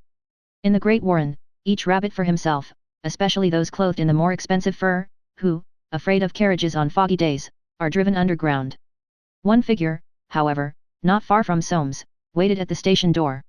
Some buccaneer or lover, of whom each Forsyte thought, "Poor devil, looks as if he were having a bad time." Their kind hearts beat a stroke faster for that poor, waiting, anxious lover in the fog, but they hurried by, well knowing that they had neither time nor money to spare for any suffering but their own. Only a policeman, patrolling slowly and at intervals, took an interest in that waiting figure, the brim of whose slouch hat half hid a face reddened by the cold, all thin and haggard, over which a hand stole now and again to smooth away anxiety, or renew the resolution that kept him waiting there. But the waiting lover, if lover he were, was used to policemen's scrutiny, or too absorbed in his anxiety, for he never flinched. A hardened case, accustomed to long trysts, to anxiety and fog, and cold, if only his mistress came at last. Foolish lover! Fogs last until the spring, there is also snow and rain, no comfort anywhere, gnawing fear if you bring her out, gnawing fear if you bid her stay at home. Serve him right, he should arrange his affairs better. So any respectable Forsyte. Yet, if that sounder citizen could have listened at the waiting lover's heart, out there in the fog and the cold, he would have said again, "Yes, poor devil, he's having a bad time." Soames got into his cab, and, with the glass down, crept along Sloane Street, and so along the Brompton Road, and home. He reached his house at 5. His wife was not in. She had gone out a quarter of an hour before. Out at such a time of night, into this terrible fog. What was the meaning of that? He sat by the dining-room fire, with the door open, disturbed to the soul, trying to read the evening paper. A book was no good, in daily papers alone was any narcotic to such worry as his. From the customary events recorded in the journal he drew some comfort. Suicide of an actress, grave indisposition of a statesman, that chronic sufferer, divorce of an army officer, fire in a colliery, he read them all. They helped him a little, prescribed by the greatest of all doctors, our natural taste. It was nearly 7 when he heard her come in. The incident of the night before had long lost its importance under stress of anxiety at her strange sortie into the fog. But now that Irene was home, the memory of her broken-hearted sobbing came back to him, and he felt nervous at the thought of facing her. She was already on the stairs, her grey fur coat hung to her knees, its high collar almost hid her face, she wore a thick veil. She neither turned to look at him nor spoke. No ghost or stranger could have passed more silently. Bilson came to lay dinner, and told him that Mrs. Forsyte was not coming down, she was having the soup in her room. For once Soames did not change, it was, perhaps, the first time in his life that he had sat down to dinner with soiled cuffs, and, not even noticing them, he brooded long over his wine. He sent Bilson to light a fire in his picture room, and presently went up there himself. Turning on the gas, he heaved a deep sigh, as though amongst these treasures, the backs of which confronted him in stacks, around the little room, he had found at length his peace of mind. He went straight up to the greatest treasure of them all, an undoubted Turner, and, carrying it to the easel, turned its face to the light.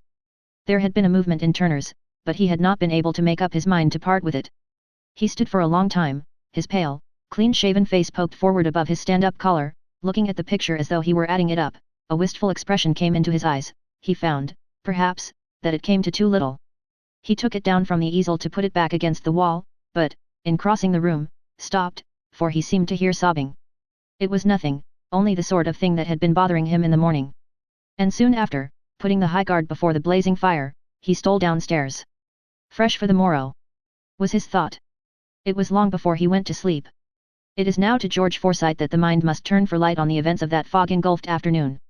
The wittiest and most sportsmanlike of the Forsytes had passed the day reading a novel in the paternal mansion at Prince's Gardens. Since a recent crisis in his financial affairs he had been kept on parole by Roger, and compelled to reside at home. Towards 5 o'clock he went out, and took train at South Kensington Station, for everyone today went underground. His intention was to dine, and pass the evening playing billiards at the Red Pottle, that unique hostel, neither club, hotel, nor good guild restaurant. He got out at Charing Cross, choosing it in preference to his more usual St. James's Park, that he might reach Jermyn Street by better lighted ways. On the platform his eyes, for in combination with a composed and fashionable appearance, George had sharp eyes, and was always on the lookout for Phillips to his sardonic humour, his eyes were attracted by a man, who, leaping from a first-class compartment, staggered rather than walked towards the exit. "So-ho, my bird," said George to himself, "why, it's the Buccaneer," and he put his big figure on the trail. Nothing afforded him greater amusement than a drunken man.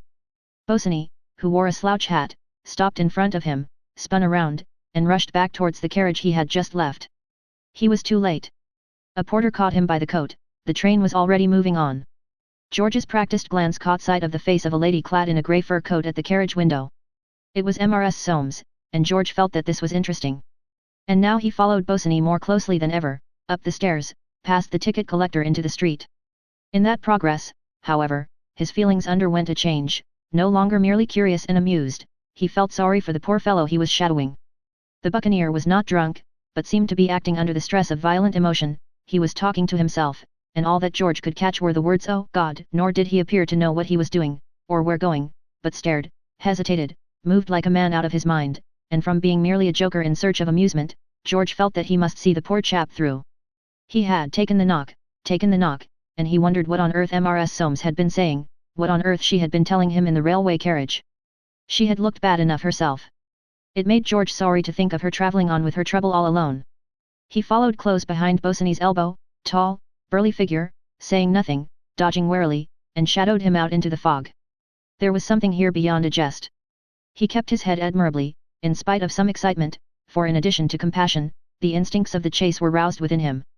Bosinney walked right out into the thoroughfare, a vast muffled blackness, where a man could not see 6 paces before him, where, all around, voices or whistles mocked the sense of direction, and sudden shapes came rolling slow upon them, and now and then a light showed like a dim island in an infinite dark sea. And fast into this perilous gulf of night walked Bosinney, and fast after him walked George. If the fellow meant to put his twopenny under a bus, he would stop it if he could.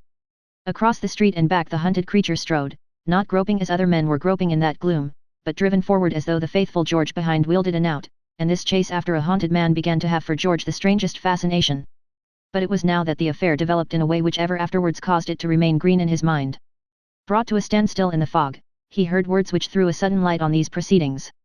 What Mrs. Soames had said to Bosinney in the train was now no longer dark. George understood from those mutterings that Soames had exercised his rights over an estranged and unwilling wife in the greatest, the supreme act of property. His fancy wandered in the fields of this situation, it impressed him, he guessed something of the anguish, the sexual confusion and horror in Bosinney's heart. And he thought, yes, it's a bit thick, I don't wonder the poor fellow is half cracked. He had run his quarry to earth on a bench under one of the lions in Trafalgar Square, a monster SPHYNX astray like themselves in that gulf of darkness. Here, rigid and silent, sat Bosinney, and George, in whose patience was a touch of strange brotherliness, took his stand behind. He was not lacking in a certain delicacy, a sense of form, that did not permit him to intrude upon this tragedy, and he waited, quiet as the lion above, his fur collar hitched above his ears concealing the fleshy redness of his cheeks, concealing all but his eyes with their sardonic, compassionate stare. And men kept passing back from business on the way to their clubs, men whose figures shrouded in cocoons of fog came into view like spectres, and like spectres vanished. Then even in his compassion George's quilpish humour broke forth in a sudden longing to pluck these spectres by the sleeve, and say, "Hi, you Johnnies, you don't often see a show like this, here's a poor devil whose mistress has just been telling him a pretty little story of her husband, walk up, he's taken the knock, you see." In fancy he saw them gaping round the tortured lover, and grinned as he thought of some respectable, newly married spectre enabled by the state of his own affections to catch an inkling of what was going on within Bosinney. He fancied he could see his mouth getting wider and wider, and the fog going down and down. For in George was all that contempt of the middle class, especially of the married middle class, peculiar to the wild and sportsman-like spirits in its ranks. But he began to be bored. Waiting was not what he had bargained for. After all, he thought, the poor chap will get over it, not the first time such a thing has happened in this little city, but now his quarry again began muttering words of violent hate and anger. And following a sudden impulse George touched him on the shoulder. Bosinney spun round. "Who are you, what do you want?" George could have stood it well enough in the light of the gas lamps, in the light of that everyday world of which he was so hardy a connoisseur, but in this fog, where all was gloomy and unreal, where nothing had that matter-of-fact value associated by Forsytes with earth, he was a victim to strange qualms, and as he tried to stare back into the eyes of this maniac, he thought, if I see a bobby, I'll hand him over, he's not fit to be at large. But waiting for no answer, Bosinney strode off into the fog, and George followed, keeping perhaps a little further off, yet more than ever set on tracking him down. He can't go on long like this, he thought. It's God's own miracle he's not been run over already. He brooded no more on policemen, a sportsman's sacred fire alive again within him. Into a denser gloom than ever Bosinney held on at a furious pace, but his pursuer perceived more method in his madness. He was clearly making his way westwards. He's really going for Soames, thought George. The idea was attractive. It would be a sporting end to such a chase. He had always disliked his cousin. The shaft of a passing cab brushed against his shoulder and made him leap aside. He did not intend to be killed for the buccaneer, or anyone. Yet, with hereditary tenacity, he stuck to the trail through vapor that blotted out everything but the shadow of the hunted man and the dim moon of the nearest lamp. Then suddenly, with the instinct of a town stroller, George knew himself to be in Piccadilly. Here he could find his way blindfold, and freed from the strain of geographical uncertainty, his mind returned to Bosinney's trouble. Down the long avenue of his man-about-town experience, bursting, as it were, through a smirch of doubtful amours, there stalked to him a memory of his youth. A memory, poignant still, that brought the scent of hay, the gleam of moonlight, a summer magic, into the reek and blackness of this London fog, the memory of a night when in the darkest shadow of a lawn he had overheard from a woman's lips that he was not her sole possessor. And for a moment George walked no longer in black Piccadilly, but lay again, with hell in his heart, and his face to the sweet-smelling, dewy grass, in the long shadow of poplars that hid the moon. A longing seized him to throw his arm round the buccaneer, and say, "Come, old boy, time cures all, let's go and drink it off." But a voice yelled at him, and he started back. A cab rolled out of blackness, and into blackness disappeared. And suddenly George perceived that he had lost Bosinney. He ran forward and back, felt his heart clutched by a sickening fear, the dark fear which lives in the wings of the fog. Perspiration started out on his brow. He stood quite still, listening with all his might. And then, as he confided to Darty the same evening in the course of a game of billiards at the Red Pottle, I lost him. Darty twirled complacently at his dark moustache. He had just put together a neat break of 23, failing at age any. And who was she, he asked. George looked slowly at the man of the world's fattish, sallow face, and a little grim smile lurked about the curves of his cheeks and his heavy-lidded eyes. No, no, my fine fellow, he thought, I'm not going to tell you, for though he mixed with Darty a good deal, he thought him a bit of a cad. Oh, some little love lady or other, he said, and chalked his cue. A love lady, exclaimed Darty, he used a more figurative expression. I made sure it was our friend Soa. Did you, said George curtly. Then damn, you've made an error. He missed his shot. He was careful not to allude to the subject again till, towards 11 o'clock, having, in his poetic phraseology, looked upon the drink when it was yellow, he drew aside the blind, and gazed out into the street. The murky blackness of the fog was but faintly broken by the lamps of the Red Pottle, and no shape of mortal man or thing was in sight. I can't help thinking of that poor buccaneer, he said. He may be wandering out there now in that fog if he's not a corpse, he added with strange dejection. Corpse, said Darty, in whom the recollection of his defeat at Richmond flared up. He's all right 10 to 1 if he wasn't tight. George turned on him, looking really formidable, with a sort of savage gloom on his big face. Dry up, he said. Don't I tell you he's taken the knock? Chapter 5. The Trial. In the morning of his case, which was second in the list, Soames was again obliged to start without seeing Irene, and it was just as well, for he had not as yet made up his mind what attitude to adopt towards her. He had been requested to be in court by 10:30, to provide against the event of the first action, a breach of promise, collapsing, which however it did not, both sides showing a courage that afforded Waterbuck, Q.C., an opportunity for improving his already great reputation in this class of case. He was opposed by Ram, the other celebrated breach of promise man. It was a battle of giants. The court delivered judgment just before the luncheon interval. The jury left the box for good, and Soames went out to get something to eat. He met James standing at the little luncheon bar, like a pelican in the wilderness of the galleries, bent over a sandwich with a glass of sherry before him. The spacious emptiness of the great central hall, over which father and son brooded as they stood together, was marred now and then for a fleeting moment by barristers in wig and gown hurriedly bolting across, by an occasional old lady or rusty-coated man, looking up in a frightened way, and by two persons, bolder than their generation, seated in an embrasure arguing. The sound of their voices arose, together with a scent as of neglected wells, which, mingling with the odour of the galleries, combined to form the savour, like nothing but the emanation of a refined cheese, so indissolubly connected with the administration of British justice. It was not long before James addressed his son. When's your case coming on? I suppose it'll be on directly. I shouldn't wonder if this Bosinney D say anything. I should think he'll go bankrupt if it goes against him. He took a large bite at his sandwich and a mouthful of sherry. Your mother, he said, wants you and Irene to come and dine tonight. A chill smile played round Soames's lips. He looked back at his father. Anyone who had seen the look, cold and furtive, thus interchanged, might have been pardoned for not appreciating the real understanding between them. James finished his sherry at a draught. How much? He asked. On returning to the court, Soames took at once his rightful seat on the front bench beside his solicitor. He ascertained where his father was seated with a glance so sidelong as to commit nobody. James, sitting back with his hands clasped over the handle of his umbrella, was brooding on the end of the bench immediately behind counsel, whence he could get away at once when the case was over. He considered Bosinney's conduct in every way outrageous, but he did not wish to run up against him, feeling that the meeting would be awkward. Next to the divorce court, this court was, perhaps, the favorite emporium of justice, libel, breach of promise, and other commercial actions being frequently decided there. Quite a sprinkling of persons unconnected with the law occupied the back benches, and the hat of a woman or two could be seen in the gallery. The 2 rows of seats immediately in front of James were gradually filled by barristers in wigs, who sat down to make pencil notes, chat, and attend to their teeth, but his interest was soon diverted from these lesser lights of justice by the entrance of Waterbuck, Q.C., with the wings of his silk gown rustling, and his red, capable face supported by 2 short, brown whiskers. The famous Q.C. looked, as James freely admitted, the very picture of a man who could heckle a witness. For all his experience, it so happened that he had never seen Waterbuck, Q.C., before, and, like many Forsytes in the lower branch of the profession, he had an extreme admiration for a good cross-examiner. The long, lugubrious folds in his cheeks relaxed somewhat after seeing him, especially as he now perceived that Soames alone was represented by silk.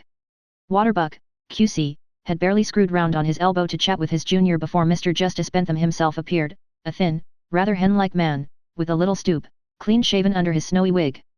Like all the rest of the court, Waterbuck rose, and remained on his feet until the judge was seated. James rose but slightly. He was already comfortable, and had no opinion of Bentham, having sat next but one to him at dinner twice at the Bumley Toms.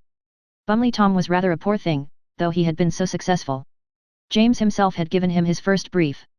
He was excited, too, for he had just found out that Bosinney was not in court. Now, what's he mean by that, he kept on thinking.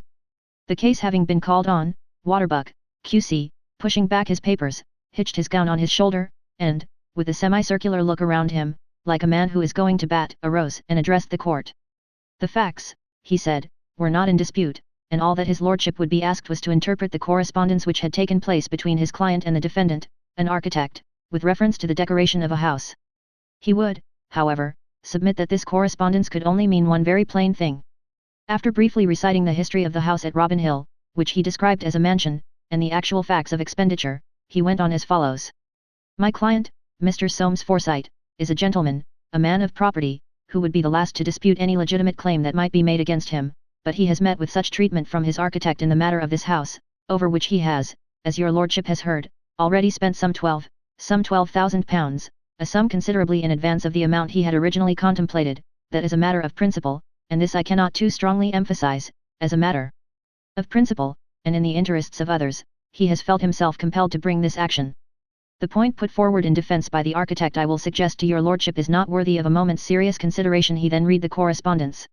His client, a man of recognized position, was prepared to go into the box, and to swear that he never did authorize, that it was never in his mind to authorize, the expenditure of any money beyond the extreme limit of £12,050, which he had clearly fixed, and not further to waste the time of the court, he would at once call Mr. Forsyte. Soames then went into the box. His whole appearance was striking in its composure. His face, just supercilious enough, pale and clean-shaven, with a little line between the eyes, and compressed lips, his dress in unostentatious order, one hand neatly gloved, the other bare. He answered the questions put to him in a somewhat low, but distinct voice. His evidence under cross-examination savoured of taciturnity. Had he not used the expression, a free hand? No. Come, come. The expression he had used was a free hand in the terms of this correspondence. Would you tell the court that that was English? Yes. What do you say it means? What it says? Are you prepared to deny that it is a contradiction in terms? Yes. You are not an Irishman. No. Are you a well-educated man? Yes. And yet you persist in that statement? Yes. Throughout this and much more cross-examination, which turned again and again around the nice point, James sat with his hand behind his ear, his eyes fixed upon his son. He was proud of him. He could not but feel that in similar circumstances he himself would have been tempted to enlarge his replies, but his instinct told him that this taciturnity was the very thing. He sighed with relief, however, when Soames, slowly turning, and without any change of expression, descended from the box. When it came to the turn of Bosinney's counsel to address the judge, James redoubled his attention, and he searched the court again and again to see if Bosinney were not somewhere concealed. Young Chancery began nervously. He was placed by Bosinney's absence in an awkward position. He therefore did his best to turn that absence to account. He could not but fear, he said, that his client had met with an accident.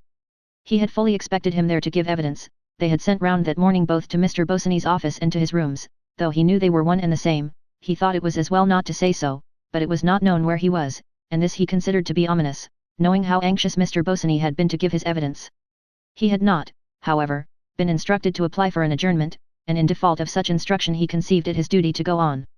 The plea on which he somewhat confidently relied, and which his client, had he not unfortunately been prevented in some way from attending, would have supported by his evidence, was that such an expression as a free hand could not be limited, fettered, and rendered unmeaning, by any verbiage which might follow it. He would go further and say that the correspondence showed that whatever he might have said in his evidence, Mr. Forsyte had in fact never contemplated repudiating liability on any of the work ordered or executed by his architect.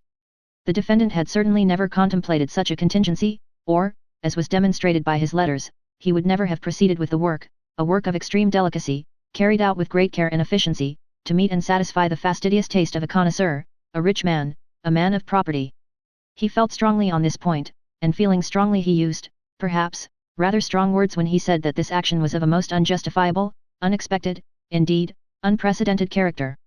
If his lordship had had the opportunity that he himself had made it his duty to take, to go over this very fine house and see the great delicacy and beauty of the decorations executed by his client, an artist in his most honourable profession, he felt convinced that not for one moment would his lordship tolerate this. He would use no stronger word than daring attempt to evade legitimate responsibility. Taking the text of Soames's letters, he lightly touched on Boileau v. the Blasted Cement Company, Limited. It is doubtful, he said, what that authority has decided. In any case I would submit that it is just as much in my favour as in my friend's. He then argued the nice point closely. With all due deference he submitted that Mr. Forsyte's expression nullified itself. His client not being a rich man, the matter was a serious one for him. He was a very talented architect, whose professional reputation was undoubtedly somewhat at stake. He concluded with a perhaps too personal appeal to the judge, as a lover of the arts, to show himself the protector of artists, from what was occasionally, he said occasionally, the too iron hand of capital. What, he said, will be the position of the artistic professions, if men of property like this Mr. Forsyte refuse, and are allowed to refuse, to carry out the obligations of the commissions which they have given? He would now call his client, in case he should at the last moment have found himself able to be present. The name Philip Baines Bosinney was called 3 times by the ushers, and the sound of the calling echoed with strange melancholy throughout the court and galleries. The crying of this name, to which no answer was returned, had upon James a curious effect. It was like calling for your lost dog about the streets. And the creepy feeling that it gave him, of a man missing, grated on his sense of comfort and security, on his coziness. Though he could not have said why, it made him feel uneasy. He looked now at the clock, 2:45. It would be all over in a quarter of an hour. Where could the young fellow be? It was only when Mr. Justice Bentham delivered judgment that he got over the turn he had received. Behind the wooden erection, by which he was fenced from more ordinary mortals, the learned judge leaned forward. The electric light, just turned on above his head, fell on his face, and mellowed it to an orange hue beneath the snowy crown of his wig. The amplitude of his robes grew before the eye. His whole figure, facing the comparative dusk of the court, radiated like some majestic and sacred body. He cleared his throat, took a sip of water, broke the nib of a quill against the desk, and, folding his bony hands before him, began. To James he suddenly loomed much larger than he had ever thought Bentham would loom. It was the majesty of the law, and a person endowed with a nature far less matter-of-fact than that of James might have been excused for failing to pierce this halo, and disinter therefrom the somewhat ordinary Forsyte, who walked and talked in everyday life under the name of Sir Walter Bentham. He delivered judgment in the following words.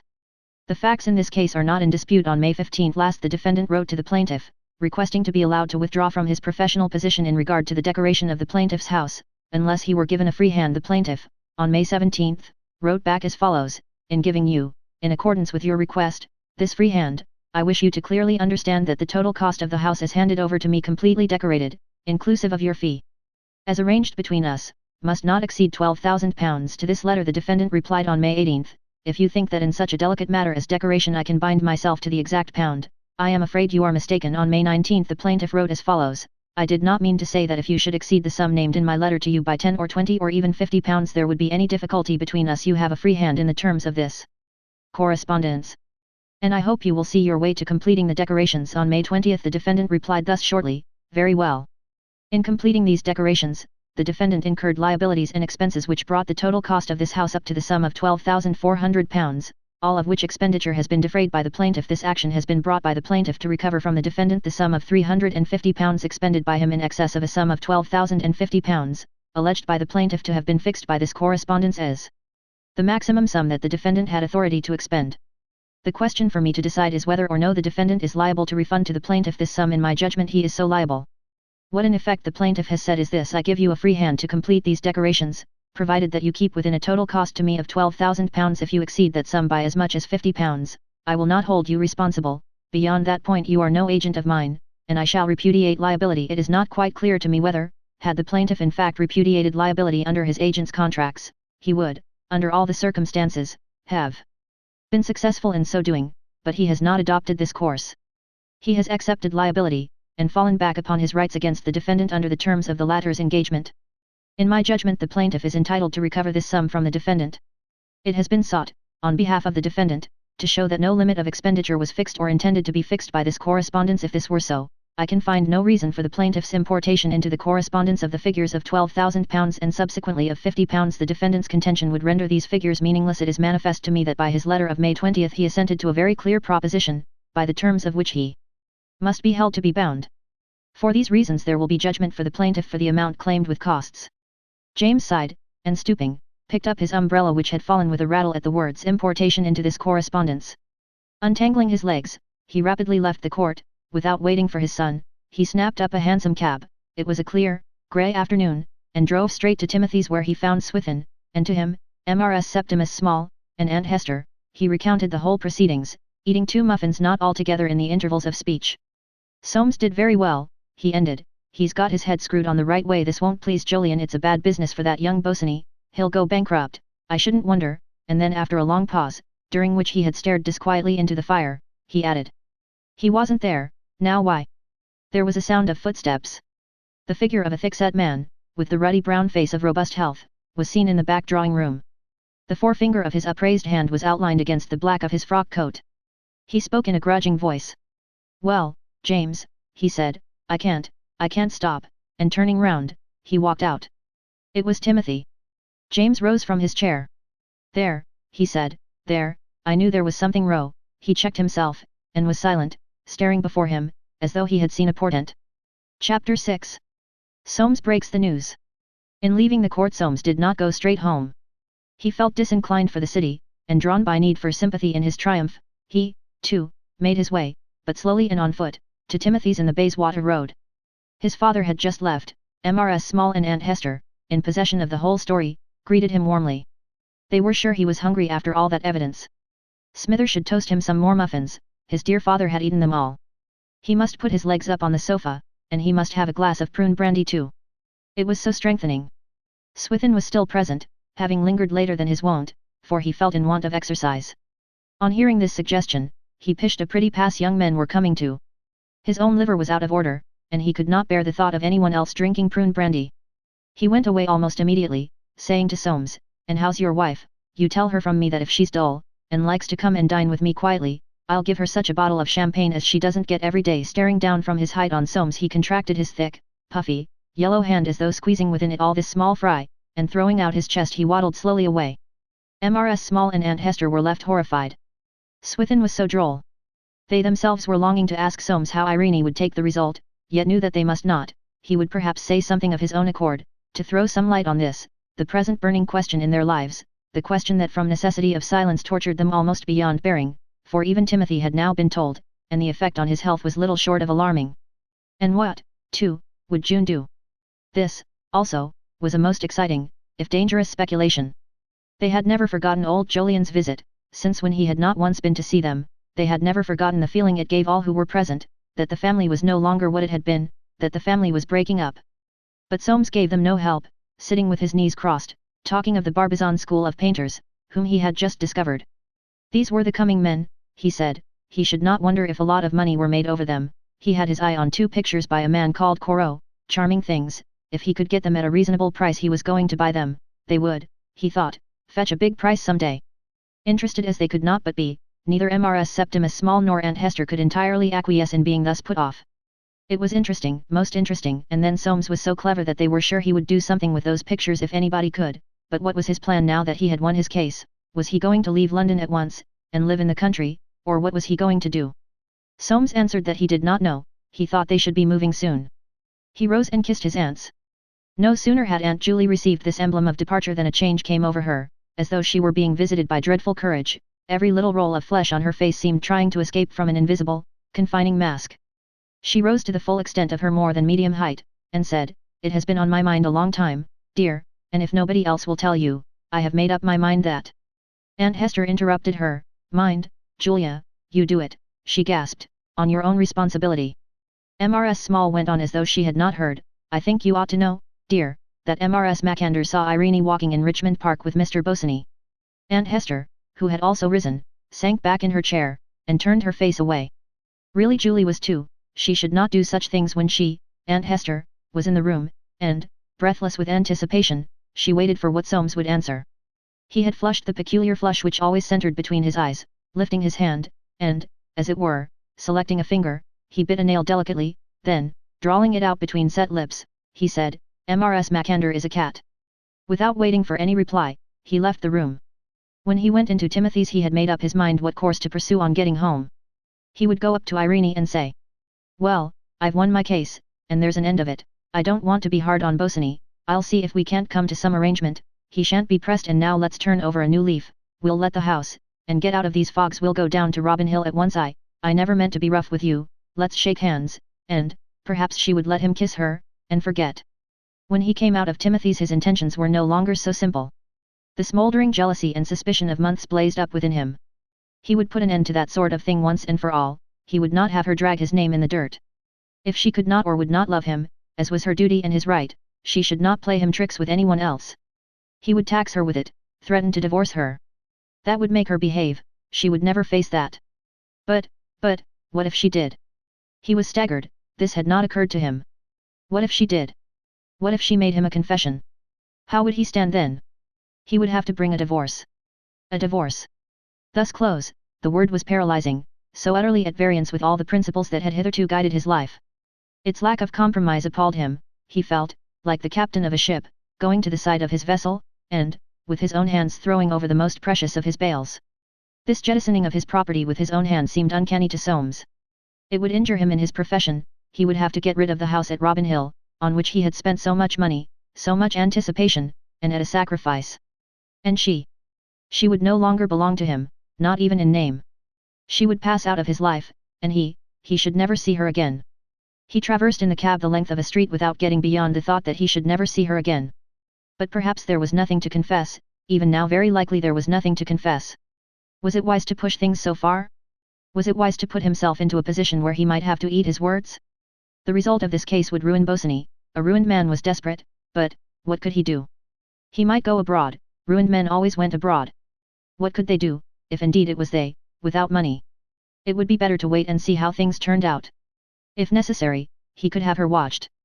The agony of his jealousy, for all the world like the crisis of an aching tooth, came on again, and he almost cried out. But he must decide, fix on some course of action before he got home. When the cab drew up at the door, he had decided nothing. He entered, pale, his hands moist with perspiration, dreading to meet her, burning to meet her, ignorant of what he was to say or do. The maid Bilson was in the hall, and in answer to his question, "Where is your mistress?" told him that Mrs. Forsyte had left the house about noon, taking with her a trunk and bag. Snatching the sleeve of his fur coat away from her grasp, he confronted her. "What?" he exclaimed, "what's that you said?" Suddenly recollecting that he must not betray emotion, he added, "What message did she leave?" and noticed with secret terror the startled look of the maid's eyes. "Mrs. Forsyte left no message, sir." "No message, very well, thank you, that will do. I shall be dining out." The maid went downstairs, leaving him still in his fur coat, idly turning over the visiting cards in the porcelain bowl that stood on the carved oak rug chest in the hall. Mr. and Mrs. Barham Culture. Mrs. Septimus Small. Mrs. Baines. Mr. Solomon Thornworthy. Lady Bellis. Miss Hermione Bellis. Miss Winifred Bellis. Miss Ella Bellis. Who the devil were all these people? He seemed to have forgotten all familiar things. The words "no message, a trunk, and a bag" played a hide-and-seek in his brain. It was incredible that she had left no message, and, still in his fur coat, he ran upstairs 2 steps at a time, as a young married man when he comes home will run up to his wife's room. Everything was dainty, fresh, sweet-smelling, everything in perfect order. On the great bed with its lilac silk quilt, was the bag she had made and embroidered with her own hands to hold her sleeping things, her slippers ready at the foot, the sheets even turned over at the head as though expecting her. On the table stood the silver-mounted brushes and bottles from her dressing bag, his own present. There must, then, be some mistake. What bag had she taken? He went to the bell to summon Bilson, but remembered in time that he must assume knowledge of where Irene had gone, take it all as a matter of course, and grope out the meaning for himself. He locked the doors, and tried to think, but felt his brain going round, and suddenly tears forced themselves into his eyes. Hurriedly pulling off his coat, he looked at himself in the mirror. He was too pale, a greyish tinge all over his face. He poured out water, and began feverishly washing. Her silver-mounted brushes smelt faintly of the perfumed lotion she used for her hair, and at this scent the burning sickness of his jealousy seized him again. Struggling into his fur, he ran downstairs and out into the street. He had not lost all command of himself, however, and as he went down Sloane Street he framed a story for use, in case he should not find her at Bosinney's. But if he should? His power of decision again failed. He reached the house without knowing what he should do if he did find her there. It was after office hours, and the street door was closed. The woman who opened it could not say whether Mr. Bosinney were in or no. She had not seen him that day, not for 2 or 3 days. She did not attend to him now. Nobody attended to him.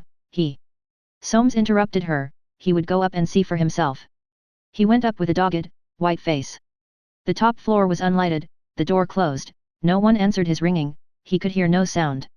He was obliged to descend, shivering under his fur, a chill at his heart. Hailing a cab, he told the man to drive to Park Lane. On the way he tried to recollect when he had last given her a cheque. She could not have more than 3 or 4 pounds, but there were her jewels, and with exquisite torture he remembered how much money she could raise on these, enough to take them abroad, enough for them to live on for months. He tried to calculate, the cab stopped, and he got out with the calculation unmade. The butler asked whether Mrs. Soames was in the cab. The master had told him they were both expected to dinner.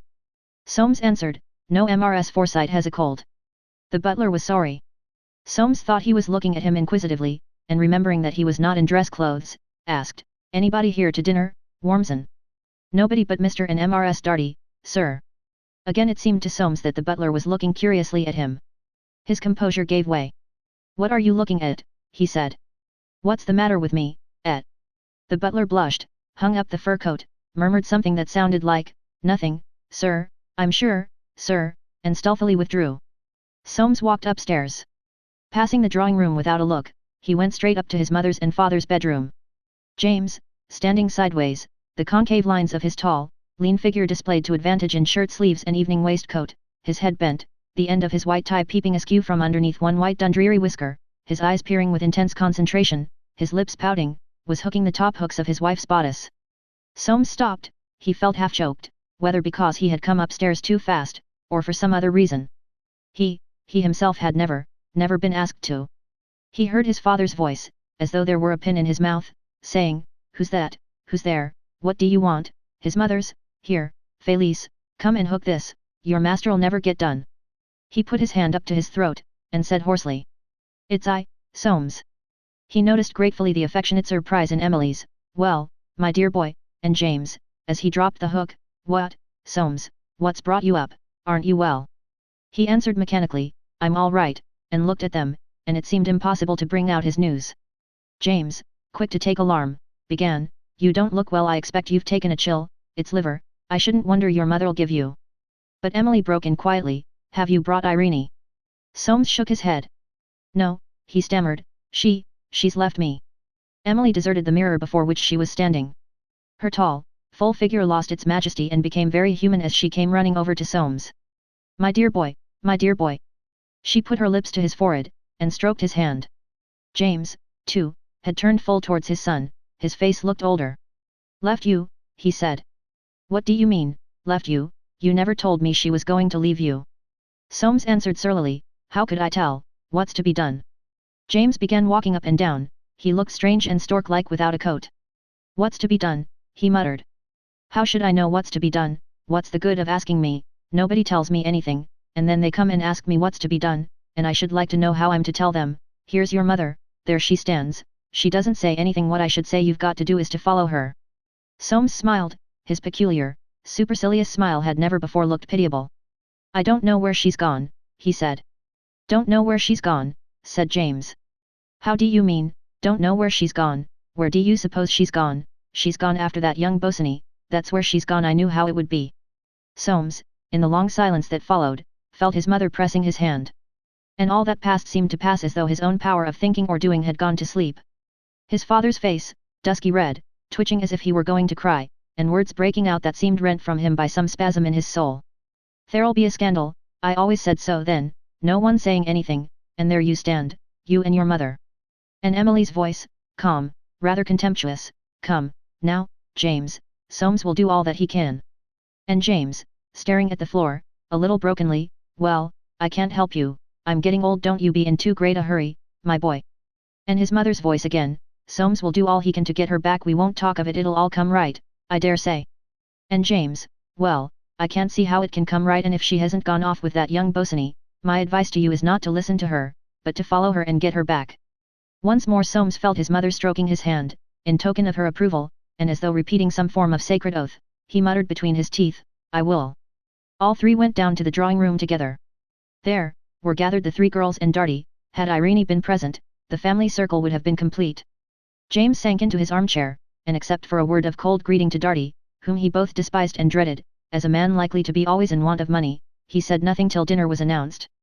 Soames, too, was silent. Emily alone, a woman of cool courage, maintained a conversation with Winifred on trivial subjects.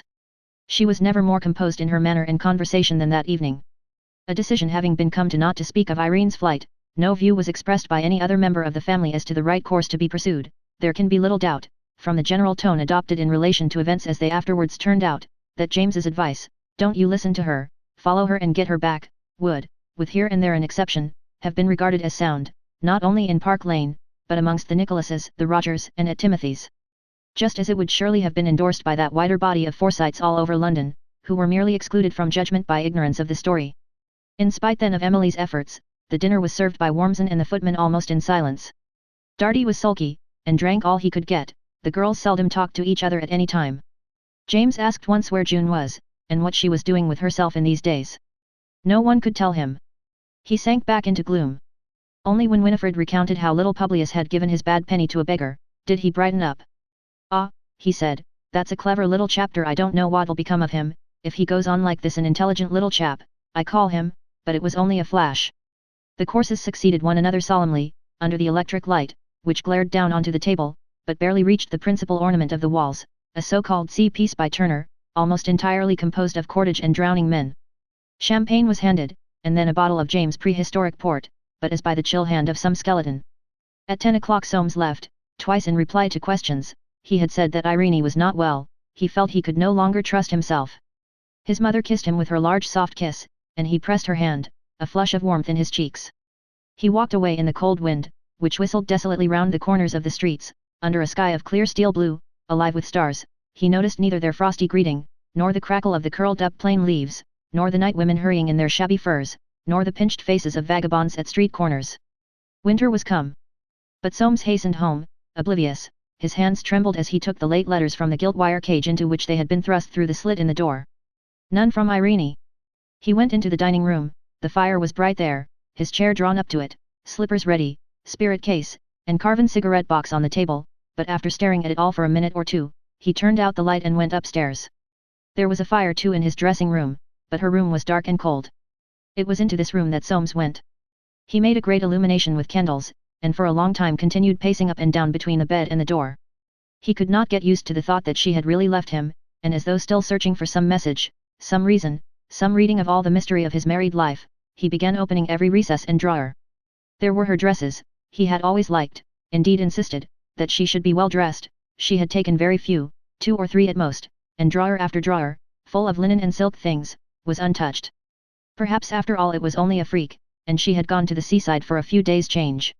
If only that were so, and she were really coming back, he would never again do as he had done that fatal night before last, never again run that risk, though it was her duty as a wife, though she did belong to him, he would never again run that risk. She was evidently not quite right in her head. He stooped over the drawer where she kept her jewels, it was not locked, and came open as he pulled, the jewel box had the key in it. This surprised him until he remembered that it was sure to be empty. He opened it. It was far from empty. Divided, in little green velvet compartments, were all the things he had given her, even her watch, and stuck into the recess that contained the watch was a three-cornered note addressed Soames Forsyte, in Irene's handwriting. I think I have taken nothing that you or your people have given me, and that was all. He looked at the clasps and bracelets of diamonds and pearls, at the little flat gold watch with a great diamond set in sapphires, at the chains and rings, each in its nest, and the tears rushed up in his eyes and dropped upon them. Nothing that she could have done, nothing that she had done, brought home to him like this the inner significance of her act. For the moment, perhaps, he understood nearly all there was to understand, understood that she loathed him, that she had loathed him for years, that for all intents and purposes they were like people living in different worlds, that there was no hope for him, never had been, even, that she had suffered, that she was to be pitied. In that moment of emotion he betrayed the Forsyte in him, forgot himself, his interests, his property, was capable of almost anything, was lifted into the pure ether of the selfless and unpractical. Such moments pass quickly. And as though with the tears he had purged himself of weakness, he got up, locked the box, and slowly, almost trembling, carried it with him into the other room. Chapter 7. June's Victory. June had waited for her chance, scanning the duller columns of the journals morning and evening with an assiduity which at first puzzled old Jolyon, and when her chance came, she took it with all the promptitude and resolute tenacity of her character. She will always remember best in her life that morning when at last she saw amongst the reliable cause list of the Times newspaper, under the heading of Court 13, Mr. Justice Bentham, the case of Forsyte v. Bosinney. Like a gambler who stakes his last piece of money, she had prepared to hazard her all upon this throw. It was not her nature to contemplate defeat. How, unless with the instinct of a woman in love, she knew that Bosinney's discomfiture in this action was assured, cannot be told. On this assumption, however, she laid her plans, as upon a certainty.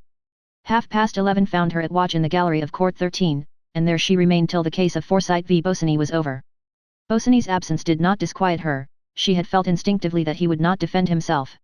At the end of the judgment she hastened down, and took a cab to his rooms. She passed the open street door and the offices on the 3 lower floors without attracting notice, not till she reached the top did her difficulties begin.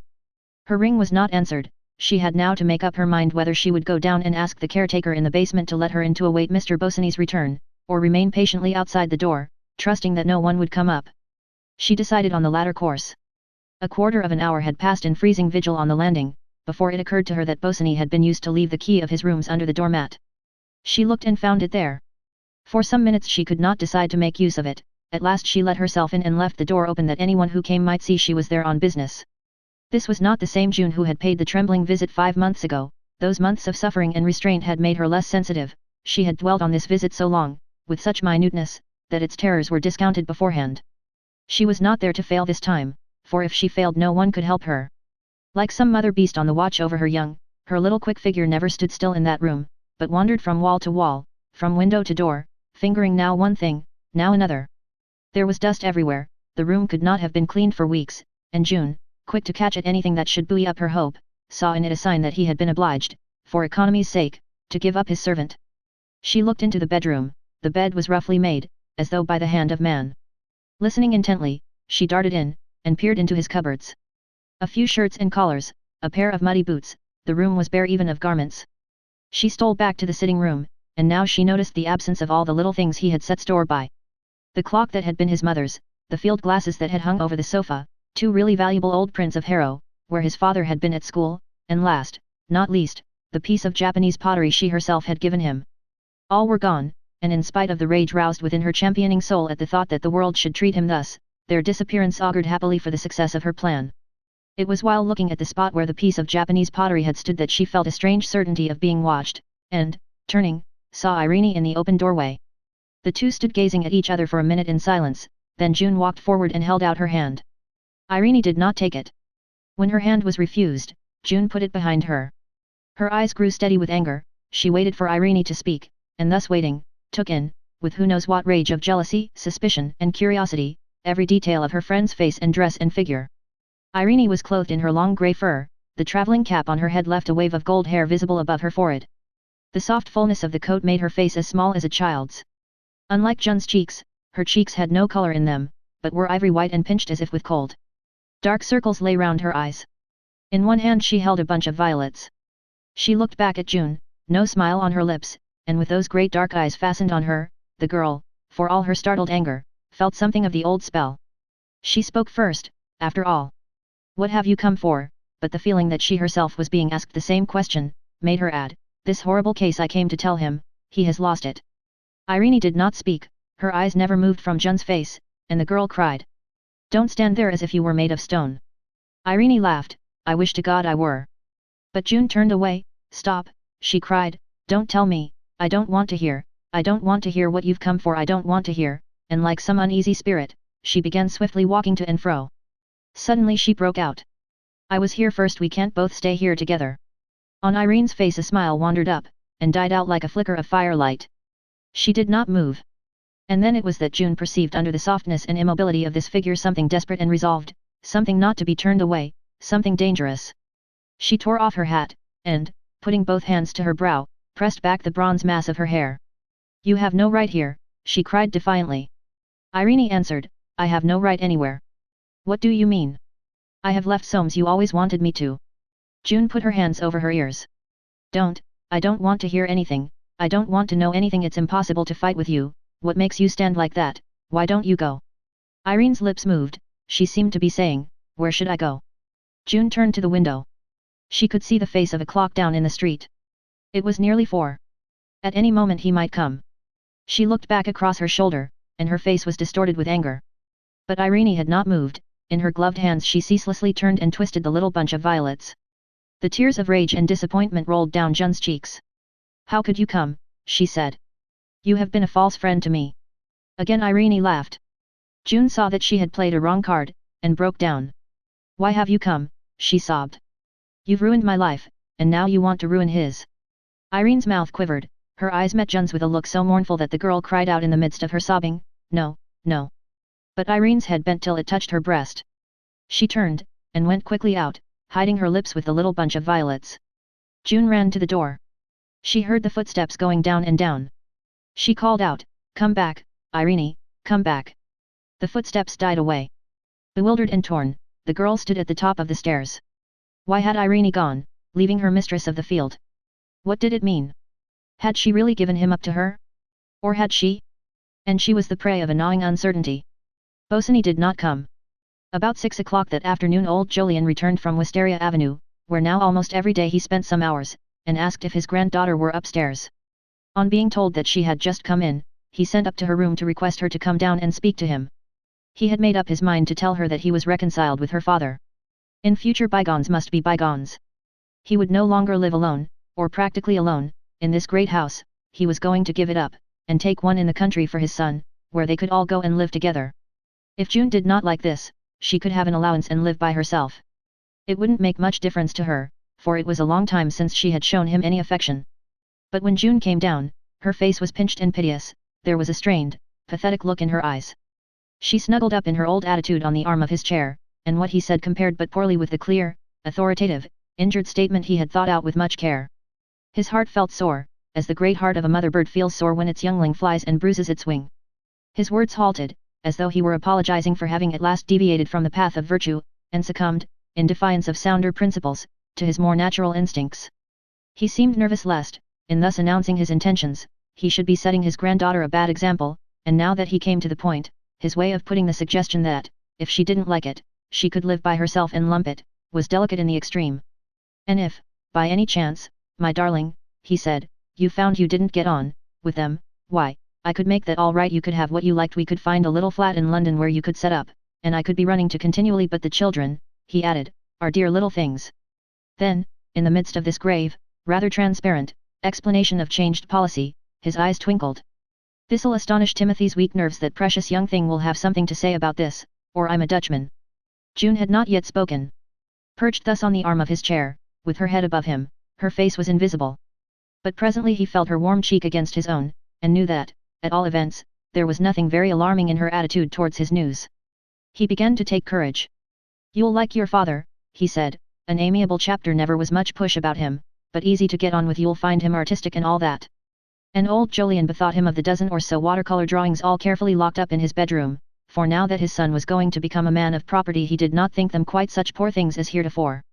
As to your stepmother, he said, using the word with some little difficulty. I call her a refined woman, a bit of a MRS gummidge, I shouldn't wonder, but very fond of Joe and the children, he repeated. Indeed, this sentence ran like music through all his solemn self-justification, our sweet little things. If June had known, those words but reincarnated that tender love for little children, for the young and weak, which in the past had made him desert his son for her tiny self, and now, as the cycle rolled, was taking him from her. But he began to get alarmed at her silence, and asked impatiently, well, what do you say? June slid down to his knee, and she in her turn began her tale. She thought it would all go splendidly, she did not see any difficulty, and she did not care a bit what people thought. Old Jolyon wriggled. Then people would think. He had thought that after all these years perhaps they wouldn't.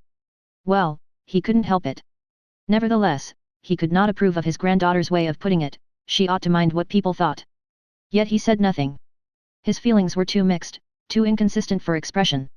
No, went on June, she did not care, what business was it of theirs? There was only one thing, and with her cheek pressing against his knee, old Jolyon knew at once that this something was no trifle, as he was going to buy a house in the country, would he not, to please her, buy that splendid house of Soames at Robin Hill? It was finished, it was perfectly beautiful, and no one would live in it now. They would all be so happy there. Old Jolyon was on the alert at once. Wasn't the man of property going to live in his new house, then? He never alluded to Soames now but under this title. No, June said, he was not, she knew that he was not. How did she know? She could not tell him, but she knew. She knew nearly for certain. It was most unlikely, circumstances had changed. Irene's words still rang in her head, I have left Soames, where should I go? But she kept silence about that. If her grandfather would only buy it and settle that wretched claim that ought never to have been made on Phil. It would be the very best thing for everybody, and everything might come straight. And June put her lips to his forehead, and pressed them close. But old Jolyon freed himself from her caress, his face wore the judicial look which came upon it when he dealt with affairs. He asked, what did she mean? There was something behind all this, had she been seeing Bosinney? June answered, no, but I have been to his rooms. Been to his rooms, who took you there? June faced him steadily. I went alone, he has lost that case, I don't care whether it was right or wrong, I want to help him, and I will. Old Jolyon asked again, have you seen him? His glance seemed to pierce right through the girl's eyes into her soul. Again June answered, no, he was not there, I waited, but he did not come. Old Jolyon made a movement of relief. She had risen and looked down at him, so slight, and light, and young, but so fixed, and so determined, and disturbed, vexed, as he was, he could not frown away that fixed look. The feeling of being beaten, of the reins having slipped, of being old and tired, mastered him. Ah, he said at last, you'll get yourself into a mess one of these days, I can see you want your own way in everything. Visited by one of his strange bursts of philosophy, he added, like that you were born, and like that you'll stay until you die. And he, who in his dealings with men of business, with boards, with Forsytes of all descriptions, with such as were not Forsytes, had always had his own way, looked at his indomitable grandchild sadly, for he felt in her that quality which above all others he unconsciously admired. Do you know what they say is going on? He said slowly. June crimsoned. Yes, no, I know, and I don't know, I don't care, and she stamped her foot. I believe, said old Jolyon, dropping his eyes, that you'd have him if he were dead. There was a long silence before he spoke again. But as to buying this house, you don't know what you're talking about. June said that she did. She knew that he could get it if he wanted. He would only have to give what it cost. What it cost, you know nothing about it, I won't go to Soames, I'll have nothing more to do with that young man. But you needn't, you can go to Uncle James if you can't buy the house, will you pay his lawsuit claim? I know he is terribly hard up, I've seen it, you can stop it out of my money. A twinkle came into old Jolyon's eyes. Stop it out of your money, a pretty way, and what will you do, pray, without your money? But secretly, the idea of wresting the house from James and his son had begun to take hold of him. He had heard on Forsyte Change much comment, much rather doubtful praise of this house. It was too artistic, but a fine place. To take from the man of property that on which he had set his heart, would be a crowning triumph over James, practical proof that he was going to make a man of property of Joe, to put him back in his proper position, and there to keep him secure. Justice once for all on those who had chosen to regard his son as a poor, penniless outcast. He would see, he would see. It might be out of the question, he was not going to pay a fancy price, but if it could be done, why, perhaps he would do it. And still more secretly he knew that he could not refuse her. But he did not commit himself. He would think it over, he said to June. Chapter 8. Bosinney's departure. Old Jolyon was not given to hasty decisions, it is probable that he would have continued to think over the purchase of the house at Robin Hill, had not Jun's face told him that he would have no peace until he acted. At breakfast next morning she asked him what time she should order the carriage. "Carriage?" he said, with some appearance of innocence, "what for? I'm not going out." She answered, "If you don't go early, you won't catch Uncle James before he goes into the city." "James? What about your Uncle James?" "The house," she replied, in such a voice that he no longer pretended ignorance. "I've not made up my mind," he said. You must, oh, Gran, think of me." Old Jolyon grumbled out, "Think of you, I'm always thinking of you, but you don't think of yourself, you don't think what you're letting yourself in for. Well, order the carriage at 10.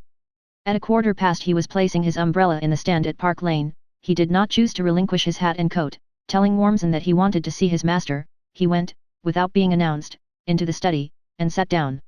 James was still in the dining room talking to Soames, who had come round again before breakfast. On hearing who his visitor was, he muttered nervously, "Now, what's he want, I wonder?" He then got up.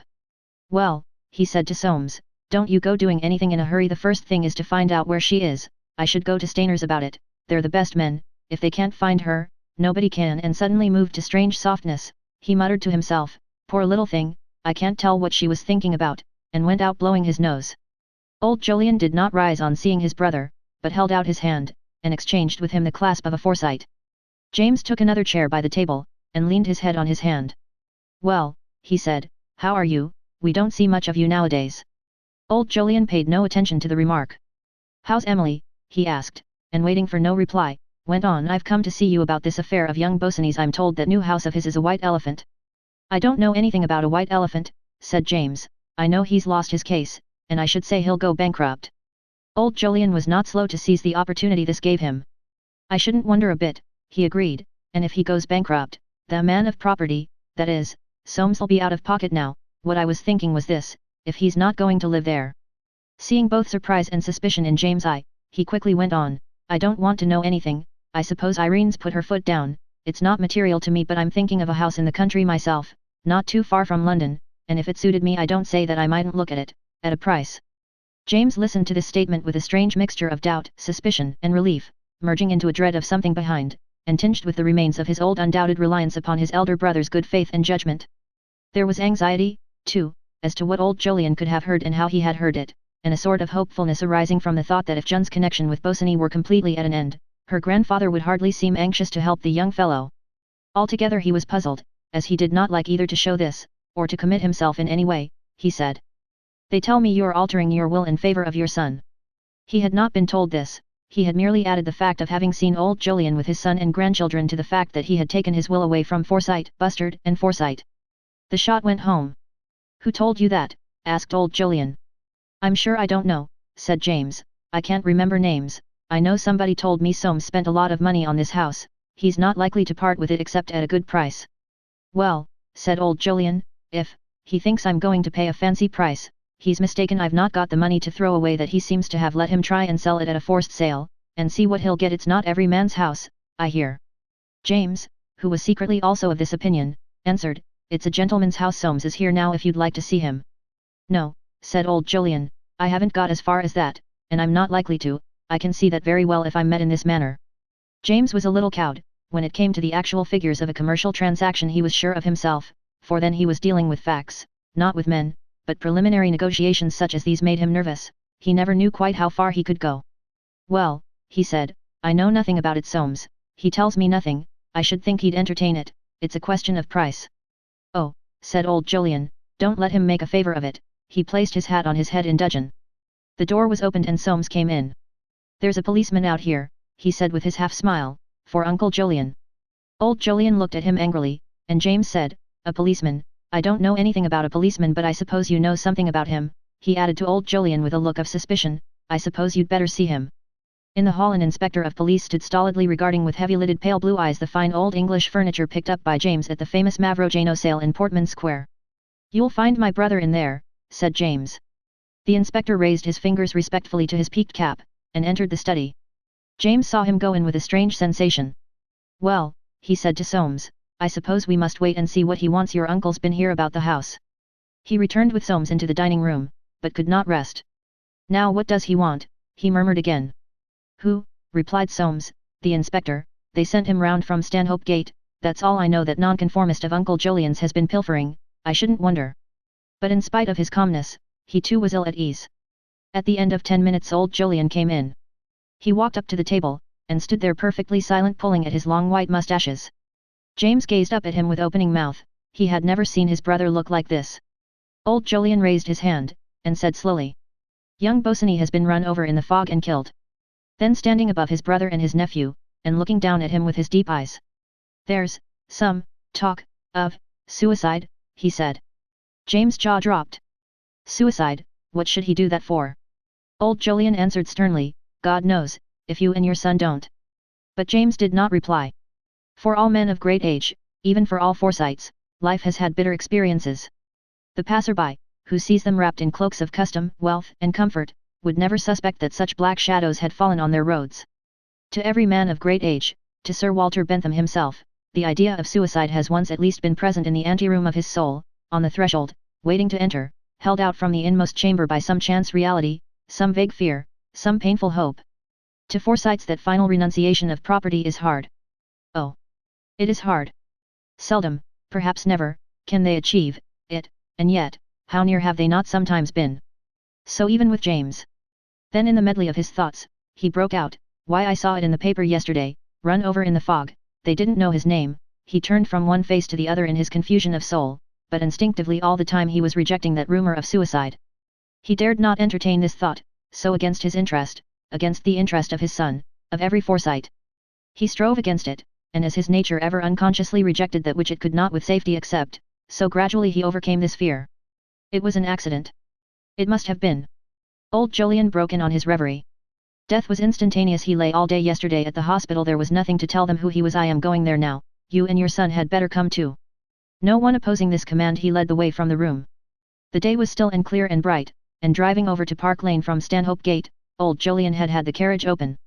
Sitting back on the padded cushions, finishing his cigar, he had noticed with pleasure the keen crispness of the air, the bustle of the cabs and people, the strange, almost Parisian, alacrity that the first fine day will bring into London streets after a spell of fog or rain. And he had felt so happy, he had not felt like it for months. His confession to June was off his mind. He had the prospect of his sons, above all, of his grandchildren's company in the future. He had appointed to meet young Jolyon at the Hodgepodge that very morning to discuss it again, and there was the pleasurable excitement of a coming encounter, a coming victory over James and the man of property in the matter of the house. He had the carriage closed now. He had no heart to look on gaiety, nor was it right that Forsytes should be seen driving with an inspector of police. In that carriage the inspector spoke again of the death. It was not so very thick, just there. The driver says the gentleman must have had time to see what he was about. He seemed to walk right into it. It appears that he was very hard up. We found several pawn tickets at his rooms. His account at the bank is overdrawn, and there's this case in today's papers." His cold blue eyes travelled from one to another of the three Forsytes in the carriage. Old Jolyon, watching from his corner, saw his brother's face change, and the brooding, worried look deepen on it. At the inspector's words, indeed, all James' doubts and fears revived. Hard up, pawn tickets, an overdrawn account. These words that had all his life been a far-off nightmare to him, seemed to make uncannily real that suspicion of suicide which must on no account be entertained. He sought his son's eye, but lynx-eyed, taciturn, immovable, Soames gave no answering look. And to old Jolyon, watching, divining the league of mutual defence between them, there came an overmastering desire to have his own son at his side, as though this visit to the dead man's body was a battle in which otherwise he must single-handed meet those two. And the thought of how to keep Jun's name out of the business kept whirring in his brain. James had his son to support him. Why should he not send for Joe? Taking out his card case, he penciled the following message. "Come round at once, I've sent the carriage for you." On getting out he gave this card to his coachman, telling him to drive, as fast as possible to the Hodgepodge Club, and if Mr. Jolyon Forsyte were there to give him the card and bring him at once. If not there yet, he was to wait till he came. He followed the others slowly up the steps, leaning on his umbrella, and stood a moment to get his breath. The inspector said, "This is the mortuary, sir, but take your time." In the bare, white-walled room, empty of all but a streak of sunshine smeared along the dustless floor, lay a form covered by a sheet. With a huge steady hand the inspector took the hem and turned it back. A sightless face gazed up at them, and on either side of that sightless defiant face the three Forsytes gazed down. In each one of them the secret emotions, fears, and pity of his own nature rose and fell like the rising, falling waves of life, whose wash those white walls barred out now forever from Bosinney. And in each one of them the trend of his nature, the odd essential spring, which moved him in fashions minutely, unalterably different from those of every other human being, forced him to a different attitude of thought. Far from the others, yet inscrutably close, each stood thus, alone with death, silent, his eyes lowered. The inspector asked softly. "You identify the gentleman, sir?" Old Jolyon raised his head and nodded. He looked at his brother opposite, at that long lean figure brooding over the dead man, with face dusky red, and strained grey eyes, and at the figure of Soames white and still by his father's side. And all that he had felt against those two was gone like smoke in the long white presence of death. Whence comes it, how comes it, death? Sudden reverse of all that goes before, blind setting forth on a path that leads to where? Dark quenching of the fire. The heavy, brutal crushing out that all men must go through, keeping their eyes clear and brave unto the end. Small and of no import, insects though they are.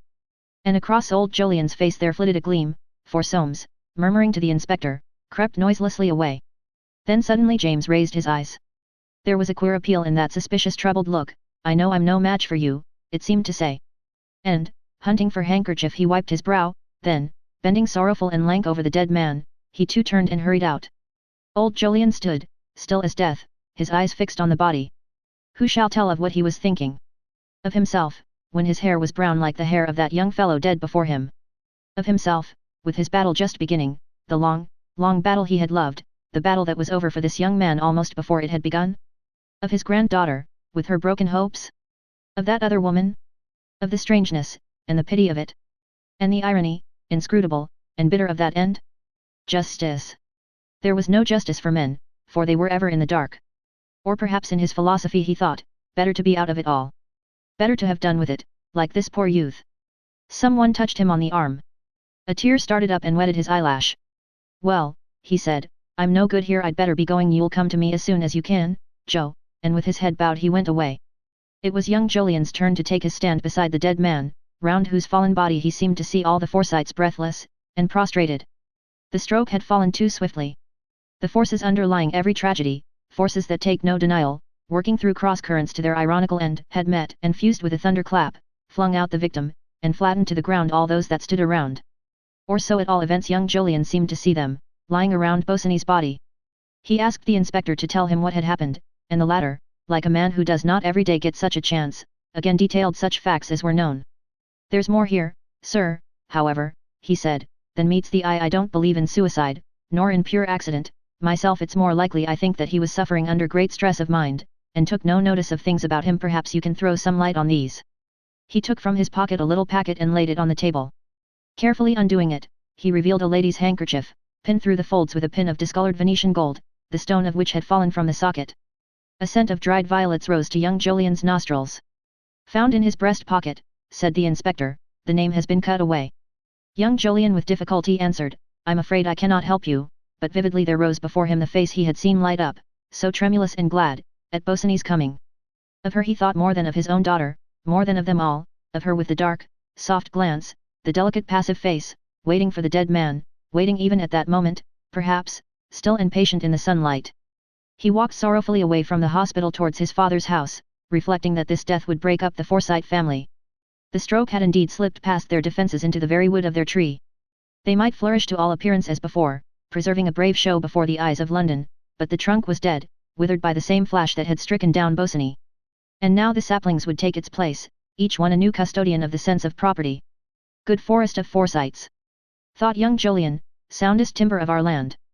Concerning the cause of this death, his family would doubtless reject with vigour the suspicion of suicide, which was so compromising. They would take it as an accident, a stroke of fate. In their hearts they would even feel it an intervention of Providence, a retribution, had not Bosinney endangered their two most priceless possessions, the pocket and the hearth? And they would talk of that unfortunate accident of young Bosinney's, but perhaps they would not talk, silence might be better. As for himself, he regarded the bus driver's account of the accident as of very little value. For no one so madly in love committed suicide for want of money, nor was Bosinney the sort of fellow to set much store by a financial crisis. And so he too, rejected this theory of suicide. The dead man's face rose too clearly before him. Gone in the heyday of his summer, and to believe thus that an accident had cut Bosinney off in the full sweep of his passion was more than ever pitiful to young Jolyon. Then came a vision of Soames' home as it now was, and must be hereafter. The streak of lightning had flashed its clear uncanny gleam on bare bones with grinning spaces between, the disguising flesh was gone. In the dining room at Stanhope Gate old Jolyon was sitting alone when his son came in. He looked very wan in his great armchair. and his eyes travelling round the walls with their pictures of still life, and the masterpiece Dutch fishing boats at sunset seemed as though passing their gaze over his life with its hopes, its gains, its achievements. "Ah, Joe," he said, "is that you? I've told poor little June, but that's not all of it. Are you going to Soames? She's brought it on herself, I suppose, but somehow I can't bear to think of her, shut up there, and all alone." And holding up his thin, veined hand, he clenched it. Chapter 9. Irene's Return. After leaving James and old Jolyon in the mortuary of the hospital, Soames hurried aimlessly along the streets. The tragic event of Bosinney's death altered the complexion of everything. There was no longer the same feeling that to lose a minute would be fatal, nor would he now risk communicating the fact of his wife's flight to anyone till the inquest was over. That morning he had risen early, before the postman came, had taken the first post letters from the box himself, and, though there had been none from Irene, he had made an opportunity of telling Bilson that her mistress was at the sea. He would probably, he said, be going down himself from Saturday to Monday. This had given him time to breathe, time to leave no stone unturned to find her. But now, cut off from taking steps by Bosinney's death, that strange death, to think of which was like putting a hot iron to his heart, like lifting a great weight from it, he did not know how to pass his day, and he wandered here and there through the streets, looking at every face he met, devoured by 100 anxieties. And as he wandered, he thought of him who had finished his wandering, his prowling, and would never haunt his house again. Already in the afternoon he passed posters announcing the identity of the dead man, and bought the papers to see what they said. He would stop their mouths if he could, and he went into the city, and was closeted with Bolter for a long time. On his way home, passing the steps of Jobson's about 4:30, he met George Forsyte, who held out an evening paper to Soames, saying, "Here, have you seen this about the poor buccaneer?" Soames answered stonily, "Yes." George stared at him. He had never liked Soames, he now held him responsible for Bosinney's death. Soames had done for him by that act of property that had sent the buccaneer to run amok that fatal afternoon. The poor fellow, he was thinking, was so cracked with jealousy, so cracked for his vengeance, that he heard nothing of the omnibus in that infernal fog. Soames had done for him. And this judgment was in George's eyes. "They talk of suicide here," he said at last. "That cat won't jump." Soames shook his head. "An accident," he muttered. Clenching his fist on the paper, George crammed it into his pocket. He could not resist a parting shot. All flourishing at home, any little Soameses yet. With a face as white as the steps of Jobson's, and a lip raised as if snarling, Soames brushed past him and was gone.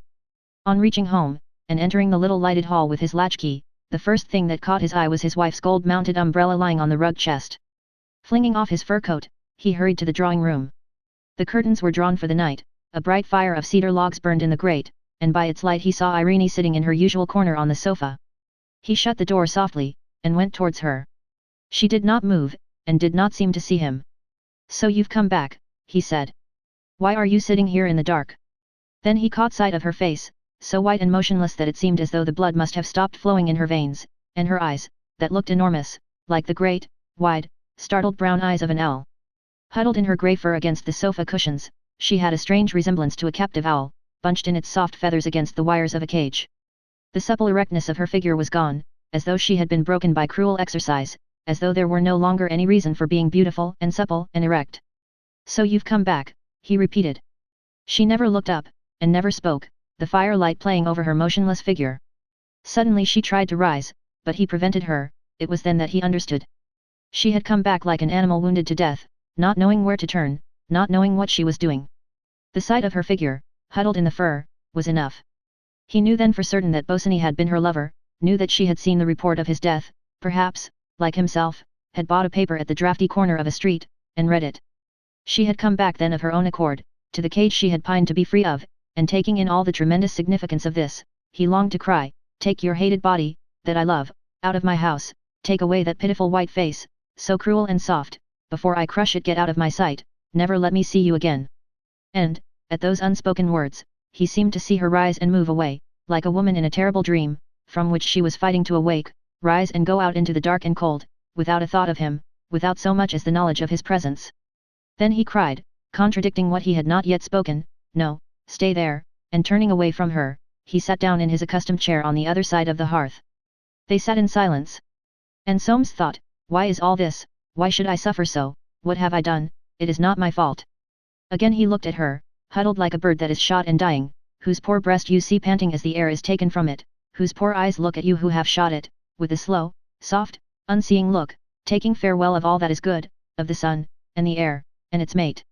So they sat, by the firelight, in the silence, one on each side of the hearth. And the fume of the burning cedar logs, that he loved so well, seemed to grip Soames by the throat till he could bear it no longer. And going out into the hall he flung the door wide, to gulp down the cold air that came in, then without hat or overcoat went out into the square. Along the garden rails a half-starved cat came rubbing her way towards him, and Soames thought, suffering, when will it cease, my suffering?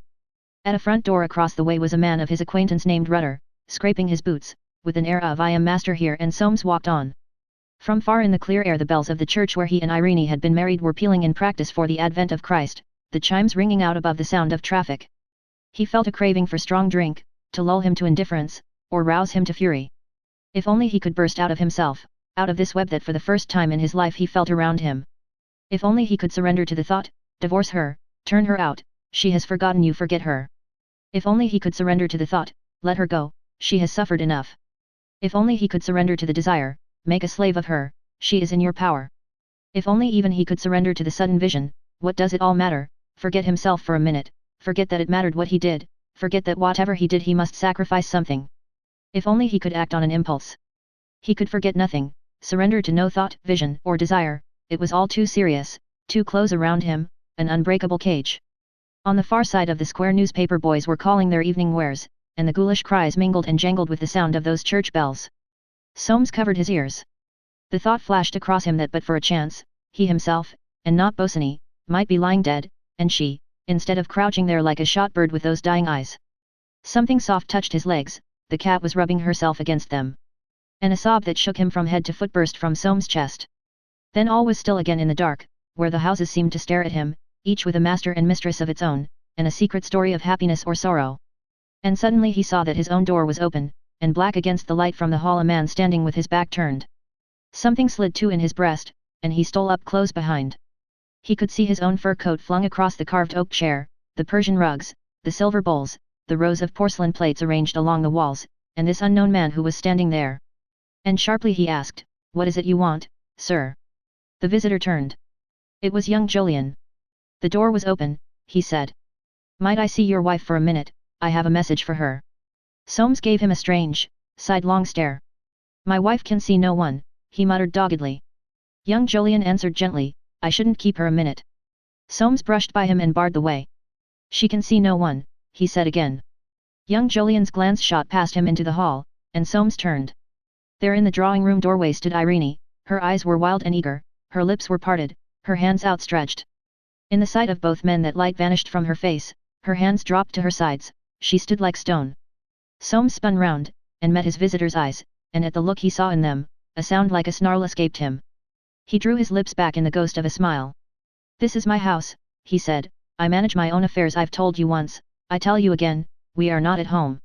And in young Jolyon's face he slammed the door. Title page 2, 51k. Frontis 2, 109k. The Forsyte Saga, Volume 2. By John Galsworthy. To André Cheverlin. Indian summer of a Forsyte. And summer's lease hath all too short a date. Shakespeare. In the last day of May in the early 90s, about 6 o'clock of the evening, old Jolyon Forsyte sat under the oak tree below the terrace of his house at Robin Hill. He was waiting for the midges to bite him, before abandoning the glory of the afternoon. His thin brown hand, where blue veins stood out, held the end of a cigar in its tapering, long-nailed fingers. A pointed polished nail had survived with him from those earlier Victorian days when to touch nothing, even with the tips of the fingers, had been so distinguished. His domed forehead, great white mustache, lean cheeks and long lean jaw were covered from the westering sunshine by an old brown Panama hat. His legs were crossed, in all his attitude was serenity and a kind of elegance, as of an old man who every morning put eau de cologne upon his silk handkerchief. At his feet lay a woolly brown and white dog trying to be a Pomeranian, the dog Balthasar, between whom and old Jolyon primal aversion had changed into attachment with the years. Close to his chair was a swing, and on the swing was seated one of Holly's dolls, called Duffer Alice, with her body fallen over her legs and her doleful nose buried in a black petticoat. She was never out of disgrace, so it did not matter to her how she Saturday below the oak tree the lawn dipped down a bank, stretched to the fernery, and, beyond that refinement, became fields, dropping to the pond, the coppice and the prospect, fine, remarkable, at which Swithin Forsyte, from under this very tree, had stared 5 years ago when he drove down with Irene to look at the house. Old Jolyon had heard of his brother's exploit, that drive which had become quite celebrated on Forsyte Change. Swithin. And the fellow had gone and died, last November, at the age of only 79, renewing the doubt whether Forsytes could live forever, which had first arisen when Aunt Anne passed away. Died. And left only Jolyon and James, Roger and Nicholas and Timothy, Julia, Hester, Susan. And old Jolyon thought, 85. I don't feel it, except when I get that pain. His memory went searching. He had not felt his age since he had bought his nephew Soames' ill-starred house and settled into it here at Robin Hill over 3 years ago. It was as if he had been getting younger every spring, living in the country with his son and his grandchildren, June, and the little ones of the second marriage, Jolly and Holly, living down here out of the racket of London and the cackle of Forsyte change, free of his boards, in a delicious atmosphere of no work and all play, with plenty of occupation in the perfecting and mellowing of the house and its 20 acres, and in ministering to the whims of Holly and Jolly. All the knots and crankiness, which had gathered in his heart during that long and tragic business of June, Soames, Irene his wife, and poor young Bosinney, had been smoothed out. Even June had thrown off her melancholy at last, witness this travel in Spain she was taking now with her father and her stepmother. Curiously perfect peace was left by their departure, blissful. Yet blank, because his son was not there. Joe was never anything but a comfort and a pleasure to him nowadays, an amiable chap, but women, somehow, even the best, got a little on one's nerves, unless of course one admired them. Far off a cuckoo called, a wood pigeon was cooing from the first elm tree in the field, and how the daisies and buttercups had sprung up after the last mowing. The wind had got into the sou'west, too, a delicious air, sappy. He pushed his hat back and let the sun fall on his chin and cheek. Somehow, today, he wanted company, wanted a pretty face to look at. People treated the old as if they wanted nothing. And with the unforsytean philosophy which ever intruded on his soul, he thought, one's never had enough with a foot in the grave, one will want something. I shouldn't be surprised, down here, away from the exigencies of affairs, his grandchildren and the flowers, trees, birds of his little domain, to say nothing of sun and moon and stars above them, said, open, sesame, to him day and night. And sesame had opened, how much, perhaps, he did not know. He had always been responsive to what they had begun to call nature, genuinely, almost religiously responsive. Though he had never lost his habit of calling a sunset and a view a view, however deeply they might move him. But nowadays nature actually made him ache, he appreciated it so. Every one of these calm, bright, lengthening days, with Holly's hand in his, and the dog Balthasar in front looking studiously for what he never found, he would stroll, watching the roses open, fruit budding on the walls, sunlight brightening the oak leaves and saplings in the coppice, watching the water lily leaves unfold and glisten, and the silvery young corn of the one wheat field, listening to the starlings and skylarks, and the Alderney cows chewing the cud, flicking slow their tufted tails, and every one of these fine days he ached a little from sheer love of it all, feeling perhaps, deep down, that he had not very much longer to enjoy it. The thought that some day, perhaps not 10 years hence, perhaps not 5, all this world would be taken away from him, before he had exhausted his powers of loving it, seemed to him in the nature of an injustice brooding over his horizon.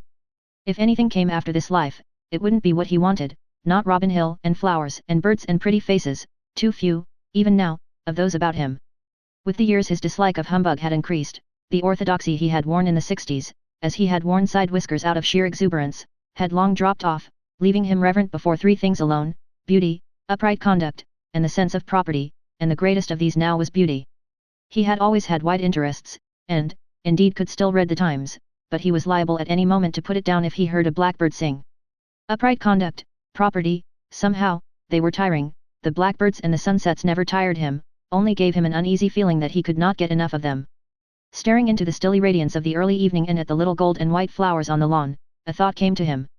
This weather was like the music of Orfeo, which he had recently heard at Covent Garden. A beautiful opera, not like Meyerbeer, nor even quite Mozart, but, in its way, perhaps even more lovely, something classical and of the golden age about it, chaste and mellow, and the Rivogli almost worthy of the old days, highest praise he could bestow. The yearning of Orpheus for the beauty he was losing, for his love going down to Hades, as in life love and beauty did go, the yearning which sang and throbbed through the golden music, stirred also in the lingering beauty of the world that evening. And with the tip of his cork-soled, elastic-sided boot he involuntarily stirred the ribs of the dog Balthasar, causing the animal to wake and attack his fleas, for though he was supposed to have none, nothing could persuade him of the fact. When he had finished he rubbed the place he had been scratching against his master's calf, and settled down again with his chin over the instep of the disturbing boot. And into old Jolyon's mind came a sudden recollection, a face he had seen at that opera 3 weeks ago, Irene, the wife of his precious nephew Soames, that man of property. Though he had not met her since the day of the at-home in his old house at Stanhope Gate, which celebrated his granddaughter June's ill-starred engagement to young Bosinney, he had remembered her at once, for he had always admired her, a very pretty creature. After the death of young Bosinney, whose mistress she had so reprehensibly become, he had heard that she had left Soames at once. Goodness only knew what she had been doing since. That side of her face, a side view, in the row in front, had been literally the only reminder these 3 years that she was still alive. No one ever spoke of her. And yet Joe had told him something once, something which had upset him completely. The boy had got it from George Forsyte, he believed, who had seen Bosinney in the fog the day he was run over. Something which explained the young fellow's distress, an act of Soames towards his wife, a shocking act. Joe had seen her, too, that afternoon, after the news was out, seen her for a moment, and his description had always lingered in old Jolyon's mind, wild and lost he had called her. And next day June had gone there, bottled up her feelings and gone there, and the maid had cried and told her how her mistress had slipped out in the night and vanished. A tragic business altogether. One thing was certain, Soames had never been able to lay hands on her again. And he was living at Brighton, and journeying up and down, a fitting fate, the man of property. For when he once took a dislike to anyone, as he had to his nephew, old Jolyon never got over it. He remembered still the sense of relief with which he had heard the news of Irene's disappearance. It had been shocking to think of her a prisoner in that house to which she must have wandered back, when Joe saw her, wandered back for a moment. Like a wounded animal to its hole after seeing that news, tragic death of an architect, in the street. Her face had struck him very much the other night, more beautiful than he had remembered, but like a mask, with something going on beneath it. A young woman still, 28 perhaps. Ah, well. Very likely she had another lover by now. But at this subversive thought, for married women should never love, once, even, had been too much, his instep rose, and with it the dog Balthasar's head. The sagacious animal stood up and looked into old Jolyon's face. Walk, he seemed to say, and old Jolyon answered, come on, old chap. Slowly, as was their wont, they crossed among the constellations of buttercups and daisies, and entered the fernery. This feature, where very little grew as yet, had been judiciously dropped below the level of the lawn so that it might come up again on the level of the other lawn and give the impression of irregularity, so important in horticulture. Its rocks and earth were beloved of the dog Balthasar, who sometimes found a mole there. Old Jolyon made a point of passing through it because, though it was not beautiful, he intended that it should be, some day, and he would think, I must get Var to come down and look at it, he's better than Beech for plants like houses and human complaints, required the best expert consideration. It was inhabited by snails, and if accompanied by his grandchildren, he would point to one and tell them the story of the little boy who said, have plumbers got leggers, mother? No. Sonny. Then darned if I haven't been and swallowed a snillybob, and when they skipped and clutched his hand, thinking of the snillybob going down the little boy's red lane, his eyes would twinkle. Emerging from the fernery, he opened the wicket gate, which just there led into the first field, a large and park-like area, out of which, within brick walls, the vegetable garden had been carved. Old Jolyon avoided this, which did not suit his mood, and made down the hill towards the pond. Balthasar, who knew a water rat or two, gambolled in front, at the gate which marks an oldish dog who takes the same walk every day. Arrived at the edge, old Jolyon stood, noting another water lily opened since yesterday, he would show it to Holly tomorrow, when his little sweet had got over the upset which had followed on her eating a tomato at lunch. Her little arrangements were very delicate. Now that Jolly had gone to school, his first term, Holly was with him nearly all day long, and he missed her badly. He felt that pain too, which often bothered him now, a little dragging at his left side. He looked back up the hill. Really, poor young Bosinney had made an uncommonly good job of the house, he would have done very well for himself if he had lived. And where was he now? Perhaps, still haunting this, the site of his last work, of his tragic love affair. Or was Philip Bosinney's spirit diffused in the general? Who could say? That dog was getting his legs muddy. And he moved towards the coppice. There had been the most delightful lot of bluebells, and he knew where some still lingered like little patches of sky fallen in between the trees. Away out of the Sunday he passed the cow houses and the hen houses there installed, and pursued a path into the thick of the saplings, making for one of the bluebell plots. Balthasar, preceding him once more, uttered a low growl. Old Jolyon stirred him with his foot, but the dog remained motionless, just where there was no room to pass. And the hair rose slowly along the center of his woolly back. Whether from the growl and the look of the dog's stivered hair, or from the sensation which a man feels in a wood, old Jolyon also felt something move along his spine. And then the path turned, and there was an old mossy log, and on it a woman sitting. Her face was turned away, and he had just time to think, she's trespassing, I must have a board put up, before she turned. Powers above! The face he had seen at the opera, the very woman he had just been thinking of. In that confused moment he saw things blurred, as if a spirit, queer effect, the slant of sunlight perhaps on her violet-grey frock. And then she rose and stood smiling, her head a little to one side. Old Jolyon thought, how pretty she is. She did not speak, neither did he, and he realized why with a certain admiration. She was here no doubt because of some memory, and did not mean to try and get out of it by vulgar explanation. "Don't let that dog touch your frock," he said, "he's got wet feet, come here, you." But the dog Balthasar went on towards the visitor, who put her hand down and stroked his head. Old Jolyon said quickly. "I saw you at the opera the other night, you didn't notice me." "Oh, yes, I did." He felt a subtle flattery in that, as though she had added, "Do you think one could miss seeing you?" "They're all in Spain," he remarked abruptly. "I'm alone, I drove up for the opera the Rivoglis. Good, have you seen the cow houses?" In a situation so charged with mystery and something very like emotion he moved instinctively towards that bit of property, and she moved beside him. Her figure swayed faintly, like the best kind of French figures. Her dress, too, was a sort of French grey. He noticed 2 or 3 silver threads in her amber-coloured hair, strange hair with those dark eyes of hers, and that creamy pale face. A sudden sidelong look from the velvety brown eyes disturbed him. It seemed to come from deep and far, from another world almost, or at all events from someone not living very much in this. And he said mechanically, "Where are you living now?" "I have a little flat in Chelsea." He did not want to hear what she was doing, did not want to hear anything, but the perverse word came out. "Alone?" She nodded. It was a relief to know that. And it came into his mind that, but for a twist of fate, she would have been mistress of this coppice, showing these cow houses to him, a visitor. "All Alderneys," he muttered, "they give the best milk. This one's a pretty creature, Woa, Myrtle." The fawn-coloured cow, with eyes as soft and brown as Irene's own, was standing absolutely still, not having long been milked. She looked round at them out of the corner of those lustrous, mild, cynical eyes, and from her grey lips a little dribble of saliva threaded its way towards the straw.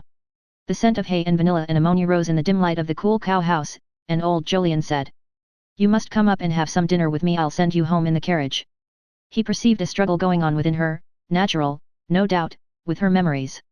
But he wanted her company, a pretty face, a charming figure, beauty. He had been alone all the afternoon. Perhaps his eyes were wistful, for she answered, "Thank you, Uncle Jolyon, I should like to." He rubbed his hands, and said, "Capital, let's go up, then," and, preceded by the dog Balthasar, they ascended through the field. The sun was almost level in their faces now, and he could see, not only those silver threads, but little lines, just deep enough to stamp her beauty with a coin-like fineness, the special look of life unshared with others. "I'll take her in by the terrace," he thought, "I won't make a common visitor of her." "What do you do all day?" he said. "Teach music, I have another interest, too." "Work," said old Jolyon, picking up the doll from off the swing, and smoothing its black petticoat. "Nothing like it, is there? I don't do any now. I'm getting on. What interest is that?" "Trying to help women who've come to grief." Old Jolyon did not quite understand. "To grief," he repeated, then realized with a shock that she meant exactly what he would have meant himself if he had used that expression. Assisting the Magdalenes of London. What a weird and terrifying interest. And, curiosity overcoming his natural shrinking, he asked, "Why, what do you do for them?" "Not much. I've no money to spare. I can only give sympathy and food sometimes." Involuntarily old Jolyon's hand sought his purse. He said hastily, "How do you get hold of them?" "I go to a hospital." "A hospital? Phew. What hurts me most is that once they nearly all had some sort of beauty." Old Jolyon straightened the doll. "Beauty," he ejaculated, "ha, yes, a sad business," and he moved towards the house. Through a French window, under sunblinds not yet drawn up, he preceded her into the room where he was wont to study the Times and the sheets of an agricultural magazine, with huge illustrations of mangold wurzels, and the like, which provided Holly with material for her paint brush. "Dinner's in half an hour. You'd like to wash your hands, I'll take you to June's room." He saw her looking round eagerly. What changes since she had last visited this house with her husband, or her lover, or both perhaps, he did not know, could not say. All that was dark, and he wished to leave it so. But what changes? And in the hall he said, "My boy Joe's a painter, you know he's got a lot of taste. It isn't mine, of course, but I've let him have his way." She was standing very still, her eyes roaming through the hall and music room, as it now was, all thrown into one, under the great skylight. Old Jolyon had an odd impression of her. Was she trying to conjure somebody from the shades of that space where the colouring was all pearl grey and silver? He would have had gold himself, more lively and solid. But Joe had French tastes, and it had come out shadowy like that, with an effect as of the fume of cigarettes the chap was always smoking, broken here and there by a little blaze of blue or crimson colour. It was not his dream. Mentally he had hung this space with those gold-framed masterpieces of still and stiller life which he had bought in days when quantity was precious. And now where were they? Sold for a song.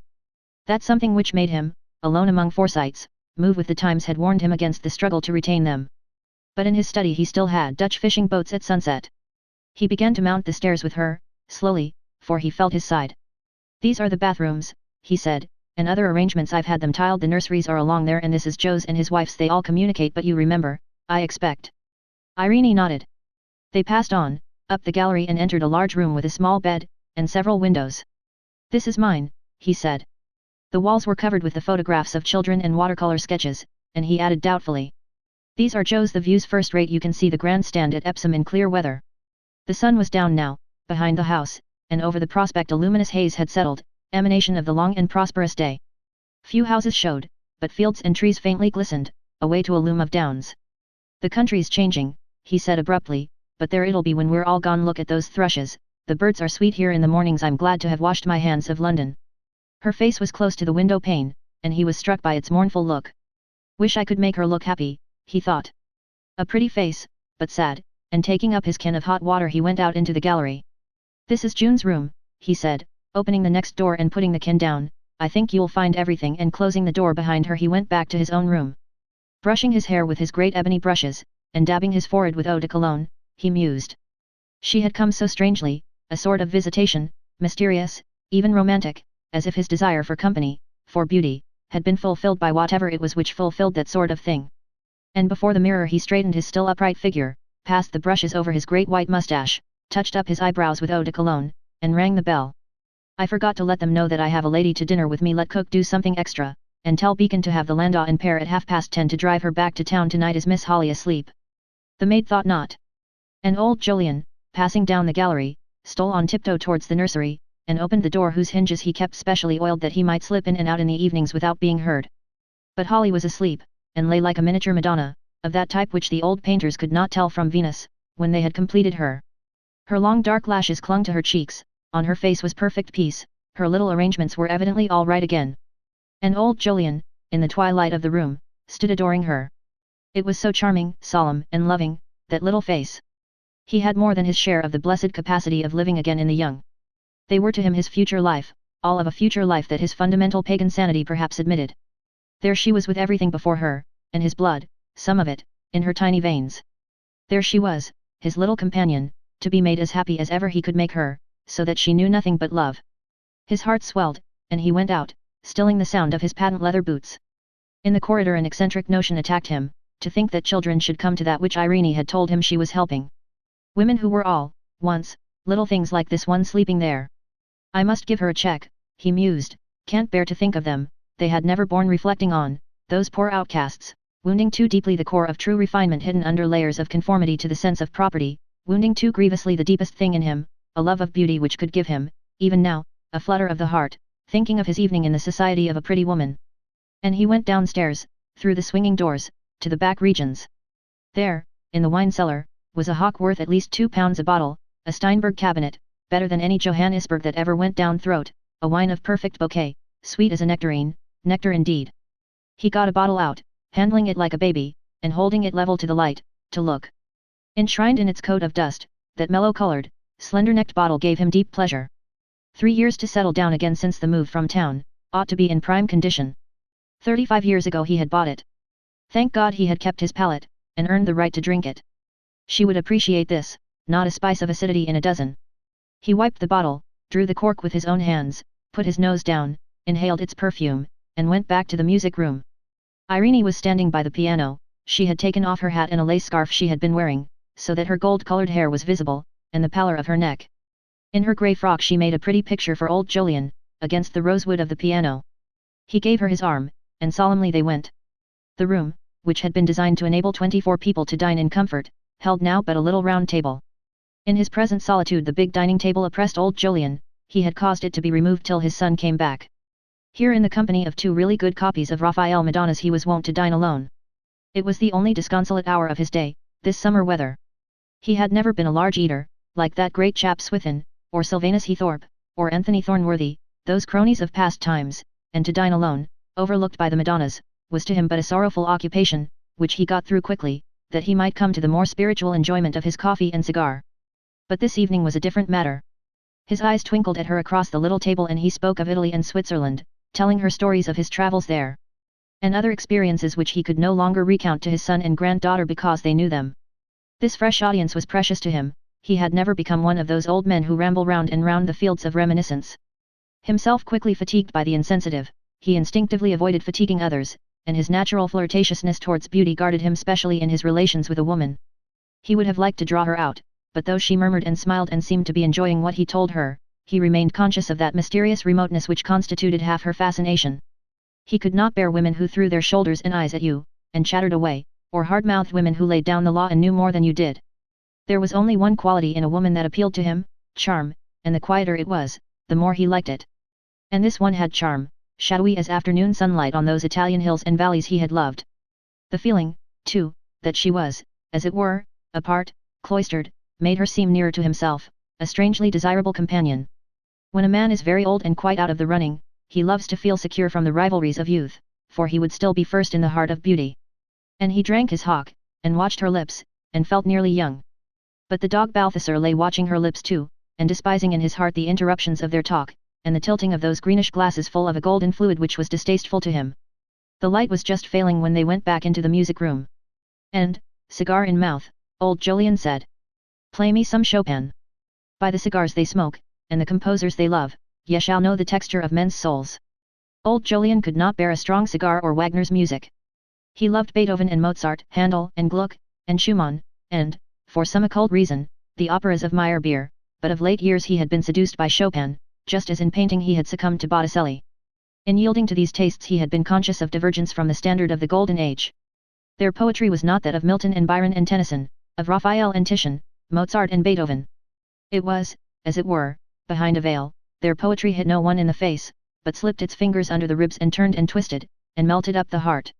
And, never certain that this was healthy, he did not care a rap so long as he could see the pictures of the one or hear the music of the other. Irene sat down at the piano under the electric lamp festooned with pearl grey, and old Jolyon, in an armchair, whence he could see her, crossed his legs and drew slowly at his cigar. She sat a few moments with her hands on the keys, evidently searching her mind for what to give him. Then she began, and within old Jolyon there arose a sorrowful pleasure, not quite like anything else in the world.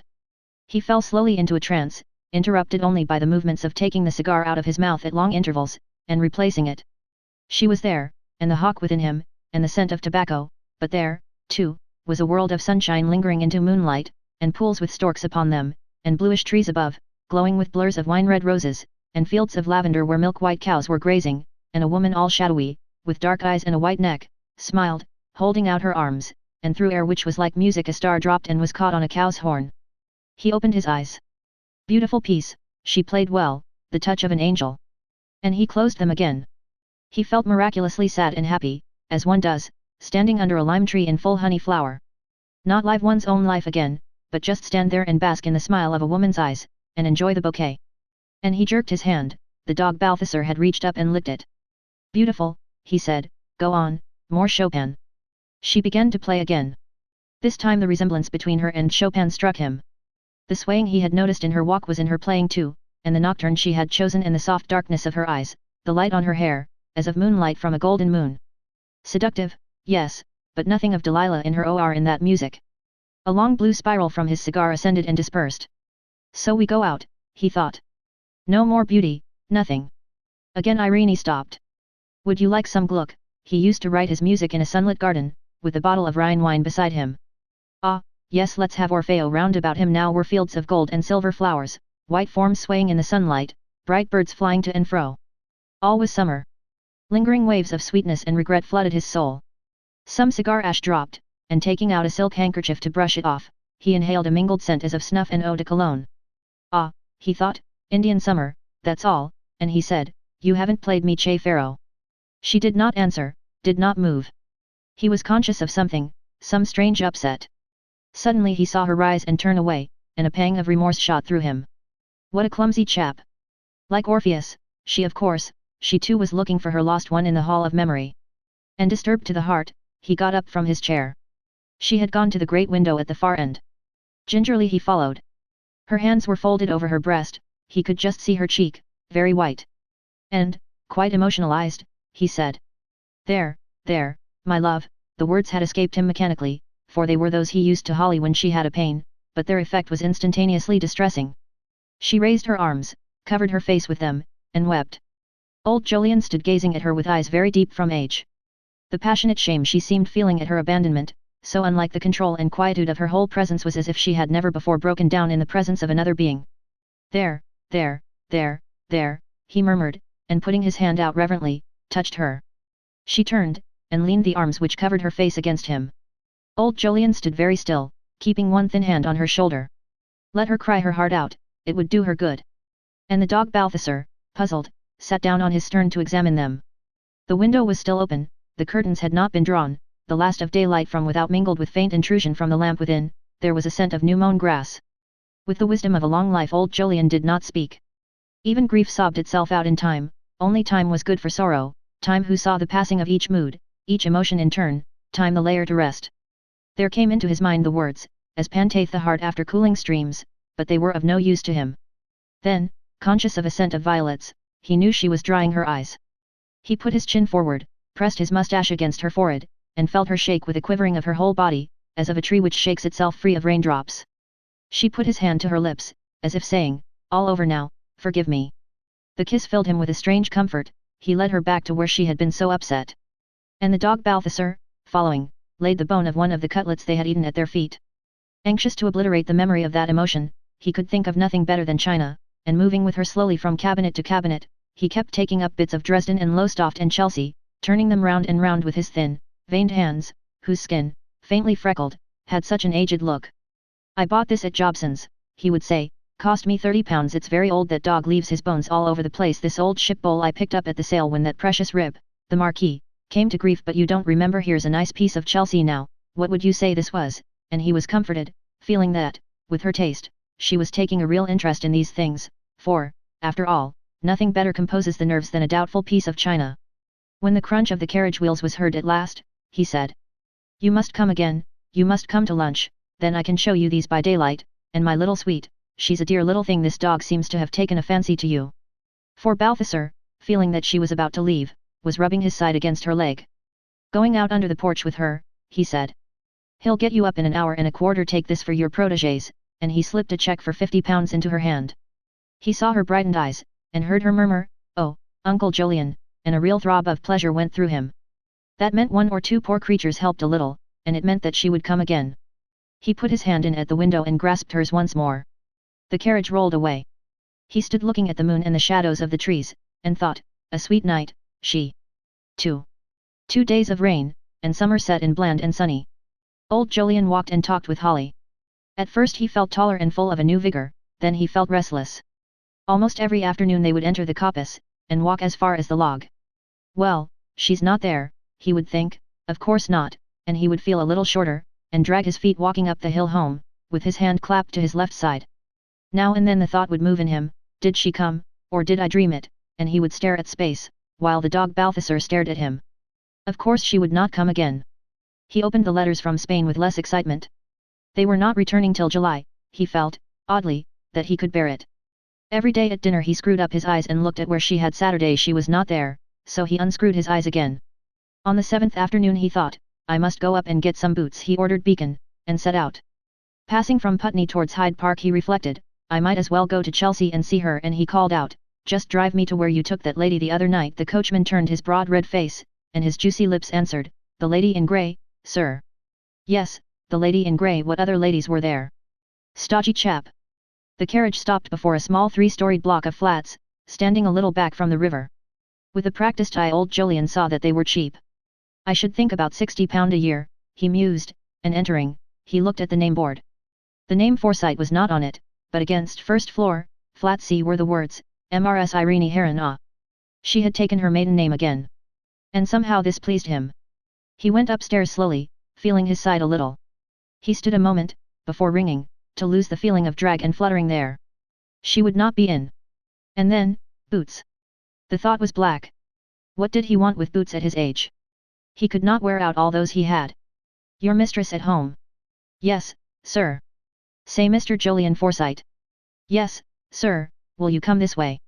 Old Jolyon followed a very little maid, not more than 16 one would say, into a very small drawing room where the sun blinds were drawn. It held a cottage piano and little else save a vague fragrance and good taste. He stood in the middle, with his top hat in his hand, and thought, I expect she's very badly off." There was a mirror above the fireplace, and he saw himself reflected. An old-looking chap. He heard a rustle, and turned round.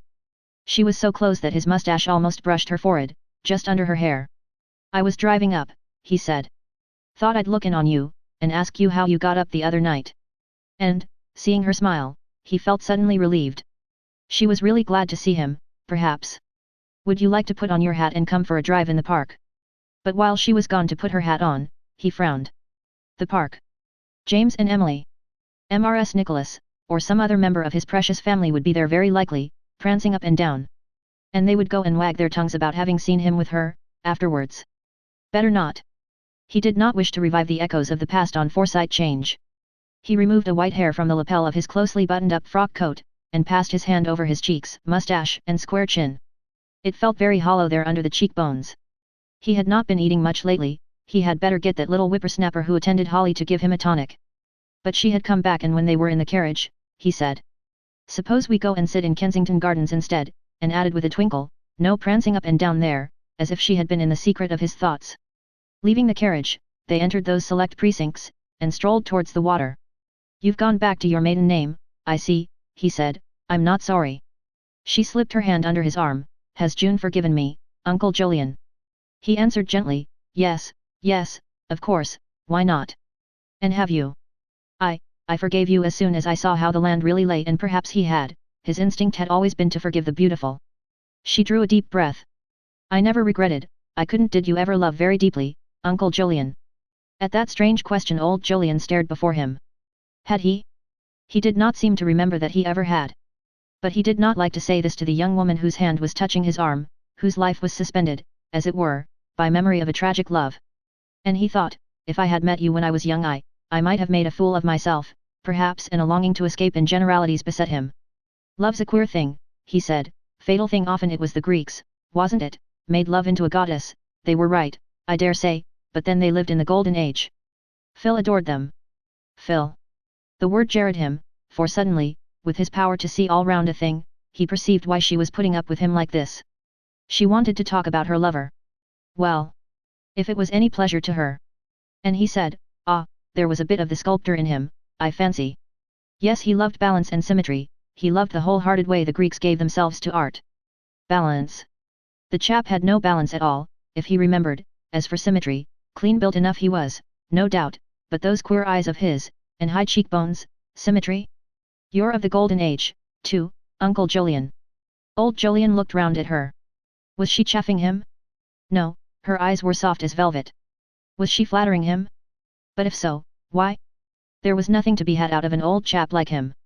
Phil thought so, he used to say, but I can never tell him that I admire him. There it was again. Her dead lover, her desire to talk of him. And he pressed her arm, half resentful of those memories, half grateful, as if he recognized what a link they were between herself and him. He was a very talented young fellow, he murmured. "It's hot, I feel the heat nowadays. Let's sit down." They took 2 chairs beneath a chestnut tree whose broad leaves covered them from the peaceful glory of the afternoon. A pleasure to sit there and watch her, and feel that she liked to be with him. And the wish to increase that liking, if he could, made him go on. "I expect he showed you a side of him I never saw. He'd be at his best with you. His ideas of art were a little new, to me." He had stiffed the word fangled. "Yes, but he used to say you had a real sense of beauty." Old Jolyon thought, the devil he did, but answered with a twinkle, "Well, I have, or I shouldn't be sitting here with you." She was fascinating when she smiled with her eyes, like that. He thought you had one of those hearts that never grow old. Phil had real insight. He was not taken in by this flattery spoken out of the past, out of a longing to talk of her dead lover, not a bit, and yet it was precious to hear, because she pleased his eyes and heart which, quite true, had never grown old. Was that because, unlike her and her dead lover, he had never loved to desperation, had always kept his balance, his sense of symmetry? Well, it had left him power, at 84, to admire beauty. And he thought, if I were a painter or a sculptor, but I'm an old chap to make hay while the sun shines. A couple with arms entwined crossed on the grass before them, at the edge of the shadow from their tree. The sunlight fell cruelly on their pale, squashed, unkempt young faces. "We're an ugly lot," said old Jolyon suddenly. "It amazes me to see how love triumphs over that. Love triumphs over everything. The young think so," he muttered. "Love has no age, no limit, and no death." With that glow in her pale face, her breast heaving, her eyes so large and dark and soft, she looked like Venus come to life. But this extravagance brought instant reaction, and, twinkling, he said, well, if it had limits, we shouldn't be born, for by George, it's got a lot to put up with. Then, removing his top hat, he brushed it round with a cuff. The great clumsy thing heated his forehead. In these days he often got a rush of blood to the head, his circulation was not what it had been. She still sat gazing straight before her, and suddenly she murmured. It's strange enough that I'm alive.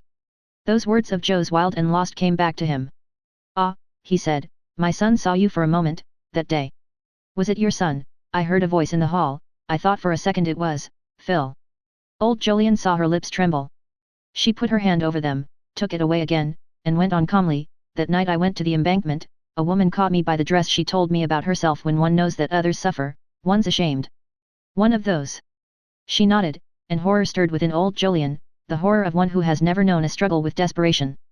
Almost against his will he muttered, tell me, won't you? I didn't care whether I lived or died when you're like that, fate ceases to want to kill you. She took care of me 3 days, she never left me. I had no money, that's why I do what I can for them, now. But old Jolyon was thinking, no money, what fate could compare with that? Every other was involved in it. I wish you had come to me, he said. Why didn't you? But Irene did not answer. Because my name was Forsyte, I suppose, or was it June who kept you away? How are you getting on now? His eyes involuntarily swept her body. Perhaps even now she was. And yet she wasn't thin, not really. Oh, with my £50 a year, I make just enough. The answer did not reassure him, he had lost confidence. And that fellow Soames. But his sense of justice stifled condemnation. No, she would certainly have died rather than take another penny from him. Soft as she looked, there must be strength in her somewhere, strength and fidelity. But what business had young Bosinney to have got run over and left her stranded like this? Well, you must come to me now, he said, for anything you want, or I shall be quite cut up. And putting on his hat, he rose. Let's go and get some tea. I told that lazy chap to put the horses up for an hour, and come for me at your place. We'll take a cab presently, I can't walk as I used to. He enjoyed that stroll to the Kensington end of the gardens, the sound of her voice, the glancing of her eyes, the subtle beauty of a charming form moving beside him. He enjoyed their tea at Ruffles in the High Street, and came out thence with a great box of chocolates swung on his little finger. He enjoyed the drive back to Chelsea in a hansom, smoking his cigar. She had promised to come down next Sunday and play to him again, and already in thought he was plucking carnations and early roses for her to carry back to town. It was a pleasure to give her a little pleasure, if it were pleasure from an old chap like him. The carriage was already there when they arrived. Just like that fellow, who was always late when he was wanted. Old Jolyon went in for a minute to say goodbye. The little dark hall of the flat was impregnated with a disagreeable odor of patchouli, and on a bench against the wall, its only furniture, he saw a figure sitting. He heard Irene say softly. Just 1 minute. In the little drawing room when the door was shut, he asked gravely, one of your protégés? Yes, now thanks to you, I can do something for her. He stood, staring and stroking that chin whose strength had frightened so many in its time. The idea of her thus actually in contact with this outcast grieved and frightened him. What could she do for them? Nothing. Only soil and make trouble for herself, perhaps. And he said, take care, my dear, the world puts the worst construction on everything. I know that. He was abashed by her quiet smile. Well then, Sunday, he murmured, goodbye.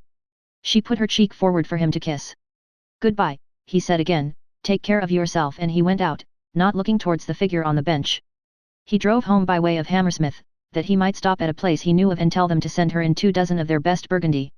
She must want picking up sometimes. Only in Richmond Park did he remember that he had gone up to order himself some boots, and was surprised that he could have had so paltry an idea. 3.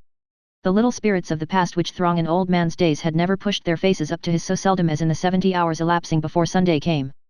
The spirit of the future, with the charm of the unknown, put up her lips instead.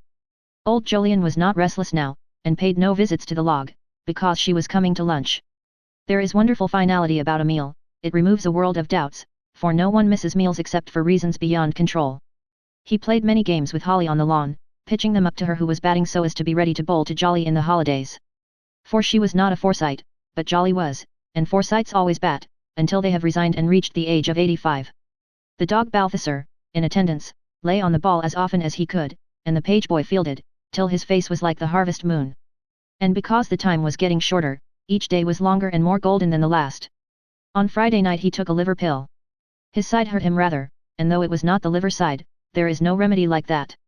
Anyone telling him that he had found a new excitement in life and that excitement was not good for him, would have been met by one of those steady and rather defiant looks of his deep-set iron-grey eyes, which seemed to say, "I know my own business best." He always had and always would. On Sunday morning, when Holly had gone with her governess to church, he visited the strawberry beds. There, accompanied by the dog Balthasar, he examined the plants narrowly and succeeded in finding at least 24 berries which were really ripe. Stooping was not good for him, and he became very dizzy and red in the forehead. Having placed the strawberries in a dish on the dining table, he washed his hands and bathed his forehead with eau de cologne. There, before the mirror, it occurred to him that he was thinner. What a thread paper he had been when he was young. It was nice to be slim, he could not bear a fat chap, and yet perhaps his cheeks were too thin. She was to arrive by train at 12:30 and walk up, entering from the road past Drage's farm at the far end of the coppice. And, having looked into June's room to see that there was hot water ready, he set forth to meet her, leisurely, for his heart was beating. The air smelled sweet, larks sang, and the grandstand at Epsom was visible. A perfect day. On just such a one, no doubt, 6 years ago, Soames had brought young Bosinney down with him to look at the site before they began to build. It was Bosinney who had pitched on the exact spot for the house, as June had often told him. In these days he was thinking much about that young fellow, as if his spirit were really haunting the field of his last work, on the chance of seeing her. Bosinney, the one man who had possessed her heart, to whom she had given her whole self with rapture. At his age one could not, of course, imagine such things, but there stirred in him a queer vague aching, as it were the ghost of an impersonal jealousy, and a feeling, too, more generous, of pity for that love so early lost. All over in a few poor months. Well, well.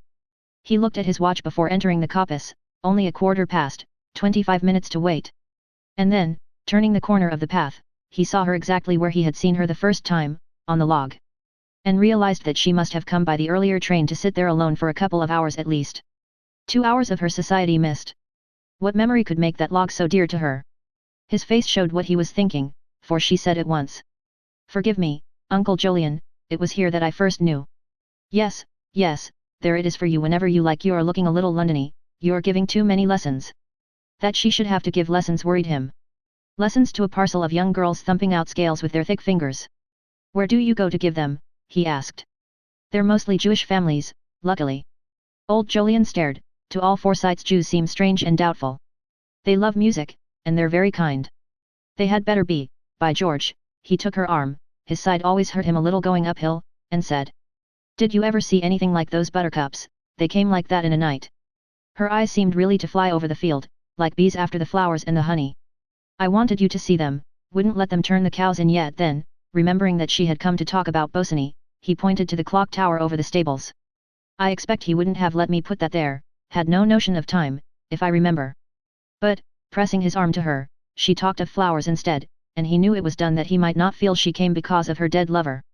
"The best flower I can show you," he said, with a sort of triumph, "is my little sweet. She'll be back from church directly. There's something about her which reminds me a little of you," and it did not seem to him peculiar that he had put it thus, instead of saying, "There's something about you which reminds me a little of her."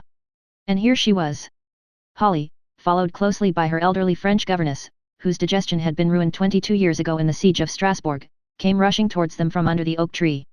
She stopped about a dozen yards away, to pat Balthasar and pretend that this was all she had in her mind. Old Jolyon, who knew better, said. "Well, my darling, here's the lady in grey I promised you." Holly raised herself and looked up. He watched the two of them with a twinkle, Irene smiling, Holly beginning with grave inquiry, passing into a shy smile too, and then to something deeper. She had a sense of beauty, that child, knew what was what. He enjoyed the sight of the kiss between them.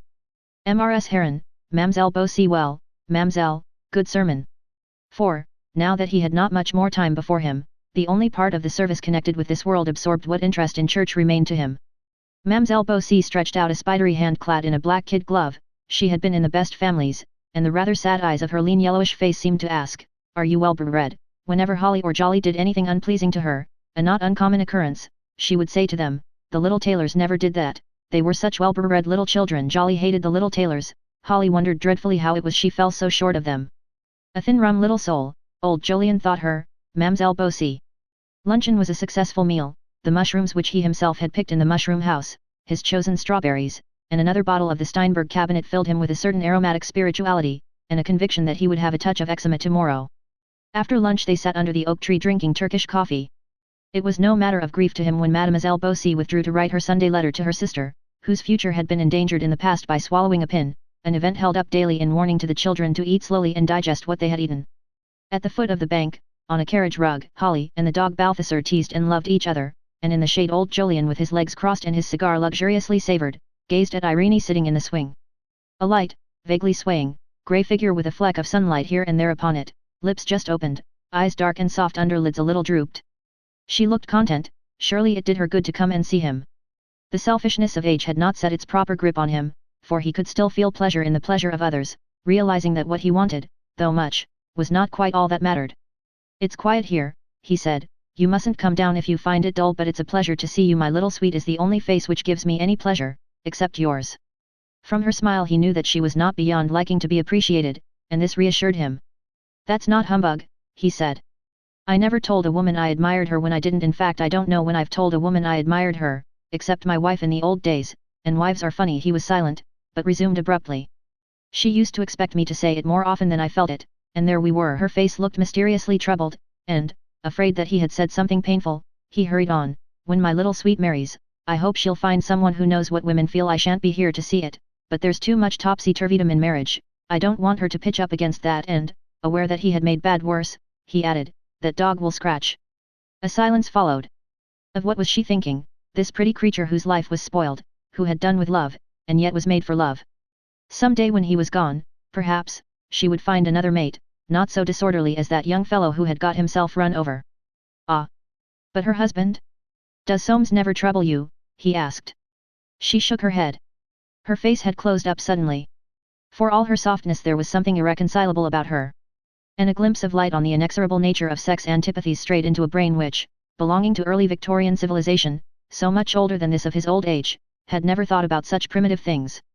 "That's a comfort," he said. "You can see the grandstand today. Shall we take a turn round?" Through the flower and fruit garden, against whose high outer walls peach trees and nectarines were trained to the sun, through the stables, the vinery, the mushroom house, the asparagus beds, the rosary, the summer house, he conducted her, even into the kitchen garden to see the tiny green peas which Holly loved to scoop out of their pods with her finger, and lick up from the palm of her little brown hand. Many delightful things he showed her, while Holly and the dog Balthasar danced ahead, or came to them at intervals for attention. It was one of the happiest afternoons he had ever spent, but it tired him and he was glad to sit down in the music room and let her give him tea. A special little friend of Holly's had come in, a fair child with short hair like a boy's. And the two sported in the distance, under the stairs, on the stairs, and up in the gallery. Old Jolyon begged for Chopin. She played studies, mazurkas, waltzes, till the two children, creeping near, stood at the foot of the piano, their dark and golden heads bent forward, listening. Old Jolyon watched. "Let's see you dance, you two." Shyly, with a false start, they began. Bobbing and circling, earnest, not very adroit, they went past and past his chair to the strains of that waltz. He watched them and the face of her who was playing turned smiling towards those little dancers, thinking, "Sweetest picture I've seen for ages." A voice said, "Holly, mais enfant, tu estck tu fais la, dancer, le dimanche, vins, dawn." But the children came close to old Jolyon, knowing that he would save them, and gazed into a face which was decidedly caught out. "Better the day, better the deed, mamselle, it's all my doing. Trot along, chicks, and have your tea." And, when they were gone, followed by the dog Balthasar, who took every meal, he looked at Irene with a twinkle and said, "Well, there we are, aren't they sweet? Have you any little ones among your pupils?" "Yes, 3, 2 of them darlings." "Pretty. Lovely." Old Jolyon sighed, he had an insatiable appetite for the very young. "My little sweet," he said, "is devoted to music. She'll be a musician some day. You wouldn't give me your opinion of her playing, I suppose?" "Of course I will." "You wouldn't like," but he stifled the words, "to give her lessons." The idea that she gave lessons was unpleasant to him, yet it would mean that he would see her regularly. She left the piano and came over to his chair. "I would like, very much, but there is, June. When are they coming back?" Old Jolyon frowned. "Not till the middle of next month." "What does that matter? You said June had forgiven me, but she could never forget, Uncle Jolyon." "Forget? She must forget, if he wanted her to." But as if answering, Irene shook her head. "You know she couldn't, one doesn't forget. Always that wretched past." And he said with a sort of vexed finality, "Well, we shall see." He talked to her an hour or more, of the children, and 100 little things, till the carriage came round to take her home. And when she had gone he went back to his chair, and sat there smoothing his face and chin, dreaming over the day. That evening after dinner he went to his study and took a sheet of paper. He stayed for some minutes without writing, then rose and stood under the masterpiece Dutch fishing boats at sunset. He was not thinking of that picture, but of his life. He was going to leave her something in his will, nothing could so have stirred the stilly deeps of thought and memory. He was going to leave her a portion of his wealth, of his aspirations, deeds, qualities, work, all that had made that wealth, going to leave her, too, a part of all he had missed in life, by his sane and steady pursuit of wealth. All. What had he missed? Dutch fishing boats responded blankly. He crossed to the French window, and drawing the curtain aside, opened it. A wind had got up, and one of last year's oak leaves which had somehow survived the gardener's brooms, was dragging itself with a tiny clicking rustle along the stone terrace in the twilight. Except for that it was very quiet out there, and he could smell the heliotrope watered not long since. A bat went by. A bird uttered its last cheep, and right above the oak tree the first star shone. Faust in the opera had bartered his soul for some fresh years of youth. Morbid notion. No such bargain was possible, that was real tragedy. No making oneself new again for love or life or anything. Nothing left to do but enjoy beauty from afar off while you could, and leave it something in your will. But how much? And, as if he could not make that calculation looking out into the mild freedom of the country night, he turned back and went up to the chimney piece. There were his pet bronzes. A Cleopatra with the asp at her breast, a Socrates, a greyhound playing with her puppy, a strong man reining in some horses. They last, he thought, and a pang went through his heart. They had 1,000 years of life before them. How much? Well, enough at all events to save her getting old before her time, to keep the lines out of her face as long as possible, and grey from soiling that bright hair. He might live another 5 years. She would be well over 30 by then. How much? She had none of his blood in her. In loyalty to the tenor of his life for 40 years and more, ever since he married and founded that mysterious thing, a family, came this warning thought: none of his blood, no right to anything. It was a luxury then, this notion. An extravagance, a petting of an old man's whim, one of those things done in dotage. His real future was vested in those who had his blood, in whom he would live on when he was gone. He turned away from the bronzes and stood looking at the old leather chair in which he had sat and smoked so many hundreds of cigars. And suddenly he seemed to see her sitting there in her grey dress, fragrant, soft, dark-eyed, graceful, looking up at him. Why? She cared nothing for him, really, all she cared for was that lost lover of hers. But she was there, whether she would or no, giving him pleasure with her beauty and grace. One had no right to inflict an old man's company, no right to ask her down to play to him and let him look at her. For no reward. Pleasure must be paid for in this world. How much? After all, there was plenty. His son and his 3 grandchildren would never miss that little lump. He had made it himself, nearly every penny, he could leave it where he liked, allow himself this little pleasure. He went back to the bureau. Well, I'm going to, he thought, let them think what they like, I'm going to, and he sat down. How much? 10,000, 20,000, how much? If only with his money he could buy 1 year, 1 month of youth. And startled by that thought, he wrote quickly. Dear Herring, draw me a codicil to this effect: I leave to my niece Irene Forsyte, born Irene Heron, by which name she now goes, £15,000 free of legacy duty. Yours faithfully, Jolyon Forsyte. When he had sealed and stamped the envelope, he went back to the window and drew in a long breath. It was dark, but many stars shone now. 4. He woke at 2:30, an hour which long experience had taught him brings panic intensity to all awkward thoughts. Experience had also taught him that a further waking at the proper hour of 8 showed the folly of such panic. On this particular morning the thought which gathered rapid momentum was that if he became ill, at his age not improbable, he would not see her. From this it was but a step to realization that he would be cut off, too, when his son and June returned from Spain. How could he justify desire for the company of one who had stolen? Early morning does not mince words, June's lover. That lover was dead, but June was a stubborn little thing, warm-hearted, but stubborn as wood, and, quite true, not one who forgot. By the middle of next month they would be back. He had barely 5 weeks left to enjoy the new interest which had come into what remained of his life. Darkness showed up to him absurdly clear the nature of his feeling.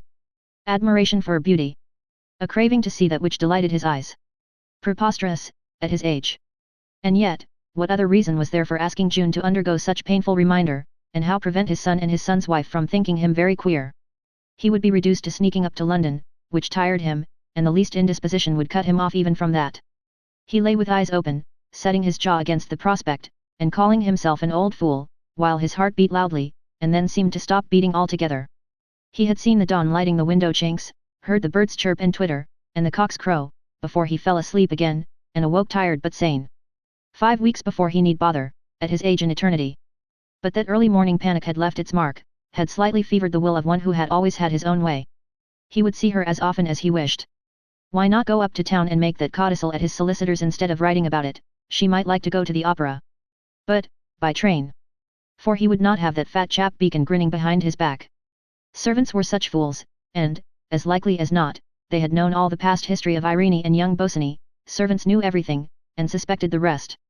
He wrote to her that morning. My dear Irene, I have to be up in town tomorrow. If you would like to have a look in at the opera, come and dine with me quietly. But where? It was decades since he had dined anywhere in London save at his club or at a private house. Ah! That newfangled place close to Covent Garden. Let me have a line tomorrow morning to the Piedmont Hotel whether to expect you there at 7 o'clock. Yours affectionately, Jolyon Forsyte. She would understand that he just wanted to give her a little pleasure, for the idea that she should guess he had this itch to see her was instinctively unpleasant to him. It was not seemly that one so old should go out of his way to see beauty, especially in a woman. The journey next day, short though it was, and the visit to his lawyers, tired him. It was hot too, and after dressing for dinner he lay down on the sofa in his bedroom to rest a little. He must have had a sort of fainting fit, for he came to himself feeling very queer, and with some difficulty rose and rang the bell. Why?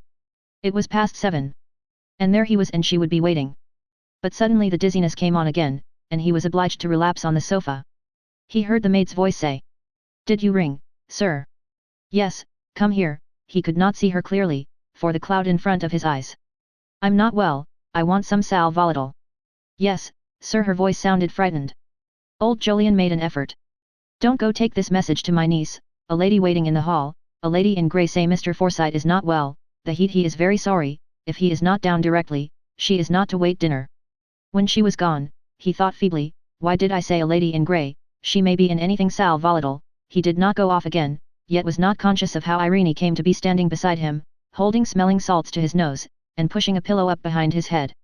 He heard her say anxiously, Dear Uncle Jolyon, what is it? Was dimly conscious of the soft pressure of her lips on his hand, then drew a long breath of smelling salts, suddenly discovered strength in them, and sneezed. Ha, he said, it's nothing. How did you get here? Go down and dine, the tickets are on the dressing table. I shall be all right in a minute. He felt her cool hand on his forehead, smelled violets, and sat divided between a sort of pleasure and a determination to be all right. Why, you are in grey, he said. Help me up. Once on his feet he gave himself a shake. What business had I to go off like that? And he moved very slowly to the glass. What a cadaverous chap. Her voice, behind him, murmured. You mustn't come down, uncle, you must rest. Fiddlesticks, a glass of champagne will soon set me to rights. I can't have you missing the opera. But the journey down the corridor was troublesome. What carpets they had in these newfangled places, so thick that you tripped up in them at every step. In the lift he noticed how concerned she looked, and said with the ghost of a twinkle. I'm a pretty host. When the lift stopped he had to hold firmly to the seat to prevent it slipping under him, but after soup and a glass of champagne he felt much better, and began to enjoy an infirmity which had brought such solicitude into her manner towards him. I should have liked you for a daughter, he said suddenly, and watching the smile in her eyes, went on. You mustn't get wrapped up in the past at your time of life, plenty of that when you get to my age. That's a nice dress, I like the style. I made it myself. Ah! A woman who could make herself a pretty frock had not lost her interest in life. Make hay while the sun shines, he said, and drink that up. I want to see some color in your cheeks. We mustn't waste life, it doesn't do. There's a new Marguerite tonight, let's hope she won't be fat in Mephisto. Anything more dreadful than a fat chap playing the devil I can't imagine. But they did not go to the opera after all, for in getting up from dinner the dizziness came over him again, and she insisted on his staying quiet and going to bed early. When he parted from her at the door of the hotel, having paid the cabman to drive her to Chelsea, he sat down again for a moment to enjoy the memory of her words. You are such a darling to me, Uncle Jolyon. Why? Who wouldn't be? He would have liked to stay up another day and take her to the zoo, but 2 days running of him would bore her to death. No, he must wait till next Sunday. She had promised to come then. They would settle those lessons for Holly, if only for a month. It would be something. That little Mamselle Bossy wouldn't like it, but she would have to lump it. And crushing his old opera hat against his chest he sought the lift.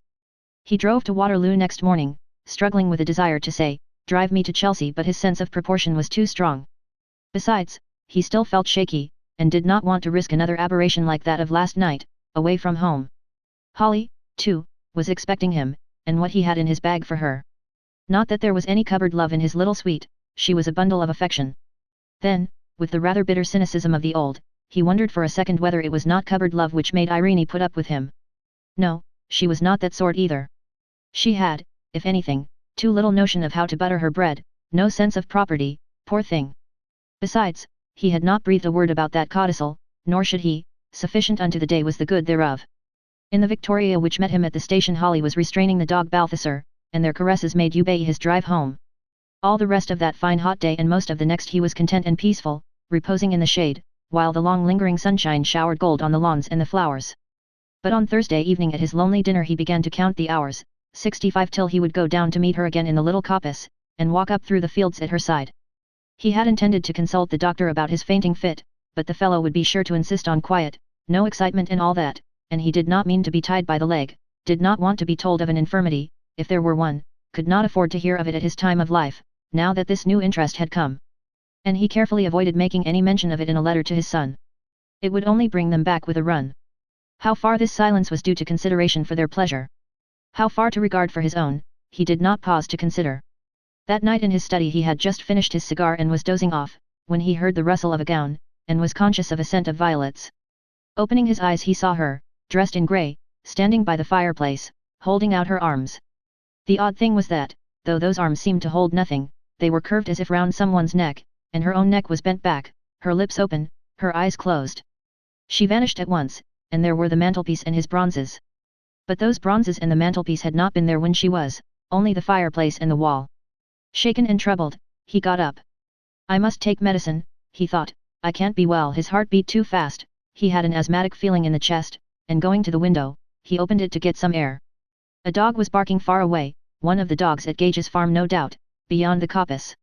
A beautiful still night, but dark. I dropped off, he mused, that's it, and yet I'll swear my eyes were open, a sound like a sigh seemed to answer. What's that? He said sharply, who's there? Putting his hand to his side to still the beating of his heart, he stepped out on the terrace. Something soft scurried by in the dark. Shoo, it was that great grey cat. Young Bosinney was like a great cat, he thought. It was him in there, that she was, he's got her still. He walked to the edge of the terrace, and looked down into the darkness, he could just see the powdering of the daisies on the unmown lawn. Here today and gone tomorrow. And there came the moon, who saw all, young and old, alive and dead, and didn't care a dump. His own turn soon. For a single day of youth he would give what was left. And he turned again towards the house. He could see the windows of the night nursery up there. His little sweet would be asleep. Hope that dog won't wake her, he thought. What is it makes us love, and makes us die, I must go to bed. And across the terrace stones, growing grey in the moonlight, he passed back within. How should an old man live his days if not in dreaming of his well-spent past? In that, at all events, there is no agitating warmth, only pale winter sunshine. The shell can withstand the gentle beating of the dynamos of memory. The present he should distrust, the future shun. From beneath thick shade he should watch the sunlight creeping at his toes. If there be sun of summer, let him not go out into it, mistaking it for the Indian summer sun. Thus peradventure he shall decline softly, slowly, imperceptibly, until impatient nature clutches his windpipe and he gasps away to death some early morning before the world is aired, and they put on his tombstone, in the fullness of years, yet. If he preserve his principles in perfect order, a Forsyte may live on long after he is dead. Old Jolyon was conscious of all this, and yet there was in him that which transcended Forsytism. For it is written that a Forsyte shall not love beauty more than reason, nor his own way more than his own health. And something beat within him in these days that with each throb fretted at the thinning shell. His sagacity knew this, but it knew too that he could not stop that beating, nor would if he could.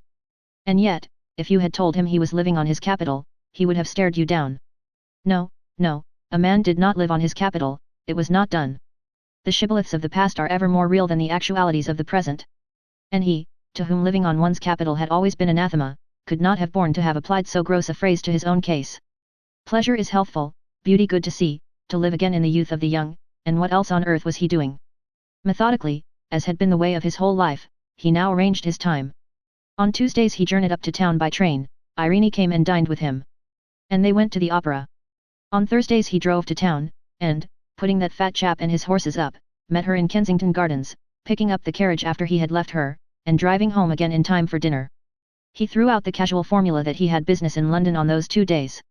On Wednesdays and Saturdays she came down to give Holly music lessons. The greater the pleasure he took in her society, the more scrupulously fastidious he became, just a matter of fact and friendly uncle. Not even in feeling, really, was he more, for, after all, there was his age. And yet, if she were late he fidgeted himself to death. If she missed coming, which happened twice, his eyes grew sad as an old dog's, and he failed to sleep. And so a month went by, a month of summer in the fields, and in his heart, with summer's heat and the fatigue thereof. Who could have believed a few weeks back that he would have looked forward to his son's and his granddaughter's return with something like dread? There was such a delicious freedom, such recovery of that independence a man enjoys before he founds a family, about these weeks of lovely weather, and this new companionship with one who demanded nothing, and remained always a little unknown, retaining the fascination of mystery. It was like a draught of wine to him who has been drinking water for so long that he has almost forgotten the stir wine brings to his blood, the narcotic to his brain. The flowers were colored brighter, scents and music and the sunlight had a living value, were no longer mere reminders of past enjoyment. There was something now to live for which stirred him continually to anticipation. He lived in that, not in retrospection. The difference is considerable to any so old as he. The pleasures of the table, never of much consequence to one naturally abstemious, had lost all value. He ate little, without knowing what he ate, and every day grew thinner and more worn to look at it. He was again a thread paper. And to this thin form his massive forehead, with hollows at the temples, gave more dignity than ever. He was very well aware that he ought to see the doctor, but liberty was too sweet. He could not afford to pet his frequent shortness of breath and the pain in his side at the expense of liberty. Returned to the vegetable existence he had led among the agricultural journals with the life-size mangold wurzels, before this new attraction came into his life, no. He exceeded his allowance of cigars. 2 a day had always been his rule. Now he smoked 3 and sometimes 4, a man will when he is filled with the creative spirit.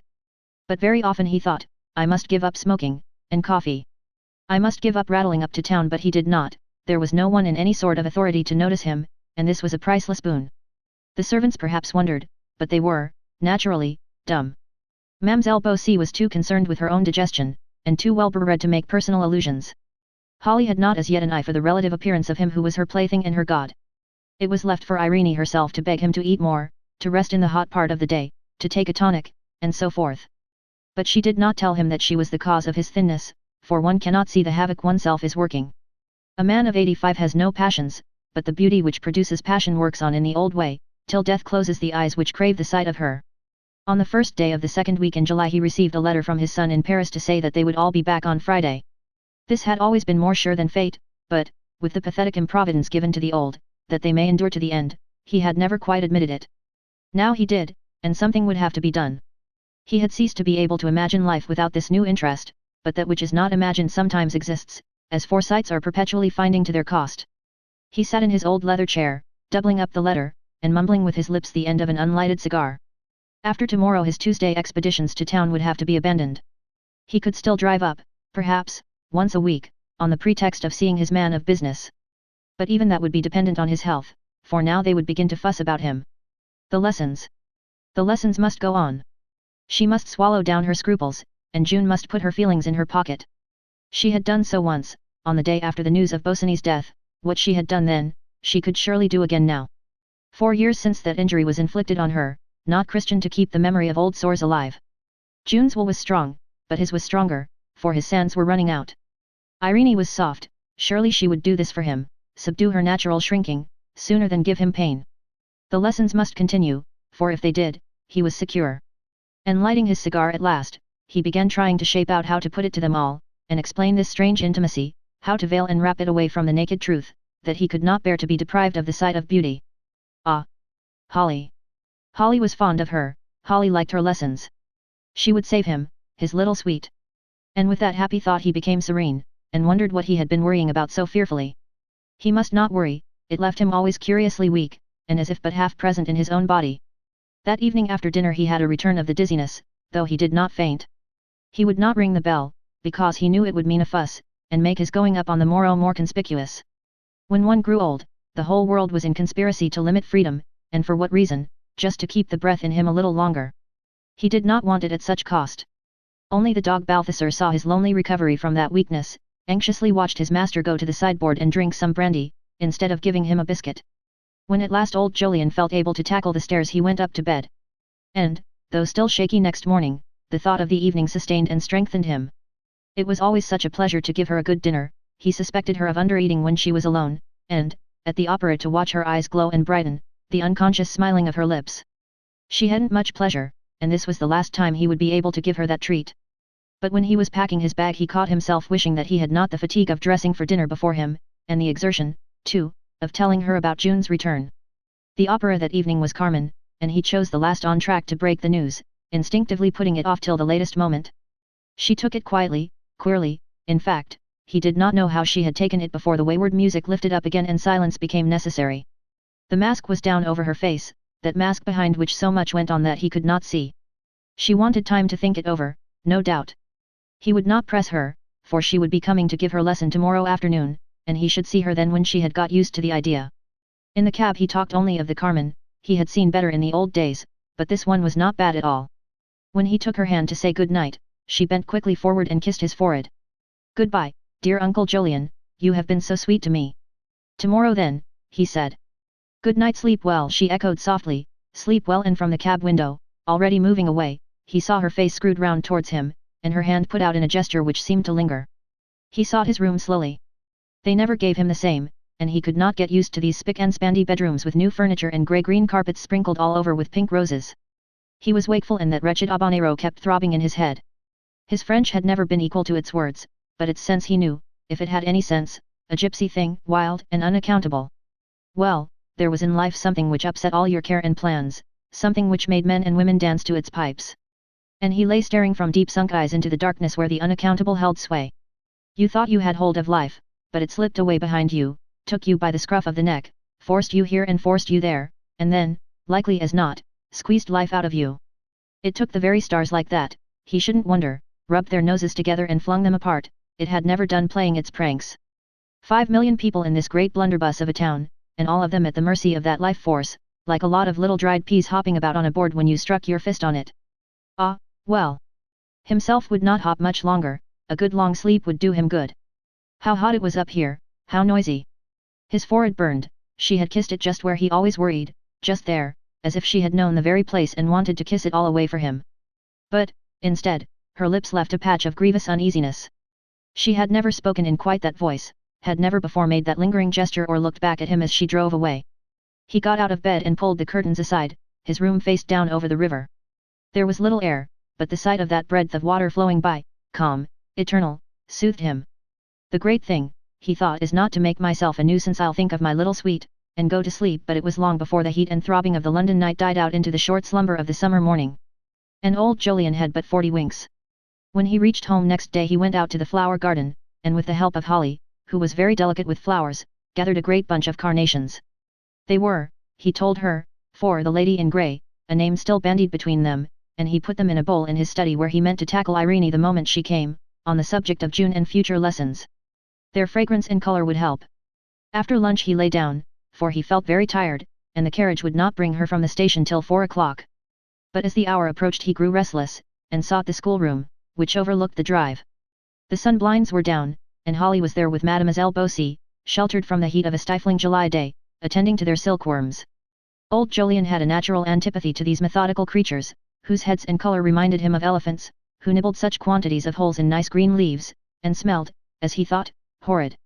He sat down on a chintz-covered window seat whence he could see the drive, and get what air there was, and the dog Balthasar, who appreciated chintz on hot days, jumped up beside him. Over the cottage piano a violet dust sheet, faded almost to grey, was spread, and on it the first lavender, whose scent filled the room.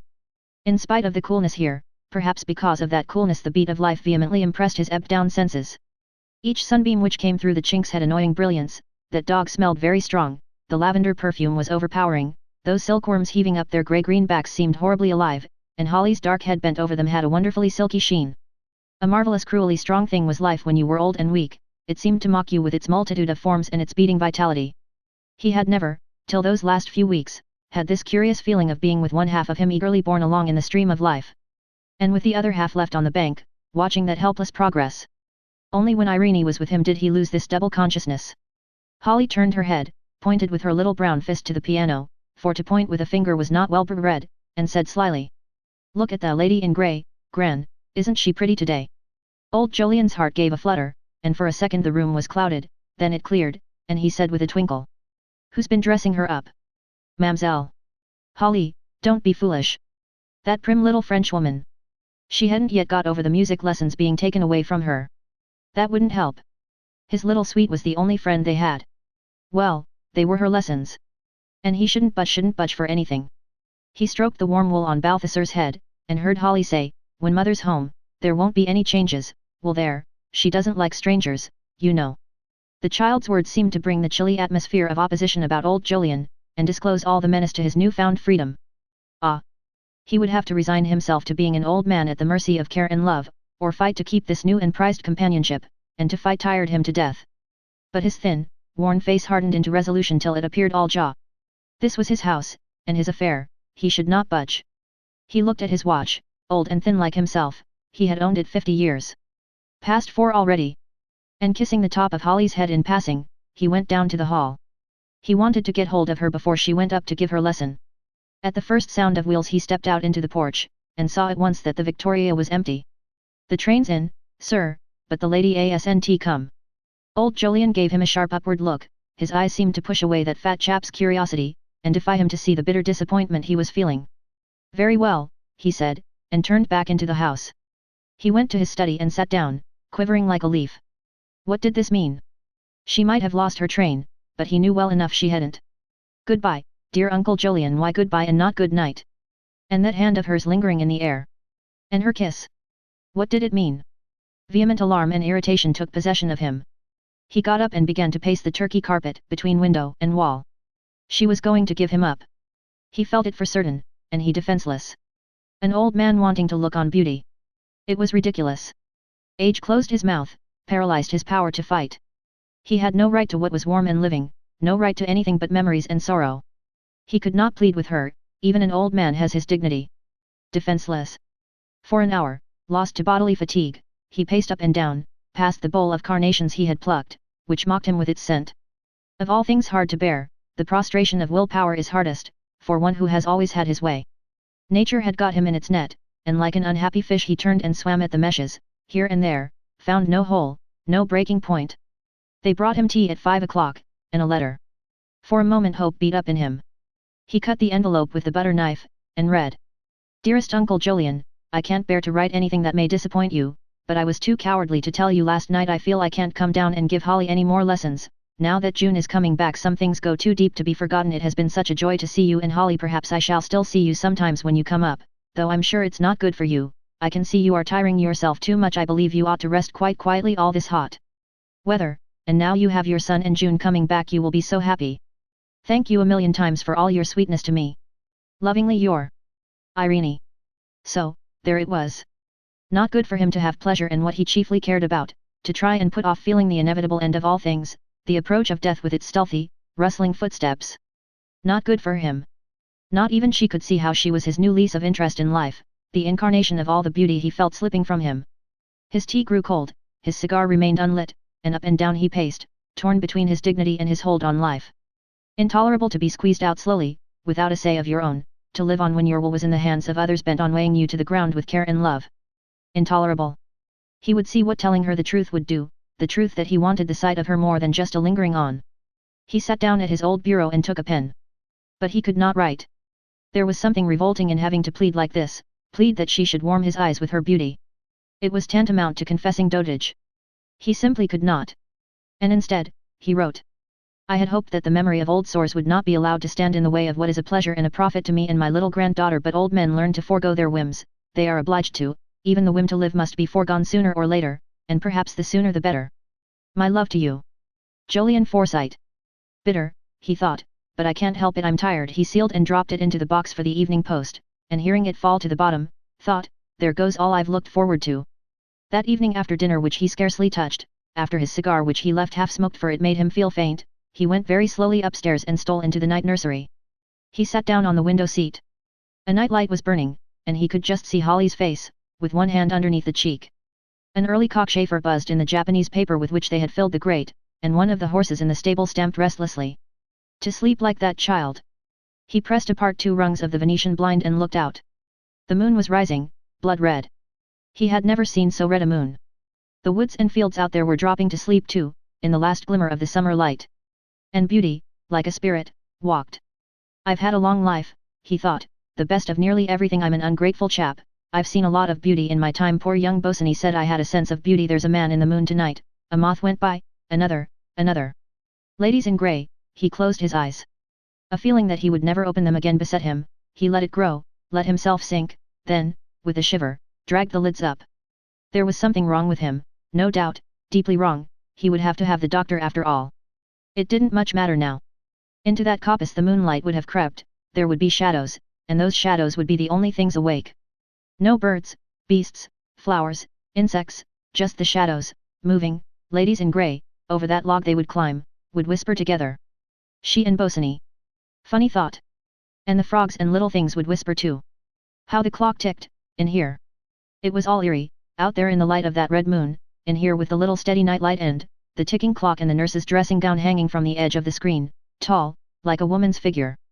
Lady in grey, and a very odd thought beset him, did she exist? Had she ever come at all? Or was she but the emanation of all the beauty he had loved and must leave so soon? The violet-grey spirit with the dark eyes and the crown of amber hair, who walks the dawn and the moonlight, and at bluebell time? What was she, who was she, did she exist?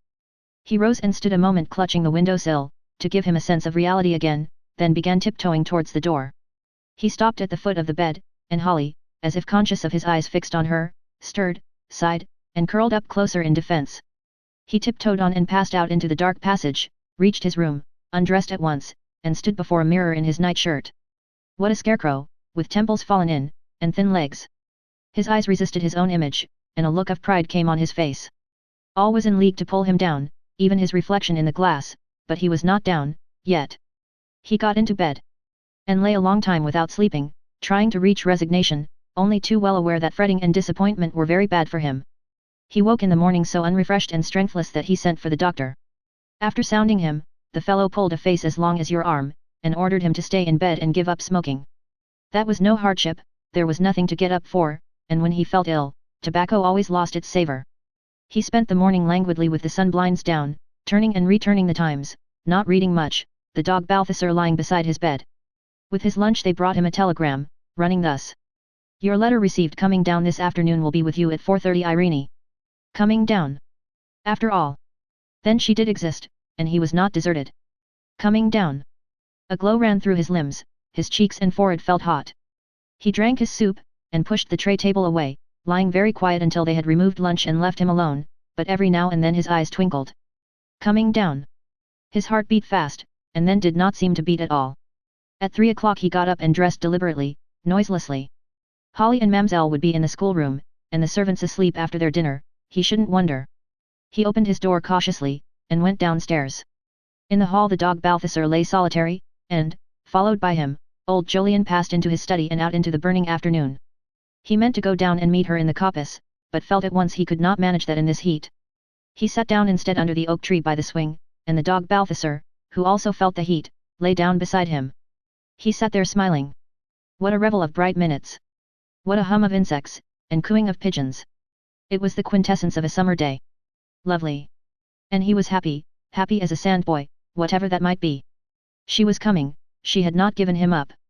He had everything in life he wanted, except a little more breath, and less weight, just here. He would see her when she emerged from the fernery, come swaying just a little, a violet-grey figure passing over the daisies and dandelions and soldiers on the lawn, the soldiers with their flowery crowns.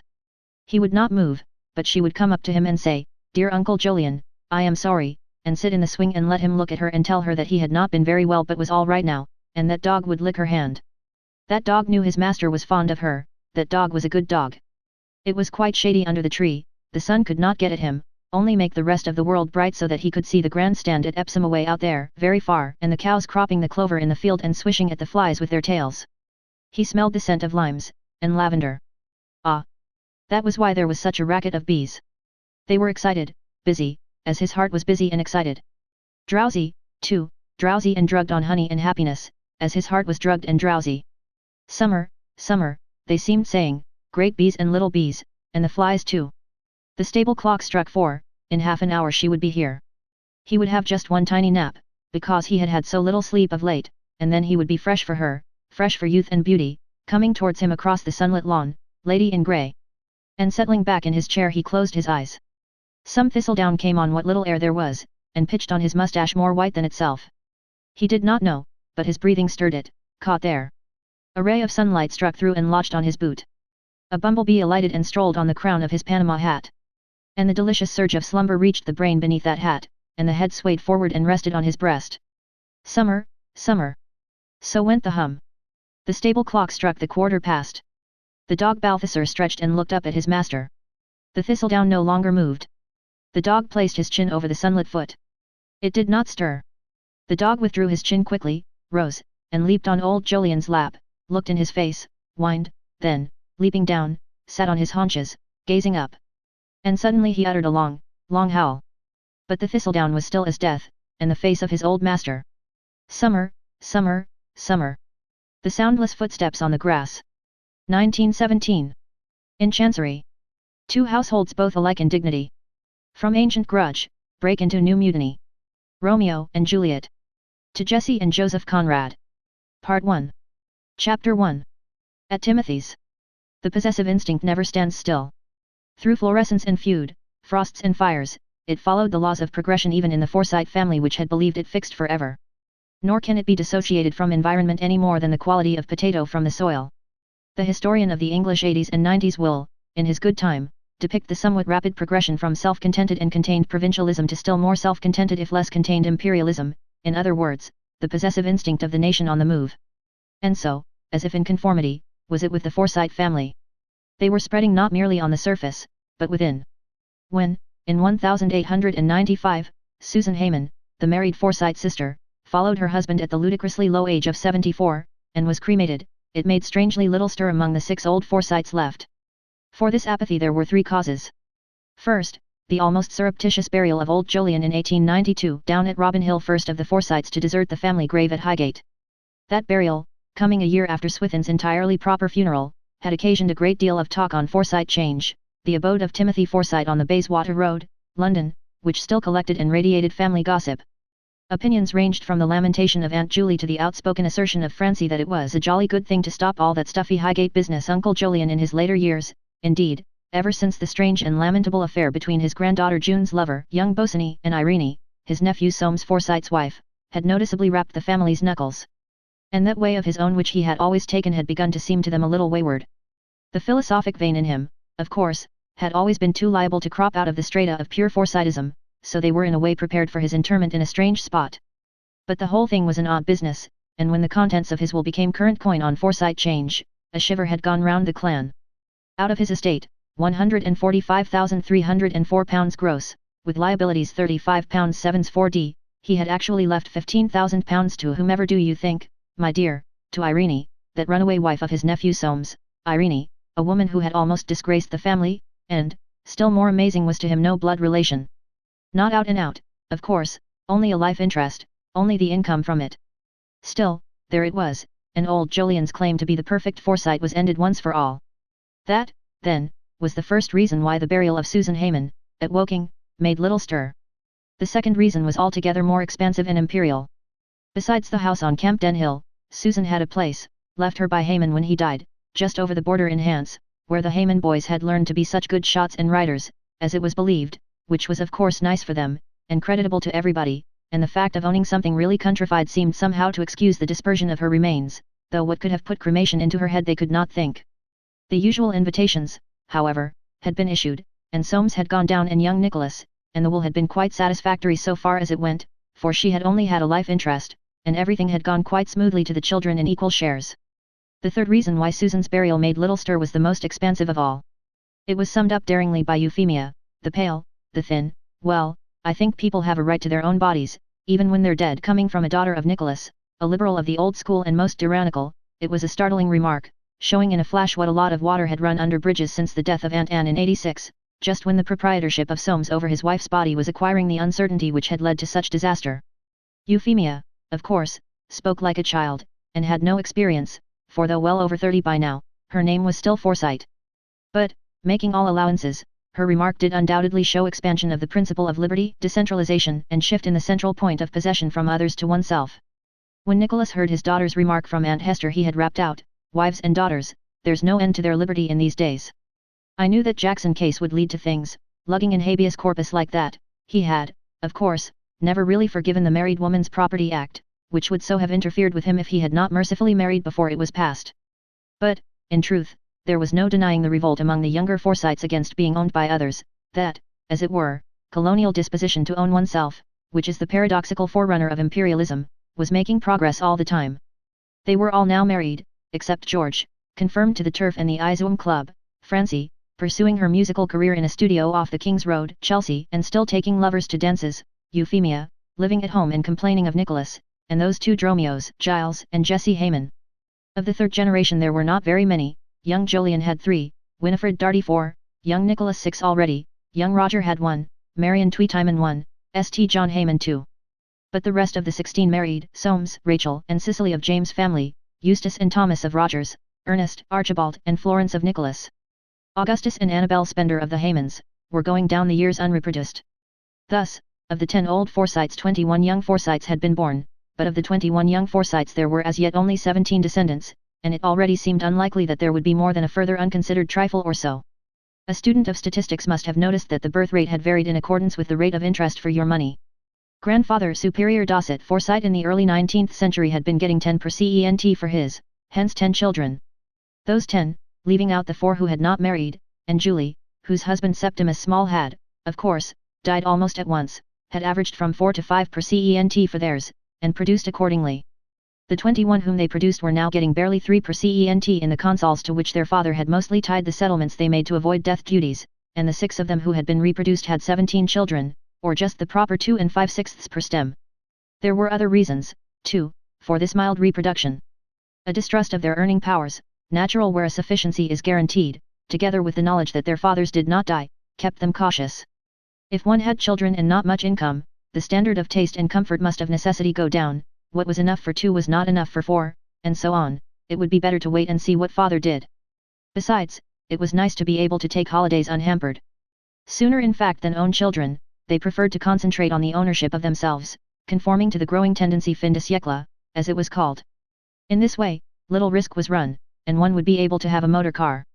Indeed, Eustace already had one, but it had shaken him horribly, and broken one of his eye teeth, so that it would be better to wait till they were a little safer. In the meantime, no more children. Even young Nicholas was drawing in his horns, and had made no addition to his 6 for quite 3 years. The corporate decay, however, of the Forsytes, their dispersion rather, of which all this was symptomatic, had not advanced so far as to prevent a rally when Roger Forsyte died in 1899. It had been a glorious summer, and after holidays abroad and at the sea they were practically all back in London, when Roger with a touch of his old originality had suddenly breathed his last at his own house in Prince's Gardens. At Timothy's it was whispered sadly that poor Roger had always been eccentric about his digestion, had he not, for instance, preferred German mutton to all the other brands? Be that as it may, his funeral at Highgate had been perfect, and coming away from it Soames Forsyte made almost mechanically for his Uncle Timothy's in the Bayswater Road.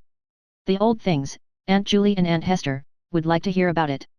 His father, James, at 88 had not felt up to the fatigue of the funeral, and Timothy himself, of course, had not gone, so that Nicholas had been the only brother present. Still, there had been a fair gathering, and it would cheer Aunts Julie and Hester up to know. The kindly thought was not unmixed with the inevitable longing to get something out of everything you do, which is the chief characteristic of Forsytes, and indeed of the saner elements in every nation. In this practice of taking family matters to Timothy's in the Bayswater Road, Soames was but following in the footsteps of his father, who had been in the habit of going at least once a week to see his sisters at Timothy's, and had only given it up when he lost his nerve at 86. And could not go out without Emily. To go with Emily was of no use, for who could really talk to anyone in the presence of his own wife?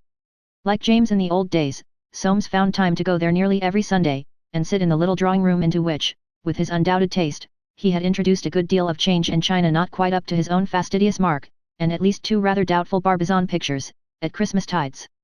He himself, who had done extremely well with the Barbizons, had for some years past moved towards the Mauritius, Israels and Mauve, and was hoping to do better. In the riverside house which he now inhabited near Mapledurham he had a gallery, beautifully hung and lighted, to which few London dealers were strangers. It served, too, as a Sunday afternoon attraction in those week-end parties which his sisters, Winifred or Rachel, occasionally organized for him. For though he was but a taciturn showman, his quiet collected determinism seldom failed to influence his guests, who knew that his reputation was grounded not on mere aesthetic fancy, but on his power of gauging the future of market values. When he went to Timothy's he almost always had some little tale of triumph over a dealer to unfold, and dearly he loved that coo of pride with which his aunts would greet it. This afternoon, however, he was differently animated, coming from Roger's funeral in his neat dark clothes, not quite black, for after all an uncle was but an uncle, and his soul abhorred excessive display of feeling. Leaning back in a marquetry chair and gazing down his uplifted nose at the sky-blue walls plastered with gold frames, he was noticeably silent. Whether because he had been to a funeral or not, the peculiar Forsyte build of his face was seen to the best advantage this afternoon, a face concave and long, with a jaw which divested of flesh would have seemed extravagant, altogether a chinny face though not at all ill-looking. He was feeling more strongly than ever that Timothy's was hopelessly rum-ti-too and the souls of his aunts dismally mid-Victorian. The subject on which alone he wanted to talk, his own undivorced position, was unspeakable. And yet it occupied his mind to the exclusion of all else. It was only since the spring that this had been so, and a new feeling grown up which was egging him on towards what he knew might well be folly in a Forsyte of 45. More and more of late he had been conscious that he was getting on the fortune already considerable when he conceived the house at Robin Hill which had finally wrecked his marriage with Irene, had mounted with surprising vigour in the 12 lonely years during which he had devoted himself to little else. He was worth today well over £100,000, and had no one to leave it to, no real object for going on with what was his religion. Even if he were to relax his efforts, money made money. And he felt that he would have 150,000 before he knew where he was. There had always been a strongly domestic, philoprogenitive side to Soames, balked and frustrated, it had hidden itself away, but now had crept out again in this his prime of life, concreted and focused of late by the attraction of a girl's undoubted beauty. It had become a veritable prepossession. And this girl was French, not likely to lose her head, or accept any unlegalist position. Moreover, Soames himself disliked the thought of that. He had tasted of the sordid side of sex during those long years of forced celibacy, secretively, and always with disgust, for he was fastidious, and his sense of law and order innate. He wanted no hole and corner liaison. A marriage at the embassy in Paris, a few months' travel, and he could bring Annette back quite separated from a past which in truth was not too distinguished, for she only kept the accounts in her mother's Soho restaurant. He could bring her back as something very new and chic with her French taste and self-possession, to reign at the shelter near Maple Durham. On Forsyte 'Change and among his riverside friends it would be current that he had met a charming French girl on his travels and married her. There would be the flavour of romance, and a certain cachet about a French wife. No. He was not at all afraid of that. It was only this cursed undivorced condition of his, and the question whether Annette would take him, which he dared not put to the touch until he had a clear and even dazzling future to offer her. In his aunt's drawing room he heard with but muffled ears those usual questions: how was his dear father? Not going out, of course, now that the weather was turning chilly? Would Soames be sure to tell him that Hester had found boiled holly leaves most comforting for that pain in her side, a poultice every 3 hours, with red flannel afterwards? And could he relish just a little pot of their very best prune preserve, it was so delicious this year, and had such a wonderful effect? Oh! And about the Dartys, had Soames heard that dear Winifred was having a most distressing time with Montague? Timothy thought she really ought to have protection, it was said, but Soames mustn't take this for certain, that he had given some of Winifred's jewellery to a dreadful dancer. It was such a bad example for dear Val just as he was going to college. Soames had not heard? Oh, but he must go and see his sister and look into it at once. And did he think these bores were really going to resist? Timothy was in quite a stew about it. The price of consols was so high, and he had such a lot of money in them. Did Soames think they must go down if there was a war? Soames nodded. But it would be over very quickly. It would be so bad for Timothy if it wasn't. And of course Soames' dear father would feel it very much at his age. Luckily poor dear Roger had been spared this dreadful anxiety. And Aunt Julie with a little handkerchief wiped away the large tear trying to climb the permanent pout on her now quite withered left cheek. She was remembering dear Roger, and all his originality, and how he used to stick pins into her when they were little together. Aunt Hester, with her instinct for avoiding the unpleasant, here chimed in: did Soames think they would make Mr. Chamberlain Prime Minister at once? He would settle it all so quickly. She would like to see that old Kruger sent to St. Helena. She could remember so well the news of Napoleon's death, and what a relief it had been to his grandfather. Of course she and Julie, we were in pantalettes then, my dear, had not felt it much at the time. Soames took a cup of tea from her, drank it quickly, and ate 3 of those macaroons for which Timothy's was famous. His faint, pale, supercilious smile had deepened just a little. Really, his family remained hopelessly provincial, however much of London they might possess between them. In these go-ahead days their provincialism stared out even more than it used to. Why, old Nicholas was still a free trader, and a member of that antediluvian home of liberalism, the Remove Club, though, to be sure, the members were pretty well all conservatives now, or he himself could not have joined, and Timothy, they said, still wore a nightcap. Aunt Julie spoke again. Dear Soames was looking so well, hardly a day older than he did when dear Anne died, and they were all there together, dear Jolyon, and dear Swithin, and dear Roger. She paused and caught the tear which had climbed the pout on her right cheek. Did he ever hear anything of Irene nowadays? Aunt Hester visibly interposed her shoulder. Really? Julie was always saying something. The smile left Soames' face, and he put his cup down. Here was his subject broached for him, and for all his desire to expand, he could not take advantage. Aunt Julie went on rather hastily. They say dear Jolyon first left her that 15,000 out and out, then of course he saw it would not be right, and made it for her life only. Had Soames heard that? Soames nodded. Your cousin Jolyon is a widower now, he is her trustee, you knew that, of course. Soames shook his head. He did know, but wished to show no interest. Young Jolyon and he had not met since the day of Bosinney's death. He must be quite middle-aged by now, went on Aunt Julie dreamily. Let me see, he was born when your dear uncle lived in Mount Street, long before they went to Stanhope Gate in December, just before that dreadful commune over 50, fancy that, such a pretty baby, and we were all so proud of him, the very first of you all. Aunt Julie sighed, and a lock of not quite her own hair came loose and straggled, so that Aunt Hester gave a little shiver. Soames rose, he was experiencing a curious piece of self-discovery. That old wound to his pride and self-esteem was not yet closed. He had come thinking he could talk of it, even wanting to talk of his fettered condition, and, behold, he was shrinking away from this reminder by Aunt Julie, renowned for her malapropisms. Oh, Soames was not going already. Soames smiled a little vindicatively, and said, Yes, goodbye, remember me to Uncle Timothy, and, leaving a cold kiss on each forehead, whose wrinkles seemed to try and cling to his lips as if longing to be kissed away, he left them looking brightly after him. Dear Soames, it had been so good of him to come today, when they were not feeling very. With compunction tweaking at his chest, Soames descended the stairs, where was always that rather pleasant smell of camphor and port wine, and house where draughts are not permitted. The poor old things, he had not meant to be unkind.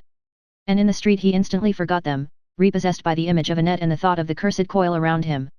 Why had he not pushed the thing through and obtained divorce when that wretched Bosinney was run over, and there was evidence galore for the asking? And he turned towards his sister Winifred Darty's residence in Green Street, Mayfair. Chapter 2.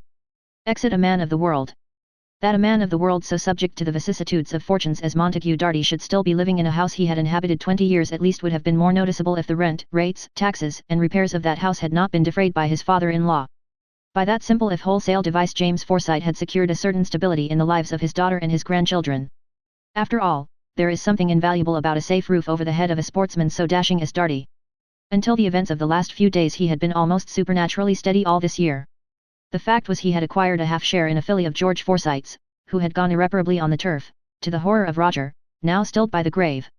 Sleeve Links, by Martyr, Out of Shirt on Fire, by Suspender, was a bay filly, 3 years old, who for a variety of reasons had never shown her true form. With half ownership of this hopeful animal, all the idealism latent somewhere in Darty, as in every other man, had put up its head, and kept him quietly ardent for months past. When a man has something good to live for, it is astonishing how sober he becomes, and what Darty had was really good, a 3-to-1 chance for an autumn handicap, publicly assessed at 25-to-1. The old-fashioned heaven was a poor thing beside it, and his shirt was on the daughter of Shirt on Fire. But how much more than his shirt depended on this granddaughter of Suspender. At that roving age of 45, trying to Forsyte's, and, though perhaps less distinguishable from any other age, trying even to Darty's, Montague had fixed his current fancy on a dancer. It was no mean passion, but without money, and a good deal of it, likely to remain a love as airy as her skirts, and Darty never had any money, subsisting miserably on what he could beg or borrow from Winifred, a woman of character, who kept him because he was the father of her children. And from a lingering admiration for those now dying Wardour Street good looks which in their youth had fascinated her. She, together with anyone else who would lend him anything, and his losses at cards and on the turf, extraordinary how some men make a good thing out of losses, were his whole means of subsistence, for James was now too old and nervous to approach, and Soames too formidably adamant. It is not too much to say that Darty had been living on hope for months. He had never been fond of money for itself, had always despised the Forsytes with their investing habits, though careful to make such use of them as he could. What he liked about money was what it bought, personal sensation. No real sportsman cares for money, he would say, borrowing a pony if it was no use trying for a monkey. There was something delicious about Montague Darty. He was, as George Forsyte said, a daisy. The morning of the handicap dawned clear and bright, the last day of September, and Darty, who had travelled to Newmarket the night before, arrayed himself in spotless checks and walked to an eminence to see his half of the filly take her final canter. If she won he would be a cool 3 thou. In pocket, a poor enough recompense for the sobriety and patience of these weeks of hope, while they had been nursing her for this race. But he had not been able to afford more. Should he lay it off at the 8-to-1 to which she had advanced? This was his single thought while the larks sang above him, and the grassy downs smelled sweet, and the pretty filly passed, tossing her head and glowing like satin. After all, if he lost it would not be he who paid, and to lay it off would reduce his winnings to some 1,500, hardly enough to purchase a dancer out and out. Even more potent was the itch in the blood of all the Dartys for a real flutter. And turning to George he said, "She's a clipper, she'll win hands down, I shall go the whole hog. George, who had laid off every penny, and a few besides, and stood to win, however it came out, grinned down on him from his bulky height, with the words, "So ho, my wild one," for after a checkered apprenticeship weathered with the money of a deeply complaining Roger, his Forsyte blood was beginning to stand him in good stead in the profession of owner. There are moments of disillusionment in the lives of men from which the sensitive recorder shrinks. Suffice it to say that the good thing fell down. Sleeve links finished in the ruck. Darty's shirt was lost. Between the passing of these things and the day when Soames turned his face towards Green Street, what had not happened?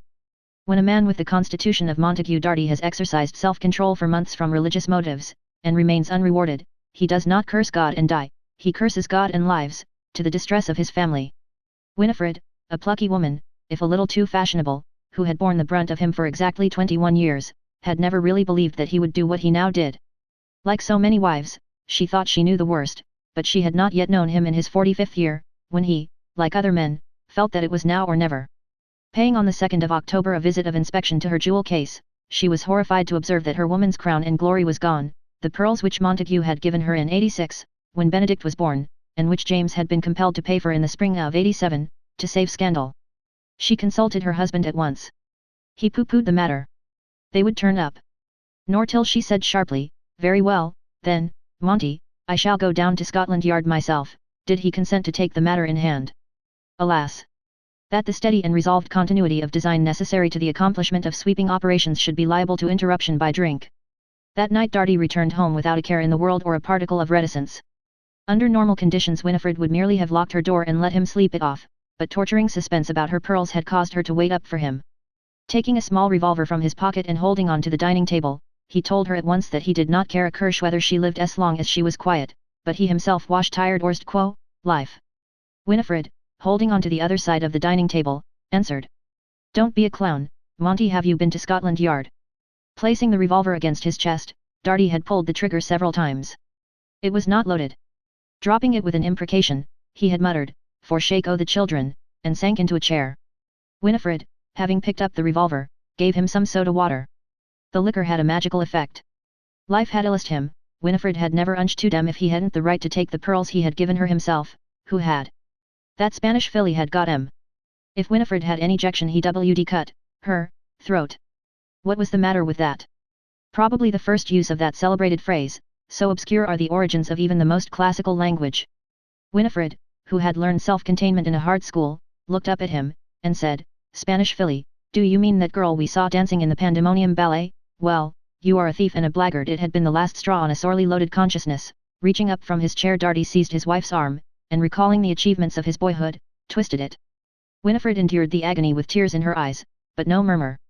Watching for a moment of weakness, she wrenched it free, then placing the dining table between them, said between her teeth, "You are the limit, Monty." Undoubtedly the inception of that phrase, so is English formed under the stress of circumstances. Leaving Darty with foam on his dark moustache she went upstairs, and, after locking her door and bathing her arm in hot water, lay awake all night, thinking of her pearls adorning the neck of another, and of the consideration her husband had presumably received therefor. The man of the world awoke with a sense of being lost to that world, and a dim recollection of having been called a limit. He sat for half an hour in the dawn in the armchair where he had slept, perhaps the unhappiest half hour he had ever spent, for even to a Darty there is something tragic about an end. And he knew that he had reached it. Never again would he sleep in his dining room and wake with the light filtering through those curtains bought by Winifred at Nickens and Jarvie's with the money of James. Never again eat a devilled kidney at that rosewood table, after a roll in the sheets and a hot bath. He took his note-case from his dress coat pocket. £400 in 5s and 10s, the remainder of the proceeds of his half of sleeve links, sold last night, cash down, to George Forsyte, who, having won over the race, had not conceived the sudden dislike to the animal which he himself now felt. The ballet was going to Buenos Aires the day after tomorrow, and he was going too. Full value for the pearls had not yet been received, he was only at the soup. He stole upstairs. Not daring to have a bath, or shave, besides, the water would be cold, he changed his clothes and packed stealthily all he could. It was hard to leave so many shining boots, but one must sacrifice something. Then, carrying a valise in either hand, he stepped out onto the landing. The house was very quiet, that house where he had begotten his 4 children.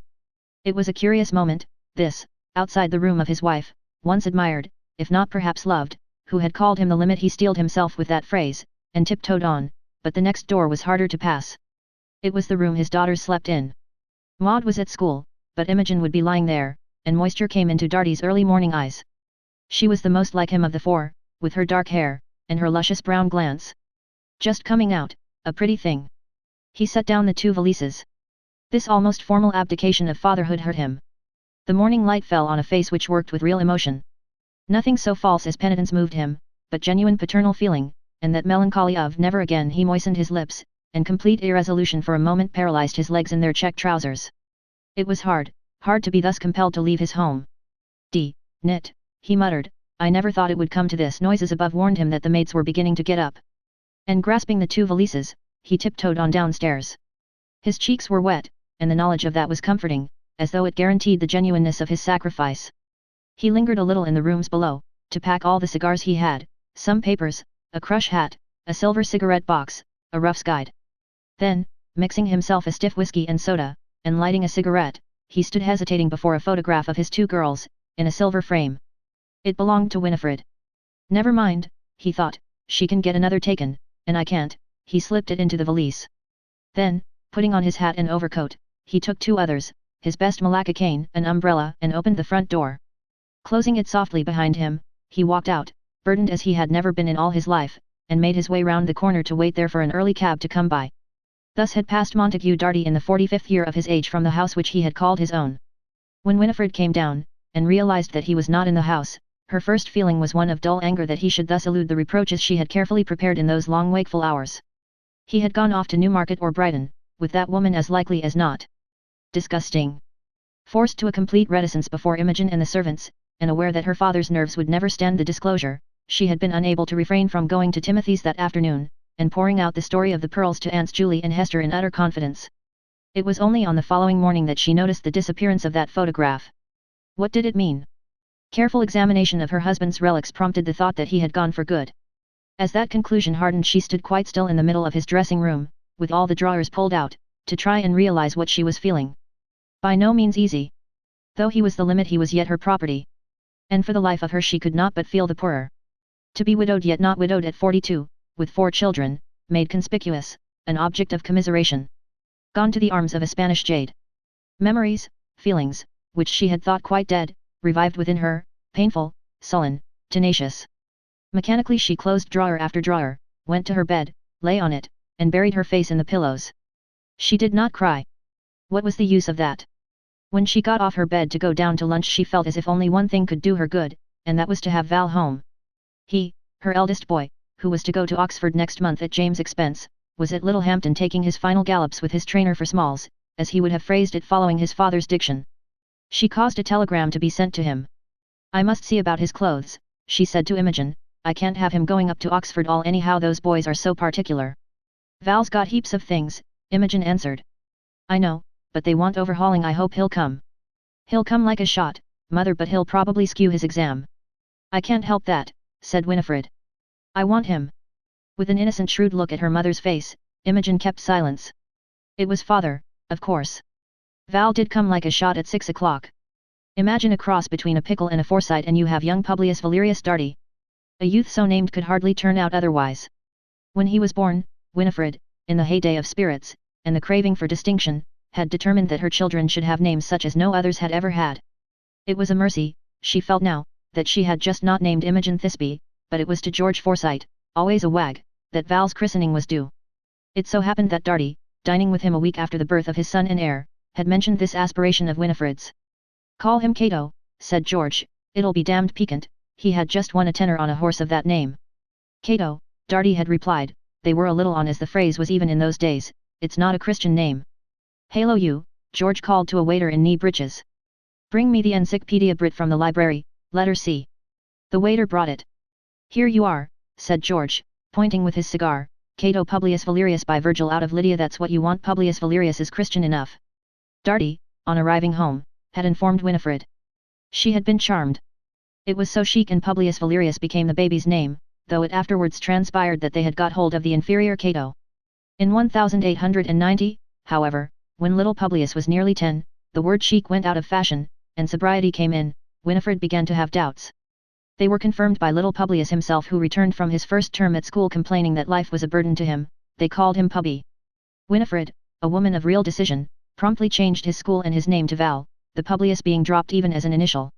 At 19 he was a limber, freckled youth with a wide mouth, light eyes, long dark lashes, a rather charming smile, considerable knowledge of what he should not know, and no experience of what he ought to do. Few boys had more narrowly escaped being expelled, the engaging rascal. After kissing his mother and pinching Imogen, he ran upstairs 3 at a time, and came down 4, dressed for dinner.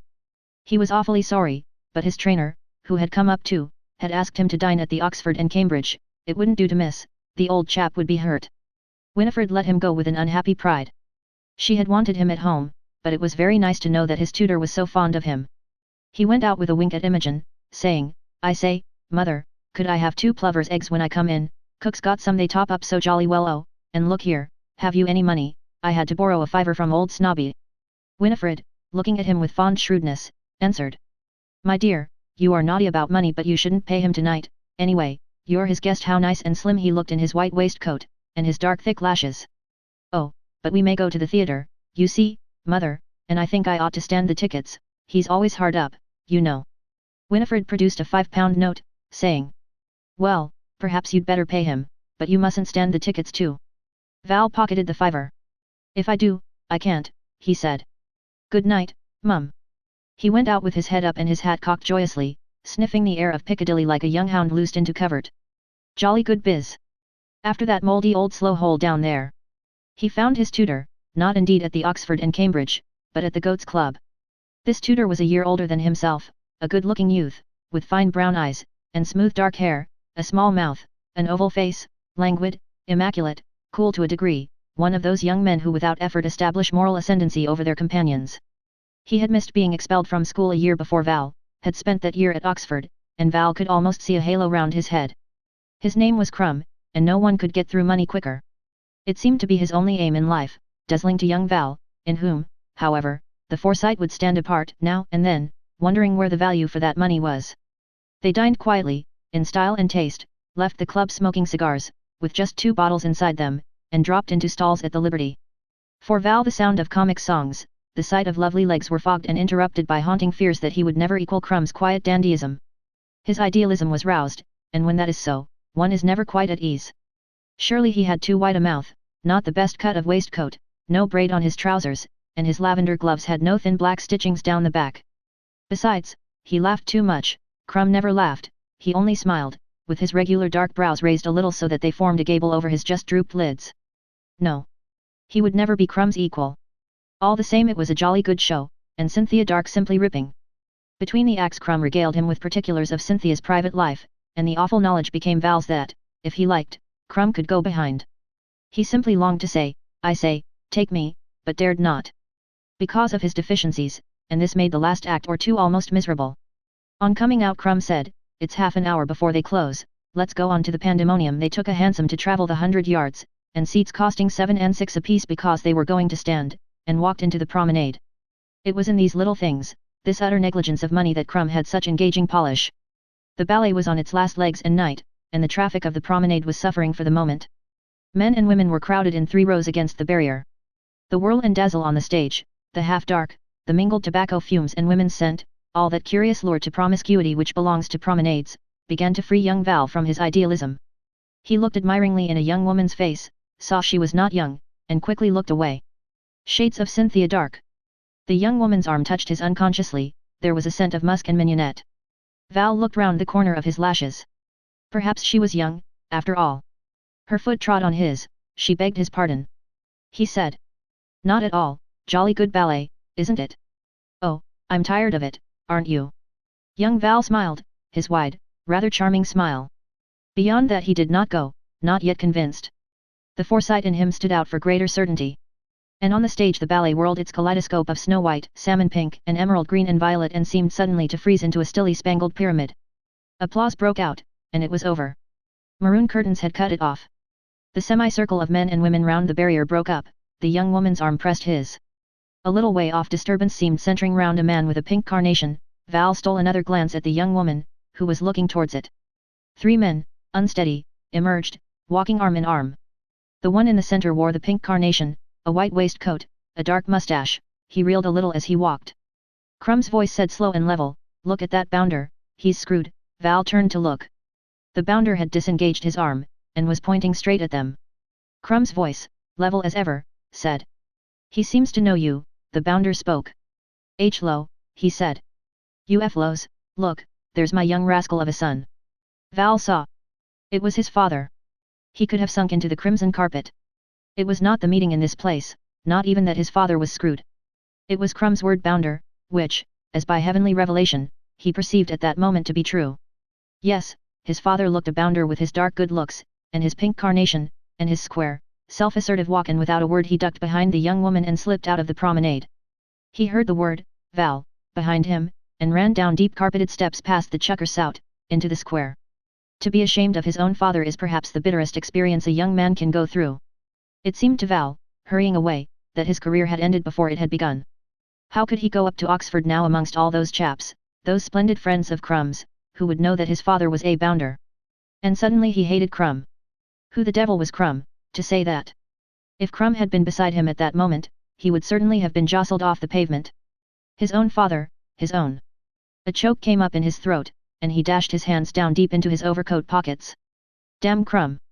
He conceived the wild idea of running back and fending his father, taking him by the arm and walking about with him in front of Crumb, but gave it up at once and pursued his way down Piccadilly. A young woman planted herself before him. Not so angry, darling, he shied, dodged her, and suddenly became quite cool. If Crumb ever said a word, he would jolly well punch his head, and there would be an end of it. He walked 100 yards or more, contented with that thought, then lost its comfort utterly. It wasn't simple like that. He remembered how, at school, when some parent came down who did not pass the standard, it just clung to the fellow afterwards. It was one of those things nothing could remove. Why had his mother married his father, if he was a bounder? It was bitterly unfair, jolly low down on a fellow to give him a bounder for father. The worst of it was that now Crumb had spoken the word, he realized that he had long known subconsciously that his father was not the clean potato. It was the beastliest thing that had ever happened to him, beastliest thing that had ever happened to any fellow. And, downhearted as he had never yet been, he came to Green Street, and let himself in with a smuggled latchkey. In the dining room his plover's eggs were set invitingly, with some cut bread and butter, and a little whiskey at the bottom of a decanter, just enough, as Winifred had thought, for him to feel himself a man. It made him sick to look at them, and he went upstairs. Winifred heard him pass, and thought, the dear boy's and thank goodness, if he takes after his father I don't know what I shall do, but he won't, he's like me, dear Val. Chapter 3. Soames prepares to take steps. When Soames entered his sister's little Louis Quinn's drawing room, with its small balcony, always flowered with hanging geraniums in the summer, and now with pots of Lilium auratum, he was struck by the immutability of human affairs. It looked just the same as on his first visit to the newly married Dartys 21 years ago. He had chosen the furniture himself, and so completely that no subsequent purchase had ever been able to change the room's atmosphere. Yes, he had founded his sister well, and she had wanted it. Indeed, it said a great deal for Winifred that after all this time with Darty she remained well founded. From the first Soames had nosed out Darty's nature from underneath the plausibility, savoir-faire, and good looks which had dazzled Winifred, her mother, and even James, to the extent of permitting the fellow to marry his daughter without bringing anything but shares of no value into settlement. Winifred, whom he noticed next to the furniture, was sitting at her bureau with a letter in her hand. She rose and came towards him. Tall as himself, strong in the cheekbones, well-tailored, something in her face disturbed Soames. She crumpled the letter in her hand, but seemed to change her mind and held it out to him. He was her lawyer as well as her brother. Soames read, on Izoom Club paper, these words. You will not get chance to insult in my own again. I am leaving country tomorrow. It's played out. I'm tired of being insulted by you. You've brought on yourself. No self-respecting man can stand it. I shall not ask you for anything again. Goodbye. I took the photograph of the two girls. Give them my love. I don't care what your family say. It's all they're doing. I'm going to live new life. M.D. This after-dinner note had a splotch on it, not yet quite dry. He looked at Winifred. The splotch had clearly come from her, and he checked the words, good riddance. Then it occurred to him that with this letter she was entering that very state which he himself so earnestly desired to quit, the state of a Forsyte who was not divorced.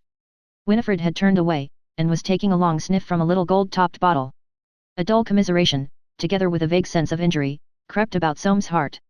He had come to her to talk of his own position, and get sympathy, and here was she in the same position, wanting of course to talk of it, and get sympathy from him. It was always like that. Nobody ever seemed to think that he had troubles and interests of his own. He folded up the letter with the splotch inside, and said, "What's it all about, now?" Winifred recited the story of the pearls calmly. "Do you think he's really gone, Soames? You see the state he was in when he wrote that." Soames, who, when he desired a thing, placated Providence by pretending that he did not think it likely to happen, answered. I shouldn't think so. I might find out at his club. If George is there, said Winifred, he would know. George, said Soames, I saw him at his father's funeral. Then he's sure to be there. Soames, whose good sense applauded his sister's acumen, said grudgingly, well, I'll go round. Have you said anything in Park Lane? I've told Emily, returned Winifred, who retained that chic way of describing her mother. Father would have a fit. Indeed, anything untoward was now sedulously kept from James. With another look round at the furniture, as if to gauge his sister's exact position, Soames went out towards Piccadilly. The evening was drawing in, a touch of chill in the October haze. He walked quickly, with his close and concentrated air. He must get through, for he wished to dine in Soho. On hearing from the hall porter at the Iseum that Mr. Darty had not been in today, he looked at the trusty fellow and decided only to ask if Mr. George Forsyte was in the club. He was. Soames, who always looked askance at his cousin George, as one inclined to jest at his expense, followed the pageboy, slightly reassured by the thought that George had just lost his father. He must have come in for about 30,000, besides what he had under that settlement of Rogers, which had avoided death duty. He found George in a bow window, staring out across a half-eaten plate of muffins. His tall, bulky, black-clothed figure loomed almost threatening, though preserving still the supernatural neatness of the racing man. With a faint grin on his fleshy face, he said, Hello, Soames, have a muffin? No, thanks, murmured Soames, and, nursing his hat, with the desire to say something suitable and sympathetic, added, How's your mother? Thanks, said George, so haven't seen you for ages. You never go racing. How's the city? Soames, scenting the approach of a jest, closed up, and answered. I wanted to ask you about Darty. I hear he's flitted, made a bolt to Buenos Aires with the fair Lola. Good for Winifred and the little Dartys. He's a treat. Soames nodded. Naturally inimical as these cousins were, Darty made them kin. Uncle James'll sleep in his bed now, resumed George. I suppose he's had a lot off you, too. Soames smiled. Ah, you saw him further, said George amicably. He's a real rouser. Young Val will want a bit of looking after. I was always sorry for Winifred. She's a plucky woman. Again Soames nodded. I must be getting back to her, he said. She just wanted to know for certain. We may have to take steps. I suppose there's no mistake. It's quite O.K., said George. It was he who invented so many of those quaint sayings which have been assigned to other sources. He was drunk as a lord last night, but he went off all right this morning. His ship's the Tuscarora, and, fishing out a card, he read mockingly. M.R. Montague Darty, Post Restaurant, Buenos Aires. I should hurry up with the steps. If I were you. He fairly fed me up last night. Yes, said Soames, but it's not always easy then. Conscious from George's eyes that he had roused reminiscence of his own affair, he got up, and held out his hand. George rose too. Remember me to Winifred. You'll enter her for the divorce stakes straight off if you ask me. Soames took a sidelong look back at him from the doorway. George had seated himself again and was staring before him. He looked big and lonely in those black clothes. Soames had never known him so subdued. I suppose he feels it in a way, he thought.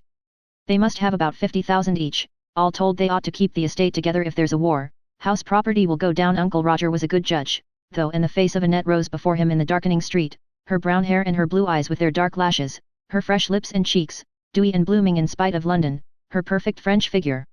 Take steps, he thought. Re-entering Winifred's house he encountered Val, and they went in together. An idea had occurred to Soames. His cousin Jolyon was Irene's trustee. The first step would be to go down and see him at Robin Hill. Robin Hill. The very odd feeling those words brought back. Robin Hill, the house Bosinney had built for him and Irene, the house they had never lived in, the fatal house. And Jolyon lived there now. And suddenly he thought, they say he's got a boy at Oxford, why not take young Val down and introduce them? It's an excuse, less bald, very much less bald. So, as they went upstairs, he said to Val. You've got a cousin at Oxford, you've never met him. I should like to take you down with me tomorrow to where he lives and introduce you. You'll find it useful. Val, receiving the idea with but moderate transports, Soames clinched it. I'll call for you after lunch. It's in the country, not far, you'll enjoy it. On the threshold of the drawing room he recalled with an effort that the steps he contemplated concerned Winifred at the moment, not himself. Winifred was still sitting at her buhl bureau.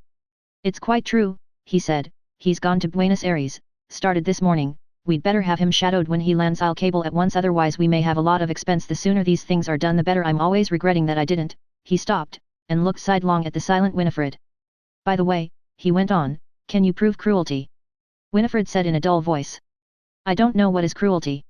Well, has he struck you, or anything? Winifred shook herself, and her jaw grew square. He twisted my arm, or would pointing a pistol count, or being too drunk to undress himself, or, no, I can't bring in the children. No, said Soames, no, I wonder, of course, there's legal separation, we can get that, but separation, What does it mean? Asked Winifred desolately. That he can't touch you, or you him, you're both of you married and unmarried, and again he grunted. What was it, in fact, but his own accursed position, legalized? No, he would not put her into that. It must be divorce, he said decisively, failing cruelty, there's desertion, there's a way of shortening the 2 years, now we get the court to give us restitution of conjugal rights, then if he doesn't obey, we can bring a suit for divorce in 6 months' time. Of course you don't want him back, but they won't know that still, there's the risk that he might come. I'd rather try cruelty. Winifred shook her head. It's so beastly. Well, Soames murmured, perhaps there isn't much risk so long as he's infatuated and got money. Don't say anything to anybody, and don't pay any of his debts. Winifred sighed. In spite of all she had been through, the sense of loss was heavy on her. And this idea of not paying his debts any more brought it home to her as nothing else yet had. Some richness seemed to have gone out of life. Without her husband, without her pearls, without that intimate sense that she made a brave show above the domestic whirlpool, she would now have to face the world. She felt bereaved indeed.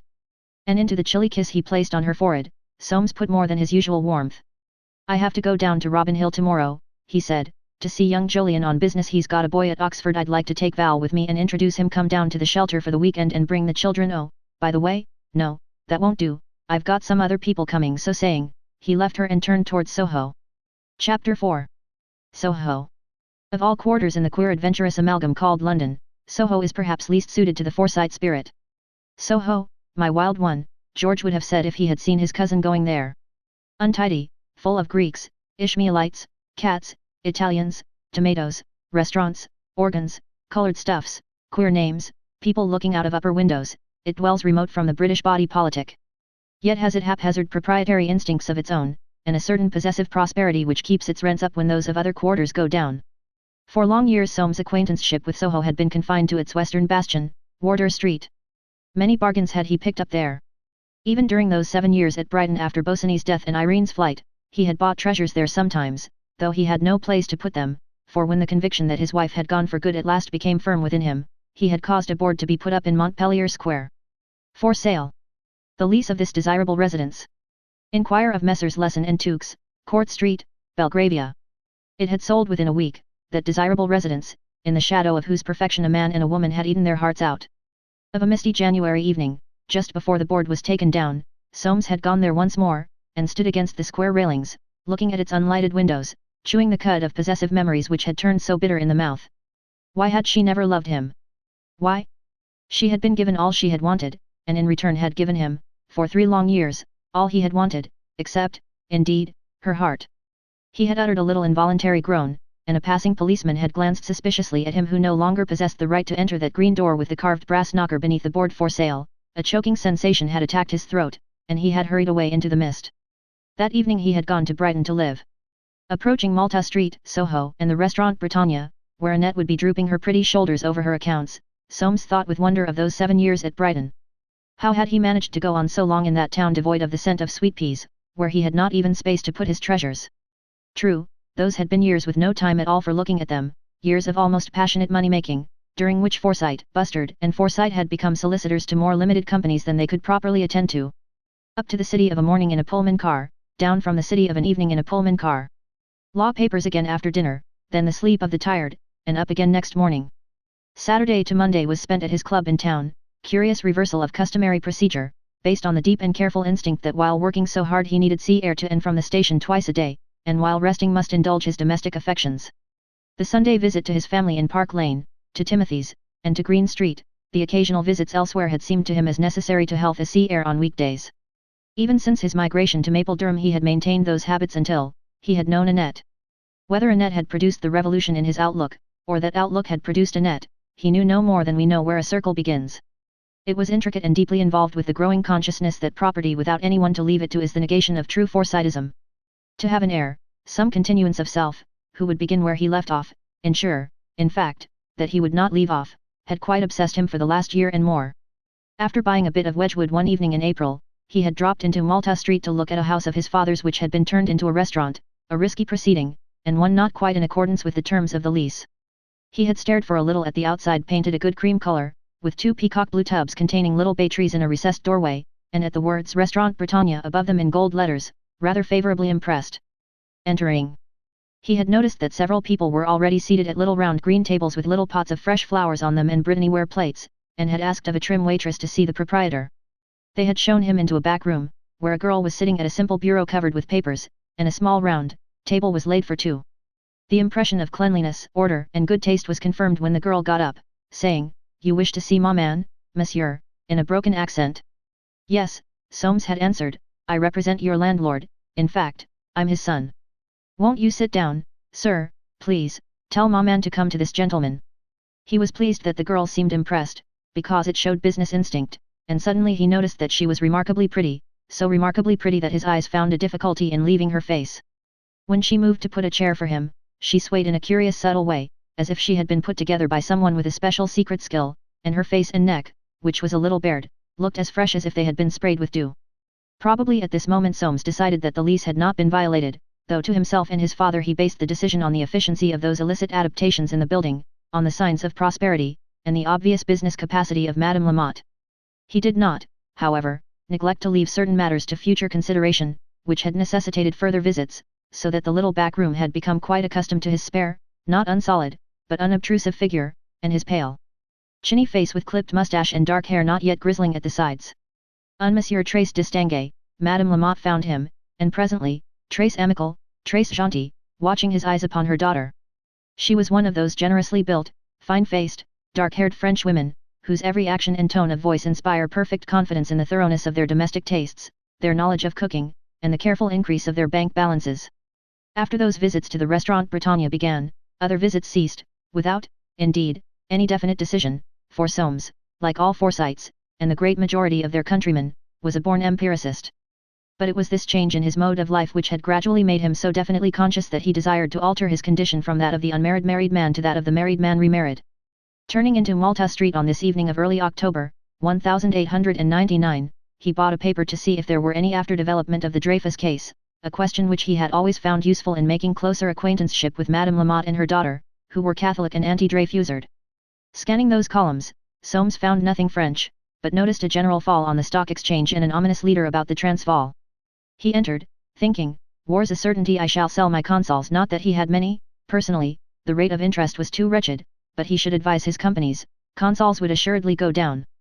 A look, as he passed the doorways of the restaurant, assured him that business was good as ever, and this, which in April would have pleased him, now gave him a certain uneasiness.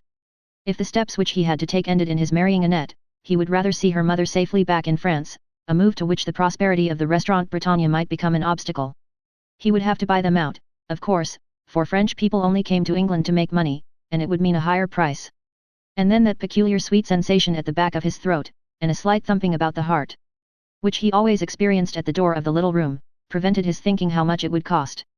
Going in, he was conscious of an abundant black skirt vanishing through the door into the restaurant, and of Annette with her hands up to her hair. It was the attitude in which of all others he admired her, so beautifully straight and rounded and supple. And he said, "I just came in to talk to your mother about pulling down that partition." "No, don't call her. Monsieur will have supper with us, it will be ready in 10 minutes." Soames, who still held her hand, was overcome by an impulse which surprised him. "You look so pretty tonight," he said, "so very pretty. Do you know how pretty you look, Annette?" Annette withdrew her hand, and blushed. "Monsieur is very good." "Not a bit good," said Soames, and sat down gloomily. Annette made a little expressive gesture with her hands, a smile was crinkling her red lips untouched by salve. And, looking at those lips, Soames said, "Are you happy over here, or do you want to go back to France?" "Oh, I like London, Paris, of course, but London is better than Orleans, and the English country is so beautiful. I have been to Richmond last Sunday." Soames went through a moment of calculating struggle. Maple Durham. Dared he? After all, dared he go so far as that, and show her what there was to look forward to? Still, down there one could say things.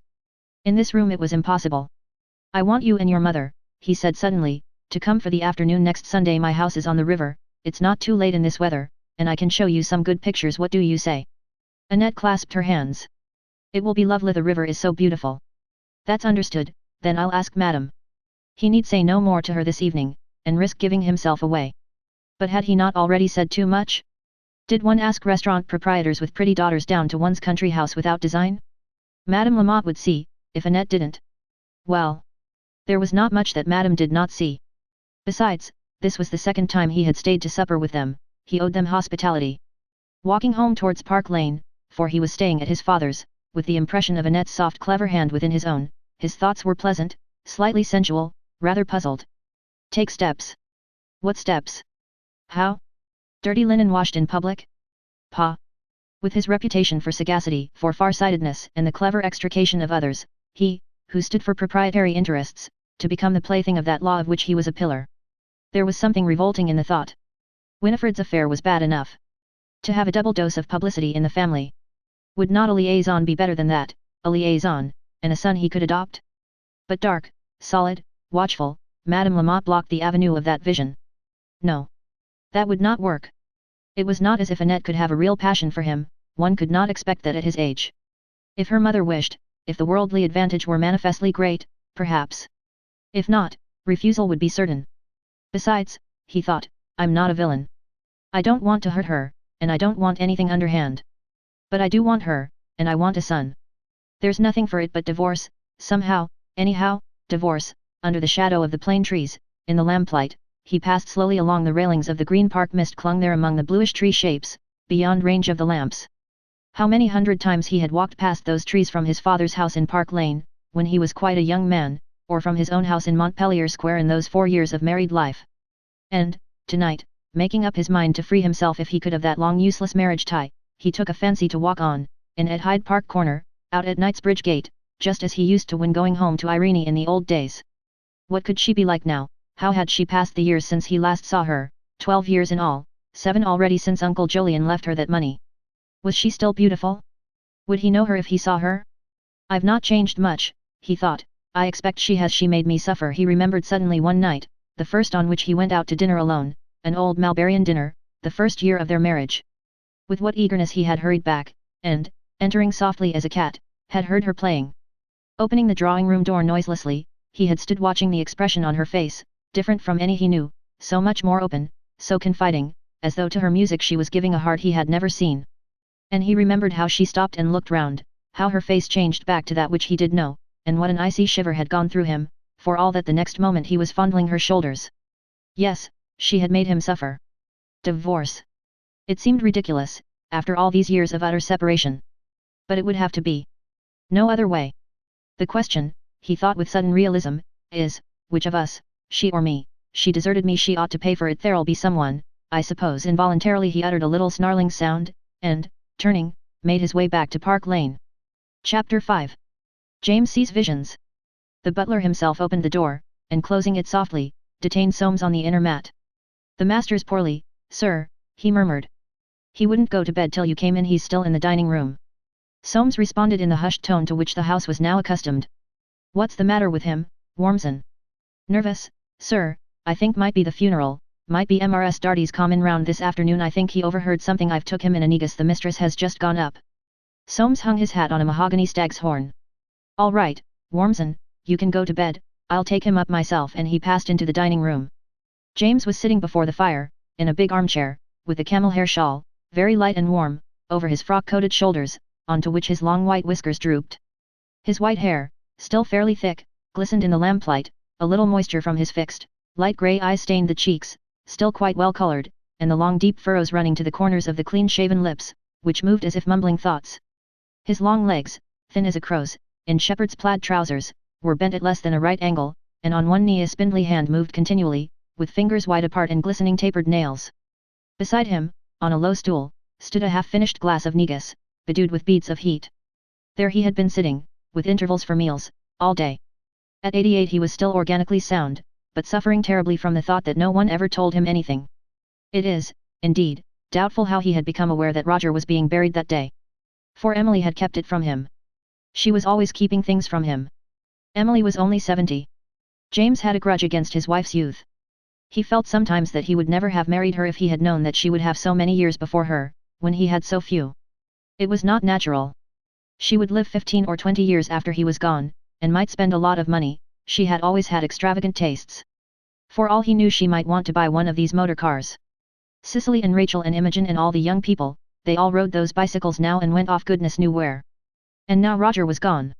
He didn't know, couldn't tell. The family was breaking up. Soames would know how much his uncle had left. Curiously he thought of Roger as Soames' uncle, not as his own brother. Soames. It was more and more the one solid spot in a vanishing world. Soames was careful, he was a warm man, but he had no one to leave his money to. There it was. He didn't know. And there was that fellow Chamberlain. For James' political principles had been fixed between 70 and 85 when that rascally radical had been the chief thorn in the side of property, and he distrusted him to this day. In spite of his conversion, he would get the country into a mess and make money go down before he had done with it. A stormy petrel of a chap. Where was Soames? He had gone to the funeral, of course, which they had tried to keep from him. He knew that perfectly well. He had seen his son's trousers. Roger. Roger in his coffin. He remembered how, when they came up from school together from the west, on the box seat of the old slow flyer in 1824, Roger had got into the boot and gone to sleep. James uttered a thin cackle. A funny fellow, Roger, an original. He didn't know. Younger than himself, and in his coffin. The family was breaking up. There was Val going to the university, he never came to see him now. He would cost a pretty penny up there. It was an extravagant age. And all the pretty pennies that his 4 grandchildren would cost him danced before James' eyes. He did not grudge them the money, but he grudged terribly the risk which the spending of that money might bring on them. He grudged the diminution of security. And now that Cicely had married, she might be having children too. He didn't know, couldn't tell. Nobody thought of anything but spending money in these days, and racing about, and having what they called a good time. A motor car went past the window. Ugly great lumbering thing, making all that racket. But there it was, the country rattling to the dogs. People in such a hurry that they couldn't even care for style. A neat turnout like his barouche and bays was worth all those newfangled things. And consols at 116. There must be a lot of money in the country. And now there was this old Kruger. They had tried to keep old Kruger from him. But he knew better, there would be a pretty kettle of fish out there. He had known how it would be when that fellow Gladstone, dead now, thank God, made such a mess of it after that dreadful business at Majuba. He shouldn't wonder if the empire split up and went to pot. And this vision of the empire going to pot filled a full quarter of an hour with qualms of the most serious character. He had eaten a poor lunch because of them. But it was after lunch that the real disaster to his nerves occurred. He had been dozing when he became aware of voices, low voices. Ah! They never told him anything. Winifred's and her mother's. Monty, that fellow Darty, always that fellow Darty. The voices had receded, and James had been left alone, with his ears standing up like a hare's, and fear creeping about his inwards. Why did they leave him alone? Why didn't they come and tell him? And an awful thought, which through long years had haunted him, concreted again swiftly in his brain. Darty had gone bankrupt, fraudulently bankrupt, and to save Winifred and the children, he, James, would have to pay. Could Soames turn him into a limited company? No, he couldn't. There it was. With every minute before Emily came back the spectre fear seemed. Why, it might be forgery. With eyes fixed on the doubted Turner in the center of the wall, James suffered tortures. He saw Darty in the dock, his grandchildren in the gutter, and himself in bed. He saw the doubted Turner being sold at Jobson's, and all the majestic edifice of property in rags. He saw in fancy Winifred unfashionably dressed, and heard in fancy Emily's voice saying, "Now, don't fuss, James," she was always saying, "don't fuss." She had no nerves, he ought never to have married a woman 18 years younger than himself. Then Emily's real voice said,